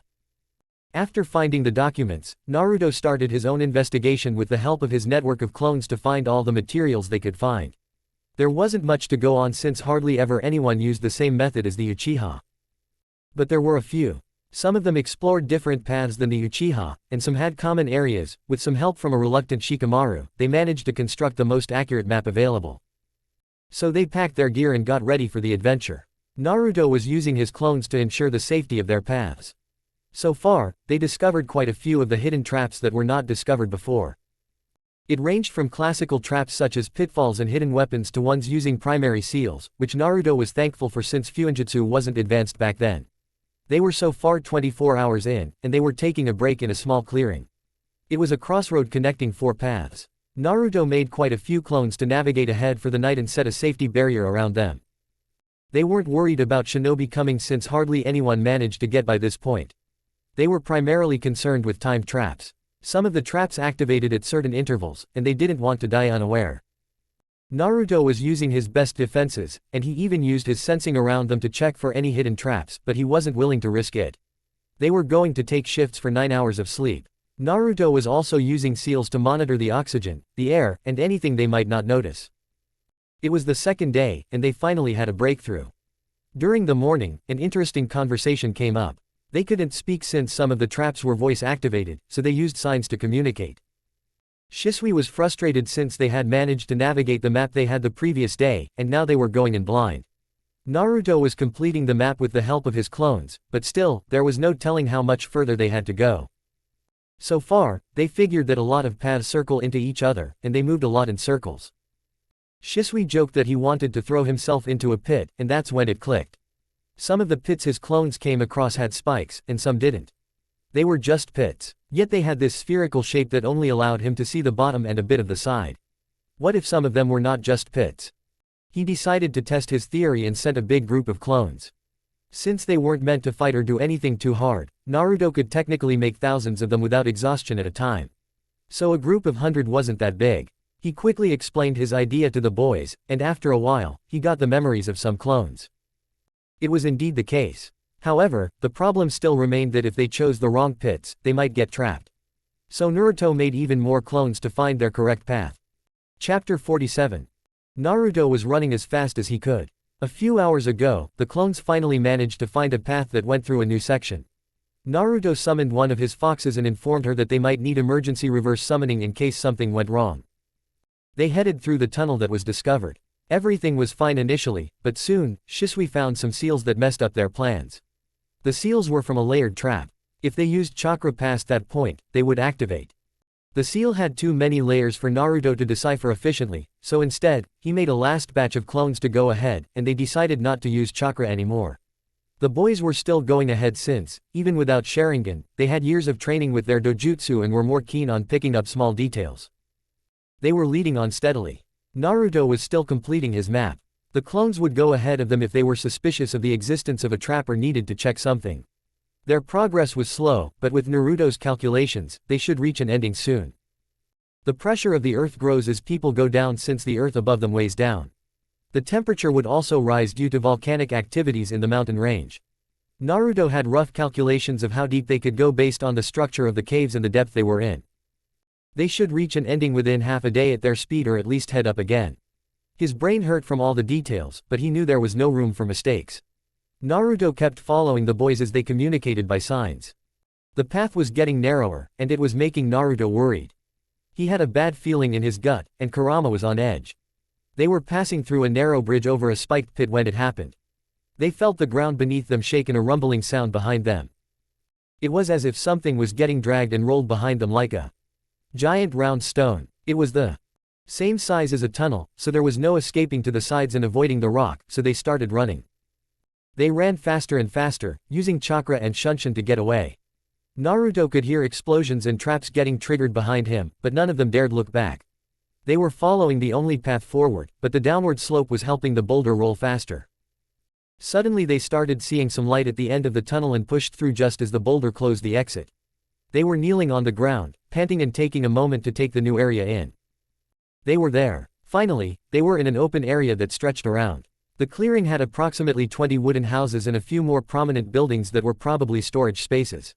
There was a rutting area in the whole area. Naruto quickly took out special masks made for Anbu that also had air purifying filters in them. They put them on and wore gloves and covers to ensure they would not touch something dangerous. None of Naruto's clones made it, so after a quick check around and not finding any seals, they decided to use chakra again. They weren't sure how safe it was, so Itachi and Shisui turned their Sharingans on, but Naruto didn't make any more clones. They started going through the clearing. The houses were mostly empty. There weren't any signs of life in the village for a long time. Most of the things were destroyed by the passage of time, but they finally found it.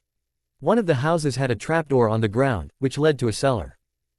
Inside was a vault protected by seals. Naruto got started on breaking the seal while Itachi and Shisui went to check the rest of the area. It took a few hours, but when Naruto finally cracked the vault, they had a better understanding of what happened to the village. Itachi found the notes of the chief in one of the houses and read through them. It started years ago. They were in a nasty conflict with a clan originating from AIM. The clan had the ability to expel a poison gas similar to Hanzo, the salamander. In high doses, the gas would kill those in contact with it within seconds, making their flesh melt on the body. In smaller doses, however, it was almost undetectable. The ninjas would be fine for months or even years before the first symptoms. The victims would start with flu-like symptoms, mild coughs, and pain in the chest. The symptoms would then get more severe. They would cough harder and harder, eventually coughing up blood. The poison would expand in the lungs, finally taking over them completely, killing the victim in the process. They weren't able to find any cure, and there was a crucial detail they found out too late. Even those who weren't directly in contact could get affected if they were close to the victim for too long. The village was small, and it took years, but finally, they were all infected. They fell one by one. The writer of the note was the last survivor and completed the notes before passing. When Itachi told them all the details, Naruto felt a chill go down his spine. He quickly opened the vault and went through it like a madman. Most of the weapons were rusted and useless, and scrolls were destroyed with time. The whole vault was useless. Naruto kept searching and digging, ignoring the concerned questions of his companions. This can't be. Naruto went through shelves and boxes, throwing useless objects around until he found them. His hands were shaking, and his breath was hitched, but there it was. The sword of Totsuka. Naruto was on the verge of a panic attack.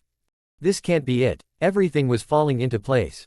No one knew how the past Itachi got sick or what his sickness was, but the symptoms matched. In the past, Itachi was also in possession of the sword, but he never told anyone how he found it. Orochimaru was searching for it for years. When the boys suggested hearing about such a sword and how it can be used to seal Zetsu, Naruto was a bit skeptical. Kurama indicated that it might work, so they decided to start the search. They went through all historical documents available until they found an Uchiha mentioning something matching the description of the sword used in a battle. That was why they came here. Naruto tried to calm himself down, telling himself that they were careful and used masks and protection so that there wouldn't be a chance, but he couldn't risk it. He finally noticed Shisui shaking his shoulders, trying to get his attention. Naruto, you have to listen to me. You need to breathe, Shisui said, voice traced with worry. Naruto noticed that he was holding his breath. He slowly breathed out and followed Shisui's instructions to calm his breathing. Itachi was right beside him, holding his hand. What happened? Itachi finally asked. His voice was soft, as if he was afraid to send Naruto into panic again. Naruto didn't know what to say. He could not lie to them, but he couldn't tell them the truth either. I need you guys to trust me. I can't explain things right now, but I think there is a chance we might be affected by the poison they mentioned. Naruto said, his breathing hitched. What do you mean? Shisui asked, holding Naruto's shoulder a bit tighter. I can't tell you the reason. Not yet, but please trust me. We need to find any sample that might be left. Any DNA or anything that can have traces of the poison, and we need to get back to the village as fast as possible. Naruto said. Itachi and Shisui shared a look and got up. They knew that the situation must be dire from the tone of Naruto, and there was no time to argue, so they got to work. Naruto sealed the sword and anything else that might be useful and help the boys. There was a pit where all bodies were buried together, but they were decomposed years ago. Still, Naruto sealed them all, along with all the notes and information on the disease. As soon as they were done, Naruto used a few careful explosions to blow up the ceiling and get them out as quickly as possible. They made it out within the hour and headed back. They only stopped near a river to take a quick bath and burn their old clothes to burn any traces that might be on their body. Naruto sent one of his summons ahead to prepare an isolated room for them and put in emergency protocols. They didn't enter the village but a unique laboratory outside the wall. They couldn't risk getting the citizens or anyone else sick. As soon as they entered the facility, they saw Orochimaru and Tsunade, wearing full gear waiting for them. There was no room for formalities. They first entered a room to dispose of all their weapons and stuff that couldn't be replaced. Once they were sure of how the poison worked and if they were affected or not, and how to cure them if they were, they could clean up their gear. For the time being, they were stripped completely naked. They got into a medical room where Tsunade ran quick diagnostics, writing down every detail while Orochimaru took blood and other samples to check. They were then guided to a room that had 3 beds prepared for them, along with a hospital gown. They weren't given any food or water since they didn't know how it would affect them. They decided to nap while they waited. They had nothing else to do. After what felt like hours, a speaker went on in the room. Okay, listen up brats. We have good news and bad news. The good news is you are all in your normal health. There isn't any change from your last available medical records. But the bad news is there is definitely something going on. There are traces of something in your blood, but we don't know what yet. Orochimaru is doing the experiments to find the problems, and I have to head back to help him along. We know that it is mostly airborne since the largest trace was from your Kung tests. From my medical examinations, I could also see some chakra concentration in your lungs. It isn't dangerous per se but very unusual. I will check with you guys in a few hours once we know if you can have an IV or not. Until then, get some rest. Tsunade said. Naruto shared worried looks with others. He talked with Kurama, but whatever was happening, it was out of his power to help. Naruto wanted to use his sage powers to eradicate the virus altogether, but there was no telling how it would react to his abilities. Naruto knew that Orochimaru was familiar with his abilities and would consider the possibilities, so he wasn't worried about it. He couldn't lose his friends, and while he was glad they found the illness on time, he couldn't help but worry about a cure.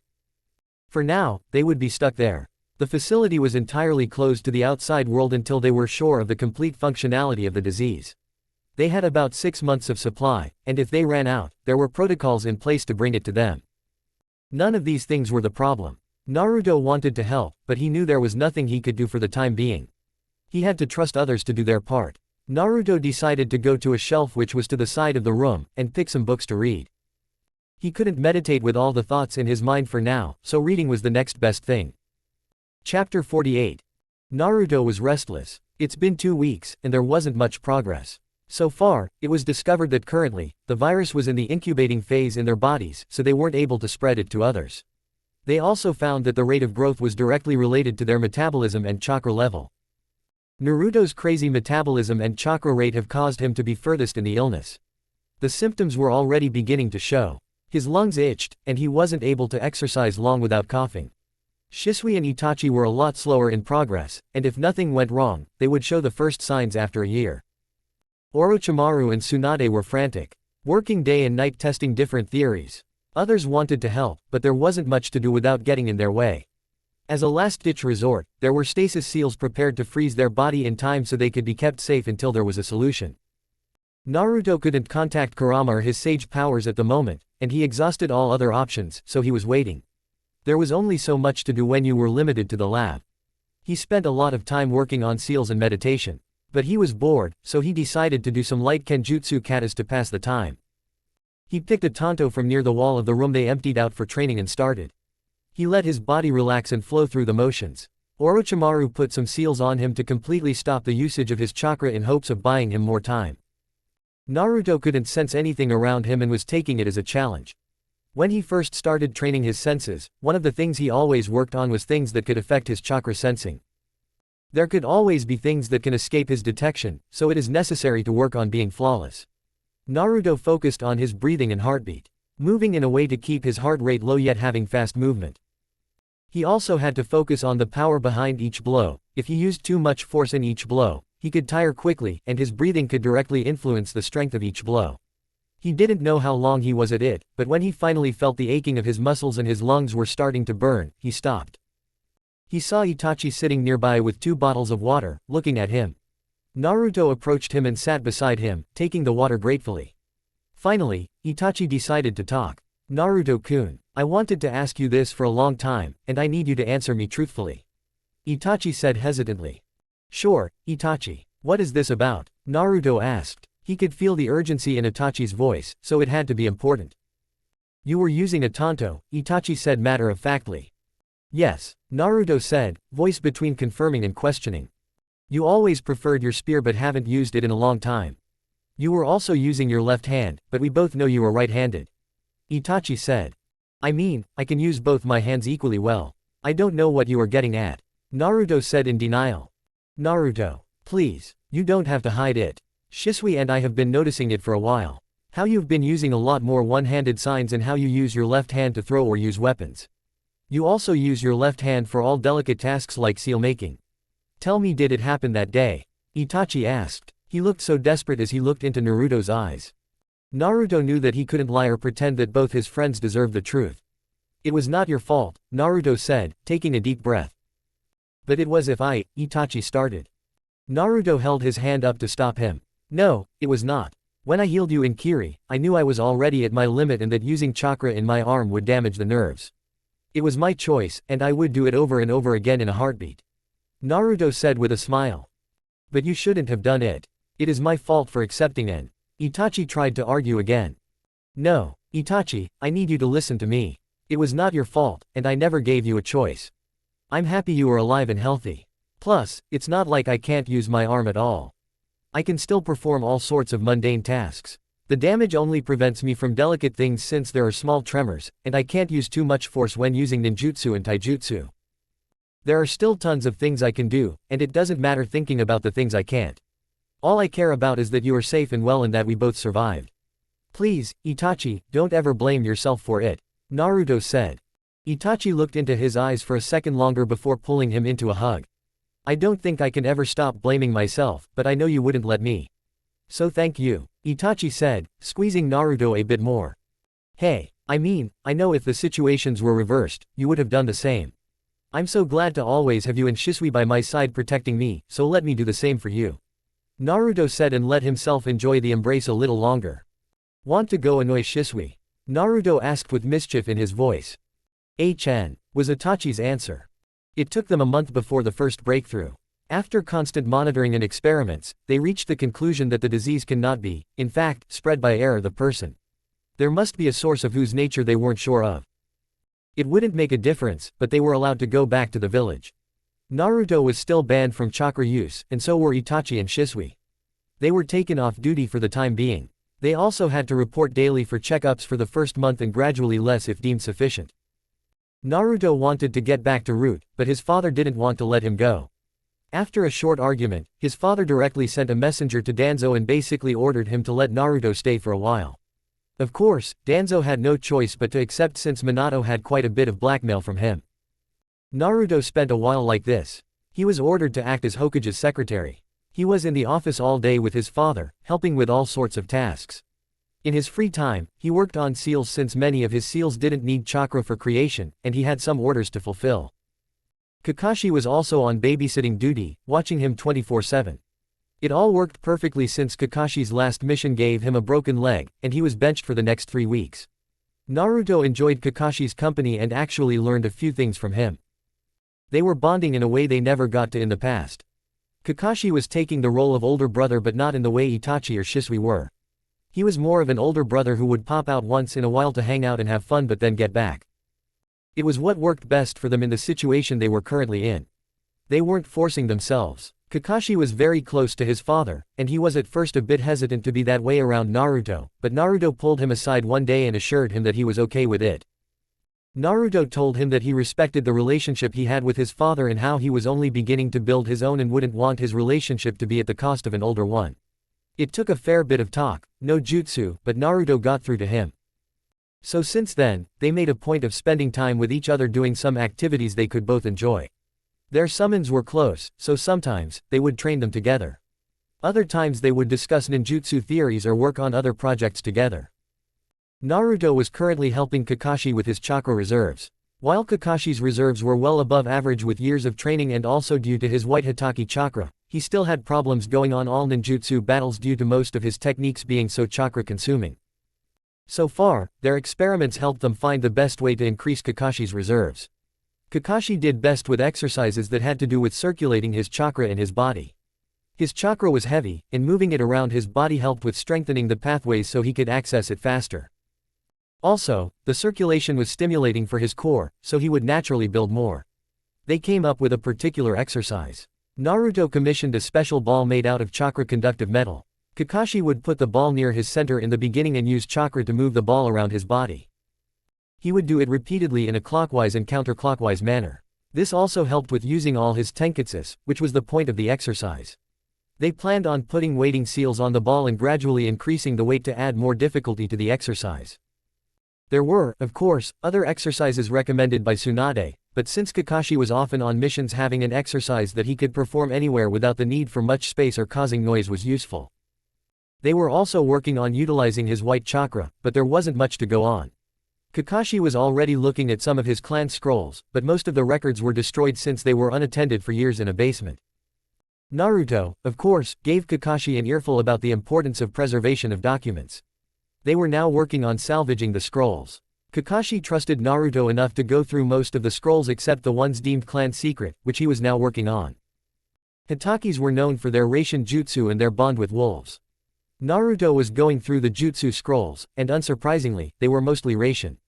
Of course, there were a few from other natures, probably from defeating enemies. Naruto was using a special kit they had en route for restoring documents. Most jutsu scrolls were made in a way to not last very long so shinobi could take their secrets to the grave. The papers were thin and dry, so they would crumble easily, and the ink was made to fade. Usually, there was a period of 5 years best suited for their use. Afterward, they had to be rewritten. Usually, within each clan, there were ninjas proficient in this art, and they spent most of their time working on the scrolls. They were primarily shinobi who were taken off active duty due to injuries and such but were still capable enough to handle this task. There was also a subdivision of the sealing division that dedicated its efforts to this task. Sometimes clan kept a large number of non-clan related jutsus. If the number of their scrolls were too much for them to handle internally, they would ask the subdivision for assistance. But mostly, their jobs were working on library scrolls. Naruto was trained in the art and was using his kit to work on the scrolls currently in front of him. It was a slow and delicate job, but seal masters were the best suited for the job since they were required to have perfect calligraphy and delicate touch. Kakashi left Naruto for a minute to make them some tea, and Naruto kept at his work. There was something about old scrolls that fascinated Naruto. Maybe it was the smell of old paper and ink or the texture. Naruto didn't know, but it was definitely very calming. Chapter 49. This was not how Naruto imagined his weekend. To be honest, he didn't really imagine his weekend since it was just another day for him, but on Saturday morning, Naruto woke up to his father throwing him over his shoulder. Naruto tried to ask what was happening, but his father just told him he would know once they got there. Naruto trusted his father, so he just accepted his fate. His father went to Kakashi's apartment next and grabbed the jonin, then harassed them all. Naruto didn't expect to find himself in a hot spring in his sleeping yukata, but here he was. His father talked to the front desk worker, and they were let in. Minato then announced that they were in a hot spring in a village near Taki known for its healing abilities. Jiraiya was the one who found the location for them and was waiting for them in the hot spring. They all knew it wouldn't help Naruto, but it was a way to spend time together. So they all went into the changing room. They got rid of their clothing and, after a quick wash, joined Jiraiya in the spring. Naruto basked in the smell of minerals and feeling of his muscles relaxing in the hot water. "So Gaki, heard you got yourself into a situation," Jiraiya said, moving to sit a bit closer to Naruto. "Yes, Jiraiya-sama. I'm afraid it was all my fault for rushing into an unknown situation. Now my friends are paying the price." Naruto lowered his gaze. He couldn't look Jiraiya in the eyes. Every day that passed, his friends had to struggle with the consequences of his actions. He wasn't worried about himself, but he couldn't let Itachi or Shisui take permanent damage because of him. It was always his duty to stop Zetsu, but he dragged Shisui and Itachi along, naively believing that together they could be invincible. Naruto suddenly felt a giant hand on his shoulder and looked up to see Jiraiya looking at him with a soft expression. "Hey, I might not have known you for long or spent much time with you, but based on everything I've seen from others, I know what you say is not true. You are a good kid, and it's clear as a day from how everyone talks about you. You're just a child, yet you've managed to change so many things for the better. You made changes to the foundation of this village and managed to bring back Tsunade. She's told me about how much happier she is knowing that the legacy of his family is finally being held the way it was meant to be. She became a healer just like many other senju because she always wanted to preserve life instead of taking it. Now, with all the changes made to the hospital and the academy, she can train the next generation so that there would be fewer pointless deaths in the field. For the first time in years, I can see a small flame in her soul. I can also say the same about Orochimaru. Like Tsunade, he felt lost. I could see how he was getting deeper into the shadows, but now, he seemed free. I haven't seen my teammates like this for years, and it's not just them. From what Minato told me, all clan leaders are taking more active roles in the council meetings, and they are all trying to make this village a better place. Don't even get me started with all the work you've been doing on the side. Helping the orphanage and families who were victims of the Kyuubi attack. Helping retired shinobi in finding new jobs and roles. You've changed so much in a minimal time, and you never take credit for any of it. Outside the council and those you helped directly, nobody knows about your achievements. My point is that you are not the type of person who would put his friends in danger if he knows there is a possibility. I've seen the report, and based on what I've read, I can say that it was not your fault. None of you could have predicted this situation. While knowing this will not change the outcome, I can tell you for certain that we will find a solution. Tsunade and Orochimaru have been working non-stop. I've been searching all around with my spy network to see if there has ever been a similar situation. The clan heads are all contributing with their skills as much as they can, and I know for a fact the Minato's been searching everywhere too. We will find the answer, and we will find it soon. So don't even think about blaming yourself or losing hope," Jiraiya said. Naruto felt his vision blur from unshed tears, and he then felt a strong pair of arms embracing him from behind. Naruto turned to see his father. His eyes were also red from tears. He brought Naruto closer to himself, burying his face into Naruto's hair. "I promise you, my son, I will find the cure, and I will fix everything. I won't let anything hurt you in this world," Minato whispered into his ear. The trip served as a waking call for Naruto. He couldn't spend any more time thinking about how things could have been. He quickly put some of his emergency plans into action. His spy clone network was already at work. His root agents were also searching. But now he began sending notes to everyone he knew outside of Konoha. He set a meeting with Yugito since she was the closest Jinchuriki to his location. She had a mission outside the Fire Country borders and could get herself into the location Naruto had in mind. They only met each other once before, barely a few days after the peace treaty. At first, she was very wary, but that was to be expected. After giving her back her memories, Naruto couldn't claim them to be friends, but they formed a professional work relationship. They would update each other on Akatsuki's movements and related information and help each other with tasks related to their biju but otherwise ignore each other. Naruto couldn't say he was unsatisfied with the situation since they were never close in the past as well. Naruto was now heading to a particular cave hidden by seals in the fire border. He was accompanied by Fu and Torun. He left a note for Danzo explaining his absence as he was following a lead to find a cure with one of his contacts. It wasn't a complete lie since Yugito was supposed to see if she could connect to Kurama and hopefully get some answers. Naruto explained the situation to her in the note he sent her. But it was short and to the point, with an explanation of how she could get to the cave. They were early, and it would still be half a day before she could reach them, even if she was on her way the second she read the letter. Fu and Torun have been a lot of help since this whole situation started. Naruto trusted them with their duties to keep everything going without him. They were in charge of training others and assigning missions. Of course, Naruto would always get reports and general consultations as the person who had the last say in decisions, but Naruto was sure of their actions, so it was only formality. Currently, since Naruto was banned from chakra use, they carried him to the cave and set the privacy seals Naruto gave them. Nowadays, they self-appointed themselves to take care of all tasks that Naruto wanted to perform that needed the use of chakra. They would test the seals he made or organize new reports into the appointed sealing scrolls after Naruto went through them. Naruto felt like a newborn baby with them as his caretakers. They were always shadowing him, acting as his bodyguards. Naruto tried to tell them that it was not necessary, but they were insistent. Naruto hasn't seen Shisui and Itachi since they were released from the hospital, but from what he heard, the Uchiha clan was giving them a similar treatment. Naruto sat by the fire made by a small kaiden jutsu Fu used and enjoyed the peace and quiet. Yugito came early in the morning. She was a bit ruffled from the travel but otherwise had no injuries. Fu and Torun made sure to give the two some distance but still be in Yugito's field of vision in order to not be perceived as a threat. "Thank you for coming, Yugito-san. I know how dangerous this could be," Naruto said. "Let's just get to the business. There is no need to beat around the bush," she said as she sat down in front of Naruto. "In my last mission, I came into contact with a peculiar disease. I will not waste our time by explaining much about it other than the fact that it is not contagious and it's a remnant of an extinct clan. I am currently unable to use chakras since it will advance my situation. The reason I asked for your expertise is that since the beginning of this whole ordeal, I've been unable to contact my tenant. I was hoping you could reach into my seal and hopefully tell me about the situation," Naruto said. Yugito took a minute to think. "Fine, we can try and use B's method to try. Is there anything, in particular, you want us to check for?" she asked. "No thank you. Just a general check of his situation and the seal will suffice," Naruto said before moving a little to be right in front of her. They held each other's hands and started meditating. Yugito tried for a long while, but there was no reaction from his seal. She was trying different angles and methods trying to get a response from his seal and even going as far as pouring some of her Biju chakra into it. Nothing worked, and in the end, they decided to call it quits. "I'm afraid all we got from the seal is that he is in a dormant state. It is similar to how Biju feel when they are reforming after death but before being fully conscious. I'm afraid there isn't anything else I can do," she said as she got up to leave.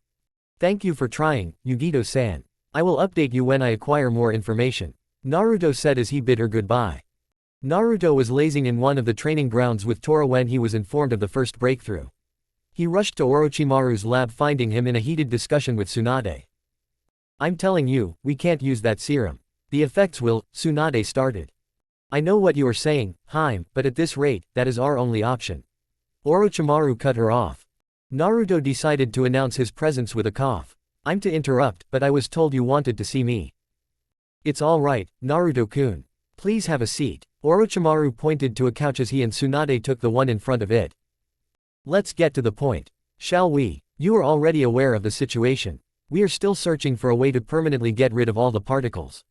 This must be done before there is irreparable damage. Your case is much more dire than others, and at this point, we must make decisions.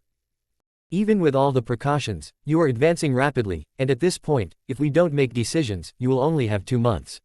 However, what we can do for now is to perform the surgery. We will not be able to eradicate the particles, but we can remove a part of your lungs that is most affected. This way, there would be fewer particles, and their multiplication speed will be reduced. However, there are several dangers to this course. The first one is that there could be no chakra used in the surgery since it can cause the particles to spread from their normal cluster form, and it would be no use to remove part of the lungs.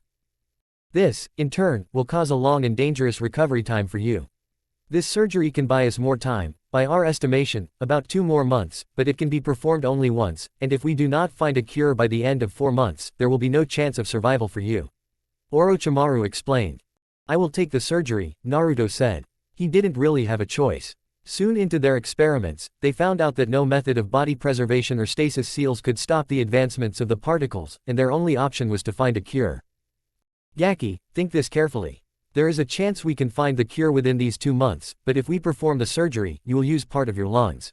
Even if everything goes perfectly and the surgery is a success, you will have lifelong consequences to suffer. Tsunade said. It is okay Tsunade-sama. I understand, but I don't want to rush you into an impossible task. I know that the surgery can buy you more time to work on a cure, so I will take it. Naruto said. Tsunade stared him down before breaking into a sigh. Fine, here is how it will go. We will inject you with the serum we developed. It will slow down particles for a period of time, allowing us to do the surgery.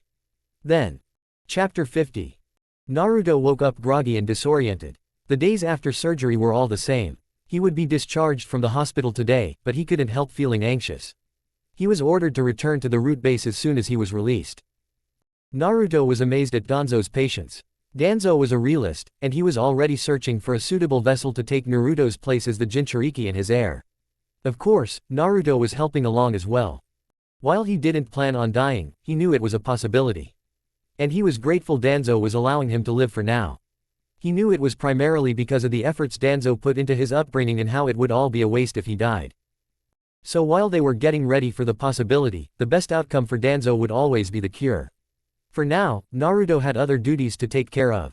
There were current missions of route and training instructions.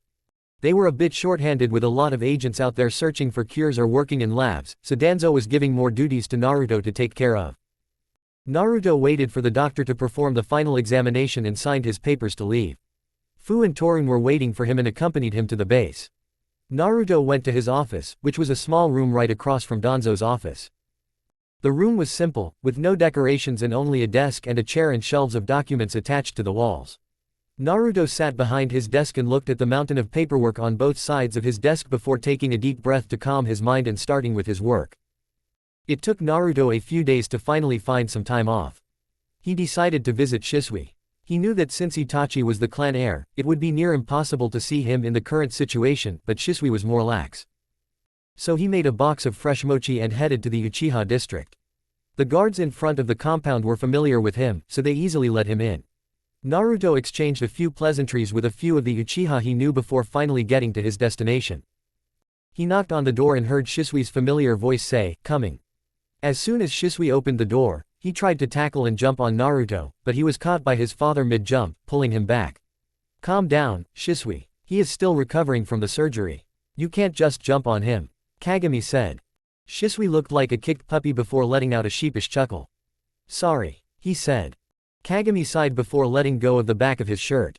Shisui immediately hugged Naruto, although he was mindful and didn't put too much pressure into the hug. They both then headed inside to the living room and sat around the table. "I'm so sorry I couldn't come to visit you, Naruto. Fugaku-sama banned me and Itachi from leaving the compound until we are cured. He is so worried we would do something stupid, so he even assigned guards to watch over us," Shisui said. "It's okay. I've heard about it from my father." Fugaku-sama told him the situation, and I don't blame him. "Honestly, you and Itachi are both workaholics. I'm sure that as soon as you find an opportunity to train, you will do so. So, it's for the best," Naruto said. "Oh, come on, like you are any better. The only reason you are going around so much is because of those seals preventing you from any chakra use. But still, we were so worried about you," Shisui said. He looked sad and defeated. "Don't worry. I have complete faith that everything will turn out fine. Let's talk about something else. I've made you some mochi," Naruto said as he opened the box filled with different flavors of mochi. The meeting with Shisui and Kagami was refreshing for Naruto. He wasn't allowed to visit Itachi, but he left another box of mochi and a note for him with Shisui. He headed back to the base since there was still so much work to do. He went to watch over some new recruits, training. They would soon be enlisted into different sections, and Danzo asked him for his input. The training session was held in a big stadium-like room. The new recruits were all standing near a wall, and 4 of the older agents would test them on different skills. There were written and theoretical parts held separately, but this part was their physical and chakra-related skills. Naruto was standing with some other judges in a stand with a full view of the stadium. 4 by 4, the students would get tested in a skill, each paired with an agent. When they were all tested in one skill, they would start testing the next. Overall it was a tedious task, but since there were never many new recruits, it would only take them a few days to test all skills. Of course, there would always be some dropouts. At this point of training, it was still possible to erase their memories from root and set them free. Of course, it would only be done if the person was worth returning. If the person had no family or life outside of root, they would simply get rid of them, but if the person was established outside beforehand, it was better to return them. Root was always on the lookout for talented people. It was easy to explain a short period of disappearance, especially by planting false memories. But if talented people kept disappearing and never being found, people would become wary. For children, they would often put false memories of getting lost somewhere or losing their way. For adults, it was even easier to put memories of getting drunk or having too much fun somewhere. Overall, after years of work, they were experts in making stories to hide their existence. Even the daimyo was impressed with their skills and was supporting their development.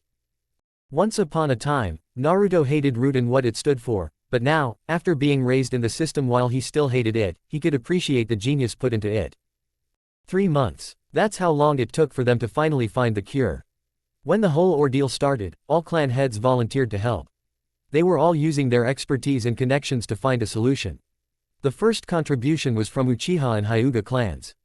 With their respective donuts, they volunteered members who worked in the medical field to be directly working on the cure.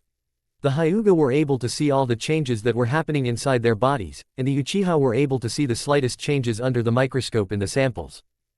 Then there were Yamanaka, Aburame, and Akamichi. They were all experts in different sections. The Yamanaka were experts in poisons. The Akamichi were experts in medical plants and incorporating them into food. The Aburame were also experts in a variety of plants and medicine that could be used to enhance the body and mind. They were all using their expertise to come up with ideas to eliminate the disease. On the other hand, the Nara were scholars from the Waring era and were searching all their libraries, and Inuzuka were searching outside the village for help. Everyone did their best to come to a solution. There were many trials and errors along the way, and the final answer was an unexpected one. Early on, they discovered that the virus had a weakness in heat. It would even try and cluster itself into clusters since, in a cluster, some of them could focus on absorbing chakra from the host and spreading while the others would use the chakra to form a barrier against the heat of the body. Their first trial was about the temperature needed to destroy them since the more prominent the cluster was, the more heat it needed. The problem arose from the fact that they were intelligent, and once some of them started to die from heat, they would use their remains as a shield around themselves to protect them from heat. So the more extensive the cluster was, the more heat was needed to eradicate them. The temperature required to entirely destroy them, while not too high, was deadly for the body. Their first solution of inducing a high fever was, therefore, useless. So their next step was finding ways to weaken the virus somehow so a lower temperature could be used. The virus could spread through the whole body to hide. It still needed oxygen to survive, and that was why it preferred the lungs. The more oxygen there was, the faster it could multiply. The subsequent discovery was from the Nara clan. They were the ones that found some information on the clan. There wasn't anything about the cure, but they found information about a clan that used their bodies as a vessel for a deadly virus similar to what they were looking for. A team led by Jiraiya was sent to search and infiltrate, and they discovered some new information. While there wasn't much since the clan was destroyed long ago, they found a few documents about their abilities. They used certain plants from birth to poison their blood. This poison, while not deadly to the host, would drive the virus to only remain in their lungs. They would then use unknown techniques to stop the growth, and by using their secret jutsu, they would spread it to others. While they were unsure about the poison or the method to spread the growth, they started experimenting with natural plantations in that area. It took them a while, but they finally found a combination. However, their answer was only to the isolation part. It was still perilous since their bodies were not adapted to the poison, and it could kill them. So while a team worked on perfecting the way they could safely poison their blood, at least for a short time, and how they could cure the poison before it killed them, another team was working on the heat problem. The temperature of the fever was not enough to kill the virus without destroying the lungs. The following solution was from the Aburame. One of their clan members had remarkable insects that could suck in chakra while also injecting victims with poison. Their plan was to perform surgery. They would use the poison they had to drive the particles to the lungs. Then the insects would start sucking chakra directly from the lung while also injecting the lungs with another poison to induce high fever. When they sucked the chakra from the lungs, it would inevitably suck the chakra from the particles as well and weaken the wall they would put to defend themselves from heat. The fever should then finish the job. While all this was plausible in theory, it took them some time to fully experiment and test to a degree they were willing to try. Naruto, of course, volunteered to go first since his case was the worst, and even if he died, there was a long time before Shisui or Itachi's case became critical, so they would find another solution by then. The day of the surgery was hectic. The hospital wouldn't let anyone in per Naruto's request. The previous night his friends from the old Rookie 9 all invited him to a restaurant to spend some time. Their parents were also there but seated at a different table. They spent the night talking about their memories and experiences. In the end, they all wished him a fast recovery since they were all certain he would survive. After finally leaving the restaurant, his father and Kakashi accompanied him to the hospital since he was going to get injected with the poison at night and operated on in the morning. After the injection, his father sat beside his bed, holding his hand and telling him stories about his genin team. Kakashi kept denying ever being a brat, but he also said a few embarrassing stories about Minato. Naruto had a great night before finally falling asleep. In the morning, his father and Kakashi left per his request. Naruto couldn't bear the thought of his friends and family waiting behind the doors of the operating room, so he told everyone that he would instead see them when he was awake. Tsunade and Orochimaru were in charge of the operation, so Naruto wasn't worried. As they hooked him up to different machines, Orochimaru gave his hand a reassuring squeeze. There was nothing to worry about. He was in capable hands. Chapter 51. It's been a few weeks, and Naruto was starting to feel like himself again. Immediately after gaining consciousness after surgery, he was pulled into his seat. He was so glad to reconnect with Kurama finally. Kurama explained everything to him. The disease was connected to the god's tree. Apparently, when Kagaya ate the fruit of the tree, the husk of the tree started releasing airborne particles that would attack all living creatures. It would enter their system trying to gather enough chakra to create another tree, but no one person has enough chakra to provide for this goal, so that the victims would die. But humans are made to adapt, and that clan must have succeeded in finding a way to use it to their benefit. When Naruto came into contact with the particles, Kurama was immediately sent into a state similar to how he was when he was a part of the Jubi. Since Naruto was gifted with the power of the sage and the body of the Jinchuriki, he was more affected than the others. Kurama also mentioned that this was going to cause some physical changes in him as he healed since the barrier between them was distorted. Now that he was finally back to his usual self, Kurama worked on healing Naruto as best as he could. In the meantime, Naruto was busier than ever with his training. Shisui and Itachi were still recovering since they didn't have a healing factor. So Naruto had to get ready for his next fight alone. He was going after Kakuzu. He needed to finish off the Akatsuki soon. He didn't want to give them time to prepare. He already cleared his mission with Danzo. He only had to get it past the Hokage somehow. Since it wasn't a mission ordered by Daimyo, he couldn't do it by orders of Root alone. Plus, such a heavy bounty would bring attention. So he needed to do it in the name of the village. He wasn't going to bring a team with him. He wanted to go all out. So instead, here he was at the Nara compound. He told Shikamaru that he needed to meet his father, and he was more than happy to help. Naruto finished a shogi game he promised with Shikamaru. Over the years, he got so much better that now their odds were 70-30, with the majority for Shikamaru. Naruto was struggling to keep up with his genius, but he was happy to challenge him even if he lost all the time. To them, the game was more than just a game. It was a way to practice their strategies and to also understand each other. Naruto even played against Shikaku a few times, but the man was just so terrifying with his experience. After the first couple of games, he could now read Naruto no matter how he tried to change strategies in his gameplay. Sometimes Naruto would try to use his old friends' personalities and ways of thinking and to play the game how he thought they would. But after, he never really stood a chance. He still enjoyed the game. Shikaku would usually get home a little before dinner time, so after Naruto and Shikamaru finished their match, they decided to cloud watch in the garden until he arrived. Soon Yoshino called them for dinner. Naruto and Shikamaru helped set up the table. They ate while mostly talking about lighter subjects. Shikamaru was getting better with the seals, and he planned on applying for the sealing division as a part-timer after graduation. This way, he would be assigned to a tutor to learn and expand his skills. He was leaning more towards offensive seals since his clan jutsu was focused on defensive and detaining the enemy. He wanted to be able to fight alone efficiently with his average reserves. He was looking into offensive seals that didn't need much or constant chakra. Things like explosives and some traps. He was still looking into possibilities. Naruto promised to separate the scrolls he had in his library for him so he could read through them. He often did this. His library was huge, and he had his own sorting system. During his missions, he acquired so many scrolls on different topics, especially ones he suspected his friends may find enjoyable one day. While he donated most to the public library, he still had a lot.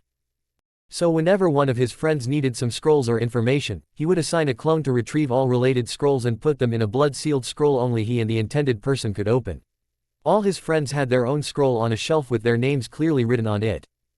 Sometimes he would put new material for them to read if they were interested, but most of the time, it was by their request. Of course, he still kept some of his scrolls public and easy to access in case it was needed, but the ones that could be dangerous if not handled carefully were all sealed. Now that he thought about it, it was about time he put some new reading materials for Hinata and Shino. They both told him that they had been looking for new material for a while. When they were done, Yoshino and Shikamaru started cleaning up the table while Shikaku motioned for Naruto to follow him to his study. As soon as they sat down, Shikaku let out a sigh. "Okay, brat. We both know you are not even trying to be subtle. What do you want?" he asked. "In my defense, I know that being subtle would waste both our times." Naruto handed him a mission paper. Shikaku took a look at the contents and raised an eyebrow. "And what do you want me to do with this?" he asked. "I need to do this mission officially. So I have to go through the protocol. We both know my father won't agree to this. I was hoping you could sign it without him seeing it," Naruto said. "Brat, we both know that no matter the outcome of the mission, he will know about it. He will be mad, and I can't betray his trust like that," Shikaku said. "I don't want to betray his trust either. But I can't take a team for this. No one can handle it," Naruto said. "And you can?" he asked. "Yes, but I can't do it if I have to worry about the people with me," Naruto said urgently. "Let me think for a second. I am not sending you alone," Shikaku said. He took a minute and closed his eyes. When he opened them, he looked at the mission details again. Naruto made sure to list all of Kakuzu's abilities just to be sure it was clear how dangerous he was. "I will come with you to talk with Minato and convince him, but you are taking a team." Naruto was about to object, but he raised a hand and stopped him. "Makoto Uchiha has been asking for a challenging mission since she came back to active duty. She is a kenjutsu master and very proficient with kaiden. She will be able to hold the tentacles back while also fighting off futon heart. The second person is Kakashi. He can fight against the Doden. The last person is Tenzo. He can handle Suiten and kaiden. Your futon will take care of the ration. This way, you have offense and defense against all elements. They are also all strong enough to handle themselves," Shikaku said. Naruto wanted to disagree, but he knew Shikaku was right. The only reason he defeated Kakuzu so quickly the first time was because his body was in one part when he hit him. If he separates his hearts, it's going to drag on the fight and be tricky to handle. Naruto knew that objecting would not change anything. The people chosen were indeed strong and capable. Naruto agreed. "Okay, then, brat. I will see you tomorrow in the office. I will also call for the others to brief," he said. Naruto bid him goodbye before leaving. The next day he was the first one to arrive at the office since he had to first convince his father of the mission. He could already hear the argument inside the room. He knocked and entered. Minato looked displeased, standing behind his desk, arguing with Shikaku. "This is utterly ridiculous. The enemy is too dangerous," Minato said, straight to the point. "I know of the danger, but it has to be done. I know Jiraiya-sama already told you about the Akatsuki and their moves. We need to stop them before they become even more dangerous," Naruto said. "I know, but you just recovered from a serious injury," Minato tried to argue. "Hokage-sama, I am perfectly capable of completing this mission. Tsunade-sama gave me the clearance herself," Naruto argued. "I can't let you do this alone," Minato said, sinking into his chair. "I am not alone. I will be with a team," Naruto said with a small smile. Before they could continue, there was a knock, notifying them of the arrival of others. They came in, and after a quick greeting, Makoto was the one to break the silence. "Minato-kun, I know you are worried. But are you seriously underestimating my capabilities?" she said with a smile that sent a shiver down everyone's spine. "No, of course not. It's just that I can't help worry as a father, you know," Minato said nervously, scratching the back of his neck. "Oh, don't you worry, your pretty little head. I will personally make sure there won't be a single scratch on him. Or are you trying to stop me from taking the S-rank bounty and rubbing it in Fugaku's face for finally breaking our tie after 2 decades? She asked. Suddenly Naruto realized it had nothing to do with him and all to do with Makoto's secret competitive streak. He now knew where Sasuke got that attitude from. From his first meeting with the kind and warm woman, she noticed that when it came to anything related to her husband, she needed to turn things into a competition. Most of the time, she wouldn't even announce that there were any competitions. Like the time, they were all enjoying some dango, and after being done, she kindly turned towards her husband, telling him she beat him with 3 sticks. There were many more small incidents. Like the time they competed over who had better aim with their eyes closed while trying to teach Sasuke how to throw kunais. Of course, most of the time, only the two of them knew that there was any competition at all, but it was still amusing to watch. Of course, her competition mainly was toward her husband, who was secretly just as eager to rise to the challenge. Now that Naruto knew what this was all about, he knew he couldn't back out even if he wanted to.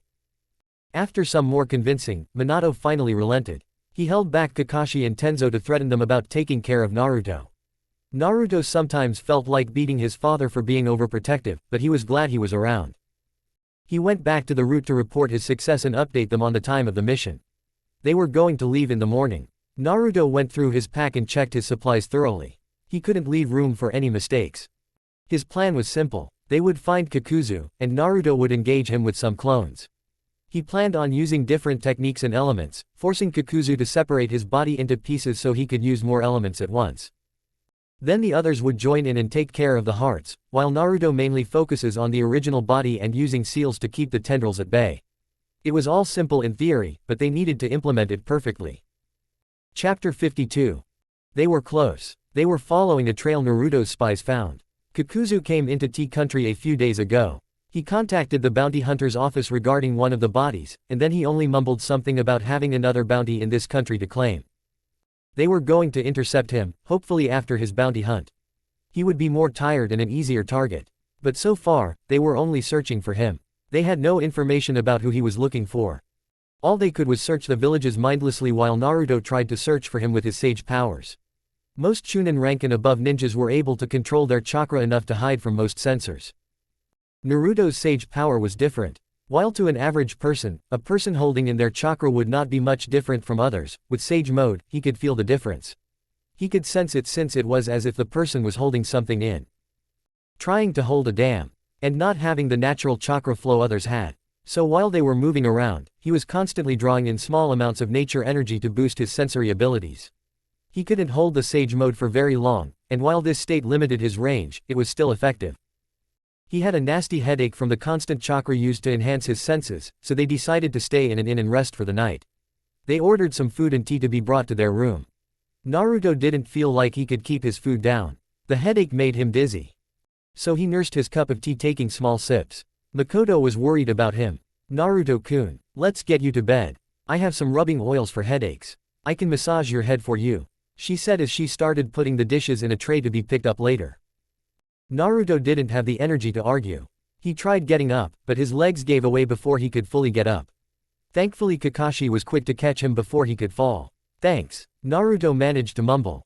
Kakashi just nodded and picked him up, taking him to his room.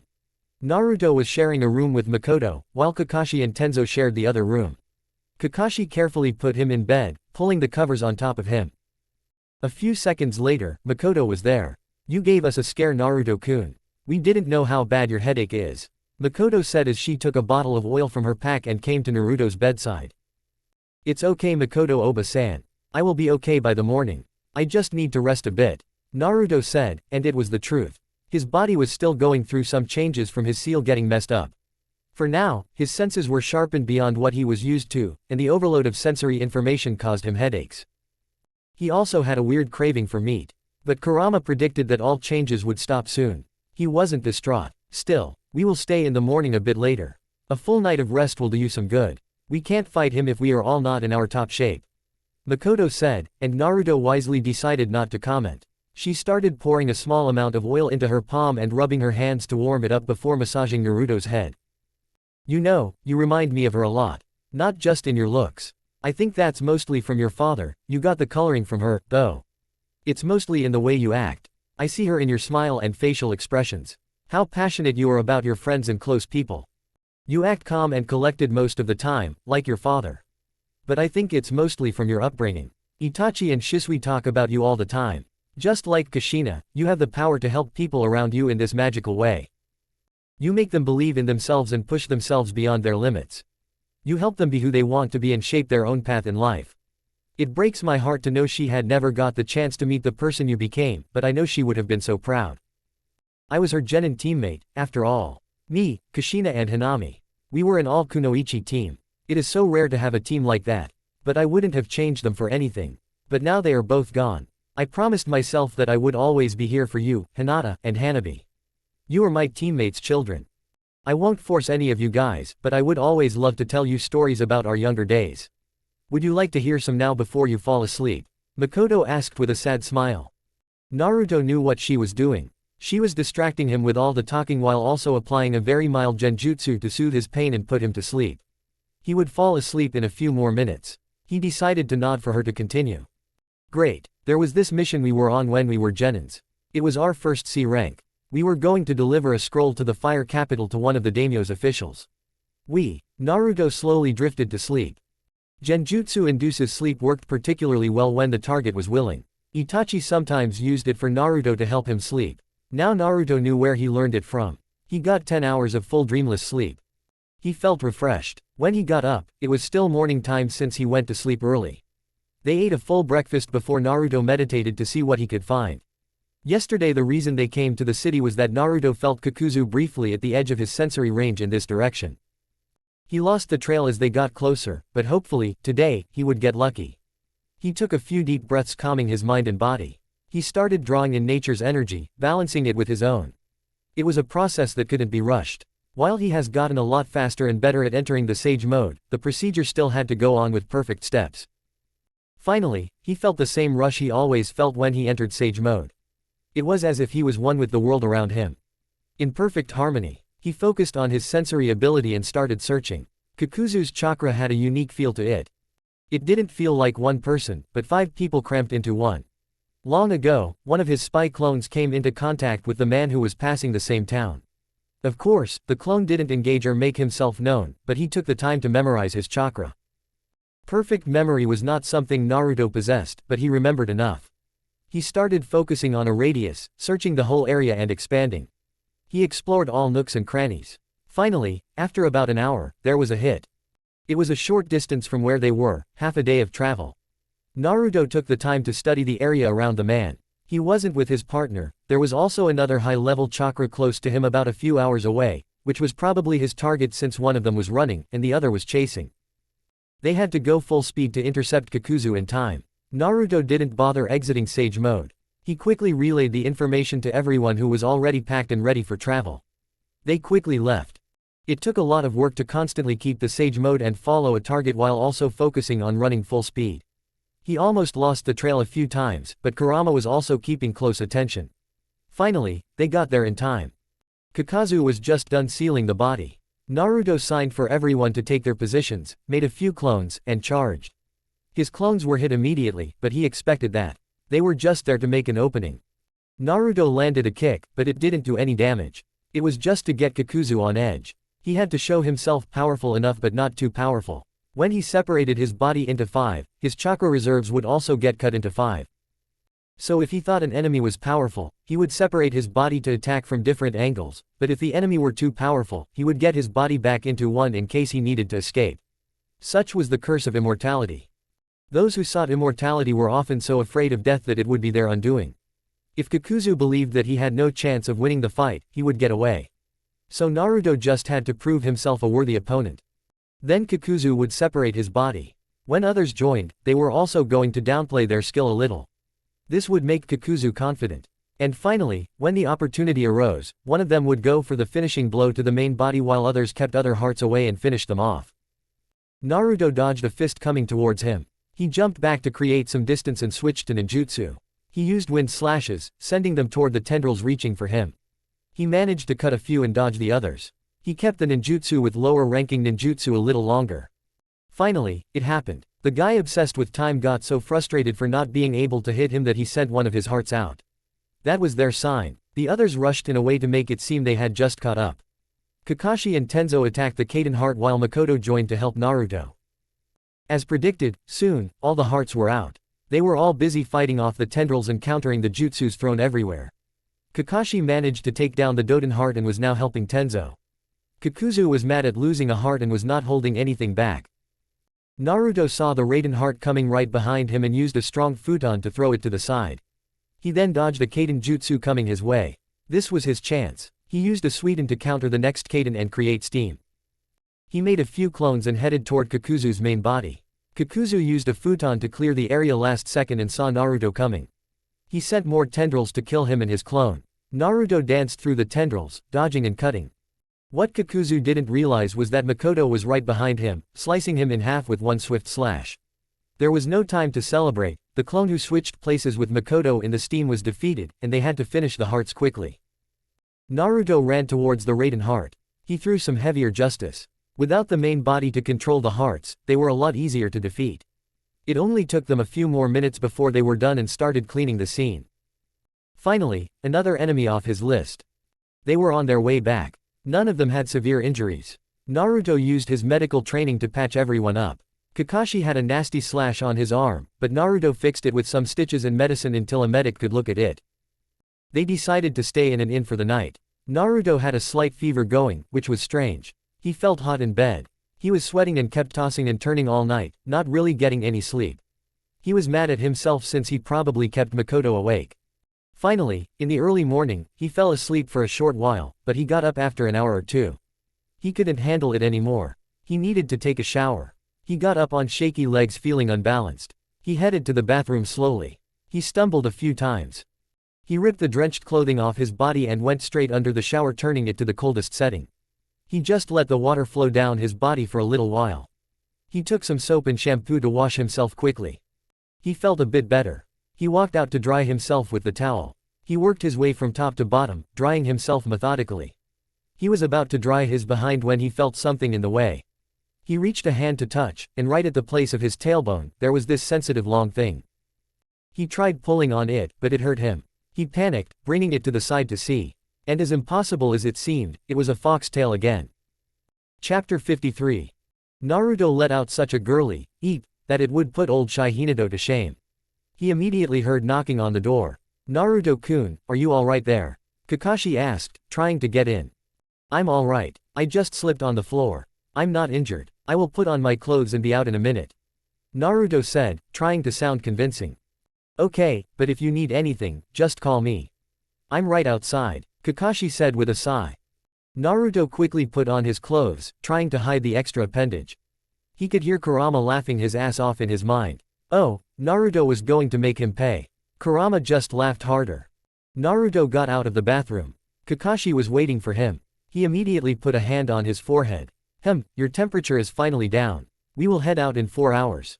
Makoto wanted to get some stuff from the city, and Tenzo went with her. Go get some sleep for now. I will wake you up for lunch, Kakashi said, ushering him to the room. Thank you, Naruto said. His only response was the hair ruffling. He got to bed and started meditating to go to his mindscape. Kurama, he yelled as soon as he got there. Kurama was in his human form, dodging Naruto as he tried to tackle him. What the hell is going on? Naruto yelled, trying to get the fox. Well, you see, since the barrier between us is gone, I decided to push for a little something. You know it looks good on you, Kurama said as he dodged another attack. That's not the point. How the hell am I supposed to hide this thing? I can't go around the village like this. Naruto pouted as he finally stopped trying and sat down. Are you trying to say you're embarrassed by me? Kurama asked angrily. No, never. You know it's not that, Kurama. I'm sorry, Naruto said, looking down with shame. Hey, it's okay, Kit. I know you didn't mean it like that. It's just, I always see you as my own kid, others did so too. In your last life, you were known as my Jinchuriki to everyone. But with your father out there, I can't help feeling like our connection is not deemed as important to others. I know things haven't changed between us. And I am happy to see you have your father in this life. But I want others to know about us, Kurama said as he sat next to Naruto, putting his arm around Naruto. Kurama, you know that it's the same with me. You were practically with me since I was in the womb. I can't imagine a life without you. I will proudly show your gift to the world, but now is not the time, Naruto said as he leaned into Kurama's side. I know, Kit. It's okay. Until we are ready, you can hide it from the world, Kurama said with a smile. Kakashi woke Naruto up for lunch as promised. It was still a bit early for lunch, but they had to leave if they wanted to reach the village before sunset. They ate quickly and were on their way. They stuck to tree hopping. They went full speed since there was no reason not to. They didn't talk much except for a few short breaks. They finally reached the village on schedule. After showing their documentation, they headed for Hokage's office. Minato had to stop himself from getting up and physically checking Naruto, but he managed to sit through the full report. Naruto excused himself afterward to pay a quick visit to Orochimaru. There weren't many people he trusted with his new development, but Orochimaru had his trust. After the initial shock, the Sannin quickly hatched a plan. Naruto couldn't safely use his indefinite henge, but Orochimaru examined his tail, and they found the most comfortable way for him to tuck his tail. Orochimaru also deemed the changes to Naruto's body were mostly over. There may still be some imbalances until his body adjusts, but there shouldn't be more new surprises. Naruto thanked the man and left for his shrine. Danzo was away in the capital for a visit to some people with high connections, along with Naruto's seal-powered clone. He would be back in a few days, so there was nothing to worry about. Naruto woke up to someone poking his forehead. He opened his eyes slowly to see Choji. "Breakfast is ready," he said before turning to leave. Naruto was confused. He got up nevertheless and freshened up before going to find Choji. The Ino, Shikamaru, Choji, Sasuke, Hinata, Shino, Kiba, and Akamaru were all sitting around a big breakfast table. They were chatting animatedly, and as soon as they saw him, they made some room for him to sit as well. He was seated between Ino and Shino. "Not that I don't appreciate it, but what are you guys doing here?" Naruto asked. He was so confused. It was so rare for them to all hang out together. Ino lightly punched his arm. "Because you are an idiot. We know you are a jonin and busy. But still, it's been so long since we hung out together. While you were gone, we planned this little get-together. Hinata was the one who kept watch and informed us you were back last night. So here we are," Ino said as she handed Naruto a bowl of rice. "We also took the time to inform the Hokage to clear your schedule." "Why?" "Because we want to spend the whole day with you," Shino added, passing some egg rolls to Kiba, who was sitting next to him. "Thank you so much, guys. I'm glad to be able to spend time with you. Do you have anything in particular planned?" Naruto asked, putting some fish in his bowl. "Well, you just have to wait and see," Hinata said with a smile. Somehow Naruto knew this was going to end up badly for him. After breakfast, they all helped clean up and simply told Naruto to follow along. They walked for a while before reaching a clearing. Kakashi was waiting for them, which was strange. "Well, right about time you guys showed up," he said. "Wait, what is going on?" Naruto asked. He was so confused. "Well, apparently, your little friends paid Hokage-sama about their little plan while we were gone. And he will be here in a second to explain things," Kakashi said. He sounded bored and annoyed. And as if on cue, Minato appeared in a flash. "Well, thank you, everyone, for being here on time," Minato said with a bright smile. "You told me to be here 3 hours ago, sensei," Kakashi mumbled. He was pouting of all things. "Well, I had to get you here somehow. Now to the main point. This is a challenge we arranged. We discussed this in the emergency clan meeting, and all clan heads contributed to making this possible. Here is how things are. There are 3 parts to this test. For the first test, you must get into the Hokage Tower without getting caught. There is a scroll you must find, and it is hidden somewhere in the tower. Of course, the Anbu are aware, and they won't interfere, but you should be aware of the people working on the tower and avoid detection. The next part of the challenge is written in the scroll, and it will give you how and where to find the next item. There will be some physical challenges to this part. As for the last part, you have to use the item and track down the person it will bring you to. You have until nightfall to finish all challenges, or you will fail. Kakashi is going to be your judge in case you have any questions about the rules. He won't help you, but he will supervise you. Oh, and since Naruto is a jonin, he will have his chakra sealed for the whole challenge. Also, there is one more catch. You can divide into groups for each challenge, but if a group decides to take a challenge, they won't be able to participate in the next. They can still stay and give advice. Just not participate. Since you have a general idea about the tests, you should be able to choose wisely. And lastly, I will leave this crystal ball with Kakashi so you can all see each other during the challenge. Now good luck, everyone," Minato said before disappearing just as quickly as he came. Kakashi sighed something about babysitting duty before going to Naruto. Naruto saw the paper seal. It was easy to get rid of if needed. He just had to rip it off. They wanted to cut his access to his chakra yet let him know he was still in control. Naruto opened the front of his clothes, letting Kakashi put the seal on his chest. "Okay, so let's plan our moves," Naruto said. Although Naruto was the one who told them that they should plan, Shikamaru was the one who did the actual planning. Once they were started with the beginning of a plan, everyone chimed in, putting in their ideas on how to get better. It was refreshing to work this way with his friends. He wasn't worried about a life or death situation, yet they could push themselves and give it their all. For the first challenge, Shikamaru, Hinata, and Ino were chosen. Ino could use her jutsu to make guards walk away if they were about to get caught or to possess someone and cause a commotion. Hinata could keep guard and actually enter the place without getting detected. Plus, she had the highest chance of locating the item. And well, Shikamaru chose himself since his skills weren't going to be as helpful in other sections. There was no starting point to the challenge, but the rest of them decided to wait outside the building. But not too close to draw attention. Hinata spent a little time describing the situation inside to Shikamaru and Ino so they could choose the best entry point. After a short while, they chose a window on the second floor and went up. By now, they all knew tree walking, so it was an easy task. They had to be very careful. They took their time, making sure the halls and rooms were empty before walking from one spot to another. Once Ino had to use her jutsu to make someone turn their back and leave the room when they were almost caught. Naruto and the others didn't know where they were precisely headed, but they seemed to move with purpose. Everyone was on edge. One wrong move, and the challenge was over. They trusted their friends, but still, it was hard to watch without being able to help. Finally, their friends seemed to make their way to the top floor. They were in an archive room. There they were, slowly making their way through shelves hiding when the workers were close. There was a guy coming toward them too close. Shikamaru quickly used his shadow possession jutsu to throw a book off the shelf on the other side, and just as expected, the guy turned that way, giving them enough time to change positions. They decided to change tactics since they couldn't make their way forward. While the shelves were tall and wide, there was still some space between the top of the shelves and the roof. Just enough for them to crawl. So they climbed up the shelves and crawled to the middle slowly. When they finally reached the center, Hinata was the one who took the last steps. There was a scroll on a pedestal, and she grabbed it, and with light steps, they all quickly made their way outside. Finally, the first phase was over. Chapter 54. They read the scroll. It was written in cipher, which was immediately solved by Naruto and Shikamaru. At first, it all looked like a jumbled mess of shapes. So their first thought was of a replacement cipher, where characters are just replaced with a new character. But the frequency of characters in the whole text didn't match the word distribution. So it was probably a shift cipher as well. They were ruling out any keyed ciphers since they weren't given any extra information and had to solve the whole thing just by reading the scrolls. After a few times, they found the shift and then replacements. Now they had a readable text. It was a long text that looked like an ordinary school assignment that children did to improve their literature. It told a story about Konoha, describing the scenery and the forest around.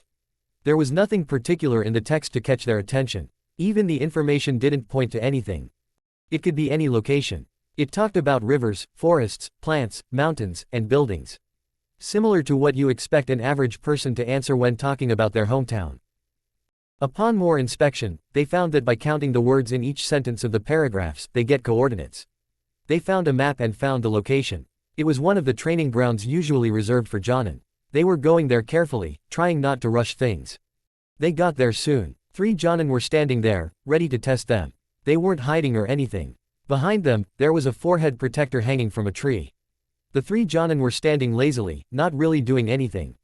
Naruto volunteered to go. Even though his chakra was sealed, he could still fight. Sasuke also volunteered. Choji as well. So Kiba and Shio, and Akamaru could take the last test. They were trackers, after all, and it was their specialty. They talked for a few minutes to strategize. Naruto knew the Jonin. It was Genma, Hayate and Rado. Realistically they had no chance to beat them. But it was apparent that they would hold back. Their best strategy was for Naruto to fight Hayate, Sasuke to fight Rado, and Choji to take care of Genma. Hayate was the best Kenjutsu master among the 3. And since Naruto couldn't use chakra, he was best suited to handle him. Rado used a combination of ninjutsu and kenjutsu, so Sasuke was better suited for that. And lastly, since Genma mostly used Senbon and ranged fighting, Choji could use his family jutsu to defend and get close, not allowing him the advantage. Either Sasuke or Naruto had to finish their fights early, so they could get the headband. Naruto didn't have his sword on him. It was sealed, and he needed his chakra to access it. Sasuke had his, so that was okay. Naruto went to Kakashi. He mustered up the best version of puppy eyes he could. Kakashi ni-chan, Naruto said in a very childish voice, acting like a shy small kid. Kakashi was visibly shocked. He didn't know what to do or how to react. Thankfully most of his face was hidden, minus one eye. Why yes, he asked. This was so easy. Kakashi ni-chan, I don't have my sword. Can I please borrow your tanto? Naruto asked, making sure his eyes were a bit teary. His acting lessons were paying off. He knew Kakashi wasn't supposed to help them, but there was no way he could resist. Ah, sure, he said, his voice between a question and an answer. He unstrapped the tanto from his back and handed it to Naruto. Naruto gave him a very bright smile. Hugging him, Kakashi just stood there frozen. "Thank you, Ni-chan. You are the best," Naruto said. Poor Kakashi was blushing and went into a cuteness overload. He melted like a puddle. "Okay, guys, let's do it." Naruto turned toward his friends, who were in varying degrees of shock. Choji rushed in. First, he turned into a human boulder, going towards the Jonin full force. Hayate and Rado jumped to the sides, while Genma, who was in the middle, jumped back. Naruto and Sasuke were right behind them, going to their targets. Naruto had his tanto unsheathed. Their swords clashed, which sent sparks flying. Hayate was a master, the best in Konoha. Naruto never had a chance in Kenjutsu, only battles. But he had to do his best. Hayate's movements were so fluent. It was as if he was dancing. He was in total control of each move in the battle. There were no openings to take advantage of. Naruto was at a disadvantage. After getting an evaluation of Naruto's skills, Hayate picked up the battle's speed and difficulty. Naruto was soon on the defensive. It was hard to fight without his chakra. He had to make some distance and catch his breath. When the next strike came, instead of blocking, Naruto dodged. He then jumped back a few steps. He couldn't risk taking his eyes off his opponent. He tried listening to his friends. He could still hear sounds of crashing and destruction from Choji and sword clashes from Sasuke. Everything was okay. Hayate didn't charge at him. He waited for Naruto to make the move, probably trying to give him a little rest. Usually, when Naruto trained for fighting without his chakra, he turned off his weight and gravity seals. But he had them on now. Naruto had to make a plan.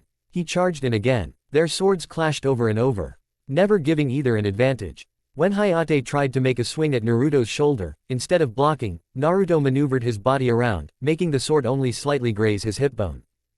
Naruto used the opportunity to at the same time get closer and aim for Hayate's leg. Hayate jumped out of the way, avoiding the hit. Naruto quickly threw kunais with his free hand.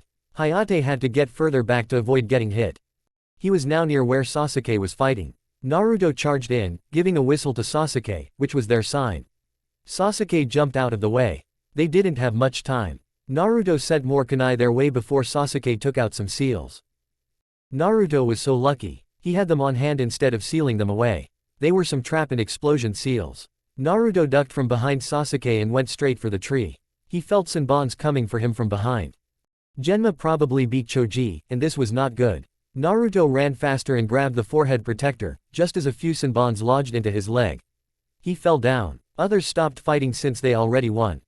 Genma came to his side to safely remove the Senbon, apologizing. Since Naruto tried to dodge, some of the Senbons didn't hit the intended area, which would only make him numb and instead hit some painful nerves. So his leg was burning. "It's okay, Genma-san. When the tests are finished, I will have my chakra back, and it will heal in a few minutes," Naruto assured. He was telling the truth. Such minor injuries would take Kurama minutes to heal if he was pushing for it and, if not, an hour. "Still, try to keep your weight off it in the meanwhile," Genma said. He was famous for being a mother hen taking care of those around him. Naruto knew better than to argue. "May I have a look?" Hinata asked. Genma motioned for him to go on. Others were also gathering around others, checking everyone for injuries. Hinata turned on her Byakugan. After a few seconds, she turned it off. "There is no serious damage. I'm still in training, so I'm not allowed to use healing jutsu without supervision. But I can give you some numbing cream. The wound on your side needs to be bandaged. I will stop the bleeding with some herbs," she said quickly, taking control. Kakashi came to help her. He took the cream to apply to his leg while Hinata took care of his side. They were done quickly. Hayate came back with a stick for him to use as a temporary crutch. Others were also done. Sasuke had some mild scraps and burns, which Ino insisted on helping him with. Choji was just roughed up. The three Jonin congratulated them before leaving. They spent a few minutes to freshen up before leaving for the next phase. Shino, Kiba, and Akamaru were going to track the headband. They talked amongst themselves and started going. Kakashi and others were going to wait for them in the training ground they started at. Kakashi kept an eye on Naruto in case he needed help. They were also watching Shino and Kiba progress at the same time. There was some scent on the headband, which Kiba was following, but it went into the village. With so many people in Konoha and many civilians using heavy perfume, it would be hard to track the person. So after Kiba and Akamaru got them as close as possible, Shino would use the residual chakra on the forehead protector to find the person. Kiba would then also confirm the scent. It was a straightforward plan. They were going as fast as possible since they didn't have much time. Shino could have helped Kiba in the initial search, but in that case, he would have less chakra for the final part. They were standing there watching and cheering. Naruto turned towards the new presence in the clearing. Kakashi was alarmed as well, quickly moving in front of everyone. Naruto was calm since it was Torun. He was in a suit and had his mask on. He quickly exchanged a few unique root hand signs with Naruto before turning to leave. This was not good at all. They were in danger. Naruto turned towards Kakashi and his now silent friends. Everyone, you all need to get back to the village. It is not safe here. Kakashi, an ANBU team, will come to escort you. Please take care of everyone. I will take care of the rest. Naruto said as he exchanged normal Anbu signs with Kakashi. Danger. Unknown. Forest. Close. Already sent a team. I will assist. Protect others. Naruto signed. Kakashi knew the situation was complicated. He nodded before having everyone run for the village. Naruto knew Torun and the team with him would follow them to ensure their safety. He quickly undid the seal on him. He had to go. It took him a few seconds to get over the disorientation of having his senses and chakra back. He unsealed his sword and undid his seals. This was not a fight to hold back. Torun told him that some of his safety barriers were triggered. After the Jashinists' attacks, he worked a lot on implementing more and more safety measures into the village and surrounding perimeter. Some of them were simply to make them aware of trespassers, but some were made for specific people. His current trigger was as such. One made to make him aware of an opponent he was not ready to face yet. But there were no options. He had to face him. He ran faster. He couldn't risk him getting away or hurting anyone. He was close enough now. He made a few clones to set a special barrier. He knew he wouldn't be able to defeat him yet. He was not ready. He had to make him run away. He had to reveal his skills as a seal master. There was not much time as well. He knew that as soon as Kakashi got others to safety, he would tell the Hokage and a team would be sent after him regardless of his lying about a team already being there. Naruto could only hope for the delay to be enough for him to wrap things up. He jumped into a clearing. The man was waiting for him. So you are finally here. I've been waiting for you, Uzumaki Naruto. The man said. Chapter 55. Naruto stood in front of Obito. Or Madara, as he liked to call himself. Naruto didn't want to talk. He just needed to get the man to leave. The barrier around them wouldn't let interferences. Naruto stood in his fighting position. He stared at the man, ready to strike. Yet Obito stood relaxed and without a care. Naruto's blood was boiling. This man was the reason for the war. For so many deaths. The man that would teleport armies of Zetsus to their hideouts. The man who killed the civilians. Naruto would never forgive him. He had to die. But not now. Naruto wanted to first make him watch as he destroyed all his plans. Years of manipulation destroyed by a child. Then he would give him a fate worse than death. But now, he needed to make him wary. To make his escape. For him to know that Naruto would come for him. Hunt him to the ends of the earth. He will make him pay. Despite switching sides at the last minute, the only reason for it was because Madara betrayed him. They needed his skills to make their plan work. Naruto never trusted or forgave him. He wasn't going to give him a chance this time. Naruto rushed forward. The man became intangible, letting the attack go through him while reaching with a kunai to slash Naruto's throat. Naruto jumped back. He couldn't let him know that he was aware of his abilities. Naruto had to act as if it was new to him. He went for another attack slashing for the man's head. The result was the same. Obito laughed. You think your pathetic skills are enough to even scratch me? You are a fool, he said, trying to attack Naruto. Naruto jumped back, dodging attack after attack. He couldn't block the attacks. This was the only way. And it wasn't like he never fought against him before. He had years of practice for this specific fight. He jumped back a few times to create some distance. He threw a flash bang. The light blinded them both, but Naruto didn't need his sight to fight. Obito had to cover his eye. He quickly approached to hit the man's legs. But Obito was now entirely intangible. Naruto jumped back again before he could recover. When Obito tried to come for him, this time, Naruto sent wind slashes toward him. Obito had to avoid them. He kept the fight as a ninjutsu battle for a little. Obito would use the famous Uchiha Kaden to attack him, but Naruto used a variety of jutsu to defend himself. Naruto then switched to Fuinjutsu. He created a version of paper seals that had a special layer of genjutsu seal on them. The genjutsu would cover the seal, not even letting Sharingan see through it. There was no way to tell what the seal would do. Obito had to dodge every attack, not being able to get close. He had to remain intangible whenever a seal was thrown. Naruto alternated between sending wind slashes and seals. Obito didn't try to dodge the wind slashes, he would just let them pass through him. And that was what exactly Naruto wanted. Naruto threw 2 explosion seals at each side of Obito, having him jump back to avoid as his only option. He then threw a wind slash, but this one was different. Obito tried to let it pass through him, but he was thrown back by the force of the attack. He had a slight gash in his middle now, but not deep enough for his healing knot to take care of. He looked furious. "What did you do?" he yelled. Naruto remained silent as he continued to attack. The sword he was using was quite special. It was an Uzumaki artifact. Not only could it conduct chakra and be used for ninjutsu attacks, but it could also channel Yang's chakra. The opposite chakra from what Sharingan used to function. So even if Obito became intangible, the heavy amounts of Yang would neutralize his yin and make it ineffective. Perfect counter for his power. It was originally made since Uzumaki had an abundance of Yang chakra, and by using Yang attacks, they could cut through genjutsu and other heavily yin-based jutsu. Of course, Naruto was no exception to Uzumaki's and was now using Yang in his futon to attack Obito. Obito tried to go underground and attack him from other points, but Naruto was actively sensing his chakra, so there were no surprises. Naruto could feel others approaching. Obito was bleeding from multiple wounds, and Naruto was not even scratched. Obito was humiliated. Soon the reinforcement arrived. Minato, Fugaku and Shikaku. Naruto knew that there was a meeting about village security today.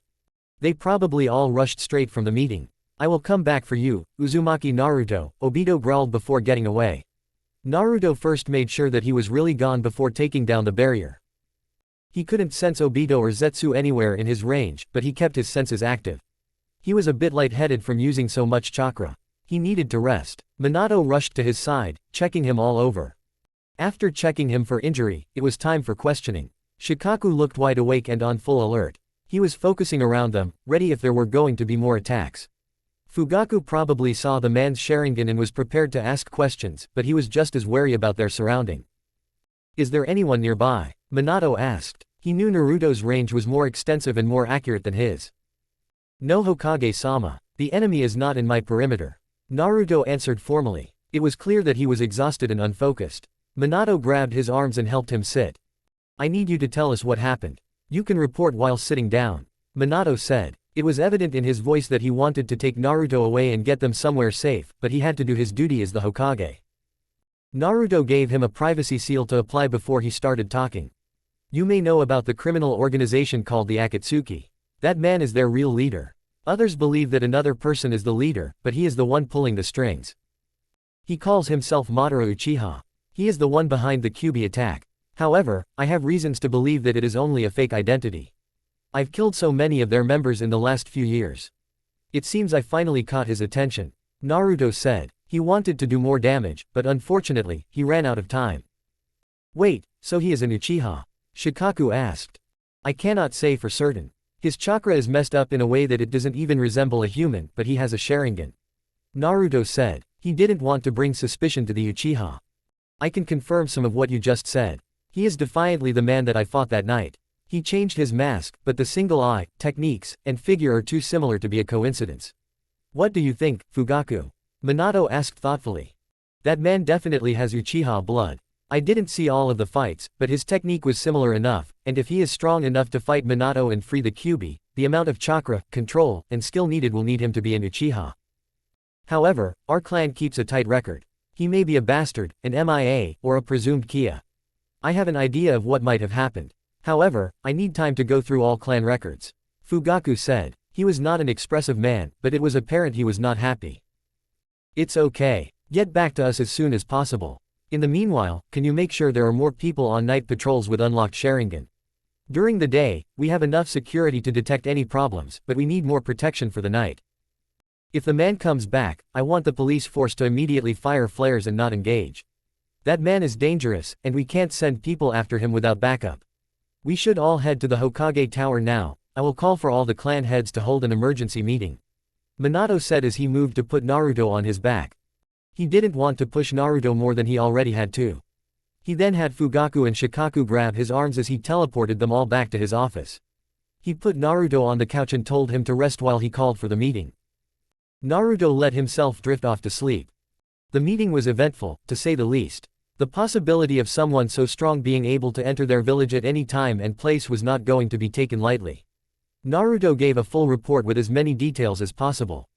His cleaning team managed to collect some of the blood splattered on the ground and chakra samples.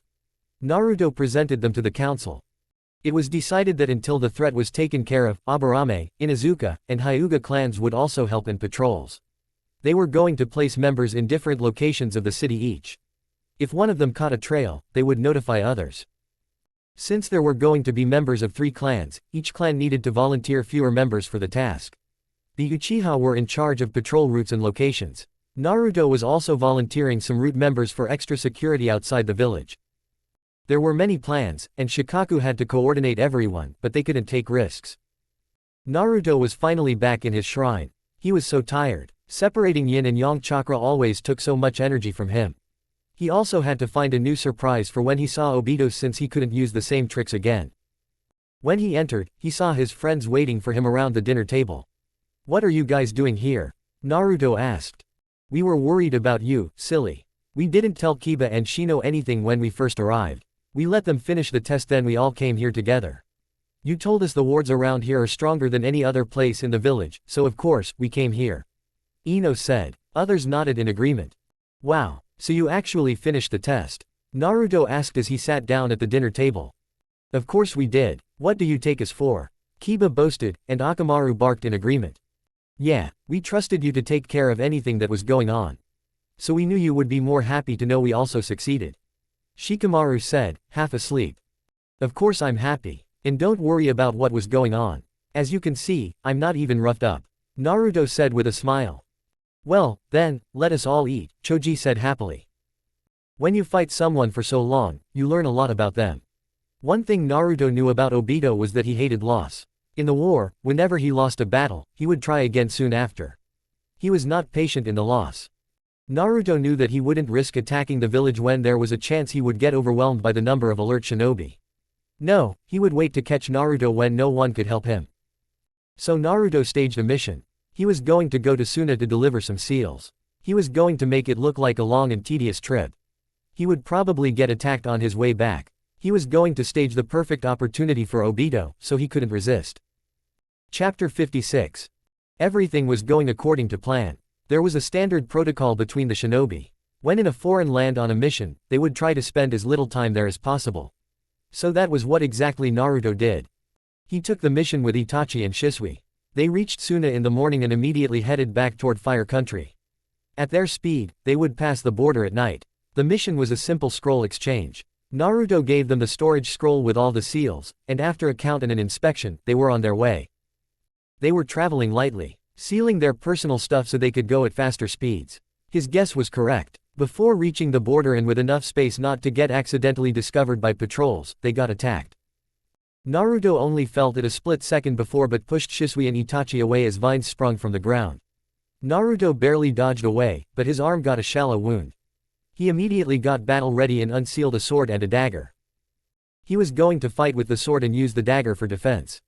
They heard a deep voice growling. "You will not escape this time, Uzumaki." Naruto expected Obito to bring back up, but Zetsu was not the one he expected. Naruto needed to lose but survive. He knew what he was doing, and Kurama was up to it. Itachi and Shisui were busy holding back Zetsu. They were using their weapons and small cadence to hold off the vines. Obito had a sword this time, and Naruto started fighting him. It was evident that Obito was trying to keep him close so he couldn't use ninjutsu and his sword to his advantage. Just like what Naruto wanted him to believe, he thought that he could only use that attack in ranged fights. They clashed swords, and Naruto kept on defense. He was going a bit slow to play the part of exhaustion from lengthy travel. Naruto acted like he was trying to create distance, but he was failing. Suddenly a vine sprung from the ground right where Naruto was standing a moment ago. Naruto jumped back and got closer to where Shisui and Itachi were fighting. Obito was nowhere to be found. Naruto tried sensing his chakra but couldn't find him. He must be entirely in the Kamui dimension. Naruto went on to help others. Itachi and Shisui were fighting next to each other, covering each other's backs. Naruto charged toward Zetsu's body. He knew Black Zetsu could not be killed yet, but White Zetsu was different.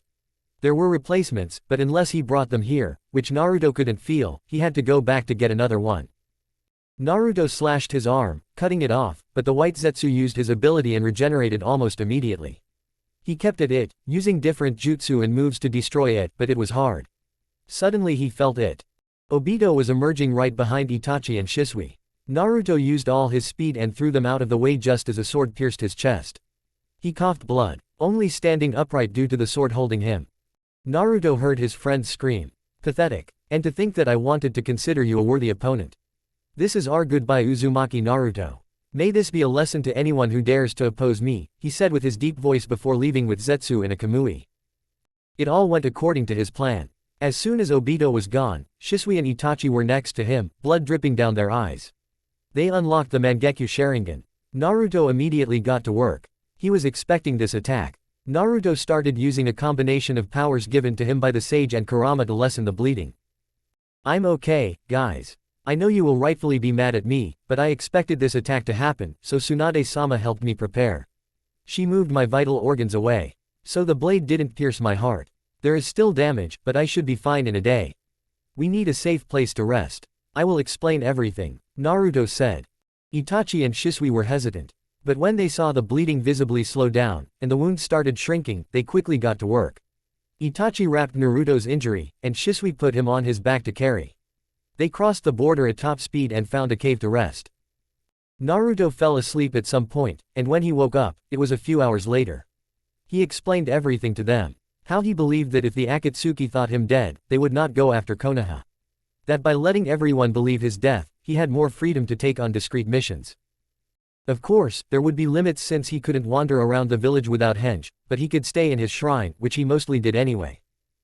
Naruto profusely apologized for putting Itachi and Shisui in that situation. He told them that he needed their reaction to be believable to someone who also had Sharingan and could detect lies. So that was why he put them in that situation. He apologized over and over. He knew that what he did would have lasting effects on his friends. That it was unfair. He knew it would take a lot of time for him to truly make it up to them, but he was going to do his all. Itachi and Shisui tried to tell him that they were upset, but they understood, but Naruto didn't want them to be understanding. He wanted them to be selfish. They were finally back in the village. It was a headache to give the mission report. Minato was not happy, to say the least. He gave Naruto an earful. But after seeing how the three boys needed some rest, he let them go. Naruto went to the root base. There were things to do. Danzo was utilizing him more and more to the point that he felt confined to the base. There were so many new responsibilities, and even by using his clones, he felt stretched. Time passed in a blink of an eye. Naruto was 12 now. It was a few months from Genin's graduation, and Naruto wasn't really able to see many of his friends. All his friends were shining in their fields. They were as strong as they were when they were Chunin, but they had more variety in their skills. Naruto was happy to see the systems implemented in the village were fruitful, and they were getting the desired outcomes. Itachi was also going to take over soon. His father was looking forward to his retirement. Thinking about Itachi and Shisui brought another pain to his chest. The boys were always too kind. They forgave Naruto after that incident and even went to Tsunade Heim about eye deterioration. Tsunade did an extensive search after getting approval from Fugaku. She found out that, indeed, only the implant would stop the total deterioration, but there were things they weren't aware of before. The eyes couldn't be swapped, but the people who donated the eyes and the receivers didn't have to be direct relatives. They only needed blood and DNA compatibility. So Fugaku gave Tsunade access to a part of their shrine. All normal Sharingans were burned after death. But Mangekyo were sealed and kept. Naruto suspected the ones Danzo had were probably from Uchiha, whose bodies were not retrieved, or bastards no one knew of. After more studies, Tsunade finally managed to find matches for most of the current members who had the Mangekyo. Some refused surgery since they were not active shinobi or didn't use their Sharingan much in the fight. Fugaku was also one of them. He didn't use his Mangekyo to the extent that no one even knew he had it. Itachi and Shisui went for the surgery, as for a few other members. All of the surgeries were successful, and their previous eyes were given back for safekeeping in case there was a need for them in the future. All of this was, of course, done in secret to the extent that only the Hokage, Tsunade, and the Uchiha clan were aware. The only reason Naruto knew was because Itachi and Shisui told them about it. Something that was really bothering Naruto was Danzo. He had been acting strange lately, and his latest order was just out of character for him. He was becoming paranoid, being harsher with agents and giving them more complex and more demanding missions. Naruto was trying to figure things out, but so far, he had no clue what was wrong. Even he was under suspicion, but to a much less degree. As soon as Itachi became a Hokage, he would take over the route, so Danzo still trusted him, but at the same time, he kept asking Naruto to prove his loyalty. Naruto was out on a mission with Itachi and Shisui. The trio knew that these were probably their last missions. Once Itachi was the Hokage, Shisui planned on taking over as Anbu commander. His promotion was a little away, he was still learning skills to run the Anbu, but he would take it soon after. Naruto would take his seat as the leader of the route. Minato and the three Sannin will be the advisors. Since Jiraiya was not always in the village, he would only take the role when he was. It was a good and robust system. Minato planned on taking some missions to avoid getting rusty with the Anbu, but he was going to join the sealing division. He could finally spend his time researching to his heart's content. Naruto was excited for his father. Their current mission was straightforward. They were after a group of bandits. They had quite a few Rouge shinobi with them, and they've been terrorizing small cities. The group was quite large, and with around 15 shinobi of mostly Chunin rank and time sensitivity, this was an A-rank mission. They were sitting around a small campfire in a cave. It was still early to sleep. They would reach Konoha by nightfall tomorrow. A lot of attacks happened in such situations. The shinobi were pushing to get back faster, then the enemy would ambush them, and since they were tired, they wouldn't be able to defend themselves. So this protocol has been implemented for a while that if the shinobi coming back from a mission didn't have an emergency, they would take their time. It saved so many lives with the current situations going on. AIM decided to declare Pain publicly as their leader. After some shows of power to make it known that they were able to defend themselves, they started recruiting rogues and training them. Everyone knew that soon there might be a war. Taki tried attacking AIM, but the whole army they sent was executed by Pain single-handedly. All but one who was sent back to tell the tale and deliver a message. If anyone was to try attacking AIM again, AIM would declare war against them and kill them all. Afterward, other nations became reserved. They were all trying to handle their remaining rogues and prevent them from joining AIM. Akatsuki was also gaining more power. They were almost done filling their ranks again, and while the new members were strong, they were also famous and well-known, so it was easier to handle them. Naruto knew that it would be time for the next stage of his plans soon, and he was more than ready for things to finally move. Because now he was sure that his friends were prepared to overcome any and all obstacles in their way. Never again would Naruto let there be so many pointless deaths. Chapter 57. As Naruto predicted, it all happened a few days later. Shisui was sent on an emergency solo carrier mission to deliver a scroll and bring back the response as soon as possible. It was all to ensure he wouldn't be able to fight back. Danzo picked the agents for this mission himself. He also wanted Naruto to be the one to deal the finishing blow. Of course, Naruto couldn't be more happy. The attack was coordinated perfectly. The first group of agents were to just wear Shisui down. Then Danzo would grab an eye before having Naruto kill Shisui and grab the other. And it all went according to plan. Shisui was panting and bleeding from multiple wounds. He was being held immobilized by several agents. There was no escape. Danzo took it as his signal to enter the clearing, followed very close behind by Naruto. Danzo gave an entire speech about the good of the village. He reached a hand to grab an eye, but mere centimeters away, he froze. Shisui, who had his eyes closed in a last-ditch effort to protect them, opened them again to see Danzo wrapped in crimson chains with multiple seals attached to them. Suddenly the agents holding Shisui let go before moving away a safe distance. Shisui slowly raised up to see Naruto behind Danzo with chains coming out of his chest. What the hell, was all Shisui could manage. I'm sorry for not warning you before, Shisui, but we couldn't let Danzo get away. I will explain everything. My clone already told Hokage-sama to call for an emergency meeting. We should head there, Naruto said. His seals and chains were holding Danzo in such a way he couldn't even use a speck of chakra or make the slightest movements. There was no escape for the bastard this time. They reached the meeting room soon enough. Shisui was on edge, but he trusted Naruto. Meanwhile, Naruto was the epitome of calmness. They opened the door, and there were various shocked reactions. Shisui immediately moved to stay to the side. The clan heads were all there, plus the Hokage, the Sannin, and Itachi. I am sorry to call for everyone so late, but this matter simply could not wait, Naruto said. What is the meaning of this? Why are you treating a respectable elder in such a way? Hiyashi asked, irritated. I understand your frustration, Hyuga-sama. In the next few minutes, everything will be revealed. We are here to set the appropriate punishment for Danzo Shimura. May I ask Orochimaru-sama to present the first set of evidence? Naruto asked, and when Minato nodded, they moved forward. It was evident that no one knew what was going to happen, but they had to act professionally. Orochimaru then unsealed a massive binder on the table, and it all started. It was a long process. Orochimaru first provided all documents and evidence of Danzo's criminal actions in wars. Every shinobi he got killed to further his agenda, every illegal deal, and everything in between. By the end of it, the clan heads were solemn, but they were holding their tongues before all evidence was provided. Then Tsunade moved forward. By using the birth certificates and documents Naruto provided, she provided evidence of all the children stolen from civilian and shinobi families and orphanages. Then Orochimaru moved back again to tell them about all the illegal experimentations. Then Jiraiya told everyone about the seal put on agents' tongues and how they were all monitored so they could never utter a word about Danzo's actions. So much more was revealed. Naruto wanted everyone to know of all the crimes committed in the name of Konoha. But finally, everything was revealed. For once, no one wanted to argue or felt the urge to input their opinion. It was clear what needed to be done. I know all the evidence so far is enough to make a decision, but one crime was left for last, and that is the crimes against the Senju and the Uchiha clans, Naruto said as he summoned another chain to rip all the clothing off Danzo's upper body, including his eye bandage. Everyone gasped when they saw the Mokuden arm and Sharingan eyes. Fugaku looked ready to rip Danzo apart.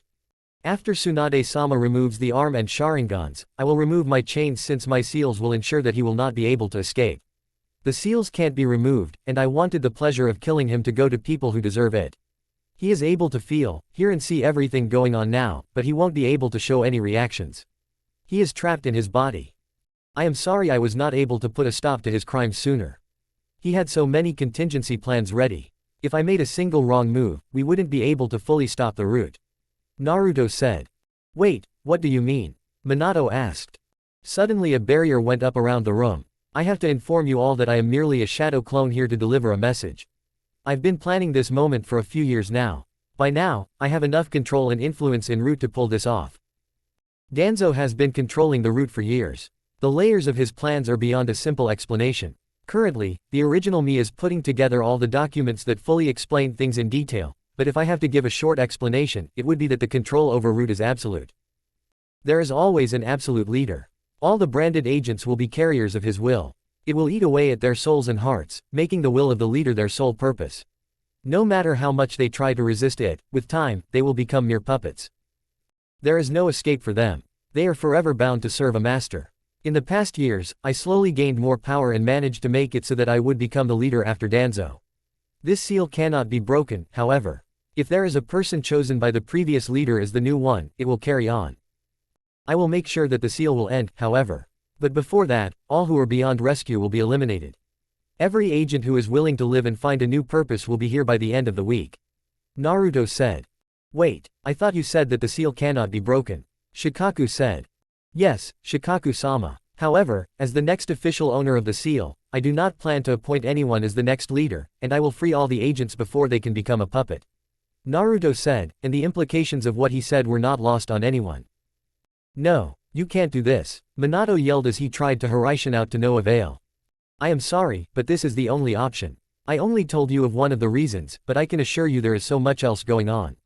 The only end for the root is for the leader to die without appointing a successor. There is also the fact of the daimyo. He will find out about Danzo's actions, and he will order the elimination of those involved. By taking action now, we will evade his wrath. He would only find out about the betrayal and know that those involved with root directly and in power are dead. He won't care about the remaining agents since eliminating all agents will put a dent in our military power. This is the only way to satisfy him. Naruto said. The room blew into motion. Everyone was trying to find a way out. Itachi and Shisui were trying to pry open the door, and Fugaku and Hiashi were trying to use their dojutsus to find a weak spot. Shikaku came to Naruto's side. Please, Naruto-kun, this is not the way. You need to put down the barrier, he said, worry evident in his voice. I am sorry Shikaku-sama. Even if I wanted to, I am not the one holding the barrier. My only job here is keeping Danzo and answering what I can. Naruto said. Tsunade was already at work removing the limbs. He is telling the truth. The seal is a timed seal. It will only go down when the timer is done. I can't even use summoning to ask for help. We are completely cut off from the outside. Jiraiya said from his place near the middle of the room, inspecting the seal on the ground with Orochimaru. You can't do this, Naruto. There must be another way. Shisui pleaded. Unfortunately, there isn't. I've been researching for as long as I remember. There are so many layers. If even one is not done right, the whole plan will blow up, and there will be no more chances to stop them. They deserve happiness and freedom as well. Naruto said. But what about your happiness? Itachi asked. I loved all the time I got to spend with my friends. It made me so happy. But people in Root are also my friends and family. I grew up with them and fought alongside them. If I can give them their only chance of freedom, it's not even a choice to make. Naruto said. Please, Naruto. I can't lose you too. Minato said, tears running down his cheeks. Just then, Tsunade finished her procedure, and Naruto retracted his chains. Thank you, everyone, for everything you did for me in all these years, Naruto said with a sad smile before the clone popped. A few hours later, a tiny lifeless body was found in the Root headquarters in the main office. A sword was lodged into his heart, and a peaceful expression was on his face. There were many bodies all over the base, and even more bodies were found in the next few days. The funeral was grander than anyone thought. There were so many lives the small boy changed in his time. And they all wanted to pay their respects. Those who were closer to him were all crying. There was no use holding back tears when there was such heavy rain. Miles away in a dark room, a boy jolted awake from his sleep in unimaginable pain. He tossed and turned, trying to keep himself from screaming. Finally, after what felt like forever, the pain subsided. The boy dragged himself to the bathroom to splash water on his face. He looked at himself in the mirror. There were definitely changes to his appearance. He didn't care much for now, so he decided to go back and lay in bed. It all started years ago when he first came to Uzushio. He knew that he wanted to make a safe haven in the ruins. For all of those who sought a home. But Naruto still had duties to perform in Konoha. Things that needed taking care of. So he used a forbidden seal. Uzumakis were obsessed with the concept of yin and yang. Chaos and harmony. All things contradictory yet needed to complete each other. There was a seal that had a high price. The seal would separate the person's very own soul and being into two. No one ever survived the amount of chakra needed and the strain that it put on the person, but Naruto was used to breaking the rules of nature. He separated himself into two. So one would go back to Konoha and take care of all preparations needed while he would take care of other aspects. He forfeited his right to the name Naruto, and he took the name Yurei. Because that was what he was. A ghost. Now that Naruto was done with his part by ending his life, all his memories and experiences were returned to Yurei. All his spy clones were also gone and done with their tasks. There was no need for them anymore. It was time for Yurei to take the last steps. But for now, he needed a little rest. Being separated for so long had its toll on his body and mind. They were literally two separate entities. Naruto was the light and hopeful side. The one who still had childhood wonder. The one who was free to be a child and enjoy the love around him. They both knew of the final plan, so Naruto wanted to give Yurei a gift for taking on the more challenging task. Naruto made sure to make as many good memories as he could. To spend time with his loved ones. To be loved. And now Yurei was able to feel all those feelings and memories. He was grateful. For years he was in the shadows. Taking actions and making decisions in secret. He wasn't alone, but he had to let go of emotions and anything that could hold him back. He needed to do what was necessary to ensure a lasting peace. And now that he could see and feel all the years of happiness brought to his friends, he knew it was worth it. He wouldn't let his friends go through all the pain and loss the same way he did. Yurei decided to rest for a little while before going through the last of his sealed memories. It was time to move forward. Chapter 58. Yurei still remembered those first days clearly. It was all a part of his plan. He knew where to start. After Konoha's team departed from Uzushio, he got to work. He made as many clones as he could. It didn't take him very long to get the village to a semi-habitable state. He left some clones while he headed for his first destination. One of the only people from his family that still remained. He reached the hidden grass village by midnight. It was easy to pinpoint another Uzumaki when you were a sensor. Her mother was alive and at the hospital. Not healthy, but alive. Yurei struck when no one was paying attention. It wasn't hard to earn their trust, but he would do everything in his power to ensure the trust wasn't misplaced. He returned to Uzushio with them. He sent clones hunting and gathering. He was staying at the cage tower. There was a small suit for the cage to stay. He chose a close house for them. They were happy and safe. Yurei did her best to nurse them both to a healthy state. After all, they were both suffering from malnutrition. After another 2 weeks, the barrier around the island was up and running. No one could enter without permission. He was going to improve it, but it would stand for now. His next stops were all over the nations. There were still a few Uzumakis around, and he planned on inviting them all to the new village. It wasn't hard to convince them. Uzushio was calling to them. A sense of home and belonging. After guiding them all, he started inviting a few others he knew of. He paid a short visit to the Hidden Star village to save a small family after helping the parents destroy the meteorite. They couldn't stay there since people considered them criminals for the act. They were happy to find a new home. In the meanwhile, Orochimaru took the liberty of giving him the locations of others. He found the Sound 4, Jugo, Gurin, and so many others. A shocker for him was finding Kisame. The man had not joined the Akatsuki, and he wasn't hard to convince. The man took a role of a protector of the village. Whenever Yurei was gone, he and Gurin were in charge. He was honest about his plans with them, and while he left some parts out with the promise of telling them later, they were easy to convince. Yurei had so much more to do. Orochimaru had many devoted followers in the previous timeline, and most stayed with him since they were all looking for a home. Yurei made sure to provide that home. Slowly the village was taking shape. They had fields to grow crops and places to keep livestock. The barriers were improving by the day, and those with experience were working on reconstructing the city. A few years passed before the following change. He managed to help Fu escape from Taki. It was a shame for a village to admit their Jinchuriki's absence, so no one was the wiser. The same thing happened with Utakata. Their newest additions were Han and Roshi. They came around the same time. And happy to find a home and have some peace. Yurei made sure that all the Jinchurikis were aware of his plans. They were all on board. By now, Uzushio was an open secret. For those without a home, it was quickly becoming a safe haven. They had a system by now to check for spies and harmful intentions. Only those deemed worthy were let in. The village was happy and thriving. Children were running around, and sounds of laughter were everywhere. No matter who you were or how you looked, you were treated with the same respect as others. It was a tiny utopia. A village for misfits. Some tried to attack, but with so many powerful shinobi, it was futile. Yurei had one more task to do before letting the last act start. He had to deal with the Akatsuki. But for now, he needed to finally face himself. Yurei went to his inner world. He went to the last remaining door. His memories of war in Madara. The reality of war was always brutal. You watched your loved ones die in vain, yet you had to persist, knowing there was no chance to escape. Madara was indeed a genius. All throughout the war, he knew how to exactly play with them.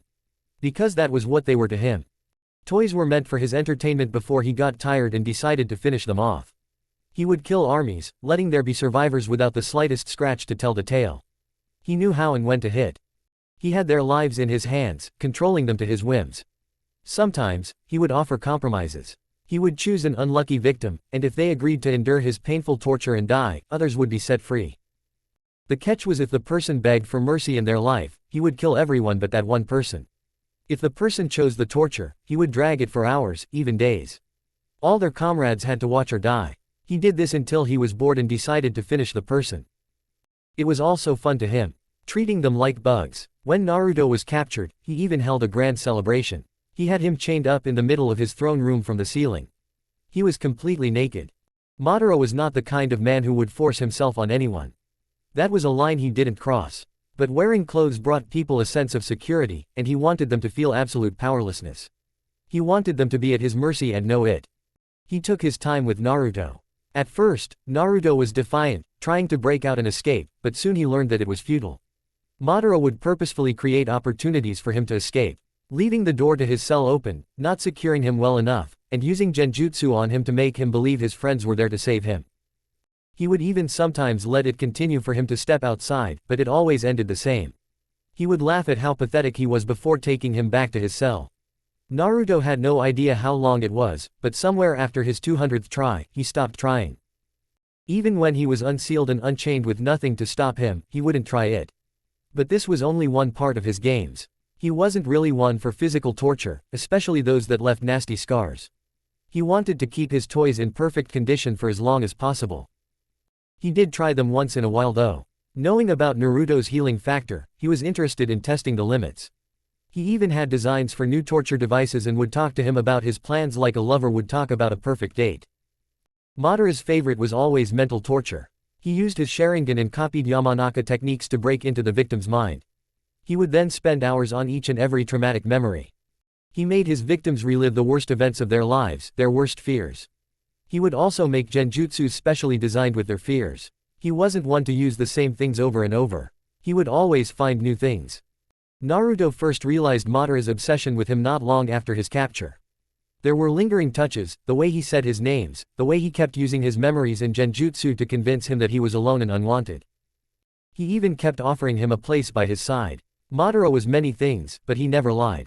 He was manipulative and twisted the information, but he never lied. So when he promised Naruto that he would let all the remaining rebels be safe as long as they didn't enter his lands and retreated to a designated area, Naruto considered his options. He even discussed it in detail, making sure that he wouldn't hurt them in any way. Madara readily agreed with his terms. Naruto was curious about why Madara wanted him, but all he got was that he was intriguing.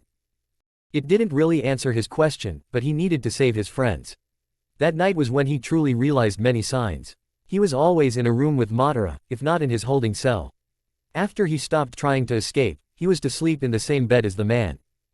At first, he thought it was to test him. That he wanted Naruto to attack him in his sleep, only for him to realize it was a trap and give Madara a reason for punishment. Some of his punishments were also inappropriate. It was never sexual or intimate, but it was pushing the boundaries. That was all until Kakashi and Sasuke got captured trying to rescue him. Madara told him that he would let one of them live if Naruto chose one to die. Naruto refused, and Madara stated that he would simply kill both. Naruto pleaded, saying he would do anything. Madara smirked and told him he knew exactly what he was looking for then. They both headed to the bedroom, and that is when it started. Naruto served him and let him do all he wanted while acting as the perfect lover. Each time he did so, if his performance was satisfactory, Madara would let go of a prisoner. There was no love. It was just fascination. Madara wanted to prove that he could bend Naruto to his will. That there was a breaking point and he could shape Naruto into his own image. That Naruto would accept and support him. He wanted to prove it. And at the same time, the defiance in Naruto to resist his ideals drew him. He wanted to prove that he was right. That his choices were what anyone would make in those situations. That given the viewpoint and enough explanations everyone would believe in his way. Naruto tried to convince himself for years that it was all of his own choosing. That he did it to protect his friends. But there never was a choice. Madara knew precisely what would happen, and it was all too easy for him to capture prisoners. After all these years was when he finally came to terms with it. What happened was not consensual. You don't have to physically force a relationship for it to be non-consensual. Mentally forcing it is also the same. He didn't want those things to happen to him. He hated every second of it. But while for a very long time, he was trying to convince himself that it was his own choice, it really wasn't. The man probably did it that way to convince himself that it wasn't forced. He was doing it for his own sake. He even made sure to use it as a threat. Anytime it was too much, and Naruto would ask him to stop or slow down, he would ask him if he wanted him to do this to his friends instead. Or if Naruto wanted him to kill them. He was a cruel man, and he did all he wanted and more to him, over and over. He was so mad when Naruto escaped. All of those acts left a deep scar on Naruto. He had a fear of intimacy, and he didn't think he could ever overcome it. When he was finally rescued, it took him so long to finally get back to a functional state. He couldn't believe he was saved. The PTSD episodes made him disoriented, not able to tell where he was or who was around him. Everywhere he went, he saw him. In his dreams and nightmares. In his waking hours. No matter how many showers he took, he kept feeling the touches. He felt dirty. He felt broken. He felt used. There were so many more details about all the crimes and acts, but Yurei was going to take his time. These were not memories that could be solved in a single day. Chapter 59. Yurei was sitting inside the underground cave. It was a vast area. The seals covered all the walls, roof, and ground. He designed this place with Jinchuriki in mind. They could let loose and use all their powers to their full extent without being worried about damage. Sometimes, they liked to spar with each other here. But mostly, they used it to meditate. To further their communication with their Biju and to better use their powers. Yurei was here for a similar purpose. Remerging with Naruto meant that there were changes to his body. The damages Naruto took over the years were now added to his own injuries. Of course, there was the fox tail. That thing had a mind of its own. No matter how hard he tried, he couldn't help reacting to his emotions. He could still keep a perfect poker face, but his tail would betray his emotions. When he was happy, it would wag around uncontrollably like an excited puppy. When he was thinking, it would move around lazily. When angry, it would stand on end. How he came to experience all these emotions in such a short time, he wasn't sure. And that thing was so sensitive. The smallest touches would send a weird sensation all over his body. It was just impossible to control that thing. His summons also laughed their asses off when he asked them about the matter. So here he was now, trying to meditate and train to get used to his new body. Han was going to join him later for a spar. He was always happy to spar with the man. The giant man was very skilled, and his demeanor made him easy to get along with. He was even training a team in Uzushio. They still didn't have a solid academy-like structure.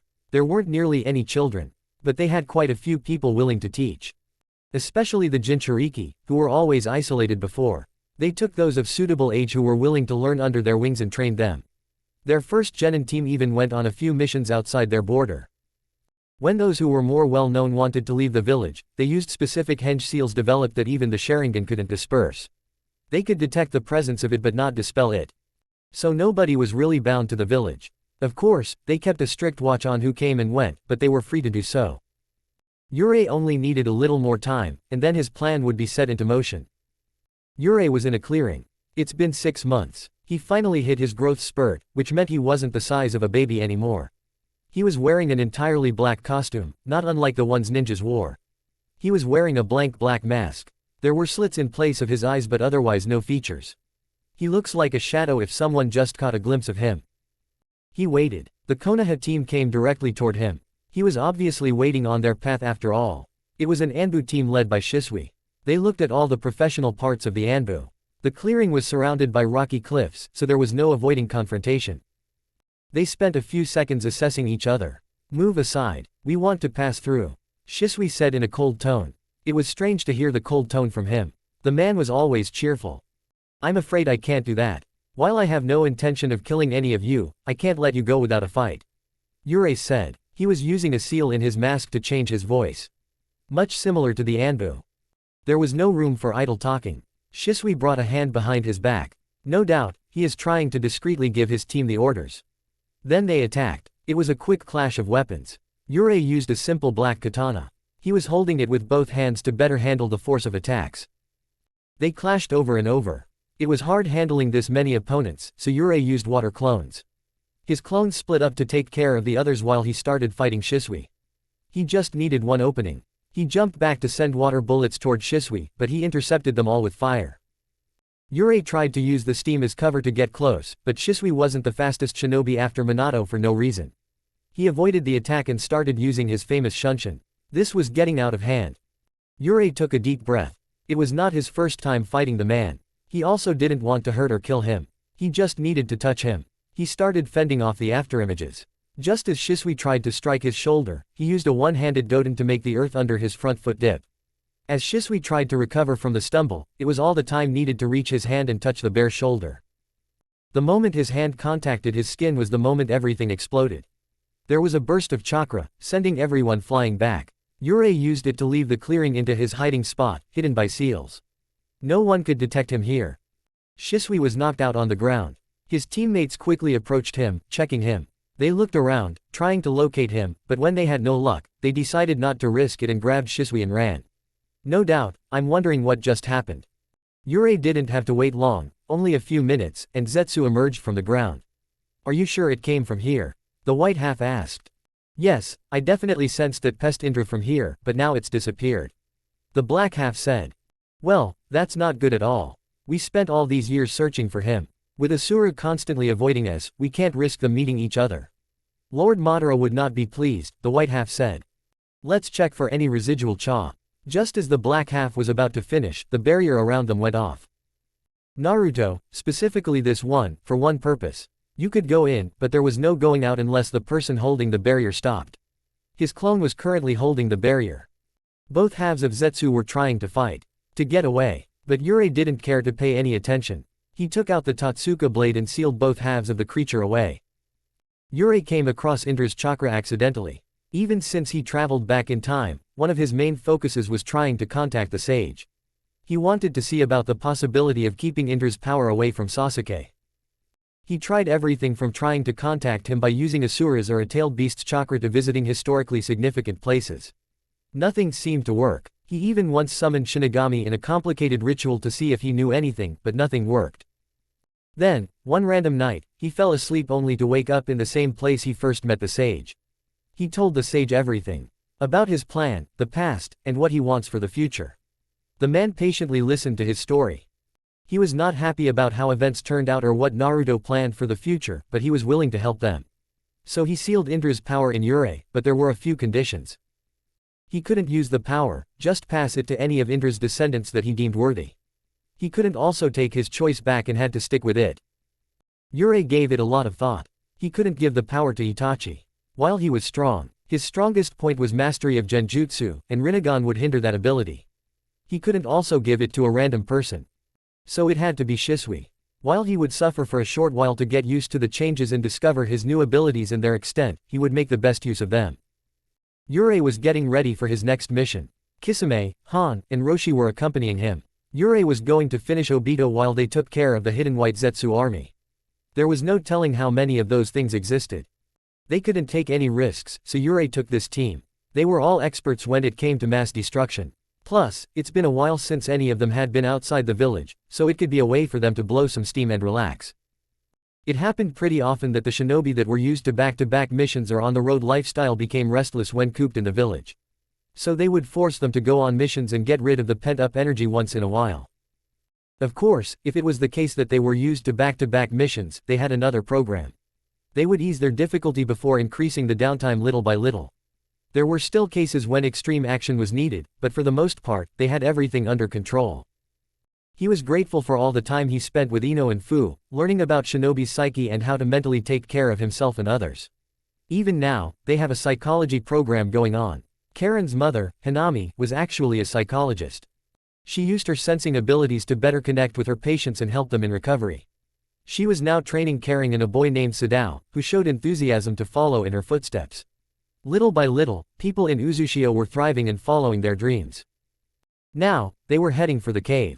It took them a while to locate it. They needed all their Jinchuriki to sit in a prepared area and meditate so they could sync their chakras. Then, as the one with the power of the sage, Yurei would use his sensing abilities to amplify their chakra and make an echo. He would send a pulse through the ground, and by having a steady stream, he would expand it in all directions or the directions he wanted. If there was a hit, he could easily detect it. Since the Biju were originally a part of the statue, their mixed chakras were close enough to the statue to cause a hit. It was a tedious process, so instead of sending the pulse in all directions, Yurei would control it. He would go in a direction as far as needed and then move his search. He had a world map of elemental nations and would fill it in as they searched. The statue could not be moved without Rinnegan, and Nagato wasn't in a state to move it. So it had to be in the same place as Madara left it.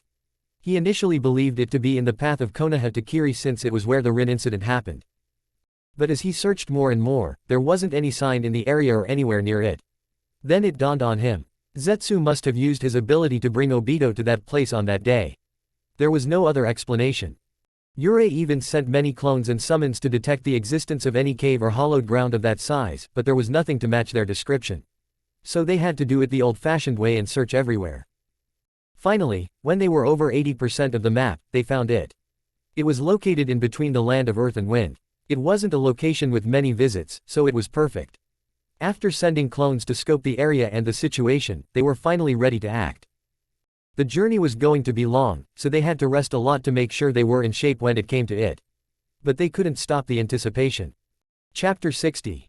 Killing the remaining Zetsus was as dull as it could be. Of course, others had their fun going all out, but there was nothing for Yurei to do.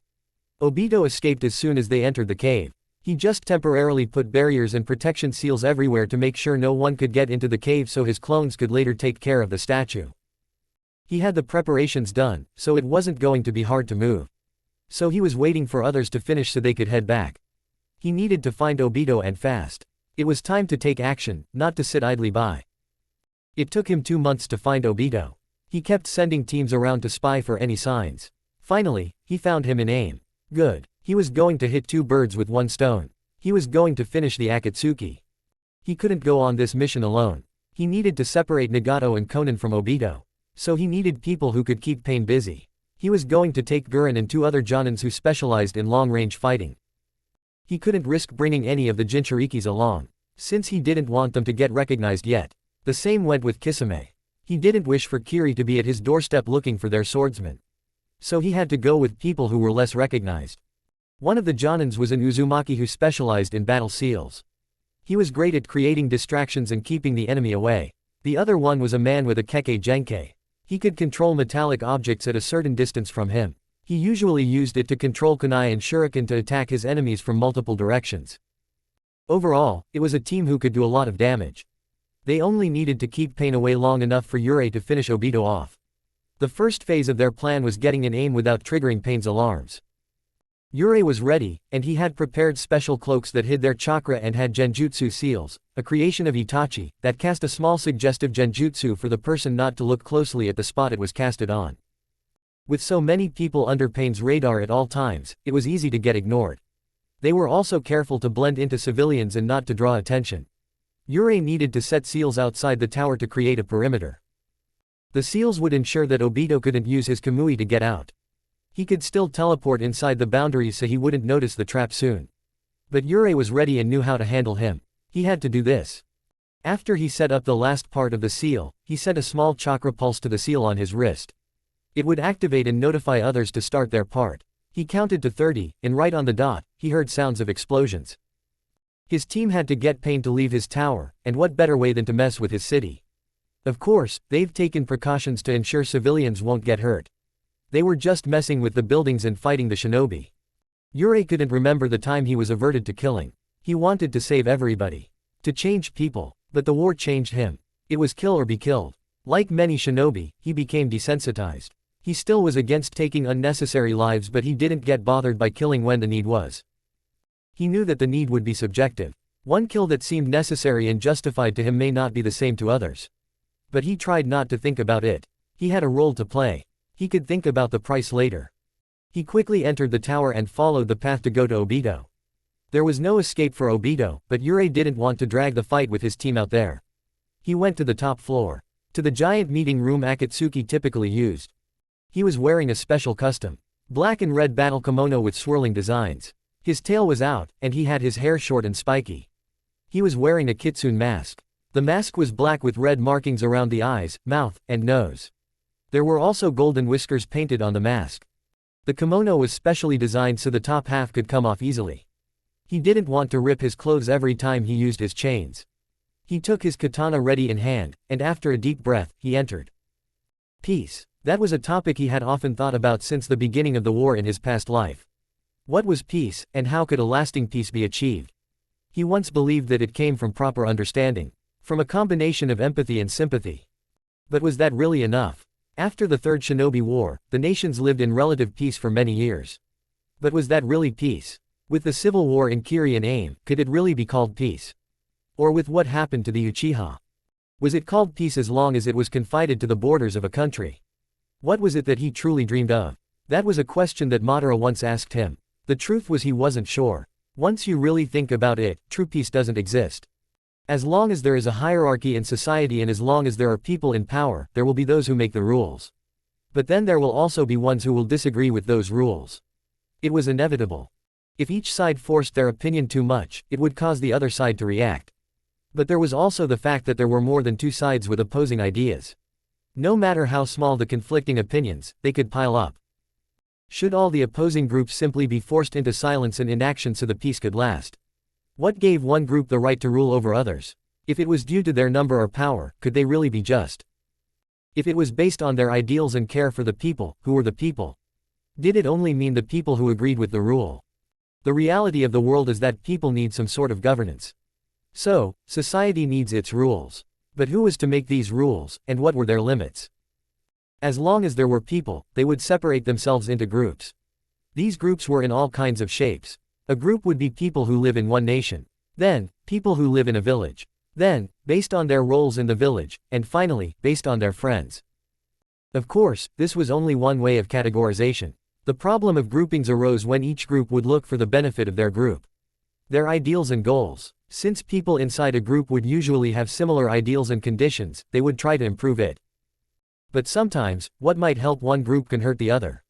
For example, if two groups were two villages near the same river and there was a drought, if the village that is upstream used more water to battle the drought and save its people, the village downstream would have less water and would suffer consequences.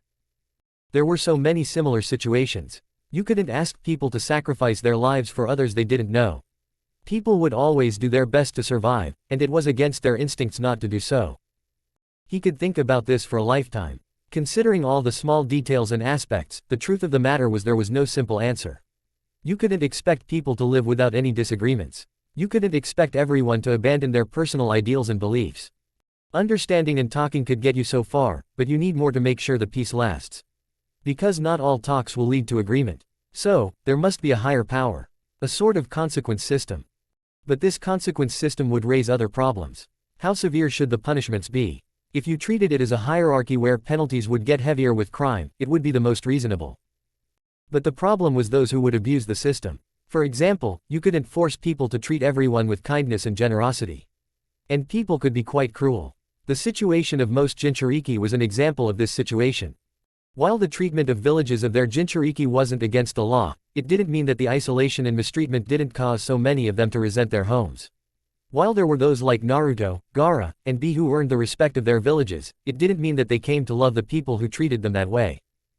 They did what they did for those whom they cared about, not the people of the village. There were so many more examples of these mistreatments. Orochimaru, Kisame, and some others were examples of people who were mistreated just because they looked different.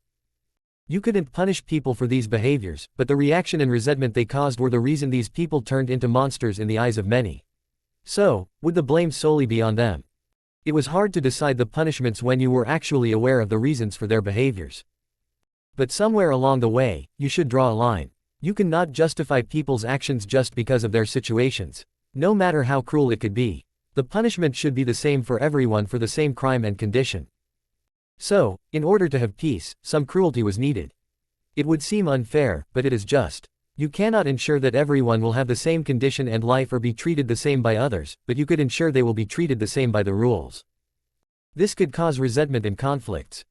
No matter how you adjust your system, there will be those who will suffer. Simply considering all facts and knowing all the truth about every situation was impossible. If the conflicts pile up or if some consequences are deemed too severe, the situations can escalate, and there can be wars. Civil or mass scale, or even a war between two people or groups of people. With war, inevitably, more and more people could get involved. Innocent parties who got caught in the crossfire, family, and friends of those involved, people who choose a side they believe to be correct, or those who just want to put an end to it. The scale of the conflict can quickly arise, and a more drastic ending will be needed to end it. So, to end a war, you must make sure it never begins or gets beyond a certain point. Yurei would not let a war like the Fourth War happen again. To do so, he had taken many measures over the years. One of his first moves was destroying relics and artifacts that could grant the user too much power. There were many extinct clans, and some of their techniques and secrets still remained hidden. He had his spy clones and later his root agents to find them. Of course, Danzo wouldn't let him destroy many if he deemed them useful for his agents. But if they were considered too dangerous, they were destroyed. Before leaving Konoha, he made sure to destroy them all. There were many things among them. Scrolls with jutsu, knowledge, secrets, and information. Items such as weapons and tools that could be weaponized. There was even some clothing. One that he remembered was a kimono. The kimono had built-in seals in the fabric, and the fabric itself was made so that it was chakra conductive. The scrolls on how the materials were obtained and how the kimono was made were destroyed from decay, but the kimono was functional. When you channel chakra into the fabric, it could act as a shield to protect you from attacks, but at the same time, the seals would allow you to control the fabric. It could make fabric tendrils that could be controlled and used to attack or grab things. He was upset that he had to destroy the kimono, but he couldn't risk it falling into the wrong hands. There were also armor and other outfits that granted the user some abilities. But this was not all. Not only did he get rid of objects, he got rid of people. He couldn't let those with the power and motivations against people to live. He got rid of the remaining Jashinists after their attack. He got rid of Kakuzu, Zetsu, Sasori, and so many more. He got rid of Gato and other corrupt businessmen. He got rid of Danzo. There were so many more. He killed them all without regret. He couldn't risk them being alive. Just as now, he was standing above the headless body of Obito. He couldn't let him live. He had clear instructions to create infinite Tsukuyomi. While he knew he could be convinced if he tried hard enough, he didn't trust him. Obito was unstable. If left unchecked, a single incident could set him on this path again. Even if he had all his chakra and powers sealed, there was nothing to stop him from making another person do his deed. Obito was smart, and no matter what measures he could take, Obito could find a way to get around it. So he had to die. Chapter 61. Yurei was inside the cave with Geto Mazo. Now that he had the thing he needed, he was ready to get rid of the statue. A fact not many people paid attention to was the concept of sealing scrolls. It was a shame really. They were so versatile. When you create a sealing scroll, you connect a limited amount of pocket dimension to our world. Each seal will be affixed to its own space, and if you destroy the seal, there is no way to retrieve the items. Of course, there were exceptions. Sometimes, the dimension connected to the seal is not strong enough to hold the object. A good example would be how you couldn't use normal scrolls to hold a human body. The dimension must be capable of holding the object. When the dimension was not strong enough, there were two possibilities. The first case was when you couldn't seal the object at all, and nothing happened. The second one was when the object would be sealed, but the seal would become unstable. This was especially dangerous if the thing you sealed contained chakra or reacted to chakra, since the instability could cause the seal to fail, and there was no exact telling of what would happen to the sealed objects. An example would be Gaara's old Jinchuriki seal, where Shukaku could influence the world outside and break out. Of course, since Biju are chakra constructs and don't exactly have a physical form, it wasn't so dangerous for him to send himself in and out of the seal. One of the things Yurei extensively researched was Obito's Kamui. The Kamui dimension is counted as a pocket dimension. There was a limited amount of space. He discovered this fact when he was once fighting him in that dimension, and some of his justice would stop after a certain point, and his eyes were the key to getting to that space. His eyes used the yin chakra and spiritual energy to connect himself to that dimension, and just like with a sealing scroll, he could send himself or objects to that dimension. The only remarkable thing was how he could do it partially with his body, which could also be explained by space-time theory. When he was partially in that dimension, he was using his Sharingan to keep the dimension open and keep himself in between the dimensions. Of course, there were more complex details involved, but it didn't really matter. When Yurei killed Obito, he destroyed all of his body except for the eye. And now he wanted to use the eye to seal the statue and the blade, so that no one could free Zetsu or the statue. Of course, he knew that Kakashi also had access to that dimension with his Kamui, which was why he was also sealing a clone he prepared. The clone could last there for a decade, which was a lot longer than the time he needed to finish his plans. The clone had enough sealed food, water, and other necessities to survive. He would guard the items until both eyes were destroyed. There was no way to replicate the keys to a dimension, so they will forever be gone. All Yurei had to do was capture Kakashi and take the eye before destroying the one he had. He finished the preparations, and started the sealing ritual. It took him a month to finish the ritual. Was that how the Akatsuki in the original timeline felt after sealing a Biju in the statue? He was tired beyond what words could describe. He could sleep for months and need more rest. It took a lot of chakra to seal the damn statue. Even Kurama was passed out inside his seal. Thankfully, he could rest in the cave for a while since it was protected by his seals. No one could enter the place, but before drifting off to sleep, he sealed Obito's eye on a seal he designed in his chest. It would have to do for now. Yurei was back to his village. He slept for an entire week before heading back. He sent a fox to Orochimaru before heading back to the Sannin could give him a checkup. His condition was worsening. All the damage he took as Naruto had piled up. While some of them lessened when they merged, some did not. His chakra coils burned every time he used chakra. His lungs didn't keep up with his stamina, and he had to take frequent breaks, or he would cough up blood. He had trouble with his hand, but not as much as Naruto. But most importantly, the added chakra of Kurama was putting strain on his seal. While it wouldn't be a problem if he was fully healthy, in his condition, it would send random jolts of burning chakra inside his whole body. It was not fun. He was getting a checkup to make sure his condition was stable after the long sealing session. Orochimaru was updating him on the news of the village. Apparently, shortly after Naruto's death, the Yondaime resigned. He was grieving and couldn't handle it. He tried joining the Anbu, but they wouldn't let him. He was unstable. So, he was now working a desk job in Anbu while also working in the sealing division. The others weren't faring much better. His funeral was a somber event. His friends graduated from the academy and were now in teams. The teams were the same as the original timeline. The only differences were that in Team 7, Anko was the sensei, and Sai was in his place. It was a strange choice, but Anko was a respected student of a Sannin, so it wasn't strange for her to become a sensei. There were also other news regarding the daimyo. Just as he predicted, the daimyo was furious with the whole ordeal but satisfied that it was dealt with before it reached anyone. They also paid some compensation to appease him. After the visit with Orochimaru, Yurei was back to work. There were so many things he had to do in the next 3 years.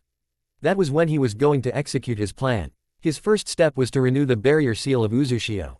Since cleaning up the village and bringing people there to live, he started this mission. With the remaining Uzumaki seal masters, they started going through all the remaining documents. It took them a while, but when they were done, they held a meeting with all the villagers. They asked for ideas and opinions. They wanted to gather as many opinions as they could. It was essential to know what different people considered significant. It was easy for experts to fall into standard solutions and joint problems and not consider the specifics. So, gathering non-expert opinions could be beneficial. After organizing all opinions and separating them into categories, they got to work. It was nice working with so many people. They each had their own experiences and methods, and Yurei could say for sure that he learned many things.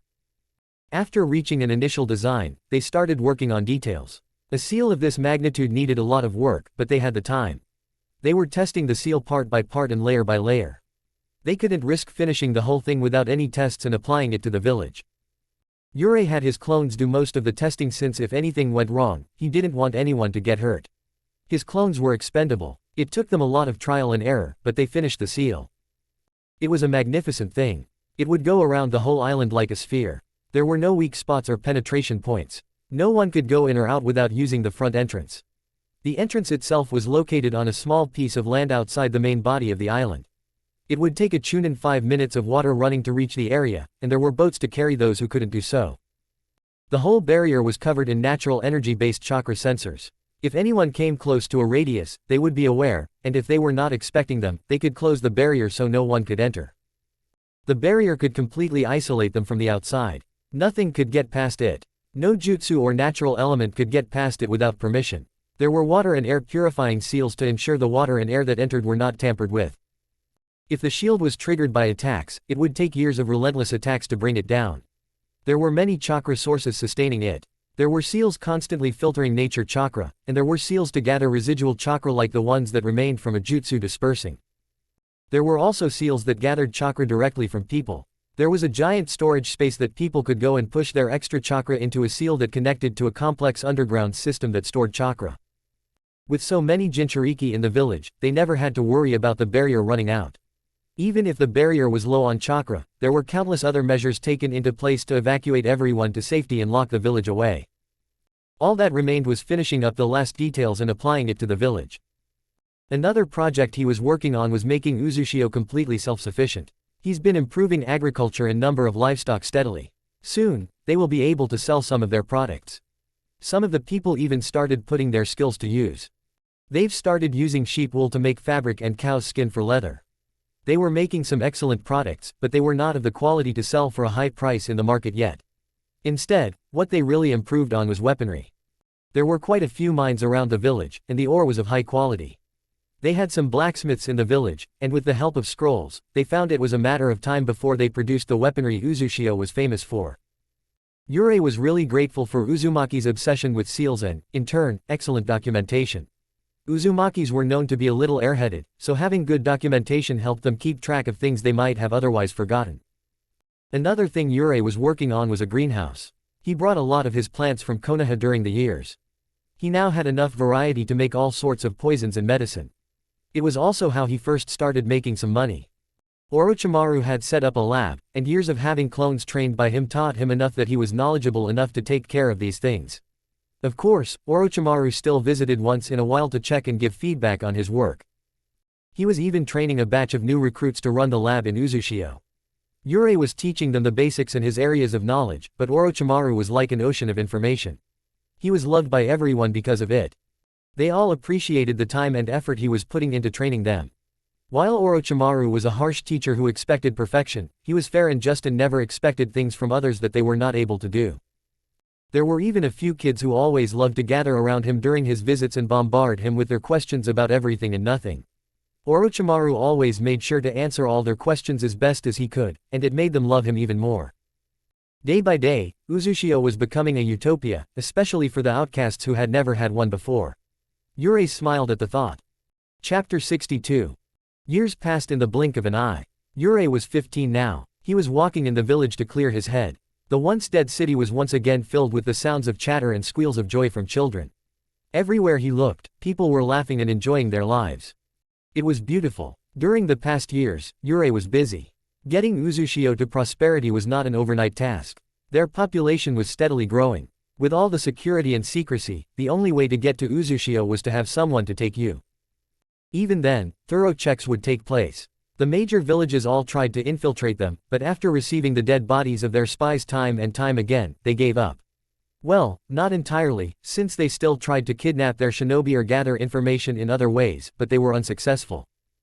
Another significant improvement was the island itself. While Uzushio was naturally surrounded by whirlpools and well protected, Yurei made adjustments to ensure their safety. He made it so the island was able to move. He got the idea from Turtle Island. While it wouldn't be practical to keep the village moving at all times due to the extent of the chakra needed, it was a great advantage. They even had prepared locations to move to in case it was needed. Many things happened outside of the village as well. After attacking AIM and killing Obito, Pain requested a 5-cage summit to disclose some information. He declared that he was under the control of a man calling himself Madara Uchiha shortly after the death of Hanzo, the salamander. After some back and forth, the Yondaime, who was the previous Hokage and the new Hokage's bodyguard at the summit, telling them about his own confrontation with the man, the new Hokage telling them about his own encounter, and even Kiri telling them about the fate of the previous Mizukage, they all agreed that the story was the truth. Pain claimed that he had no idea of what happened to the man. He only said that he felt trapped in his body for years, able to see what was going on around him but unable to control his actions and body. But after he was attacked by mysterious ninjas, he suddenly gained back control over his body. The cages had no option but to believe him. But the possibility of such a man running free and able to attack at any given moment scared them. Also, the fact that there were some mysterious ninjas around who could attack a country and fight a cage-level shinobi. After the summit and reaching an agreement to share any information regarding this case, the cage went back to their respective villages. After the cage summit was when the first phase of their plan began. They wanted to slowly introduce the Uzushio to the world. They didn't want to be well-known or connected with others. They just wanted them to be aware of their existence. They started taking more missions outside the village, claiming to be from Uzushio to clients but remaining silent about the other questions asked. Also, having traded with the outside was an excellent way to assert their existence. They were peaceful. They never took missions that involved shinobi of the other village, and even if they came across them accidentally, they did their best to let them live. It was hard, and their hands weren't clean from dirty work, but they didn't want to provoke other villages. The only information others had of them was that they'd been around for a while but were now ready to connect with the outside world.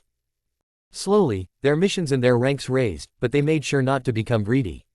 They took only as many missions as they needed or some of their loyal clients ordered. They had a steady rate of missions, and their living situation improved.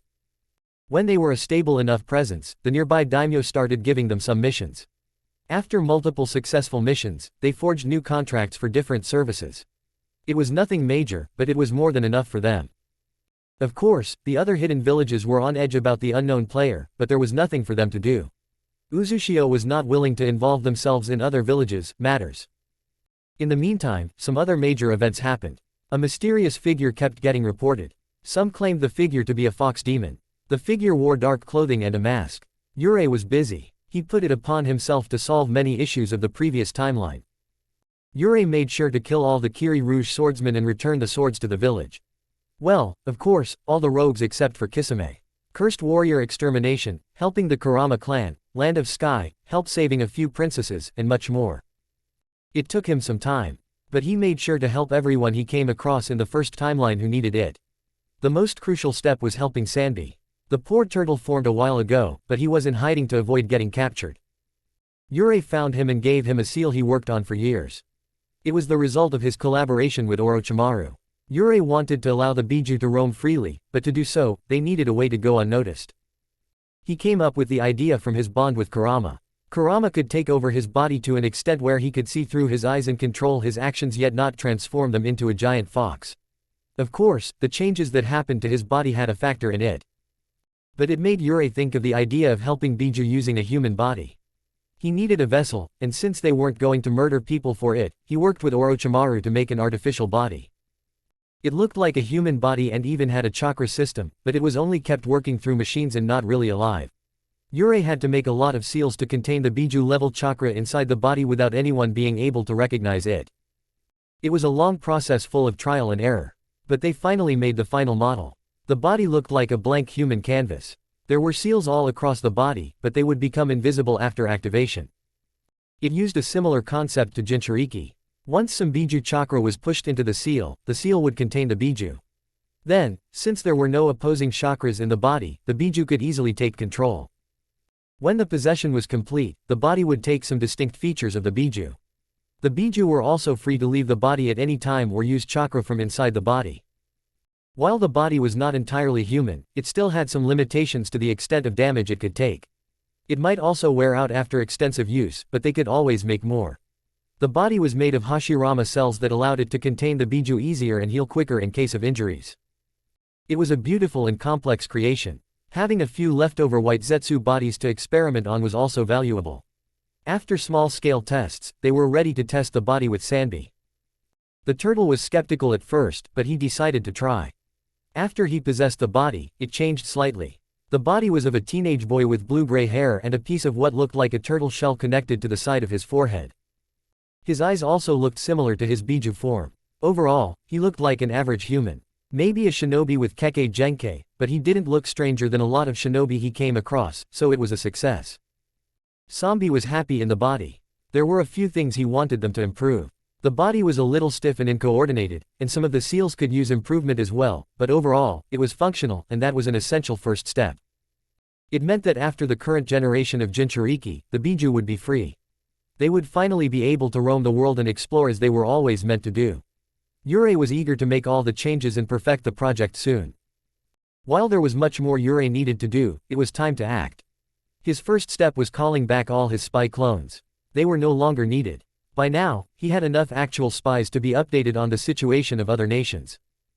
Plus, the most crucial purpose was served. His clones were always meant to help him find suitable candidates to invite to Uzushio to increase the population. They kept their eyes on the candidates and ears out to find more. And now that they had a decent starting population, they were not needed anymore. In a few generations, they would increase the population.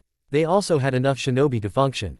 They were able to defend the village, work in different departments, teach the next generation, take missions, and more. While their numbers were not that high, they were great at multitasking and finding solutions. A lot of the jobs that were usually performed by shinobi only were performed by civilians as well. They were eager candidates to learn the use of chakra and shinobi systems when they were not forced to fight. Their small hospital, which was more like a clinic, was run mainly by civilians. Kabuto was the head of the hospital and was training civilians in medical jutsu and the general skills of doctors. Their administrator department was also run mainly by civilians. So was their research and development. While some jobs like the doctor needed the understanding and use of chakra, unless they wanted to be a combat medic, they didn't need battle training beyond the skills required to defend themselves. There were also jobs that didn't even need that minimum, and it gave the civilians the ability to perform their jobs more efficiently. They had a program that taught interested civilians basic shinobi skills. There were general and specialized courses. Just the other day, Yurei saw a restaurant owner use a small kaden to fire up his oven. It was interesting, to say the least. Also, they taught interested parties basic self-defense and other skills. The truth of the matter was there were always shinobi in their downtime. Some were recovering from injuries or resting after an extended mission. They were also those who were too old or had other difficulties that prevented them from going to the field. So there were always those with some free time on their hands and willing to teach something. They didn't exactly have a set curriculum for these lessons, but usually, each instructor would leave some notes about the things they did for the next person to pick up. It was hard to keep track of all these things, and Yurei was grateful for all the help around him. Gurren took care of the official tasks and external affairs, Kisame took care of mission assignments and their shinobi, and each Jinchuriki took some jobs to work on as well. Utakata was in charge of the academy and new genin. Han and Roshi trained with Jonin and those who wanted to improve their skills. There were so many more people who stepped up into the unofficial roles. There was no fighting about the people who were in charge. If someone doubted another person's capabilities, they would simply hold a discussion and reach an agreement. While they knew that sooner or later, they had to make their roles and jobs official with the growing population, it wasn't a priority for now. For now, they had other things to focus on. It was time for Yurei to move the first piece. Chapter 63. Yurei was waiting outside of Konoha in a training ground he knew would be empty. He was waiting for a special friend. He didn't have to wait for long. He was here. Yurei got on his knees and scratched Tora's head. "Hello there, old friend. It's been a while. How are you doing?" Yurei said with a small smile hidden behind his mask. "Meow, meow, meow," Tora said with a smug smile, swinging his tail lazily. Yurei let out a chuckle. "I see. Still terrorizing the genin. Well, I have a job for you. You know Kakashi, right? The one with dog summons who smells like wolves," Yurei said. Tora took a moment to think before nodding. "Excellent. I can feel his chakra in training ground 3 near the memorial stone." Can you give this to him and have him follow you to the Valley of the End?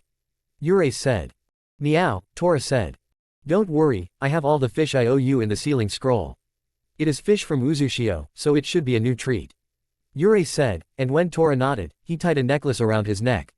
It was from the set he gifted his friends all those years ago. He knew that Kakashi would notice it immediately since he also had one. Yurei then gave Tora the scroll with the fish. He gave Tora one last scratch behind the ears before going to his next destination to wait. He was sitting on top of Madara's head. How the tables have turned. He didn't have to wait for long. He felt when Tora approached Kakashi and then when Kakashi started following him. Yurei unsealed his weapon. There was going to be a fight. Yurei didn't like to admit it, but he had a knack for drama. He had his long hair in a spiky ponytail, which had black beads woven into it. He was wearing his mask and outfit, and his katana was completely black. Overall, it was an outfit made for hiding in the shadows.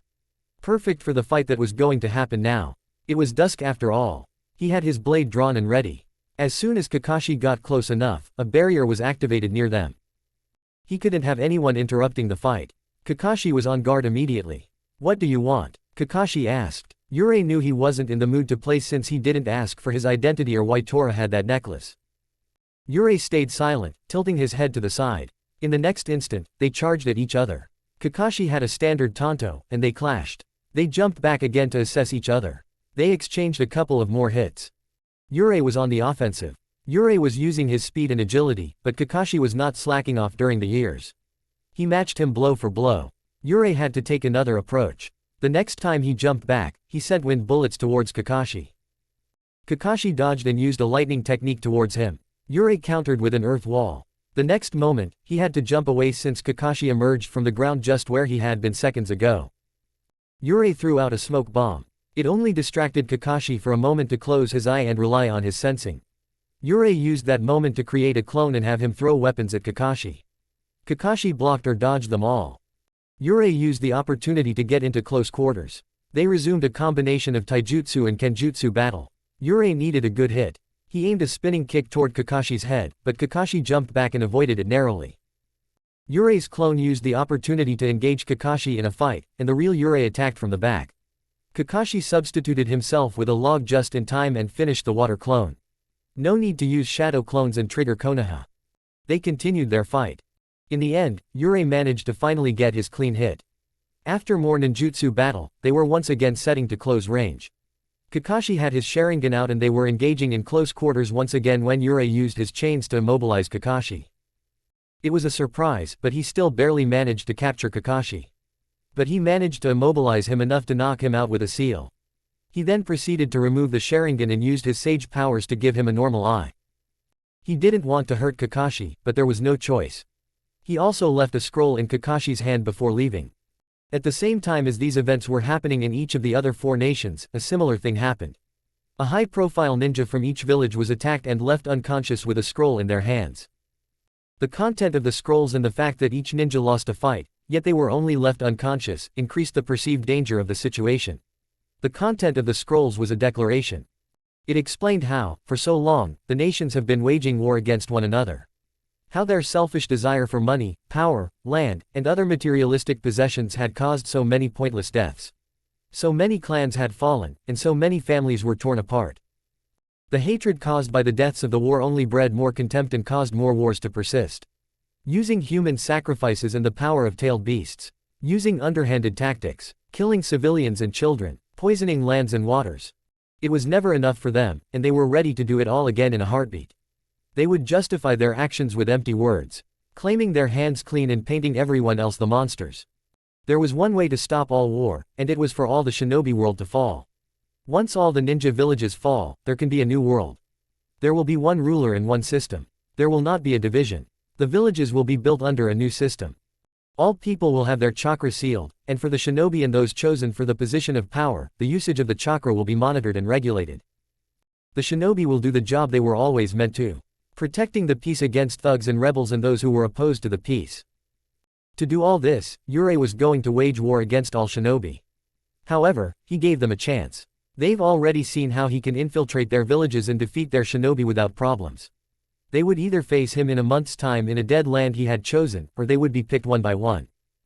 Of course, all these declarations were put into a more eloquent context and longer format. The reason he chose that area to confront the nations was because years ago, during the Second War, some form of poison was used in the land to prevent the growth of crops. The result was more devastating since, even after all these years, nothing would grow in those lands, so nobody could live there for miles away. It ensured the least amount of casualties if a fight broke out. Yurei's next move was to wait for 3 days. The villages haven't taken any action yet, but it was time for the next push. Yurei hit the villages once again to collect the remaining Jinchuriki. Of course, they all went with him willingly, so there weren't any real struggles. The sudden disappearance of all Jinchuriki without a trace was what pushed villages into action. Of course, other villages already knew of the disappearance of their Jinchuriki for a while, but they were not sure what happened to them. Yurei simply sent each village something belonging to their Jinchuriki to prove he had them, like the bee's swords to the raikage. For each one, it was enough to verify their identity. For Isobu, he sent a piece of coral. For Naruto, he already sent the necklace, so he just stole the body. It was strange to steal his own dead body, but he didn't have many options. At least now, for the first time, all the Jinchuriki had the opportunity to meet each other in person. There was a grand feast in Uzushio. There was a party to celebrate their reunion, and everyone was having a great time. Isobu got to chat with his siblings and show them his new form, which was finally modified to his liking. Yurei had made unique bodies that the Biju could possess temporarily for the night so they could all enjoy the celebrations. Of course, there was a lot of seal work involved to make it happen, but with all the Uzumakis in the village, it wasn't so out of reach. Kurama was popular with the kids despite what he liked to claim, and as soon as the kids found him, they weren't letting him go. Kisame was sparring with Bee and Gyuki, which was more roughhousing than a spar. Guren and Isobu were talking about their techniques. And all the others were enjoying themselves. Fu was having an eating competition with a Uzumaki woman, and some of the others had a drinking competition. They all knew the war was near, but for the limited time they were going to have together, they were going to enjoy every second. Now that Yurei got rid of both Obito's eyes, there was no reason to ever worry about Zetsu or the damned statue again. There was simply no way for them to connect themselves to this world again. But it made Yurei's plans harder. The villages have finally taken the threat seriously, but there was still more to do to force their hands. Yurei needed there to be a cage summit and formal response, so he took the next step. He waited 3 more days. Then, once again, he hit the villages with his clones. He infiltrated the cage offices and put a scroll on their desk. It was another part of his declaration. All these years, his spy clones worked to infiltrate the villages. They managed to gather all sorts of information and secrets. Secrets only their cages knew. Secrets hidden in the most secure places. But Yurei had time and resources and collected them all. He then wrote those in the neat documents he was gifting the cage. At the bottom of the scroll, he wrote some text about how all secrets shall be revealed and that the crimes would not go unpunished. Finally, Yurei got what he wanted. There was going to be a cage summit in a week. To push their hands, Yurei did the same thing to each daimyo as well. Now, there was no way they could choose any option but the war. But in the meanwhile, Yurei decided to pay Nagato a personal visit. It's been years since they've met each other in this timeline. He was one of the first people Yurei trusted with his whole plan. He showed the man all his memories, and Nagato played his part for years perfectly. They voluntarily sealed their memories of meeting Naruto so Obito would never find out, but now that Obito was dead, the seal was undone, and they could meet once again. The reason Yurei wanted to meet him in the first place, only for him to seal his memories, was the trust. He didn't want to appear after he had done everything and just expected them to trust him and his words. But the meeting all those years ago solidified their relationship. Of course, Nagato could now also see that Yurei kept his word about all he ever promised, and everything was going according to his plans. Now, it was the perfect opportunity to finally spend some time with each other properly.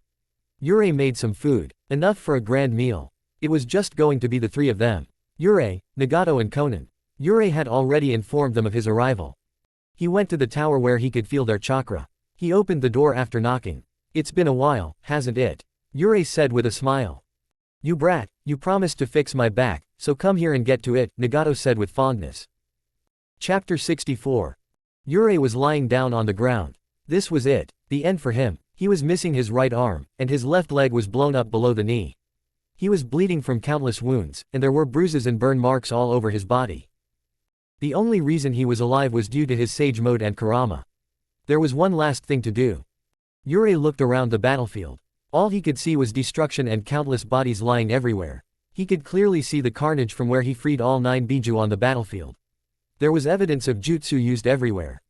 The Biju were gone by now. Vanished without a trace. To a place only Yurei knew of. They would be safe. Bodies of B and Gaara were left unconscious on the battlefield purposefully. They were beaten and bloody but would survive. The 2 Jinchuriki wanted to remain in their villages after the war, so after their Biju played their part as rampaging beasts on the battlefield, Shukaku and Gyuki pretended to be defeated and went back to their hosts' bodies. The actions would be blamed on the Biju, and the Jinchuriki could go back to their villages after the whole ordeal. But the Biju weren't the only ones who fought. They were actually released only in the last part of the battle. Yurei had years to plan the whole thing. In the early stage, he had an army of seal-enforced clones that he spent years gathering enough chakra. They were the ones who took care of most of the shinobi and held them back from the main fights. Yurei only released the Biju when the strongest of the forces were close enough. He couldn't fight everyone on his own, so he needed to hold back the forces while he took care of those he needed to. He also had countless seals of different functionalities everywhere to give him an edge. But it was over now. He played his part, and all his clones and the Biju were gone. Soon, he would be, too. He could see shinobi running around already. Medics trying to help those still breathing and those who could still stand collecting the bodies. Many were openly crying, at the loss of friends and family. Their loved ones. It was solemn. It would be a poetic scene if it was raining. He was thankful that it wasn't. He turned his head to look at the sky. There were black clouds. It would rain soon. He wanted to get up, but he didn't have the energy. He still had some chakra, so he summoned his smallest fox to give him the orders. Itachi and Shisui soon came to where he was left for dead. He was no longer a threat, so there was no reason to finish him. Suffering was a more suitable ending. Yurei wanted to remove his mask, but he couldn't lift his remaining arm. So, instead, he opted to turn his head toward them. They were roughed up badly, but it was nothing permanent for the long term. He was glad. While he went easy on all his loved ones to an extent, he couldn't make it obvious. They both took a moment to assess each other. Yurei didn't have the energy to talk. When it was evident he wasn't going to talk, Itachi broke the silence. We heard the request from your summon. I agree to use the genjutsu, but we will have 2 people on the watch in case of foul play. Itachi said calmly. Yurei barely managed to nod. Itachi quickly gave a few orders, and Minato and Jiraiya came forward. They stood a few steps away from them. When they were settled, Itachi exchanged a look with Shisui and activated his Sharingan. In a blink of an eye, the trio were pulled into the Tsukuyomi. They were all standing in a clearing. Yurei was still wearing his mask, which was good. Well, now that we are here, how do you know about Itachi's ability, and what did you want to tell us? Shisui asked, taking a step forward protectively. Yurei calmly raised a hand. I will answer all your questions, but first, let me show you something. All I ask of you is to wait and see everything first and then ask your questions. Yurei said. He was holding his breath, hoping for them to agree. Itachi and Shisui looked at each other and had a quick mental conversation. We agree, Itachi said after facing him again with determination. So it all started. The memories of a boy with sunshine hair and eyes the color of seas. They saw it all. A story of tragic birth and the rise of a hero. And then the rebirth. They saw Naruto for the first time. The true Naruto. Who he was and all he did. They saw it all up until the death of Naruto and nothing of Yurei. Yurei didn't want them to bear some of the secrets he had. Some of his actions were better to be forgotten. Itachi and Shisui were in shock. They had no idea of what to do or what to think. They saw his plans. All of it. What he did, why he did it. Naruto did all of this for the peace. He decided to become a villain. Something everyone feared. So that the nations would be forced to work together. So they could see it was possible. He also showed them his solution. When he attacked Kakashi. In the trinket, he left him. There was a seal containing his detailed plans about what actions Konoha should take in the future. Notes on peace treaties and agreements that should take place. It wouldn't create a perfect world, but it could take them a step towards lasting peace and creating a better one. There will be discussions between minor and major villages in set intervals so there can be fair negotiations. There were so many plans to resolve more minor existing conflicts so they wouldn't blow out of proportion. There was much more. Years of work he had done by studying the villages through his clones. Their way of operations, their needs, and beliefs. He gathered so much information about them all to create these documents. So the solutions would benefit the most. No nation would be put above others. But why? Why did you have to start this war, Naruto? Shisui yelled at him. There were tears in their eyes, but Yurei had to stay firm. I couldn't find another way. As long as all the shinobi world didn't work towards the same objective for once, no matter the number of people who wanted peace, there would be those who wouldn't believe it possible. You both know it, even better than me, that how and why the villages were created. Senju and Uchiha clan were in endless war. Until two boys created a shared dream and created a village. It showed other clans that peace could be possible. They created villages. But it wasn't perfect. 3 great wars happened already, and the 4th one was on our doorsteps. I needed to show it to everyone. That you could all work together. That it is possible to set aside the differences. That it is possible to accept them. That what happened before was not an accident. A one-time thing. I'm sorry, but it was the only way. Yurei said with a sad, faraway look in his eyes. How can you say that it was the only way? So many died to what? Prove a point. If you involved us from the start, we could have found another way. If you truly had all this information, we could have involved more people. We could have made a long-term plan. Shisui stopped as Itachi put a hand on his shoulder to calm him. I'm sorry. I know I've hurt you. I've hurt so many by my selfish actions. From the moment I entered this timeline, I knew I was under a time constraint. You saw it from my memories. I could never live to see adulthood. The damage from the time travel, all those excess chakra, and the other factors. My body was in a losing battle. I couldn't risk failing my mission. I couldn't go for a long-term approach that might have failed. I had to make sure that it all happens in my lifespan. Madara was wrong about so many things. I can never forgive his actions, but he was right about one thing. His actions were what brought the nations together. Even if we were all doomed in the end. Yurei said with a smile. He couldn't believe he would ever agree with Madara. But here he was. Then how do you claim your actions to be right when you also killed so many? Do you truly believe that villages would use this weakened state to attack each other? To finish each other off before others can get up? Itachi asked, trying to keep his voice calm and even. Yurei gave a small smile. It's because I have a plan. Shisui, you know that it was me who attacked you that day. I had to give you the Rinnegan.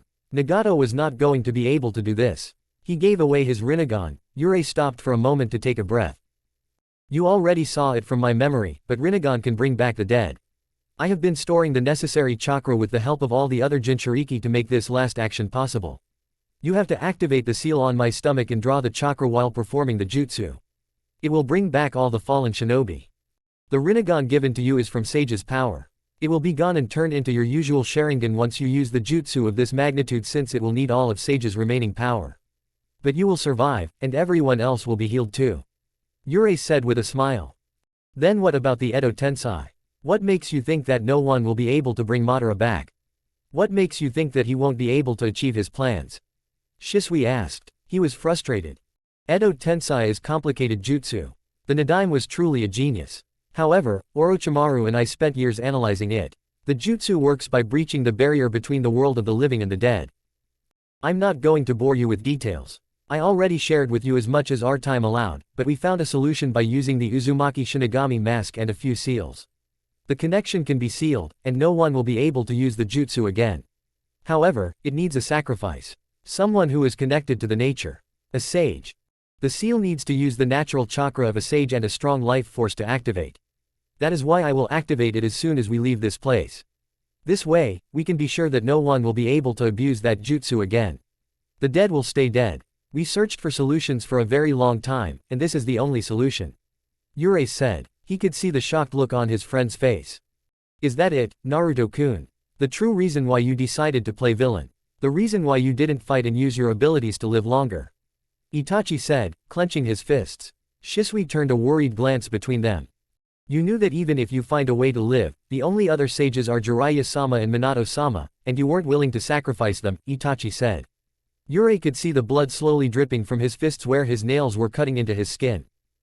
I could never hide anything from you, Itachi. You were always too sharp.